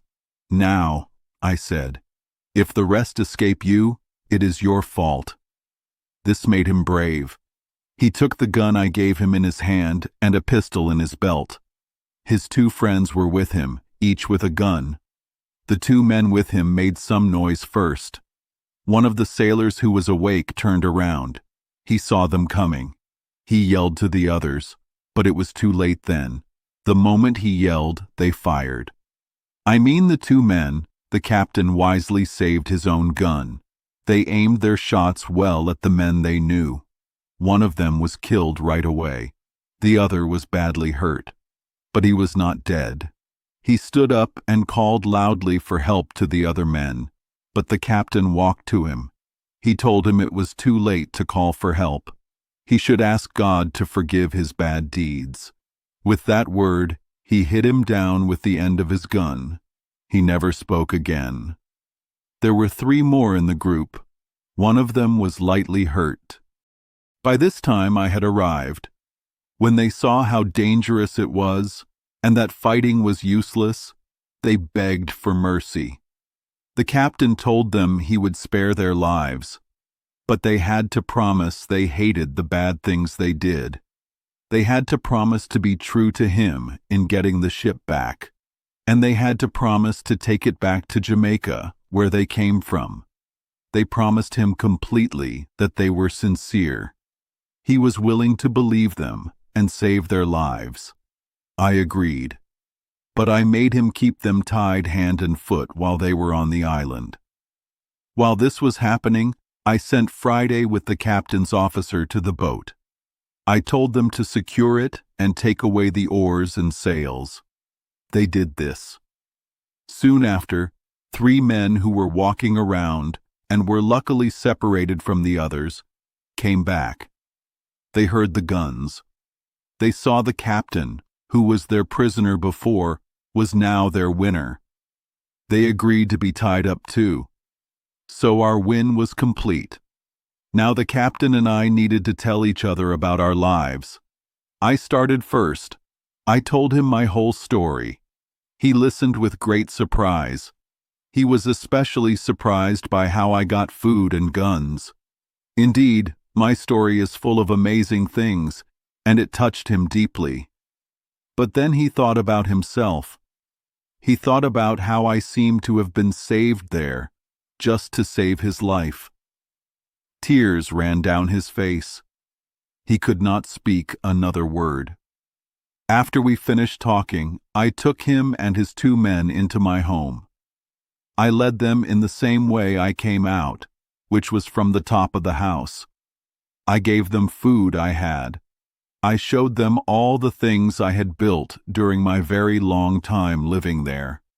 Everything I showed them, everything I said to them, was amazing. But most of all, the captain was very impressed by my defense. He admired how perfectly I had hidden my home with a group of trees. These trees had been planted for almost 20 years. They grew much faster than in England. It became a small wood. It was so thick that no one could get through it except on the one side where I had my small, winding path. I told him this was my main home, but I also had a place in the country, like most important people do, where I could go if needed. I would show him that another time, but now our job was to think about how to get the ship back. He agreed with me, but he told me he did not know what to do. There were still 26 men on board. They had done a very bad thing. They would be killed by law if caught. So they would be very determined now. They would keep fighting. They knew if they were caught, they would be hanged as soon as they got to England or any English colonies. So we could not attack them with such a small group like ours. I thought about what he said for some time. I found it was a very logical idea. So we needed to decide something quickly. We needed to trick the men on board to surprise them. We also needed to stop them from landing and destroying us. Then it came to my mind. In a little while, the ship's men would wonder what happened to their friends and the boat. They would surely come to shore in their other boat to look for them. Then they might come with guns. They might be too strong for us. After we took everything out of the boat, like the oars, mast, sail, and rudder, we made a big hole in its bottom. This was so that if the bad men were strong enough to beat us, they still couldn't take the boat. I didn't really think we could get the ship back, but I thought that if they left without the boat, I could fix it later. Then we could use it to go to the Leeward Islands and meet my Spanish friends, because I still thought about them. Chapter 18. The ship recovered. We worked to fix the boat. We moved it high on the beach so the water would not carry it away, but the boat had a big hole in it. We did not know what to do. Then we heard the ship fire a gun. They made a signal for the boat to come back, but our boat did not move. They fired guns many times. They made more signals. The boat did not move. Then we saw them put another boat in the water. 10 men were in it. They had guns. The ship was far from the shore, but we could see the men clearly. We could even see their faces. They came to the same place where the first boat was. The captain knew the men. He said 3 of them were good men. He thought the others made them join. But the boatswain and the other men were bad. The captain was afraid they were too strong for us. I smiled. I told him we were not afraid. I said that any change would be good. It would be a new beginning, life or death. I asked him about my life. Was it not worth fighting for freedom? I asked him, "Where is your hope that I am here to save you?" I said, "There is only one thing wrong." He asked, "What is that?" I said, "You said there are 3 or 4 good men. If they were all bad, I would think God sent them to us. Every man who comes to shore is ours. They will live or die based on how they act." I spoke loudly and happily. This made him feel better. So we worked hard. When we saw the boat coming, we decided to separate our prisoners. We held them well. I sent 2 men, who the captain did not trust much, with Friday and one of the freedmen to my cave. It was far away. They could not be heard or seen. They could not escape from the woods. We tied them there, but we gave them food. We told them if they stayed quiet, we would free them in a day or 2. But if they tried to run, we would kill them. They promised to stay quiet. They were happy to have food and light. Friday gave them candles that we made. They did not know if Friday was watching them. The other prisoners were treated better. We tied 2 of them because the captain did not trust them, but the other 2 joined us. The captain said they were good. They promised to stay with us. So, with them and the 3 good men, we were 7 men with guns. I thought we could fight the 10 men coming. The captain said there were 3 or 4 good men among them. When the 10 men came to where their boat was, they pulled it onto the beach. I was happy to see this. I was afraid they would leave it in the water. They ran to their other boat. They were very surprised to see it empty and broken. They shouted loudly to their friends, but no one answered. Then they stood in a circle and fired their guns. We heard it. The woods echoed. But the men in the cave could not hear. Our prisoners heard it, but they did not answer. They were so surprised. They decided to go back to the ship. They thought their friends were dead. So, they pushed their boat back into the water and got in. The captain was very worried. He thought they would go back to the ship and sail away. He thought he would lose the ship. But soon, he was worried again. They had not been gone long when we saw them coming back to shore. But this time, they left 3 men in the boat. The rest went on to the land to look for their friends. This was bad for us. If we took the 7 men on land, the boat might get away. Then the rest would sail the ship away. We had to wait and see. The 7 men came onto the shore. The 3 men in the boat moved it far from the shore. They waited there. We could not get to them. The men on shore stayed together. They walked towards the small hill where I lived. We could see them, but they could not see us. We wished they came closer so we could shoot them, or we wished they went farther so we could come out. But they came to the top of the hill. From there, they could see far into the valleys. They shouted until they were tired. They did not want to go far from the shore or each other. They sat under a tree to think. If they had gone to sleep like the others, it would have been easy for us. But they were too afraid to sleep. They did not know what danger was near. The captain had a good idea. He said they might fire their guns again to call their friends. He said we should attack them when their guns were empty. Then they would surrender. I liked this idea if we were close enough to reach them before they could load their guns again. But this did not happen. We waited a long time.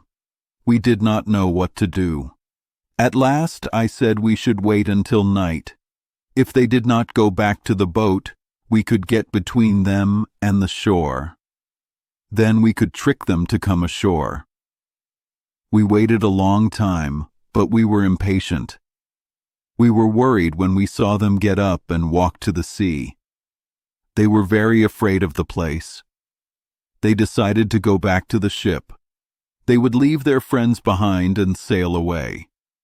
When I saw them go to the shore, I knew they were giving up. The captain was very sad. But I thought of a plan to bring them back. It worked perfectly. I told Friday and the captain's mate to go west across the small river. It was where the wild men came ashore when Friday was saved. When they came to a small hill about half a mile away, I told them to shout as loud as they could. They should wait until the sailors heard them. When the sailors answered, they should shout back. Then they should stay hidden. They should walk in a circle, answering when the sailors called. This would lead the sailors deep into the island and the woods. Then they should come back to me by the paths I told them. The sailors were just getting into the boat when Friday and the mate shouted. They heard them at once.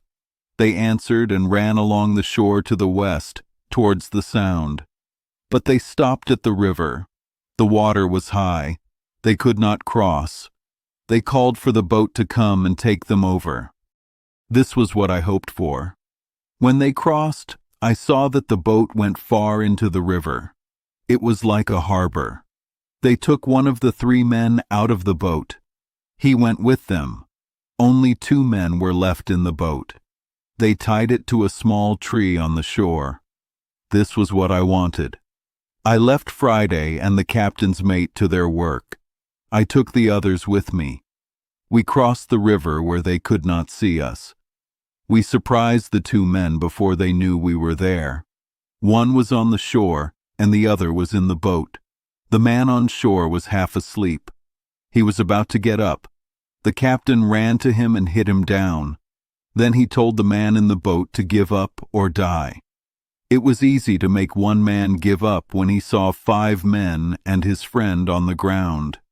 This man was one of the 3 who were not happy about the mutiny, so he agreed to give up. He even joined us. Meanwhile, Friday and the captain's mate did their work well. They led the other men from one hill to another, from one wood to another, by shouting and answering. They made them very tired. They left them where they were. The men could not get back to the boat before dark. Friday and the mate were also very tired when they came back to us. Now, we just had to wait for them in the dark. We would attack them to finish the job. It was many hours after Friday came back before they came back to their boat. We heard the first of them calling to the others to come along. We heard them answer. They complained that they were tired and could not walk faster. This was good news for us. At last, they came to the boat, but they were so confused when they found the boat stuck in the river. The water was gone, and their 2 men were not there. We heard them call each other in a sad way. They said they were on an enchanted island. They thought people lived there and would kill them. Or they thought there were devils and spirits who would take and eat them. They shouted again. They called their 2 friends' names many times. But no one answered. After some time, we could see them in the dim light. They ran around, shaking their hands like men who had lost hope. Sometimes they sat in the boat to rest. Then they came ashore again and walked around. My men wanted me to let them attack at once in the dark. But I wanted to catch them in a way that would spare them. I wanted to kill as few as possible, and I did not want to risk killing any of our men, because the others had guns. I decided to wait to see if they would split up. So, to make sure, I moved closer. I told Friday and the captain to crawl on their hands and feet. They should stay close to the ground. They must not be seen. They should get as close as possible before shooting. They had not been in that position for long. Then the boatswain came. He was the leader of the mutiny. He looked the most sad and tired. 2 more men were with him. The captain was eager to catch this bad man. He could hardly wait for him to come close enough. They only heard him speaking before. But when they came closer, the captain and Friday stood up and shot at them. The boatswain died at once. The next man was shot in the body. He fell next to him. He did not die for an hour or 2. The 3rd man ran away. When I heard the gun, I came forward with all my men. We were 8 men now. I was the leader. Friday was my second in command. The captain and his 2 men were there, and we had 3 prisoners with guns. We came at them in the dark, so they could not see how many we were. I told the man they left in the boat, who was now with us, to call their names. I wanted to talk to them. I hoped they would give up. This happened just as we wanted. It was easy to think they would give up because of their situation. So he called as loud as he could to one of them, "Tom Smith! Tom Smith!" Tom Smith answered, "Is that Robinson?"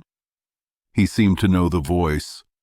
The other man answered, "Yes, for God's sake, Tom Smith, drop your guns and give up." "Or you will all die now." Smith asked, "Who must we give up to? Where are they?" He said, "They are here. Our captain is here with 50 men. They have been looking for you for 2 hours. The boatswain is dead. Will Fry is hurt, and I am a prisoner. If you do not give up, you are all lost." Tom Smith asked, "Will they let us live?" Then he said, "And we will give up." Robinson said, "I will go and ask if you promise to give up." So he asked the captain. The captain himself then called out, "Smith, you know my voice. If you put down your guns now and give up, you will live. All of you, except Will Atkins." Then Will Atkins cried out, "For God's sake, Captain, let me live. What have I done? They were all as bad as me." This was not true. Will Atkins was the first man to grab the captain when they mutinied. He tied his hands and spoke badly to him. But the captain told him he must put down his arms and trust in the governor's mercy. He meant me, because they all called me governor. In short, they all put down their guns and begged for their lives. I sent the man who spoke to them, and 2 more, to tie them up. Then my big army of 50 men, which was only 8 men with those 3, came and took them in their boat. I stayed out of sight with 1 other man for a reason.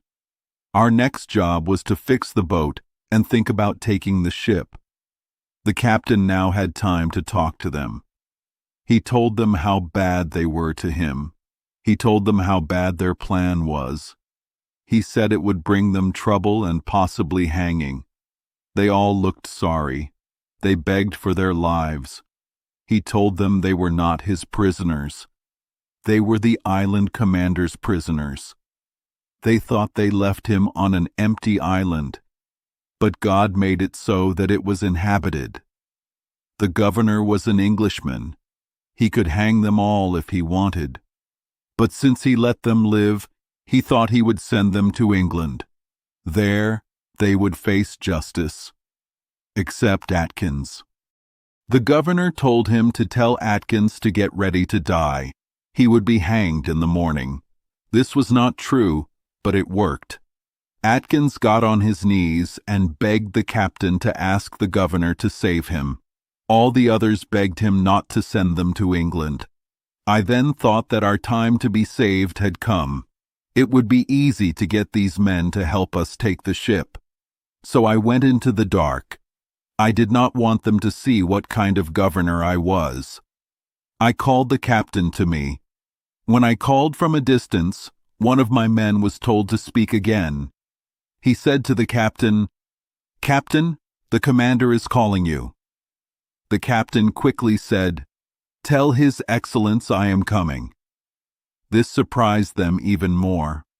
They all believed the commander was nearby with his 50 men. When the captain came to me, I told him my plan to take the ship. He liked it very much. He decided to do it the next morning. But to do it better and be sure of success, I told him we must divide the prisoners. He should take Atkins and 2 more of the worst men. He should send them tied to the cave where the others were. Friday and the 2 men who came ashore with the captain did this. They took them to the cave like a prison. It was a sad place, especially for them. I sent the other prisoners to my house, which I called a bower. It was fenced in, and they were tied up, so it was a safe place. In the morning, I sent the captain to talk to them. He was to see if they could be trusted to go to the ship and surprise it. He talked to them about the harm they did to him. He talked about their situation. He said that the governor let them live for now. But if they were sent to England, they would all be hanged. But if they helped to get the ship back, the governor would pardon them. Anyone can guess how quickly men in their situation would agree. They fell on their knees to the captain. They promised with strong words that they would be loyal to him forever.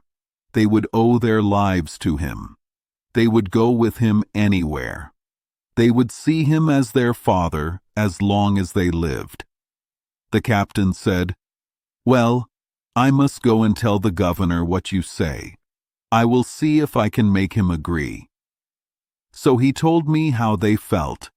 He said he truly believed they would be loyal. But to be very sure, I told him to go back. He should choose 5 men. He should tell them that he did not need more men. He would take those 5 as his helpers. The governor would keep the other 2 and the 3 prisoners in the cave as promises that the 5 would be loyal. If they were not loyal, the 5 hostages would be hanged alive on the shore. This seemed harsh. It showed them that the governor was serious. But they had no choice but to agree. Now it was up to the prisoners, as much as the captain, to convince the other 5 to do their part. Our group for the trip was ready. First, the captain, his mate, and the passenger. Second, the 2 prisoners from the first group. I gave them freedom and guns because the captain said they were good. Third, the other 2 men I kept tied in my house. But I freed them because the captain asked. Fourth, these 5 men who were freed at last. So there were 12 men in all. We also had 5 prisoners in the cave as promises. I asked the captain if he wanted to go to the ship with these men, but I thought it was not right for me and Friday to go. We had 7 men left behind. It was enough work to keep them apart and feed them. I decided to keep the 5 in the cave tied up, but Friday went to them twice a day to give them what they needed. I made the other 2 carry food to a certain place where Friday would take it. When I showed myself to the 2 hostages, the captain was with me. He told them I was the person the governor told to watch them. He said the governor wanted them to stay where I told them. If they did not, they would be taken to the castle and put in chains. So, I never let them see me as the governor. I appeared as another person. I spoke about the governor, the soldiers, and the castle all the time. The captain now only had to get his 2 boats ready. He had to fix the hole in one and get men for them. He made his passenger the captain of one boat with 4 men. He, his mate, and 5 more men went in the other boat. They planned their work very well. They came to the ship around midnight. As soon as they were close enough to call the ship, he made Robinson call out to them. He told them they brought the men and the boat, but he said it took a long time to find them. He kept talking to them until they reached the ship's side. The captain and the mate went in first with their guns. They hit the second mate and the carpenter with their guns. Their men helped them well. They caught all the others on the main and quarter decks. They began to close the hatches to keep the men below deck. The other boat and their men came in from the front of the ship. They took control of the front of the ship and the hatch to the cook room. They made 3 men they found there prisoners. When this was done, and everyone on deck was safe, the captain told the mate and 3 men to break into the roundhouse. The new rebel captain was there. He had heard the noise and got up. He had guns with 2 men and a boy. When the mate used a crowbar to open the door, the new captain and his men shot at them bravely. They shot the mate in the arm. It broke his arm. They shot 2 more men, but no one died. The mate called for help. He ran into the roundhouse even though he was hurt. He shot the new captain in the head with his pistol. The bullet went into his mouth and came out behind his ear. so he did not speak again. After this, the rest gave up. The ship was taken without more lives lost. As soon as the ship was safe, the captain fired 7 guns. This was the sign we agreed on to tell me of his success. I was very happy to hear it. I had been watching on the shore until almost 2 in the morning. When I heard the signal clearly, I lay down. It was a very tiring day for me. I slept very well until I heard a gun. I quickly woke up.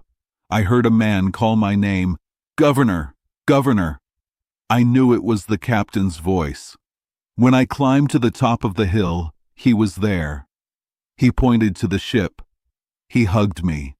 He said, "My dear friend and savior, there is your ship. It is all yours, and so are we, and all that belongs to her." I looked at the ship. It was about half a mile from the shore. They had lifted its anchor as soon as they had control of it. The weather was good. They had brought it to anchor right in front of the small river. The water was high. The captain brought the small boat near the place where I first landed my rafts. He landed right at my door. At first I felt like I would fall from surprise. I saw my freedom truly in my hands. Everything was easy. A big ship was ready to take me anywhere I wanted to go. For a while, I could not say a word, but he held me in his arms. I held on to him, or I would have fallen. He saw my surprise. He quickly took a bottle from his pocket. He gave me a drink. He brought it just for me. After I drank it, I sat on the ground. It helped me feel better. But it was a long time before I could speak to him. All this time, the poor man was as happy as I was, but he was not surprised like I was. He said many kind and soft things to me. He tried to calm me and bring me back to myself, but there was so much joy in my heart. It made me confused. At last I cried. A little while later I could speak again. Then it was my turn. I hugged him as my savior. We rejoiced together. I told him I saw him as a man sent by heaven to save me. I said the whole event seemed like a chain of amazing things. I said these things showed us that God's hand secretly rules the world. It showed that God can see into every corner of the world and send help to sad people whenever He wants. I did not forget to thank God. And what heart could not thank Him? He not only saved me in a wonderful way in this wild and empty place, but all help must always come from Him. The captain talked to me. He said he had food and drinks for me from the ship. The bad men did not take these things. He called to his men in the boat. He told them to bring the things for me, the governor. It was a gift for someone who would stay on the island. First, he brought me bottles of good drinks. He also brought 6 large bottles of wine. Each bottle held 2 quarts. There were 2 pounds of good tobacco. He gave me 12 pieces of ship's beef and 6 pieces of pork. There was a bag of peas and a lot of biscuits. He also brought sugar, flour, lemons, and lime juice. There were many other things too. He also brought me clothes. He gave me 6 new shirts, 6 nice neckcloths, 2 pairs of gloves, 1 pair of shoes, a hat, and 1 pair of stockings. He also gave me a good suit of his own clothes. He had worn them only a little. He dressed me completely. It was a very good gift for me. But at first, it felt strange to wear these new clothes. After this, we talked about the prisoners. We wondered if we should take them with us. 2 of them were very bad men. The captain said they were too bad. He said if he took them, they would need chains. They would go to jail in England. The captain was worried about this. I told him I could make the 2 men want to stay on the island. The captain was happy about this. I said I would talk to them. So I sent Friday and the 2 hostages to get the 5 men. They brought the men to the bower and kept them there. After some time, I came, wearing my new clothes. They called me governor again. We all met. The captain was with me. I told the men that I knew what bad things they had done to the captain. They had taken the ship. They wanted to steal more things, but I told them that bad things happened to them because of their actions. I told them that I had ordered the ship to be taken. The ship was now in the bay. I said they would soon see their bad leader hanging. I asked them why I should not kill them as pirates. I told them I had the power to do this. One man spoke for the others. He said they had nothing to say, but he said the captain promised them their lives. They asked me to be kind, but I told them I did not know how to be kind to them. I was leaving the island with my men. I was going to England with the captain. The captain could only take them to England as prisoners. They would be tried for taking the ship. They knew they would be hanged. I said I did not know what was best for them, unless they wanted to stay on the island. I said if they wanted to stay, I could let them live. They seemed very happy. They said they would rather stay on the island than go to England and be hanged. So I agreed. But the captain was not sure. He did not want to leave them there. I was a little angry with him. I told him they were my prisoners. I had offered them kindness, and I would keep my word. If he did not agree, I would let them go free. If he did not like it, he could try to catch them again. They were very happy. I let them go free. I told them to go into the woods. I said I would leave them some guns and bullets. I would also tell them how to live well. Then I got ready to go to the ship. But I told the captain I would stay that night to get my things ready. I asked him to go to the ship and keep everything safe. I told him to send the boat for me the next day. I also told him to hang the bad leader, who was killed, so these men could see him. When the captain left, I called the men to my room. I talked to them seriously about their situation. I told them they made a good choice. If the captain took them, they would surely be hanged. I showed them the bad leader hanging from the ship. I told them they could expect the same fate. They all said they wanted to stay. Then I told them about my life on the island. I told them how to make their lives easy. I told them everything about the island and how I came there. I showed them my fort.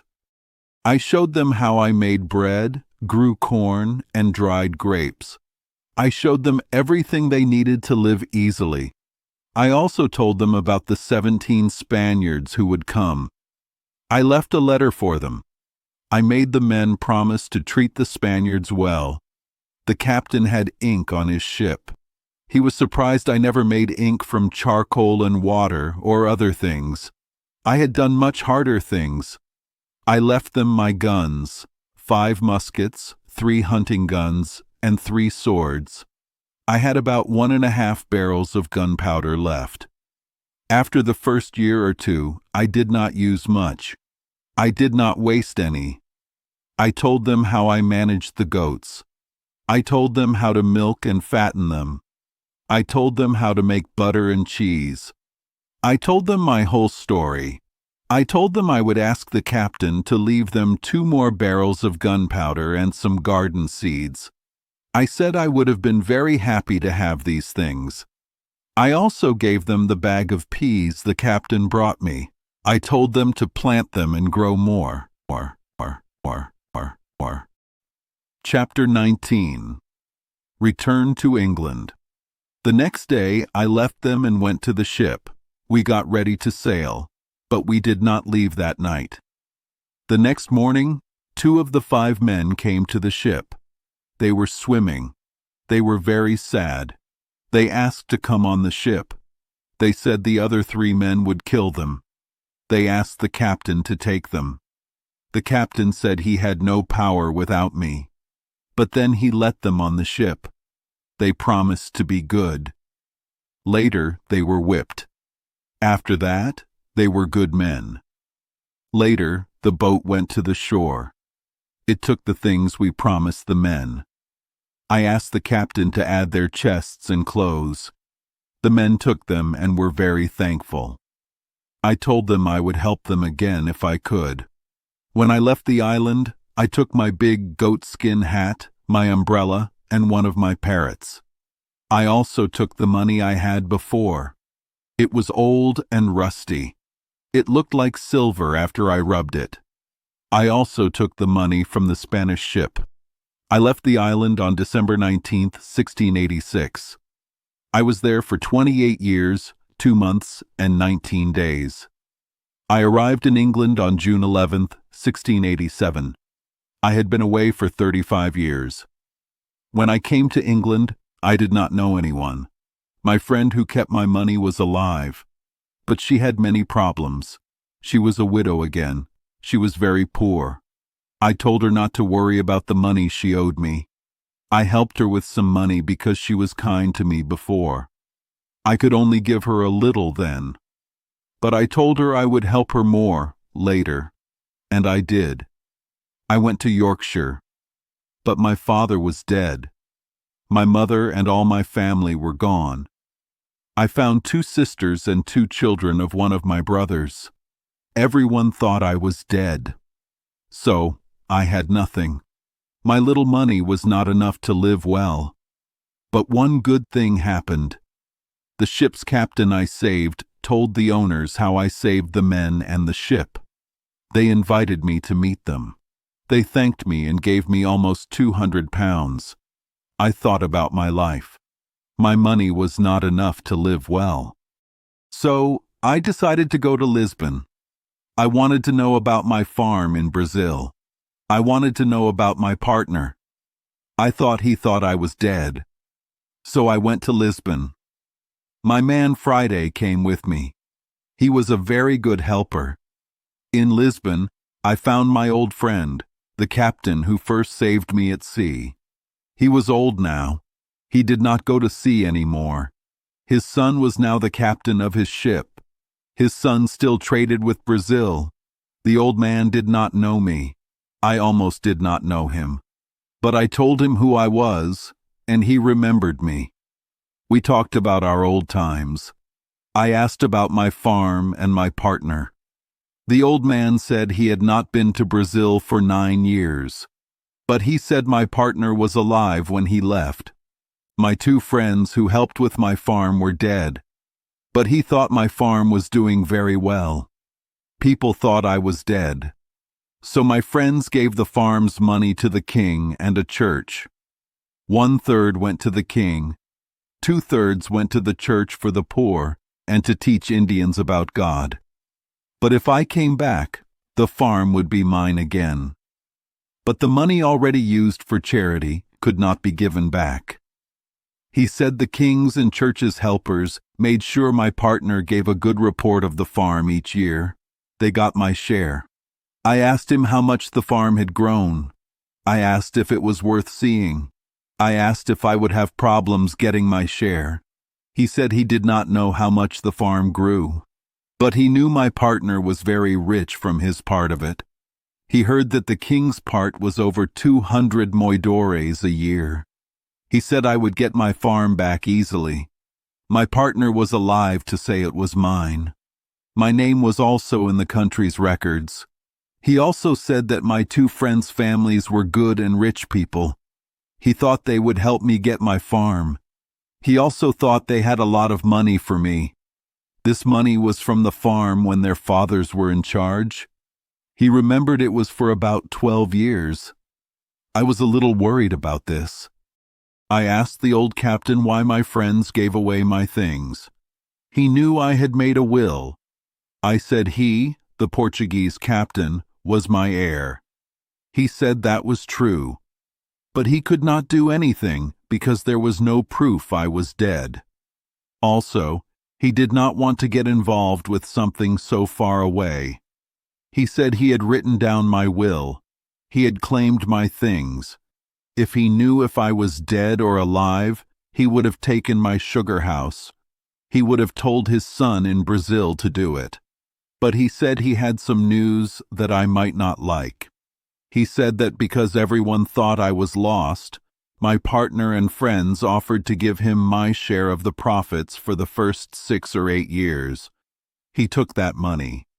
At that time, they spent a lot of money to make the farm bigger. They built a sugar house and bought slaves. So the money was not much then. But he said he would tell me exactly what he got and what he did with it. After a few days, he showed me the farm's income for the first 6 years. My partner and friends signed it. They always gave goods like tobacco and sugar. The income grew each year. But as I said, they spent a lot of money at first. The old man showed me that he owed me 470 gold moidores. Also, 60 chests of sugar and 15 large rolls of tobacco were lost on his ship. His ship was lost when he was coming home to Lisbon. This was about 11 years after I got the farm. He then talked about his problems. He had to use my money to get back what he lost. He also bought a part in a new ship, but he said, "My old friend, you will have what you need. As soon as my son comes back, you will get everything." Then he took out an old bag. He gave me 160 gold moidores. He gave me papers for his part in the ship his son was on. He owned a quarter of the ship, and his son owned another quarter. He gave them to me to make sure he would pay me the rest. I was very touched by his honesty and kindness. I remembered how he helped me. He saved me at sea. He was kind to me. He was a true friend. I almost cried when he spoke. I asked him if he could give me so much money. I asked if it would cause him problems. He said it might cause him a small problem. But he said it was my money. He said I might need it more than he. Everything he said was full of kindness. I almost cried. I took 100 moidores. I wrote him a paper saying I got the money. Then I gave him the rest of the money back. I told him if I got my farm back, I would give him the other money too. And I did. I told him I would not take the papers for his part in his son's ship. I said if I needed the money, I knew he was honest and would pay me. If I did not need it, I would not take any more from him. Then the old man asked me if he should help me get my farm back. I said I thought I would go there myself. He said I could if I wanted. But he said there were ways to get my farm and its money now. Ships were ready to go to Brazil from Lisbon, so he helped me write my name in a public book. He swore that I was alive. He swore that I was the same person who started the farm. A notary signed this. He told me to send it with a letter to a friend of his in Brazil. He asked me to stay with him until we heard back. What happened next was very good. In less than 7 months, I got a big letter from my friends. They were the merchants I went to sea for. It had many letters and papers. First, it had the money report from my farm. It was from the year their fathers finished with my old Portuguese captain. It was for 6 years. I had 1,174 moidores. Second, it had the report for 4 more years. They kept the money before the government took it. The government took it because they thought I was dead. The farm grew in value. The money was 19,446 cruzados. That is about 3,240 moidores. Third, it had the report from the church. They had the money for over 14 years. But they could not say what happened to all of it. They honestly said they had 872 moidores that were not given away. They said this was my money. The king's part did not give anything back. There was a letter from my partner. He was happy I was alive. He told me how the farm had grown. He said how much it made each year. He said how many acres it had, how it was planted, and how many slaves there were. He made 22 crosses for blessings. He said many prayers to thank God that I was alive. He asked me to come and take my farm. He asked me to tell him who to give my things to if I did not come. He said he and his family were my friends. He sent me 7 nice leopard skins from Africa. He got them from another ship he sent there. That ship did better than mine. He also sent me 5 chests of good candy and 100 pieces of gold. They were not as big as moidores. My 2 friends sent me 200 chests of sugar, 800 rolls of tobacco, and the rest of the money in gold. I could say now that my life was better than before. I cannot say how happy I was. All my money was with me. The ships that brought my letters also brought my goods. The goods were safe before I got the letters. I turned pale and felt sick. If the old man did not get me something, I think I would have died from the sudden joy. I was sick for some hours. A doctor came. He knew why I was sick. He told me to let some blood out. After that, I felt better.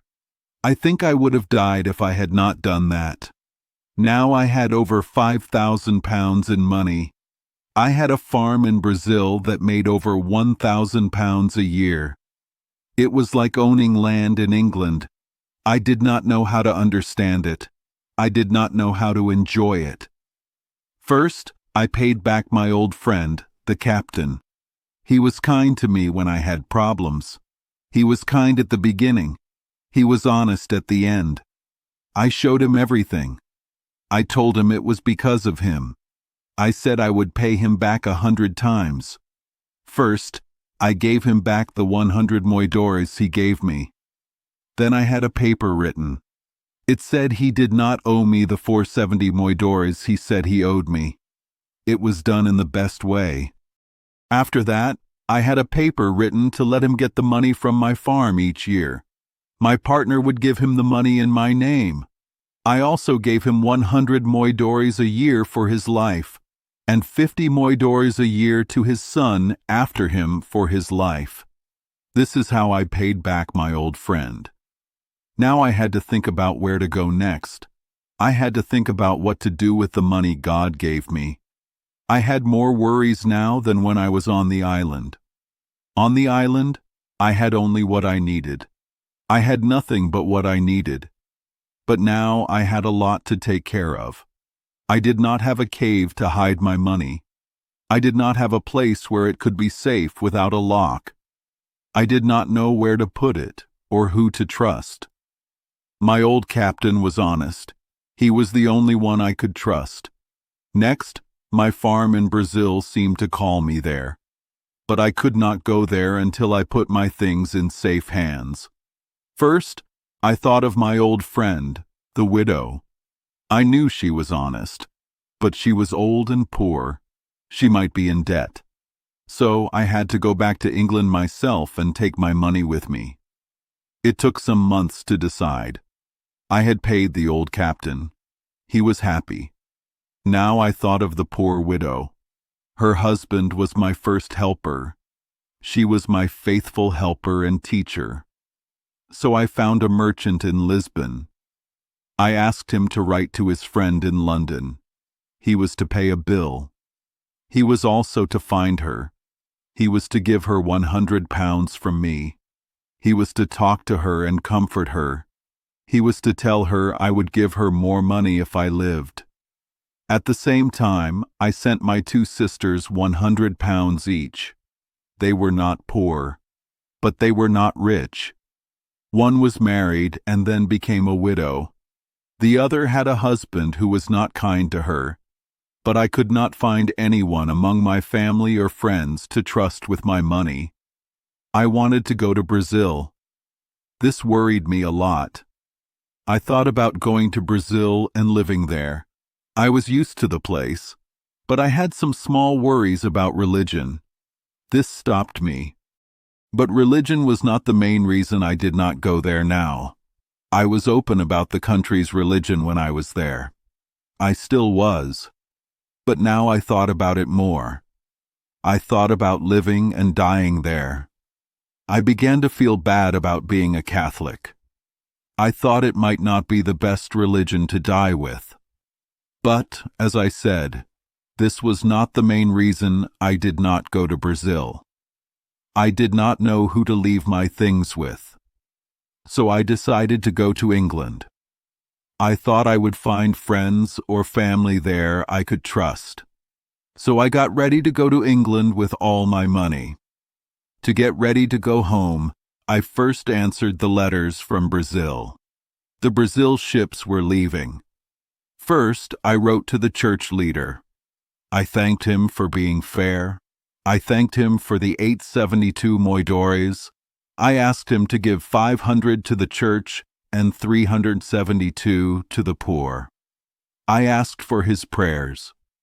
Next, I wrote a thank you letter to my two friends.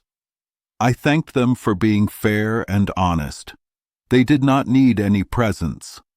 Lastly, I wrote to my partner. I thanked him for working hard on the farm. I thanked him for making more money. I told him how to take care of my part in the future. I told him to send my money to my old captain. I told him I planned to come to him. I planned to live there for the rest of my life. I also sent him a nice present. It was some Italian silks for his wife and 2 daughters. The captain's son told me he had them. I also sent 2 pieces of good English cloth, 5 pieces of black cloth, and some good lace. I finished my business. I sold my goods. I changed all my money into good bills. My next problem was how to go to England. I was used to the sea, but I did not want to go to England by sea then. I did not know why, but it was a big problem for me. I even put my bags on a ship, but I changed my mind. I changed it 2 or 3 times. It is true I had many problems at sea. This might be one reason. But do not ignore your strong feelings when things are important. 2 of the ships I chose to go on, I put my things on one. I talked to the captain of the other. Both of these ships had problems. One was taken by pirates. The other was lost near Torbay. All the people on it died except 3. So I would have been very unhappy on either of those ships. I was worried about going by sea. My old pilot, who I told everything to, asked me not to go by sea. He said I should go by land to La Coruña. Then I could cross the Bay of Biscay to La Rochelle. From there, it was an easy and safe trip by land to Paris, then to Calais and Dover. Or I could go to Madrid and then all the way by land through France. I really did not want to go by sea at all, except from Calais to Dover. So I decided to travel all the way by land. I was not in a hurry. I did not care about the cost. It was a nicer way. My old captain brought an English gentleman to travel with me. He was the son of a merchant in Lisbon. Then we found 2 more English merchants. We also found 2 young Portuguese gentlemen. They were only going to Paris. So there were 6 of us and 5 servants. The 2 merchants and the 2 Portuguese shared 1 servant to save money. I had an English sailor to travel with me as a servant, besides my man Friday. Friday did not know enough to be a servant on the road, so I left Lisbon. We had good horses and weapons. We were a small group. They called me captain. This was because I was the oldest. It was also because I had 2 servants. I started the whole trip. I have not told you about my sea trips, so I will not tell you about my land trips now. But I must tell you about some things that happened on this long and hard trip. When we came to Madrid, we were all new to Spain. We wanted to stay some time to see the king's court and other interesting things. But it was late summer, so we left quickly. We left Madrid around the middle of October. But when we came near Navarre, we heard news in some towns. It was snowing so much on the French side of the mountains. Some travelers had to come back to Pamplona. They tried to go, but it was very dangerous. When we got to Pamplona, it was true. I was always used to hot places. I could hardly wear clothes. The cold was very bad. It was surprising, too. 10 days before, we were in Old Castile. The weather there was very warm. Now, we felt a very cold wind from the Pyrenees Mountains. It was so cold it hurt our fingers and toes. Poor Friday was scared when he saw the mountains covered with snow. He felt the cold weather.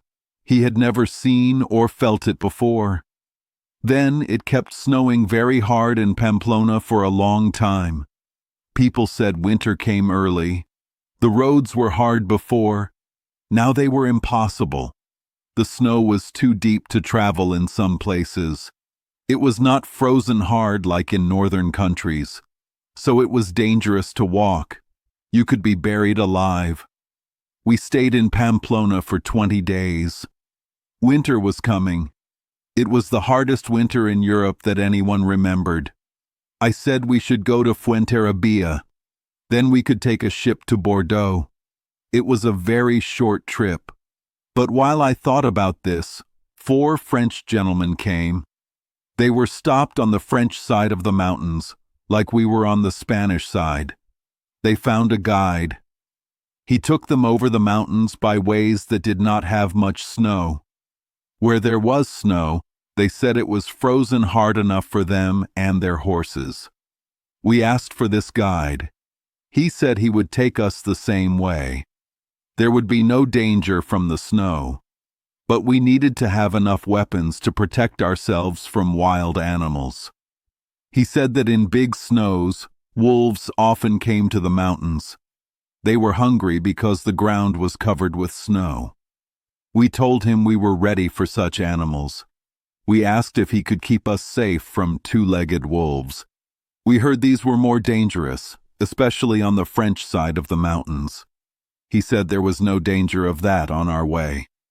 So we agreed to follow him. 12 other gentlemen with their servants also agreed. Some were French, some were Spanish. They had tried to go before and had to come back. So, we left Pamplona with our guide on November 15th. I was surprised. Instead of going forward, he went back the same way we came from Madrid, about 20 miles. After we crossed 2 rivers and came to a flat area, it was warm again. The country was nice. There was no snow. But then he turned left quickly. He went to the mountains another way.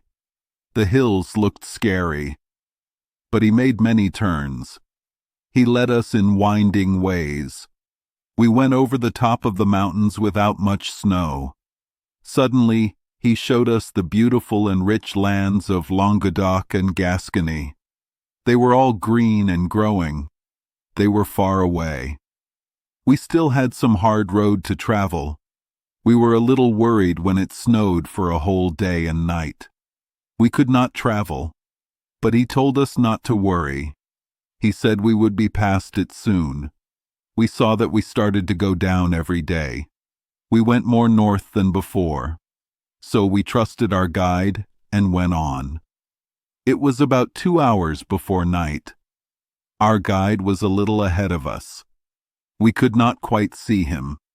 3 big wolves and then a bear came out of a hollow place near a thick wood. 2 of the wolves went for the guide. If he was far ahead, they would have eaten him before we could help. 1 wolf attacked his horse. The other attacked the man so hard, he did not have time to get his pistol. He yelled loudly to us. My man Friday was next to me. I told him to ride up and see what was wrong. As soon as Friday saw the man, he yelled as loud as the other, "Oh, master! Oh, master!" But like a brave man, he rode right to the man. He shot the wolf in the head that was attacking him. It was good for the man that it was my man Friday. He was used to such animals in his country. He was not scared. He went close to the wolf and shot it. Any of us would have shot from farther away. We might have missed the wolf. Or we might have shot the man. But it was enough to scare me, and I am a brave man. It scared all our group. With the sound of Friday's pistol, we heard terrible howling of wolves on both sides. The sound was louder because of the mountains. It seemed like there were many of them. Maybe there were not so few that we had no reason to be scared. But Friday killed this wolf. The other wolf that was on the horse left it right away. It ran away without hurting the horse. It bit the horse's head where the bridle parts were, but the man was hurt the most. The angry animal bit him twice, once in the arm, the other time a little above his knee. He tried to fight back. He was falling down because of his horse when Friday came and shot the wolf. It is easy to think that when we heard Friday's pistol, we all went faster. We rode as fast as the difficult road allowed. We wanted to see what was wrong. As soon as we were out of the trees that blocked our view, we saw what happened. We saw how Friday saved the guide, but we did not know what kind of animal he had killed right away. Chapter 20. Fight between Friday and a bear. It was a very hard fight between Friday and a bear. It was surprising. At first we were scared for Friday, but then it was very funny. A bear is big and moves slowly. It does not run fast like a wolf. Bears have two special rules. First, they do not usually hurt people. They do not attack unless you attack them, or if they are very hungry. Maybe this bear was hungry because of the snow. If you do not bother a bear, it will not bother you. But you must be polite and let it pass. It is like a gentleman. It will not move for anyone. If you are scared, it is best to look away and walk on. If you stop and look at it, it may get angry. If you throw something at it, even a small stick, it will get very angry. It will stop everything else to get back at you. That is its first rule. The next rule is, if you make a bear angry, it will never leave you. It will follow you day and night until it gets its revenge. It will follow you quickly until it catches you. Friday saved our guide. When we got to him, he was helping the guide off his horse. The guide was hurt and scared. Then we saw a bear come out of the trees. It was very big, the biggest I had ever seen. We were all surprised, but Friday looked happy and brave. Friday pointed and said 3 times, "Oh, oh, oh, oh, master, you give me leave, me shakey to hand with him, me makey you good laugh." I was surprised he was so happy. I said, "You fool, he will eat you up." Friday said twice, "Eaty me up, eaty me up, me eaty him up, me makey you good laugh. You all stay here, me show you good laugh." He sat down and took off his boots quickly. He put on flat shoes he had in his pocket. He gave his horse to my other helper. Then he ran away with his gun as fast as the wind. The bear walked slowly. It did not bother anyone. Friday went close to it and called out. He spoke as if the bear could understand. "Hark ye, Friday said. "Me speaky with you." We followed far away. We were in a big forest. The ground was flat and open, but there were many trees. Friday was faster than the bear. He caught up quickly. He picked up a big stone and threw it at the bear's head. It did not hurt the bear, just like throwing it at a wall. But Friday wanted the bear to follow him. He was not scared. He wanted to make us laugh. When the bear felt the stone, it turned and came after Friday. It took long steps and moved fast. It was like a horse running at a medium speed. Friday ran away, as if he was running to us for help. We decided to shoot the bear at once to save Friday. But I was angry at Friday for bringing the bear back to us. The bear was going the other way. I was angry he turned the bear towards us and then ran away. I called out, "You dog, is this your making us laugh? Come away and take your horse, that we may shoot the creature." He heard me. He cried, "No shoot, no shoot, stand still, and you get much laugh." Friday was very fast. He ran 2 feet for every 1 foot of the bear. He suddenly turned to one side of us. He saw a big oak tree that was good for his plan. He told us to follow him. He ran faster and climbed the tree quickly.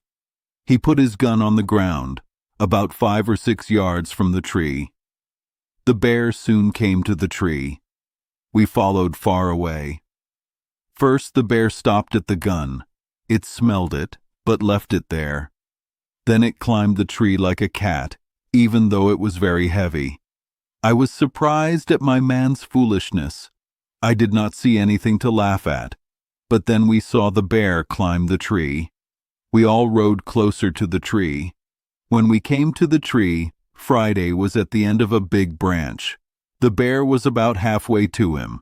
When the bear got to the weaker part of the branch, Friday said to us, "Ha!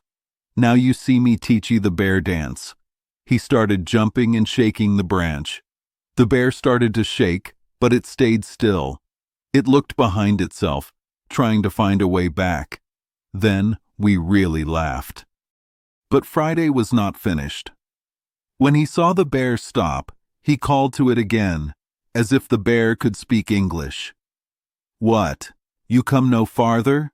Pray you come farther." He stopped jumping and shaking the tree. The bear, as if it understood, came a little farther. Then Friday started jumping again, and the bear stopped again. We thought it was a good time to hit the bear on the head. We told Friday to stand still so we could shoot the bear. But he cried loudly, oh pray, no shoot, me shoot by and then." He meant he would shoot later. To make the story short, Friday danced so much, and the bear stood so unsurely that we laughed a lot. But we did not know what Friday would do next. First, we thought he would shake the bear off. But the bear was too smart for that. It would not go out far enough to fall. It held on tight with its big claws and feet. We could not guess what would happen or what the joke would be. But Friday showed us quickly. He saw the bear holding on tight to the branch. It would not come any farther. "Well, well," Friday said, "you no come farther, me go. You no come to me come to you." Then he went to the smaller end of the branch. It would bend with his weight. He gently let himself down, sliding down the branch. He got close enough to jump down to the ground. He ran to his gun, picked it up, and stood still. "Well," I said to him, "Friday, what will you do now? Why don't you shoot him?" "No shoot," Friday said. "No yet. Me shoot now. Me no kill. Me stay, give you one more laugh." And he did. When the bear saw its enemy gone, it came back from the branch. But it was very careful. It looked behind itself with every step. It came backward until it got to the main part of the tree. Then, still moving backward, it came down the tree. It held the tree with its claws. It moved 1 foot at a time, very slowly. Just as the bear was about to put its back foot on the ground, Friday went close to it. He put the end of his gun in its ear and shot it dead. Then, Friday looked to see if we were laughing. When he saw we were happy, he started to laugh very loudly. "So we kill bear in my country," Friday said. "So you kill them?" I asked. "Why, you have no guns." "No," he said, "no gun, but shoot great much long arrow." This was fun for us, but we were still in a wild place. Our guide was hurt badly. We hardly knew what to do. The howling of wolves made me scared. I had never heard anything so scary, except for a noise I heard on the coast of Africa. These things, and the coming night, made us leave. If Friday had his way, we would have taken the skin of the big bear. It was worth keeping. But we had almost 3 leagues to go. Our guide hurried us. So we left the bear and went on our journey. The ground was still covered with snow, but it was not as deep and dangerous as in the mountains. We heard later that hungry animals like wolves came down into the forest and flat land. They were looking for food. They caused a lot of trouble in the villages. They surprised the people. They killed many of their sheep and horses, and some people too. We had one dangerous place to pass. Our guide told us that if there were more wolves, we would find them there. This was a small flat area. Woods were around it on all sides. There was a long, narrow path we had to go through the wood. Then we would come to the village where we would stay the night. It was almost sunset when we went into the wood. A little after sunset, we came to the open area. We did not see anything in the first part of the wood, but in a small open space inside the wood, about 2 furlongs wide, we saw 5 big wolves. They ran across the road very fast, one after another. It looked like they were chasing something. They did not see us. They were gone in a few moments. Our guide was not very brave. He told us to be ready. He thought more wolves were coming. We kept our guns ready and looked around us. But we did not see more wolves until we went through that wood. It was almost half a league long. Then we came to the open area. As soon as we were in the open area, we had to look around us. The first thing we saw was a dead horse. Wolves had killed it. At least 12 wolves were there. We could not say they were eating it. They were picking its bones. They had eaten all the meat before. We did not want to bother them while they ate. They did not notice us much. Friday wanted to shoot at them. But I did not let him. I thought we would have more trouble than we knew. We had not gone halfway across the open area when we heard wolves howling in the wood on our left. It was a scary sound.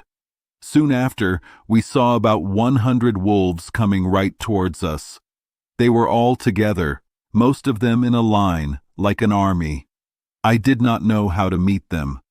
I thought forming a close line was the only way, so we quickly formed a line.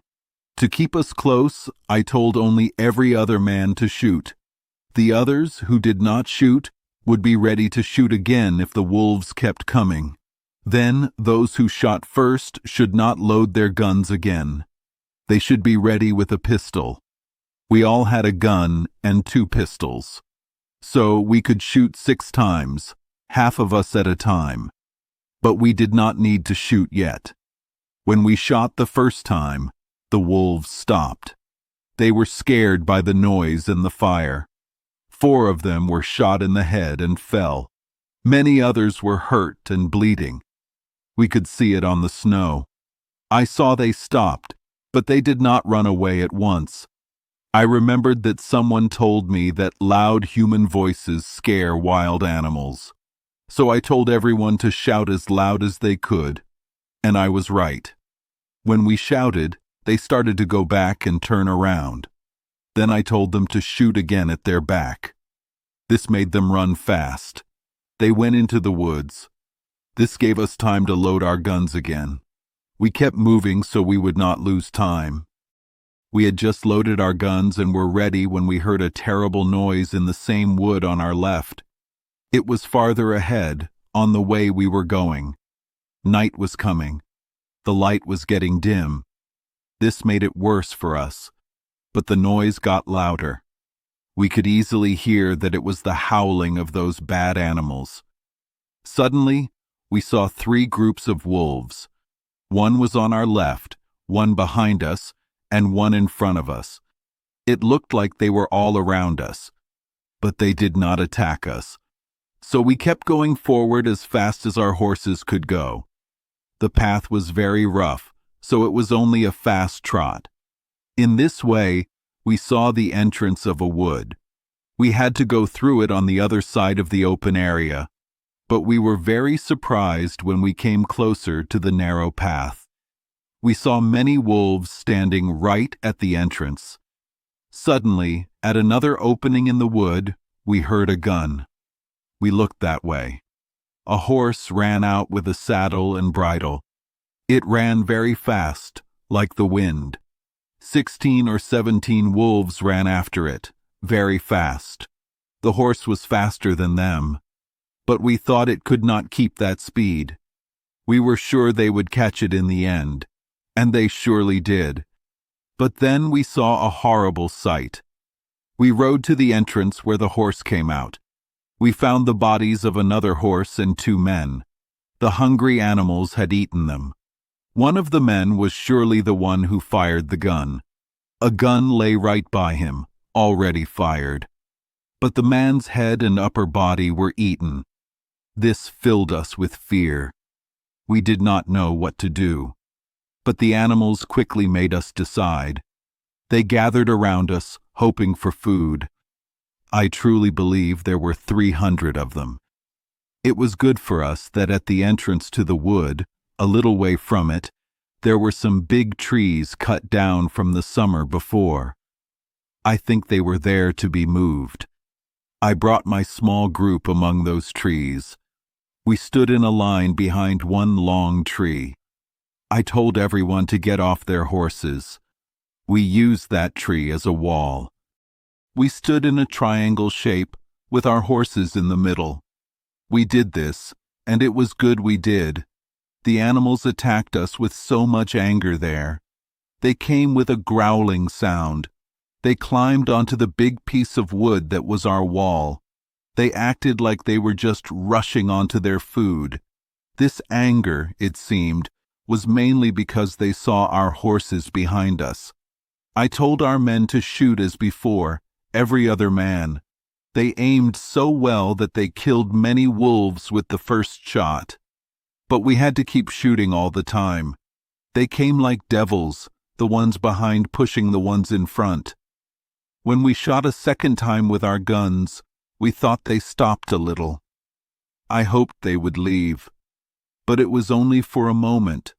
Others came forward again. So we shot our pistols twice.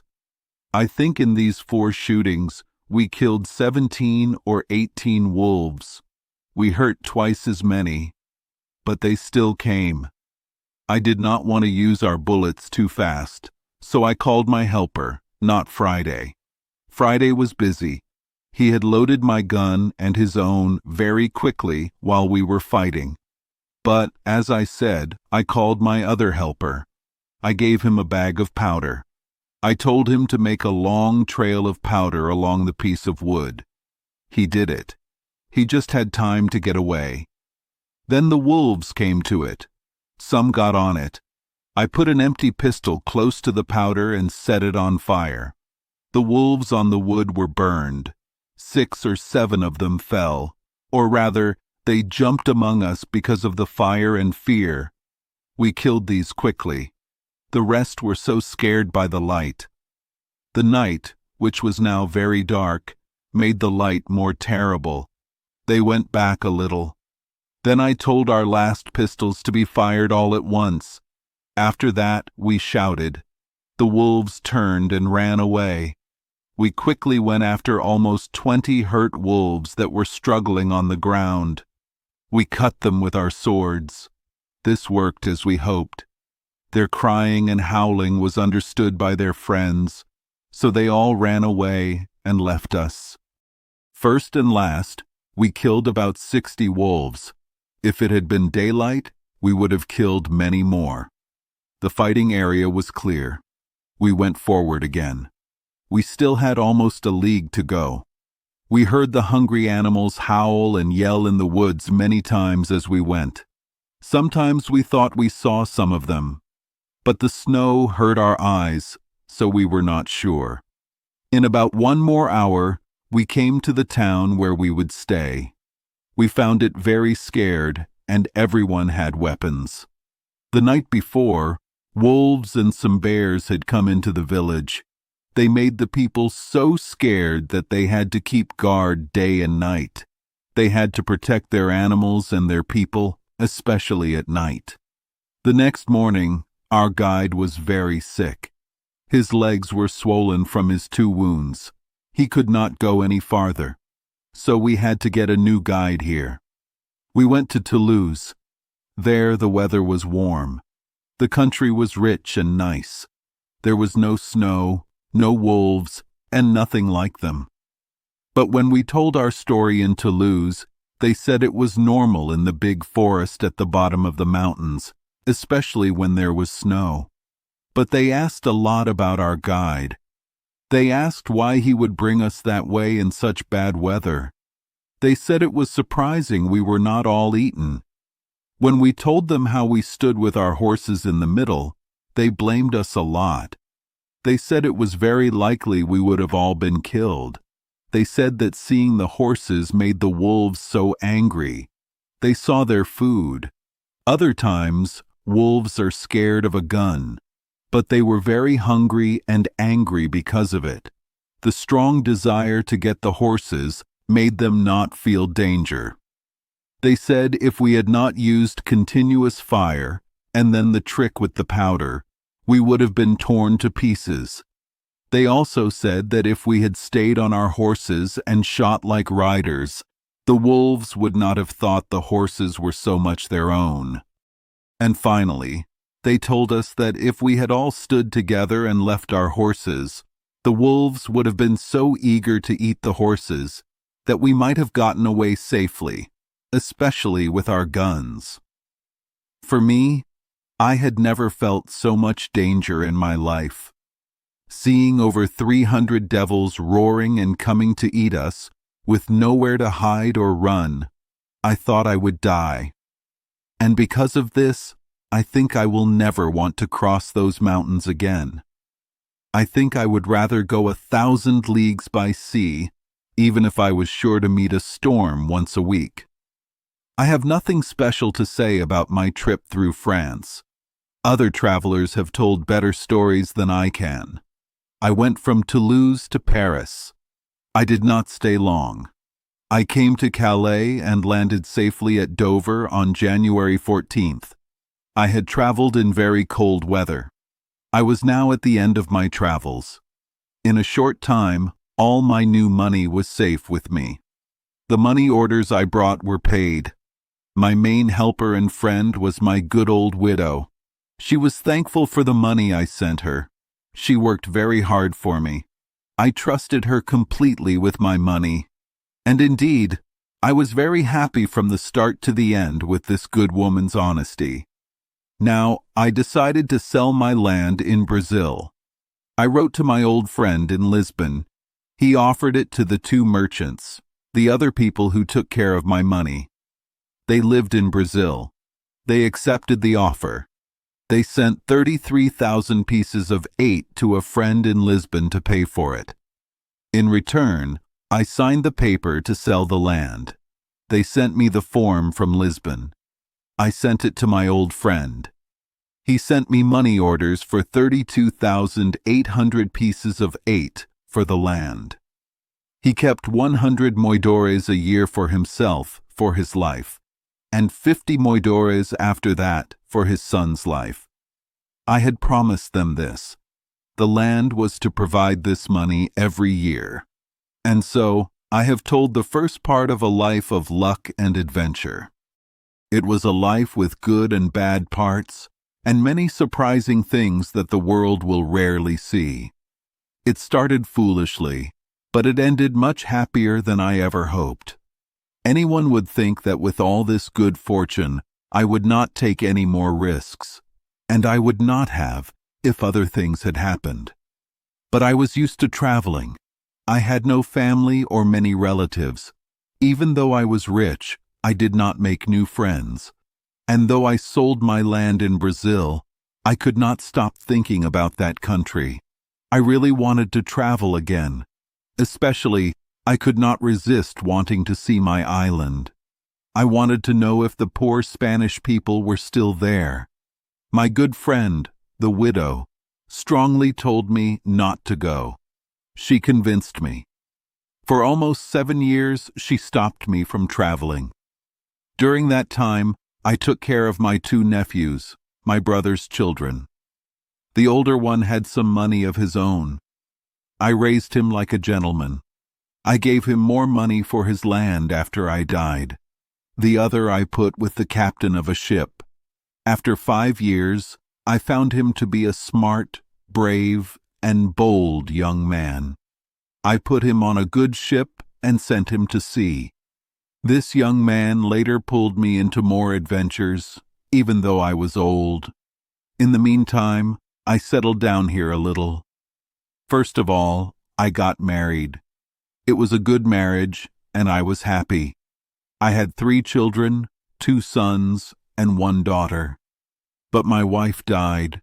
My nephew came home successfully from a trip to Spain. My wish to travel and his asking made me go. I went on his ship as a private trader to the East Indies. This was in the year 1694. On this trip, I visited my new people on the island. I saw the Spanish people who came after me. I heard the old story of their lives and of the bad people I left there. How they first treated the poor Spanish people badly. How they later agreed, disagreed, joined, separated. And how finally the Spanish people had to use force with them. How they were under the Spanish people. How honestly the Spanish people treated them. If I told this story, it would be full of surprising and wonderful events, just like my own life, especially about their fights with the Caribbeans. The Caribbeans came to the island many times. Also, about how the Spanish people made the island better, and how 5 of them tried to go to the mainland. They brought back 11 men and 5 women as prisoners. Because of this, when I came, I found about 20 young children on the island. I stayed here about 20 days. I left them all the things they needed, especially guns, powder, bullets, clothes, tools, and 2 workers. I brought them from England. They were a carpenter and a smith. Besides this, I divided the land into parts with them. I kept ownership of all the land. But I gave them parts as they agreed. And after I settled everything with them and made them promise not to leave, I left them there. From there, I stopped in Brazil. From Brazil, I sent a small boat. I bought it there. It had more people for the island. And in it, besides other supplies, I sent 7 women. They were good for working or for wives for those who wanted them. For the English men, I promised to send them some women from England, and a good supply of things they needed if they would plant crops. I could not do this later. The men were very honest and worked hard after they were controlled and had their own land. I also sent them from Brazil 5 cows.